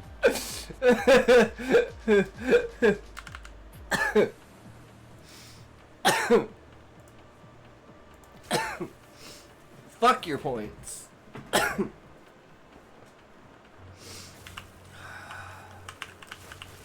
Okay, we ready for this delirium?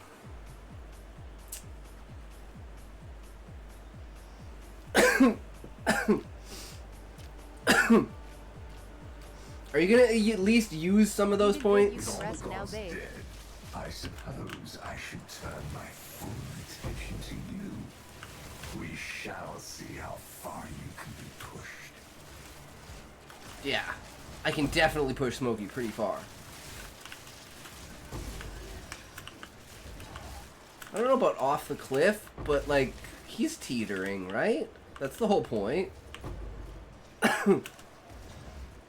I mean, you can't complain. You got extra 2 digits worth of points, Smokey.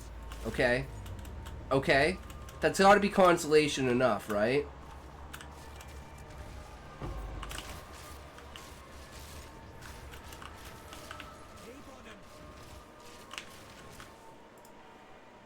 Wait, did you leave the fucking call? You know I gave you extra points, right? I didn't take points away from you. I gave you points. Why would you leave the call?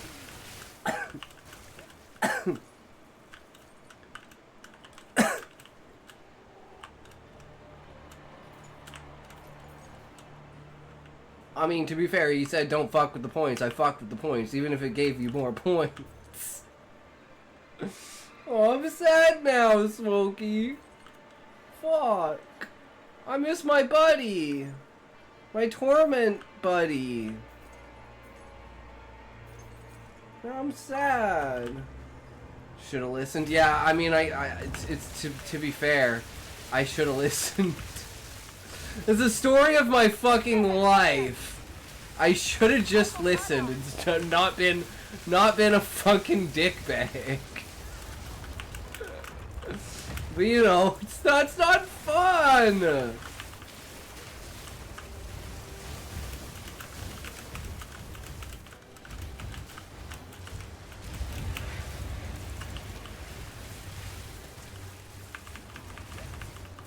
Why is he not taking any damage?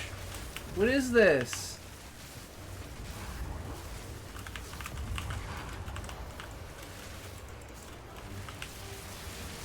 I was destroying him and now I'm doing nothing. Out of mana. I'm out of mana. I literally don't have any potions. I'm out. I'm out! Whew.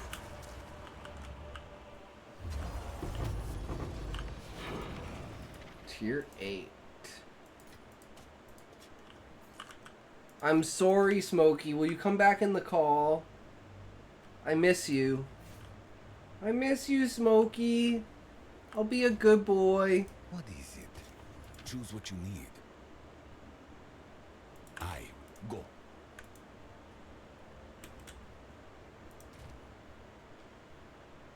Ooh, that's a juicy map.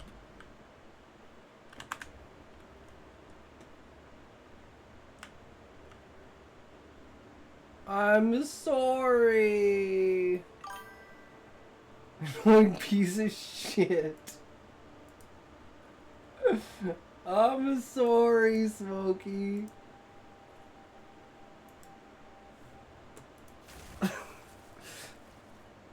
Look how many points I gave you.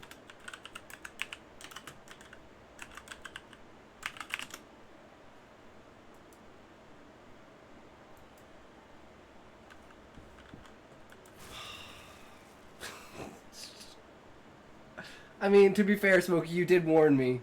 I'm sorry. Yeah, look at my points. 700,000 points, bro. That's a lot of fucking points. I think that's worth it compromise, right? How many chair dances can you get for 700,000 points? For you to take them away again? No, I gave you points. Look at your points, Smokey.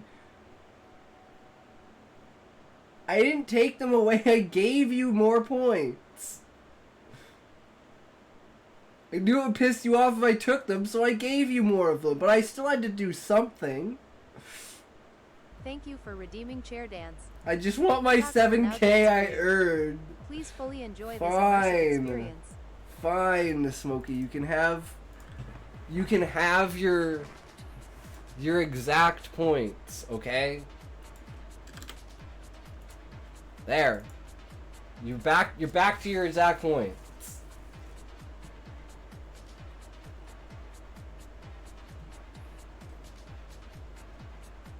Keep dancing, bitch. It ain't over yet. My sweet, sweet Smokey.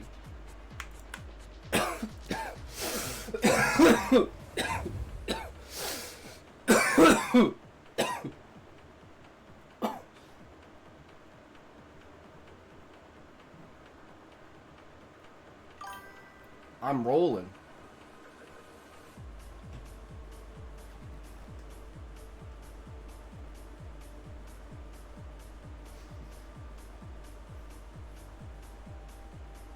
You did good. You can rest now, babe. On Molly. I'm gonna grab a drink. I'll be right back.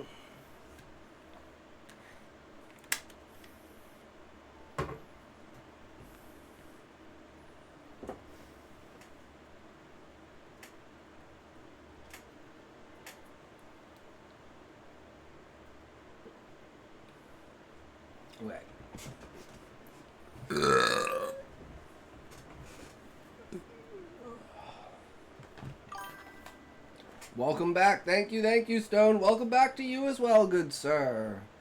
I made it to work. Hell yeah, buddy. That's what matters. Making the money. Look at the money, money, money, money, money, money,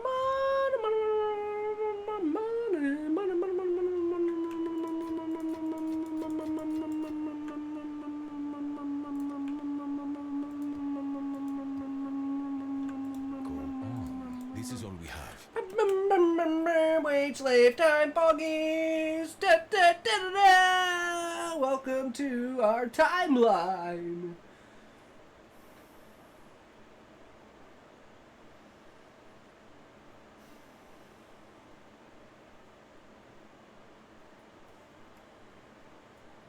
Ready?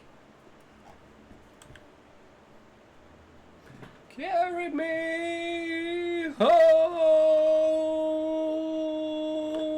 on the range, out in the way.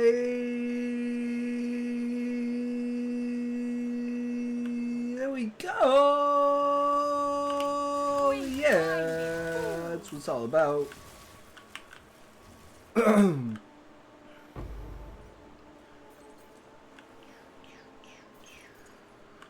Level 16!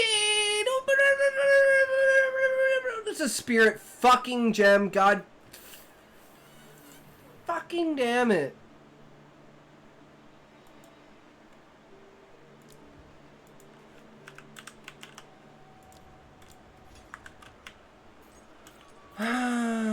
Normally you want the spirit gem because it's the rarer one, but nope.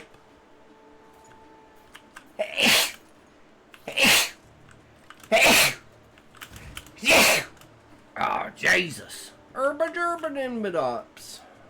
Jim bim bop dopes. Dope bim bim bope bope dip bop bops. Bim bidop bope bope bim bops. Bope bim bim bop bidop bope bope bim bope.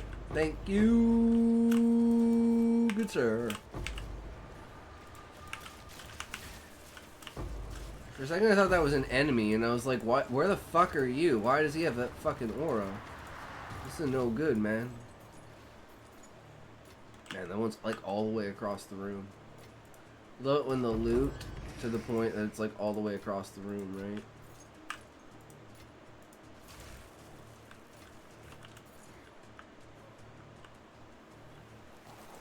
Oh shit.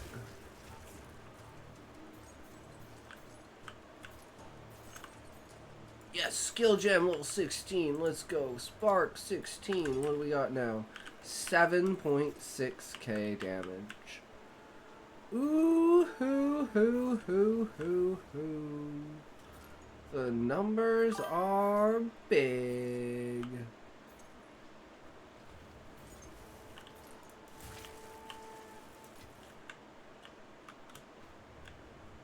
Hey, there's a map. Tier 8 map. Tier 9 maps. Tier 9 maps.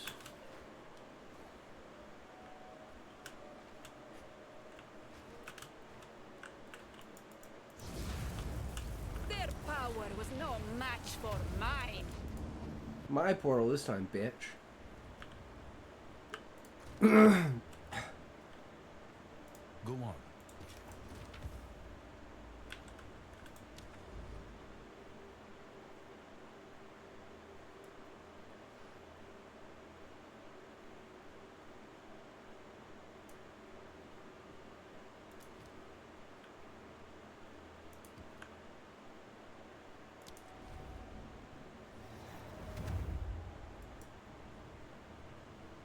I'm ready for more action. You are the cause of great misery.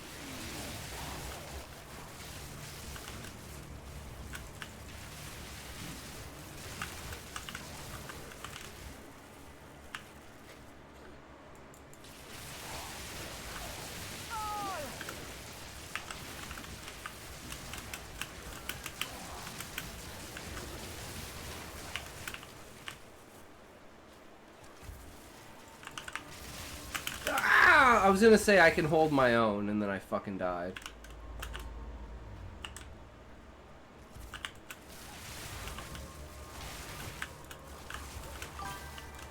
Crashed. Oh shit.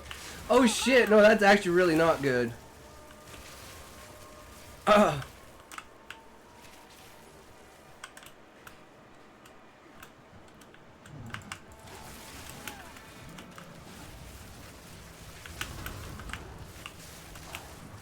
of mana.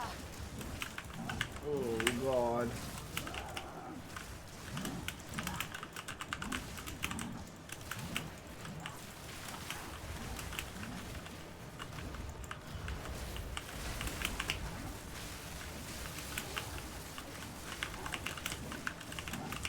Ah, fuck.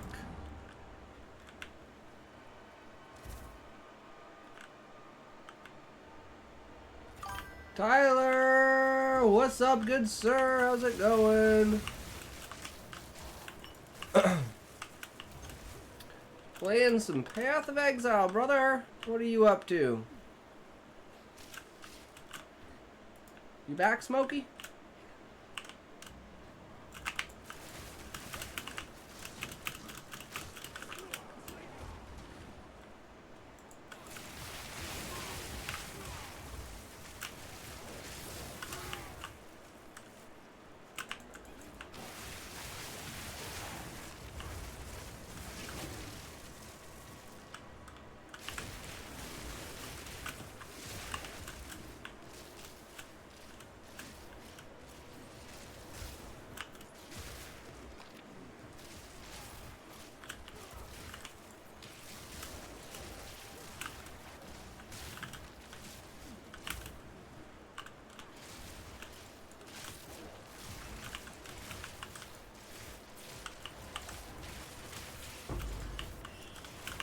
Ah!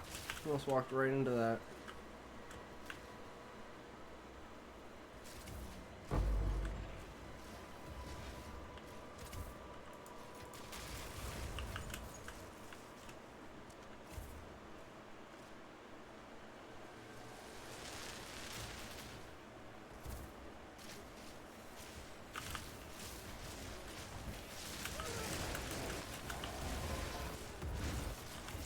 Can't have you.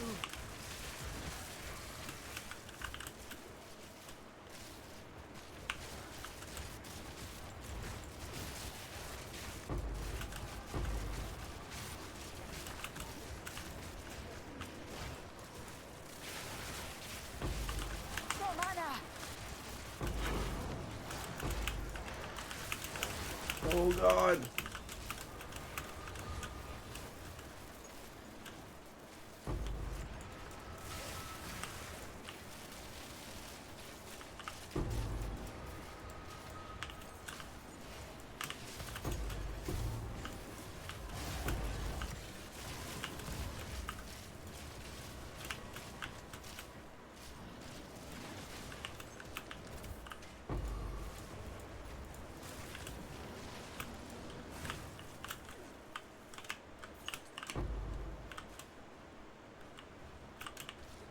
Somewhere around here is a waystone, but I don't see it anywhere. There it is.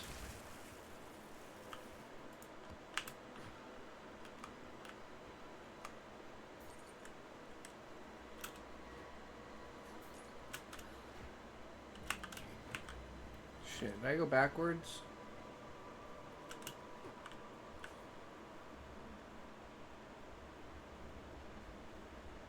Continuous movement speed down sucks.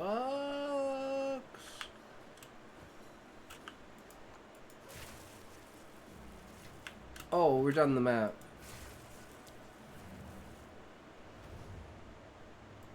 Look, you're just too fast for me.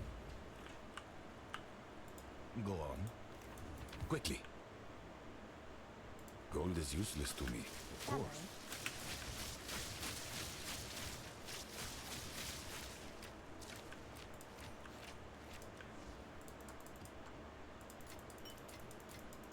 Wait.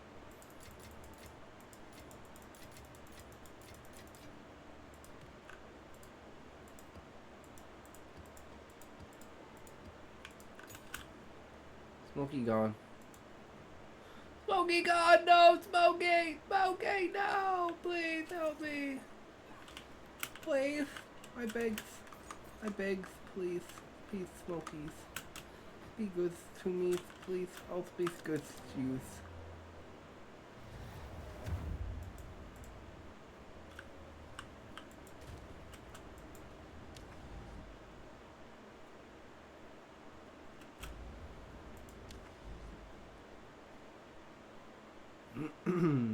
Okay, I want to do this unique one.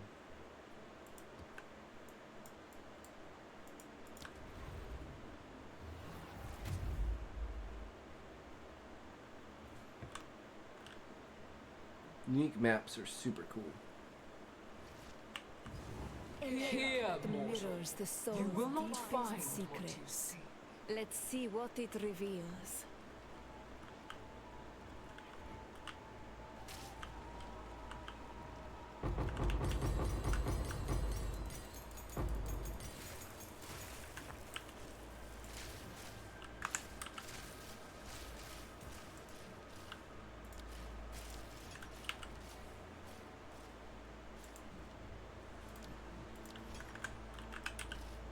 Yeah, 8.5k damage. Let's go.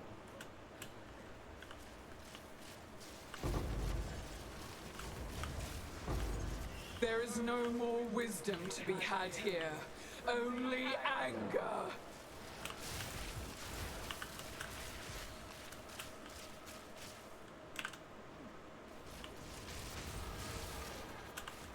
Maps are badass.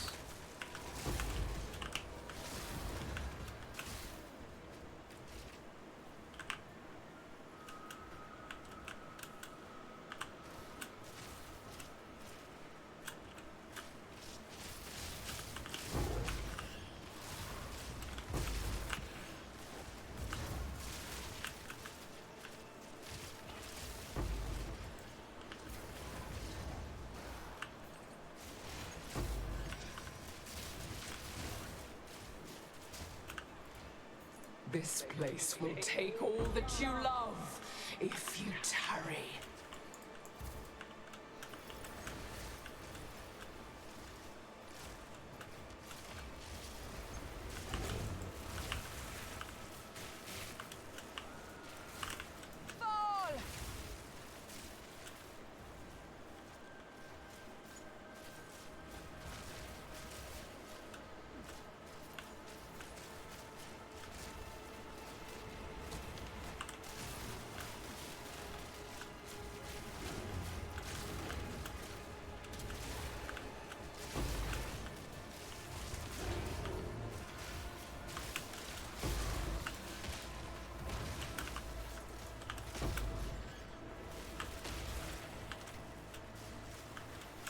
An image traps how we see ourselves. Break the image, break the trap.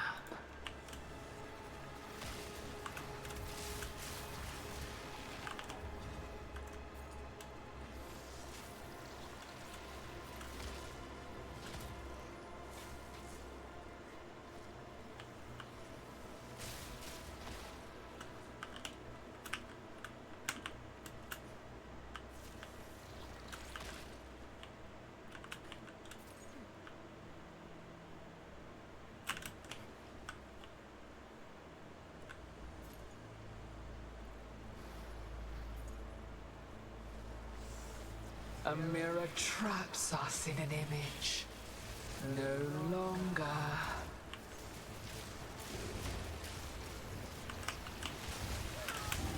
Fuck.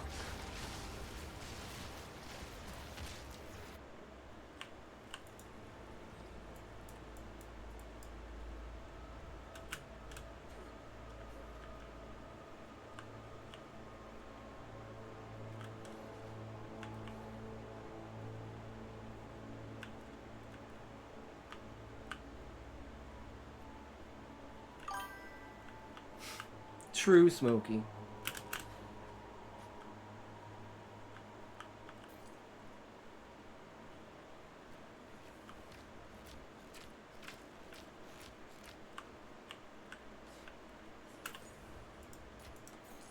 An image traps how we see ourselves. Break the image. Only death can bring new life.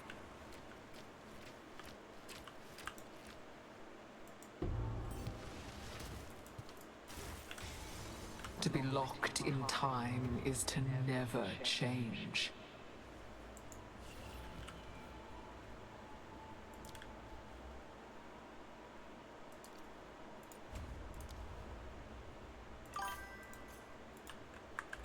Never done that map. I think I've done it once before. But yeah, it's a pretty cool map. These are our supplies. I will make use of this. Time is of the essence.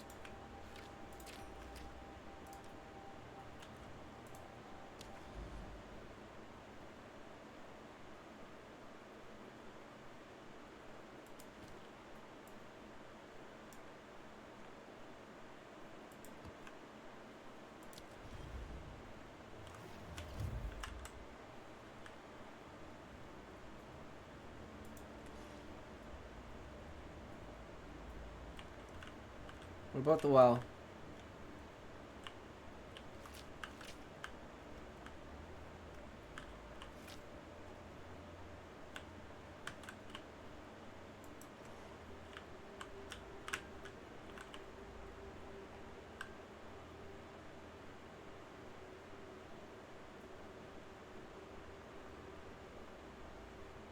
Do you say I'm just wasting your time? I'm gonna fucking laugh, Smokey.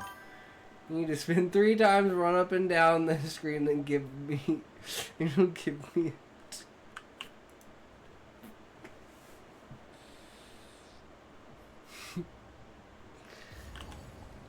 Oops, I accidentally clicked on the portal. I guess we're gonna have to start the map. Okay, here we go.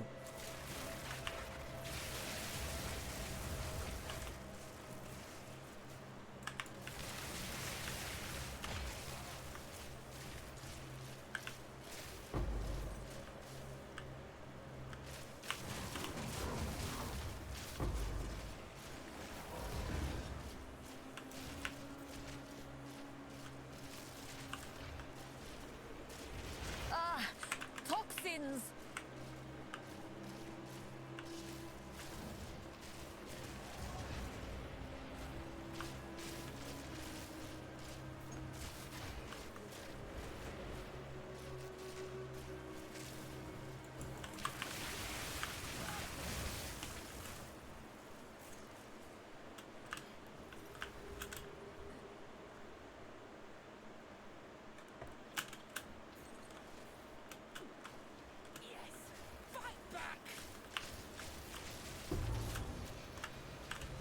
She likes it rough. Away with you!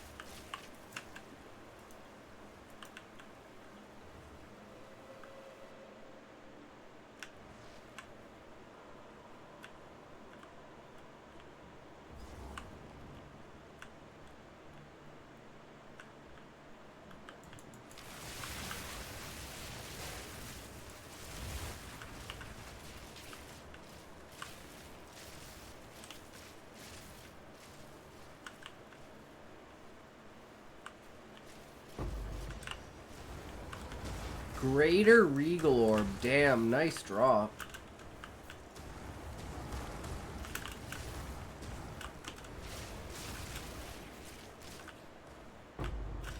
I don't need it.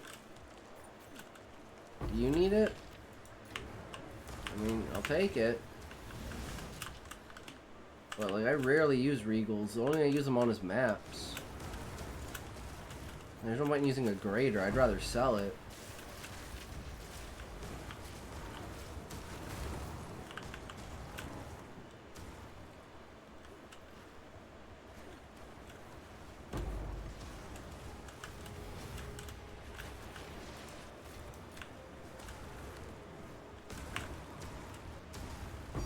We do not suffer and live. We thrive. I'll of mana.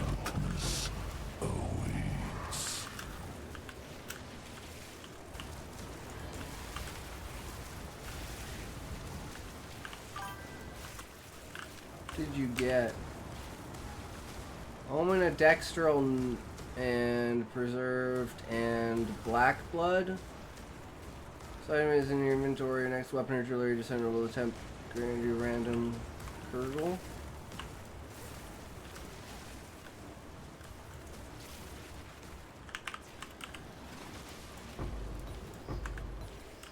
Oh, there's another one I got. This one. Abyssal Echoes.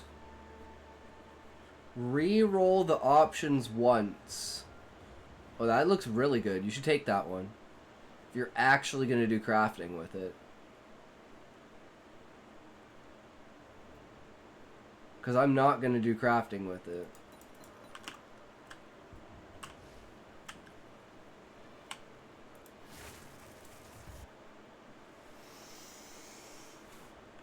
Because I have the worst RNG possible, so it's way better for me to just buy things. That's why I played SSF, because all I would do is buy things, play the league for 3 days, get fucking hyped, and then fucking stop at like tier 12 maps. In SSF you go much longer because you can actually sustain it. Feels good. Use currency exchange. I meant before currency exchange. But yeah, that's the idea, right? Sell it. Yeah.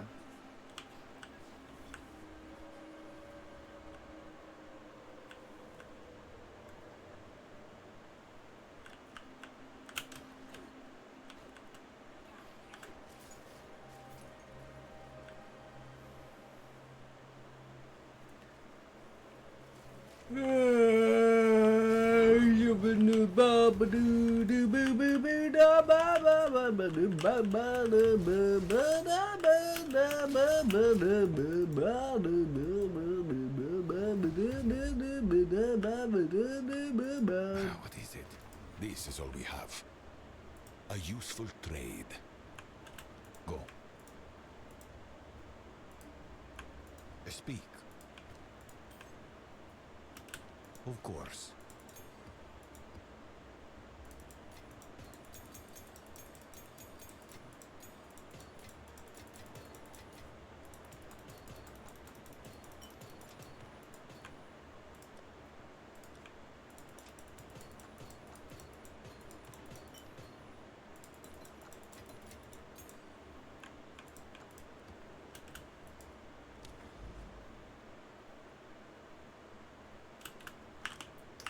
Historian. Choose what you need.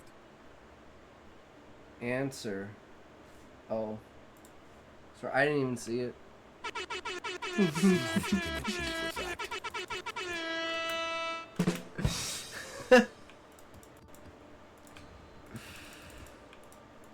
Quiet, man.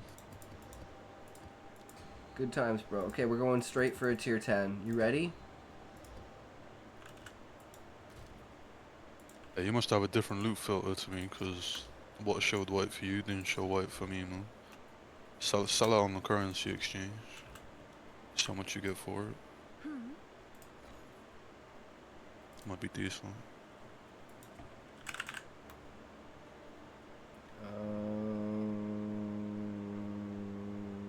Reroll this one. 63. Yeah, sell it, I'll man. fill that in as soon as I can.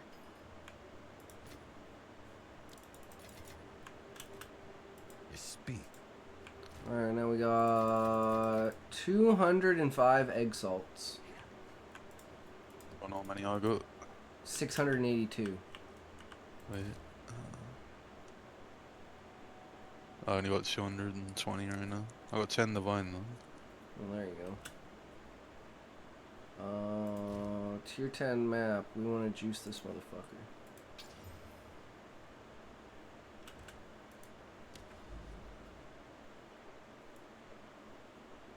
Feel again out of those solid.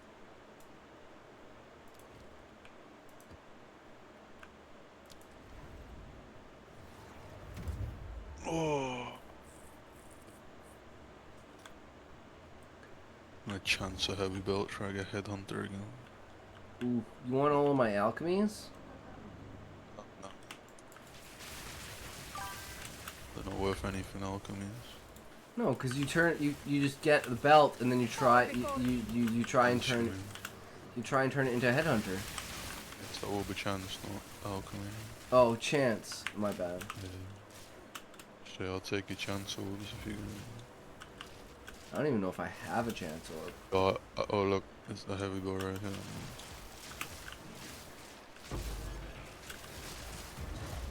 Yeah, so I chanced like maybe 5 heavy belts and I got headhunter, man. It's crazy. That's insane luck. It'd take me 600 or 700 chance orbs and I'd still never get it. Thing is, you've never tried, so you don't know. What do you mean? I've tried to get a headhunter before. In PoE 1. Via gambling. I think I've done 300 chances at once. In a single season. Same with like 2,500 fusing, and still I've used probably 20,000 fusing and I've never gotten a 6-link in SSF. Never. You suck. Yeah, I know, I'm terrible at the game. Give the order.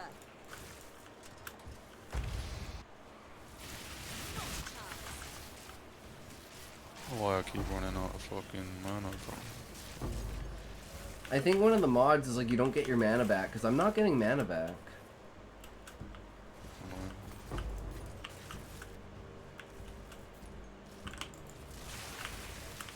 Okay. That happened. The ranged attacks, they all hit me at the same time and just annihilated my ass.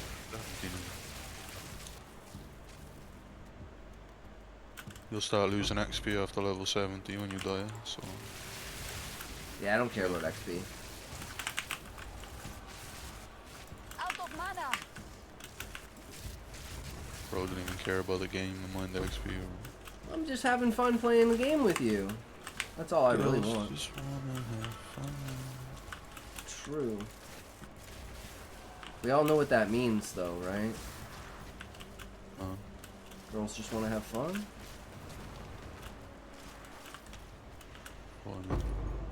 They want to fuck, okay? God. To spell it out for you? Any pictures? Did you say picture it? Yeah, pictures. Alright. Yeah, oh, you forgot. You're all about pictures. Spelling it, but I got no pictures. What's the fucking point? We've got no pictures. Let's get that divine drop. Come on.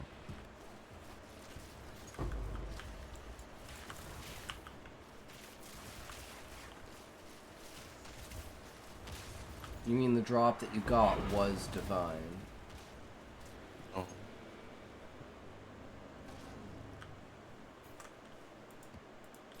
Yeah, I've had some juicy drops, man. I had a rune drop and I sold it for like 4,000 exalts or something. It's crazy.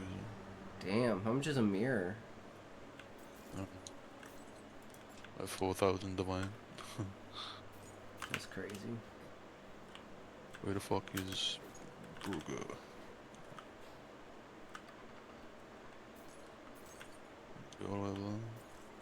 Race me on sprint, ready? 3, 2, 1, go.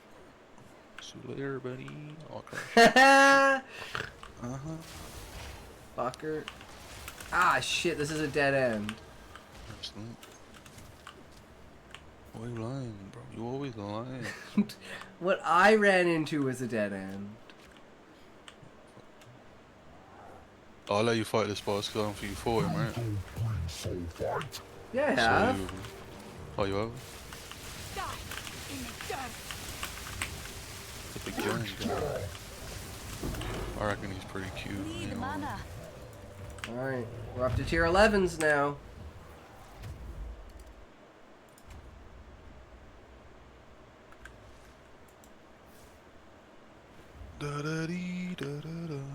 What is it? These are our supplies.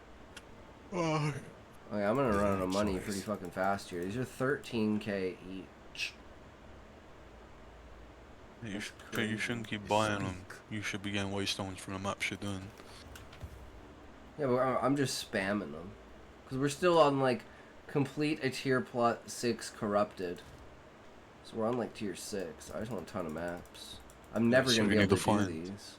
You need to find the corrupted nexus on the map and use a tier 6 or higher. What is it? Quickly. A useful go. A useful go. I don't know what that means.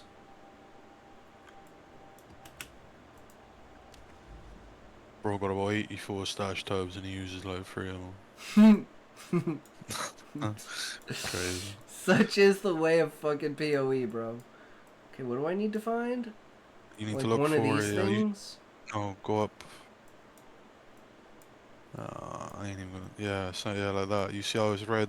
No, go down. Go back to where you just was.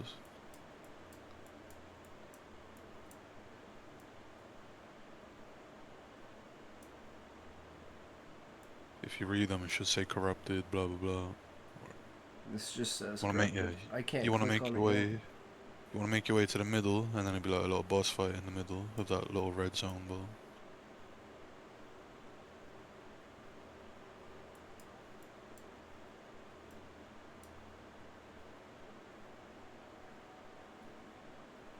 I thought this map that we just did connected here, but it doesn't. So I guess I went the wrong way. Yeah.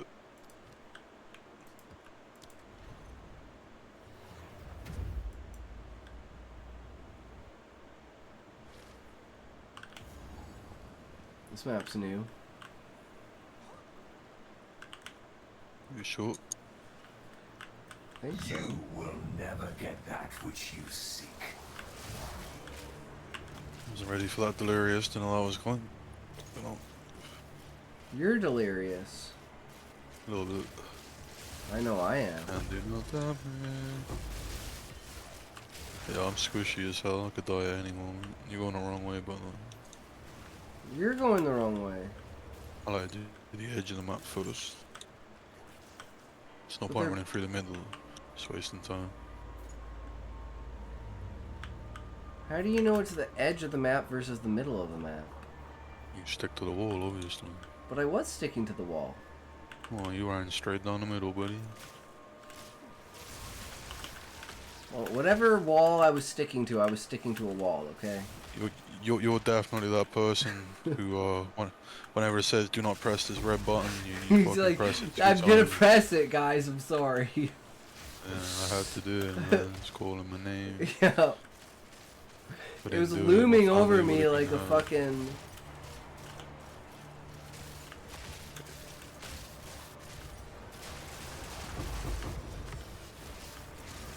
I love that sound when they come out the floor, man. That's cool.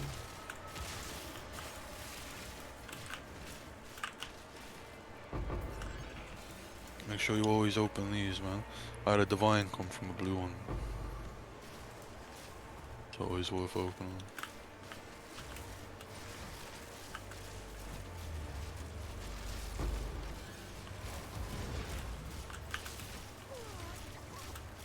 Ow. She fell over.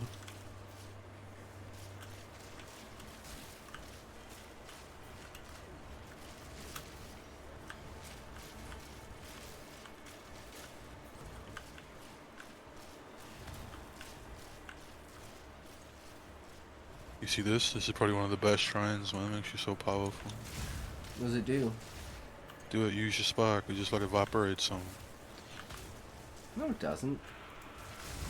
If you use your skill, you'll see it.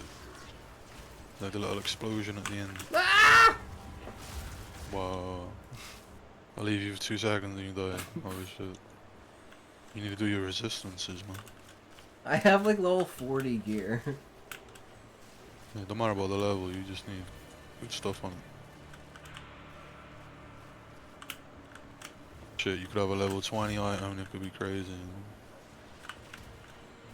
I doubt it. I mean, it'd be crazy to me, right? Like a tabula rasa? But if you press, can you end your delirium counter? I don't know what button it is for you. You're a button. You see that skip forward button at the bottom though? You press that. There we go.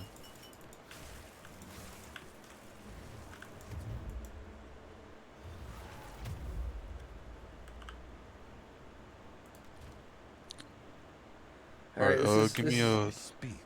Alright. Huh? I was gonna say, give me like a tier 7 waystone. We're gonna do one of my maps.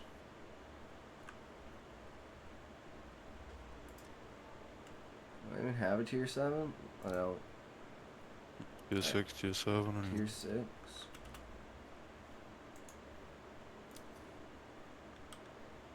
Do you want a legendary charm to go on your belt? Sure. With a... I only have 2 out of 3 on my belt. I just don't care.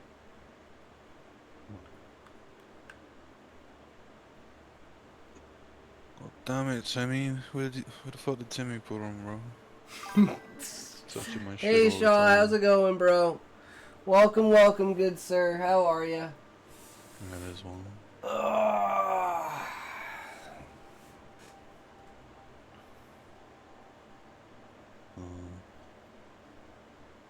There's another one. I was gonna say it's the last map of the night. Yeah, well. I'm fucking tired. Doing great, man. How are y'all? We're doing great. I'm just fucking tired. You know, almost hitting 9 hours there. What about the map? I forgot to give you the map. The map. The map.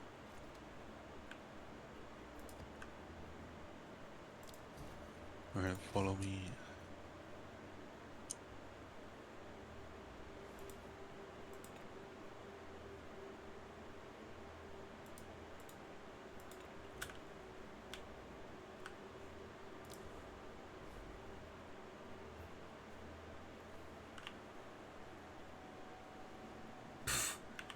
What, you think you're some badass or something like that, Smokey?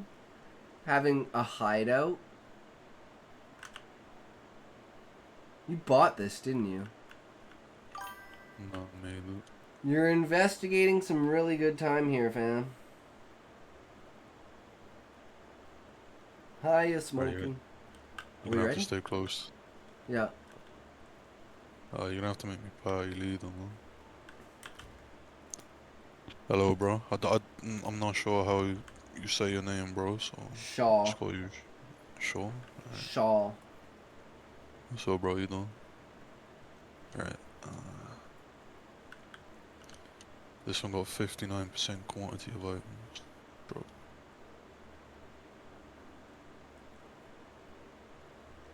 Somewhere. Fuck, I lost it, man. Oh, there it is. Let's go. Get in the slick! Man, you have a really deep voice. Yep, that's Smokey for ya. What did you say? You have a deep He voice? said you have a deep voice. You are free to explore this vast world, yet Alright, stay really close to me, right? doing the bidding of others. Holy shit! Did you die? No! Stay in the middle, stay in the fucking middle, did. come here, stay right here in the middle. Or follow me if you want. Stay behind me a little bit.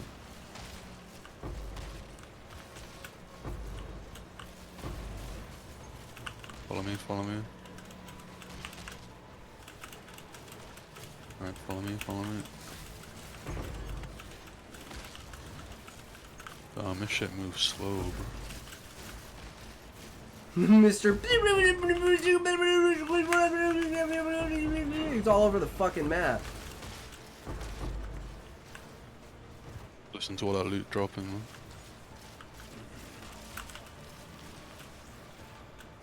Yeah, all this loot I can't pick up.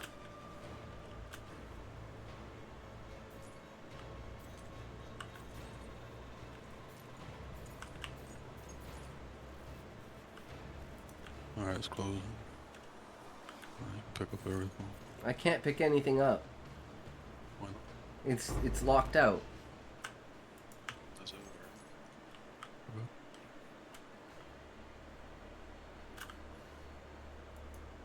There's an abyssal Nice. depth here. We're free for all now. Well, I'm in the abyssal depth. Probably.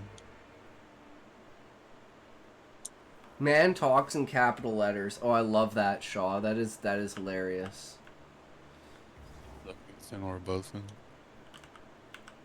No, it's just how deep your voice is. So it's just like, you know. I don't think it's a good thing or a bad thing. I just think it's a thing. Are you coming? I've done this explosion thing. I was looting all these divines real quick. Yeah, totally right. I'm going back up and I'm gonna see if I can pick up this shit. Come on. No, I can't pick it up. So you're gonna have to pick it up and then I just want the waystone. Like literally, I just want the map. You should be able to pick her up when I leave. Okay, there we go.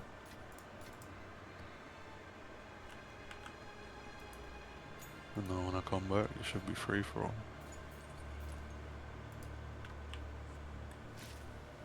Yeah, that's it.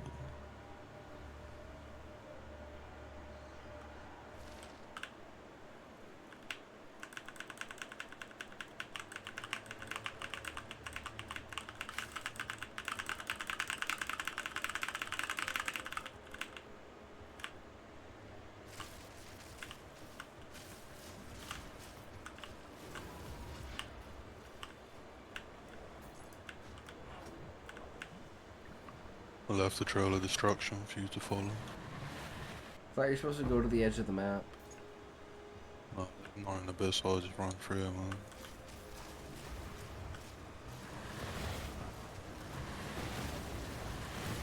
Running free.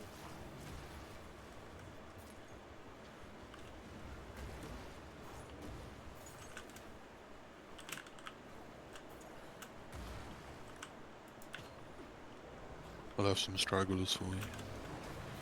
Yeah, they're gonna wind up healing me.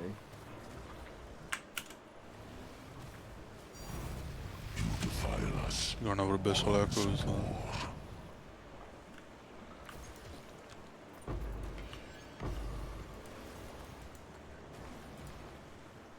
Still a bitch for another 60 exalts. GG. Easy, easy.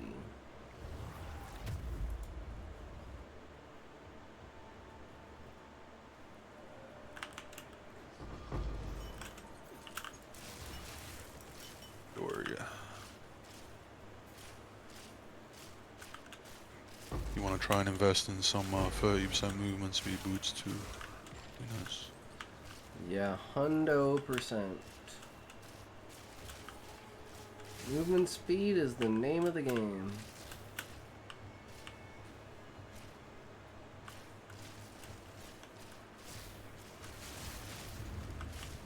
Oh, we got speed from that too? Nice. Oh shit, I'm going too fast to control my character. He's never run that fast in his life, man.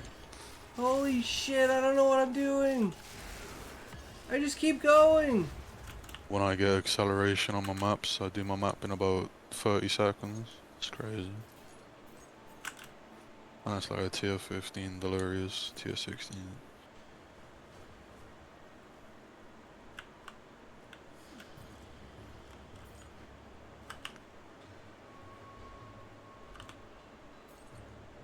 Feels nice to move fast, right?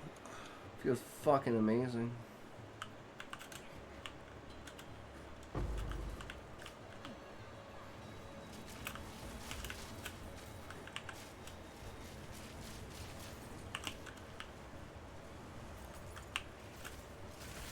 I can drain my mana in about 3.5 seconds, though. Ooh.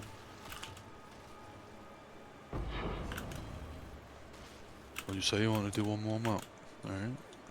Fine, one more. It's not letting me pick up this tier 6 map, I don't know why. Drop it for you.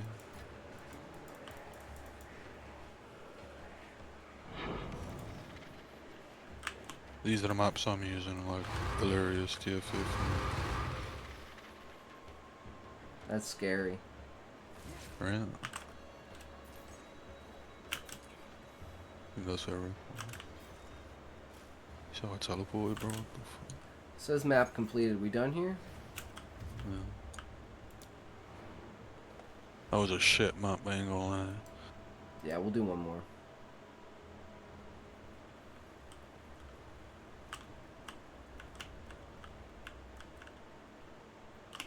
Yeah, whenever you see a Chaos Orb, you know that's 5 Exalted Orb. Maybe 7. It's a good number. Too sure.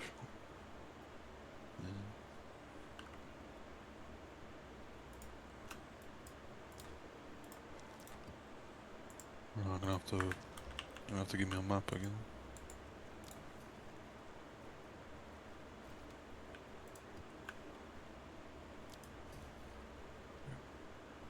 Let's mod the map out, man. Let's not make this shit, you know. Alright.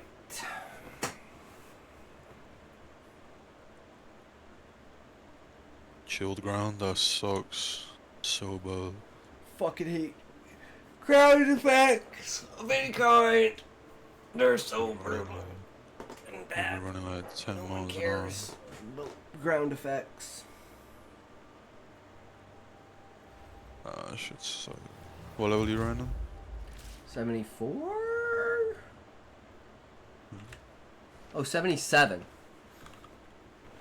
It's a lot higher than I thought.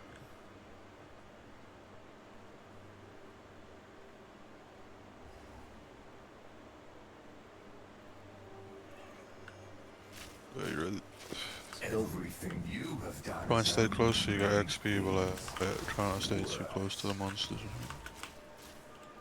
Yes, Daddy. That was kind of gay. Not just Oh kind wait, of. I need to refill my flasks real quick. How long it took me to open that fucking portal, bro? What the fuck?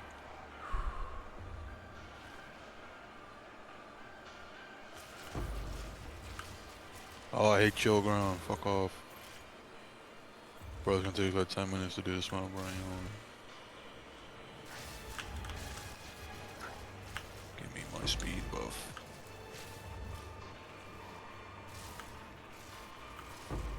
Oh, I hate chill ground so much.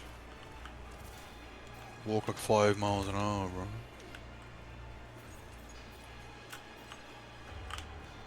Currency strong box right here.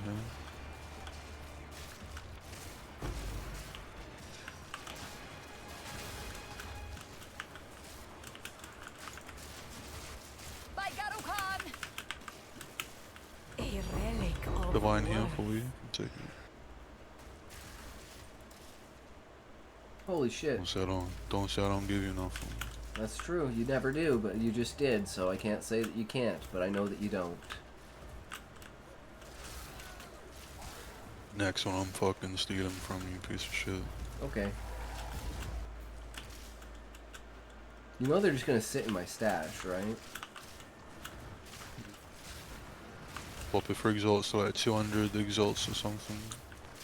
Or just Yeah. keep it. Price will go up. The winds bring fortune. Bro. You'll never do chill ground, it's not worth it, man. It's really not. Could've done 5 maps by now. I know, right? So brutal. So I feel. GPB! Yo, yo, yo! What's up, buddy? How's it going?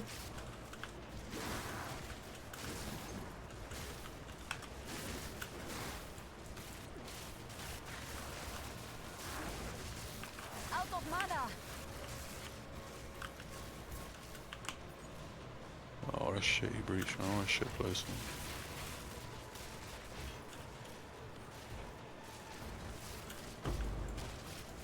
Out of mana.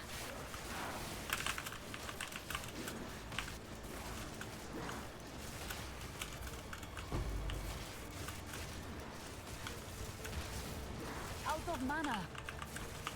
Need mana.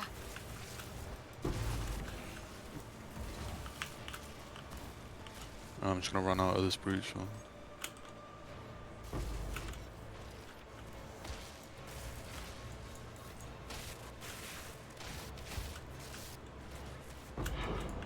Bro, this is what fat people feel like, bro. When they walk. When they're walking around, 'cause they got fucking so much riding on them, they're just so fucking slow. Yeah, man. Carrying all that weight, man. I couldn't fucking imagine.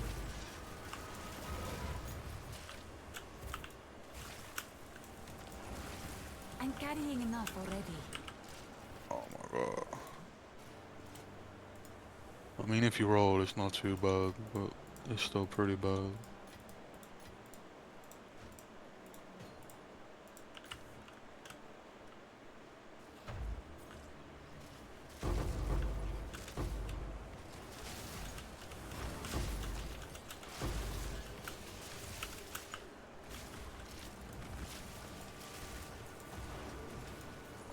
Oh yeah, did I say I hated chill ground?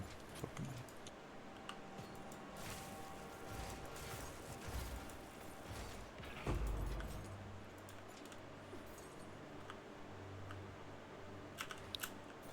I must travel light.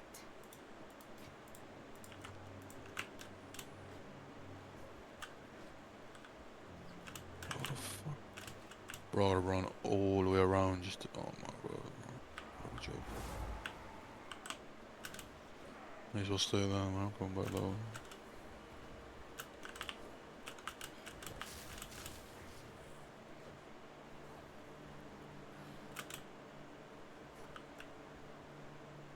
Be a boss on me. You wanna try and solo? Oh yeah, yeah. I don't want to die because I'm about to level. I don't care about my level, he said. Well, I'm like, if this coat low, so there's no point in like being dumb about it. I'm probably still gonna fucking die.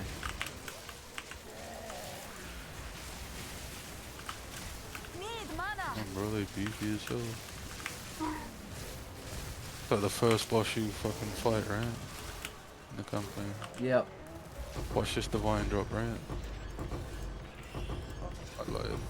That's a lot of loot, holy shit. Just kept going. Why going, can I not going. pick up this waystone? Well, let me pick up the map.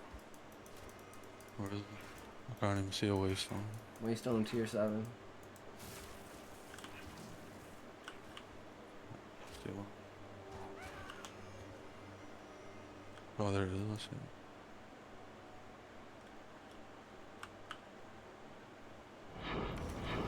I'm carrying enough already.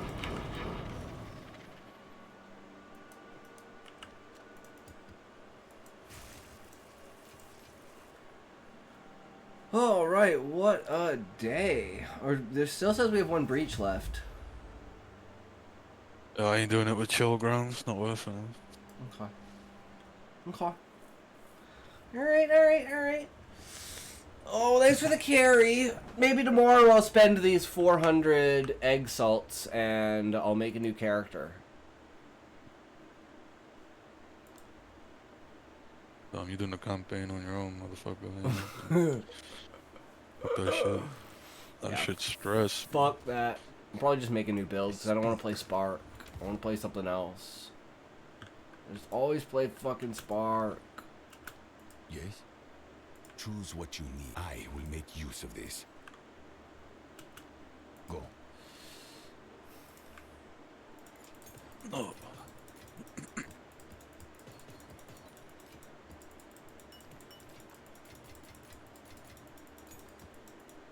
At least you made some progress. What is it? Oh, it's you. No, currency exchange. Omen.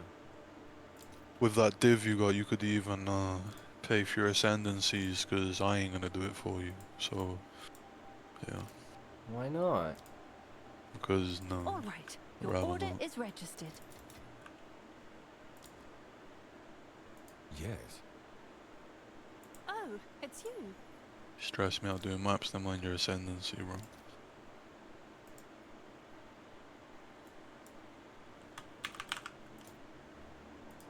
Divine is 223 exalts. If you keep it for a day or two, it'd be a lot more, man. It's just going up and up and up. Well, not anymore. We have 500 exalts. And that's like without even selling. Like we have 20 chaos orbs, we have 35 alchemies, 18 falls. Do you want an orb? What? Chance. I have 1. You never know. That's It could be the right, headhunter. It could be the headhunter. I got 20, man. Well, you know, if it's the 21st one, then it was mine. Yeah. Thanks. No worries.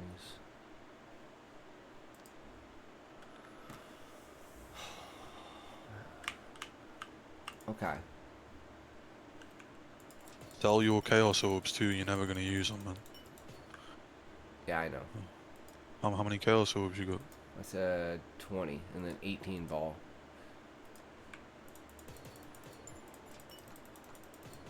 That's like 100 Exalt, probably more. Oh, that's good. 'Cause I'm gonna buy some insane fucking gear. Some crazy, insane, stupid fucking, like, 18 divine gear. It's res as well, so...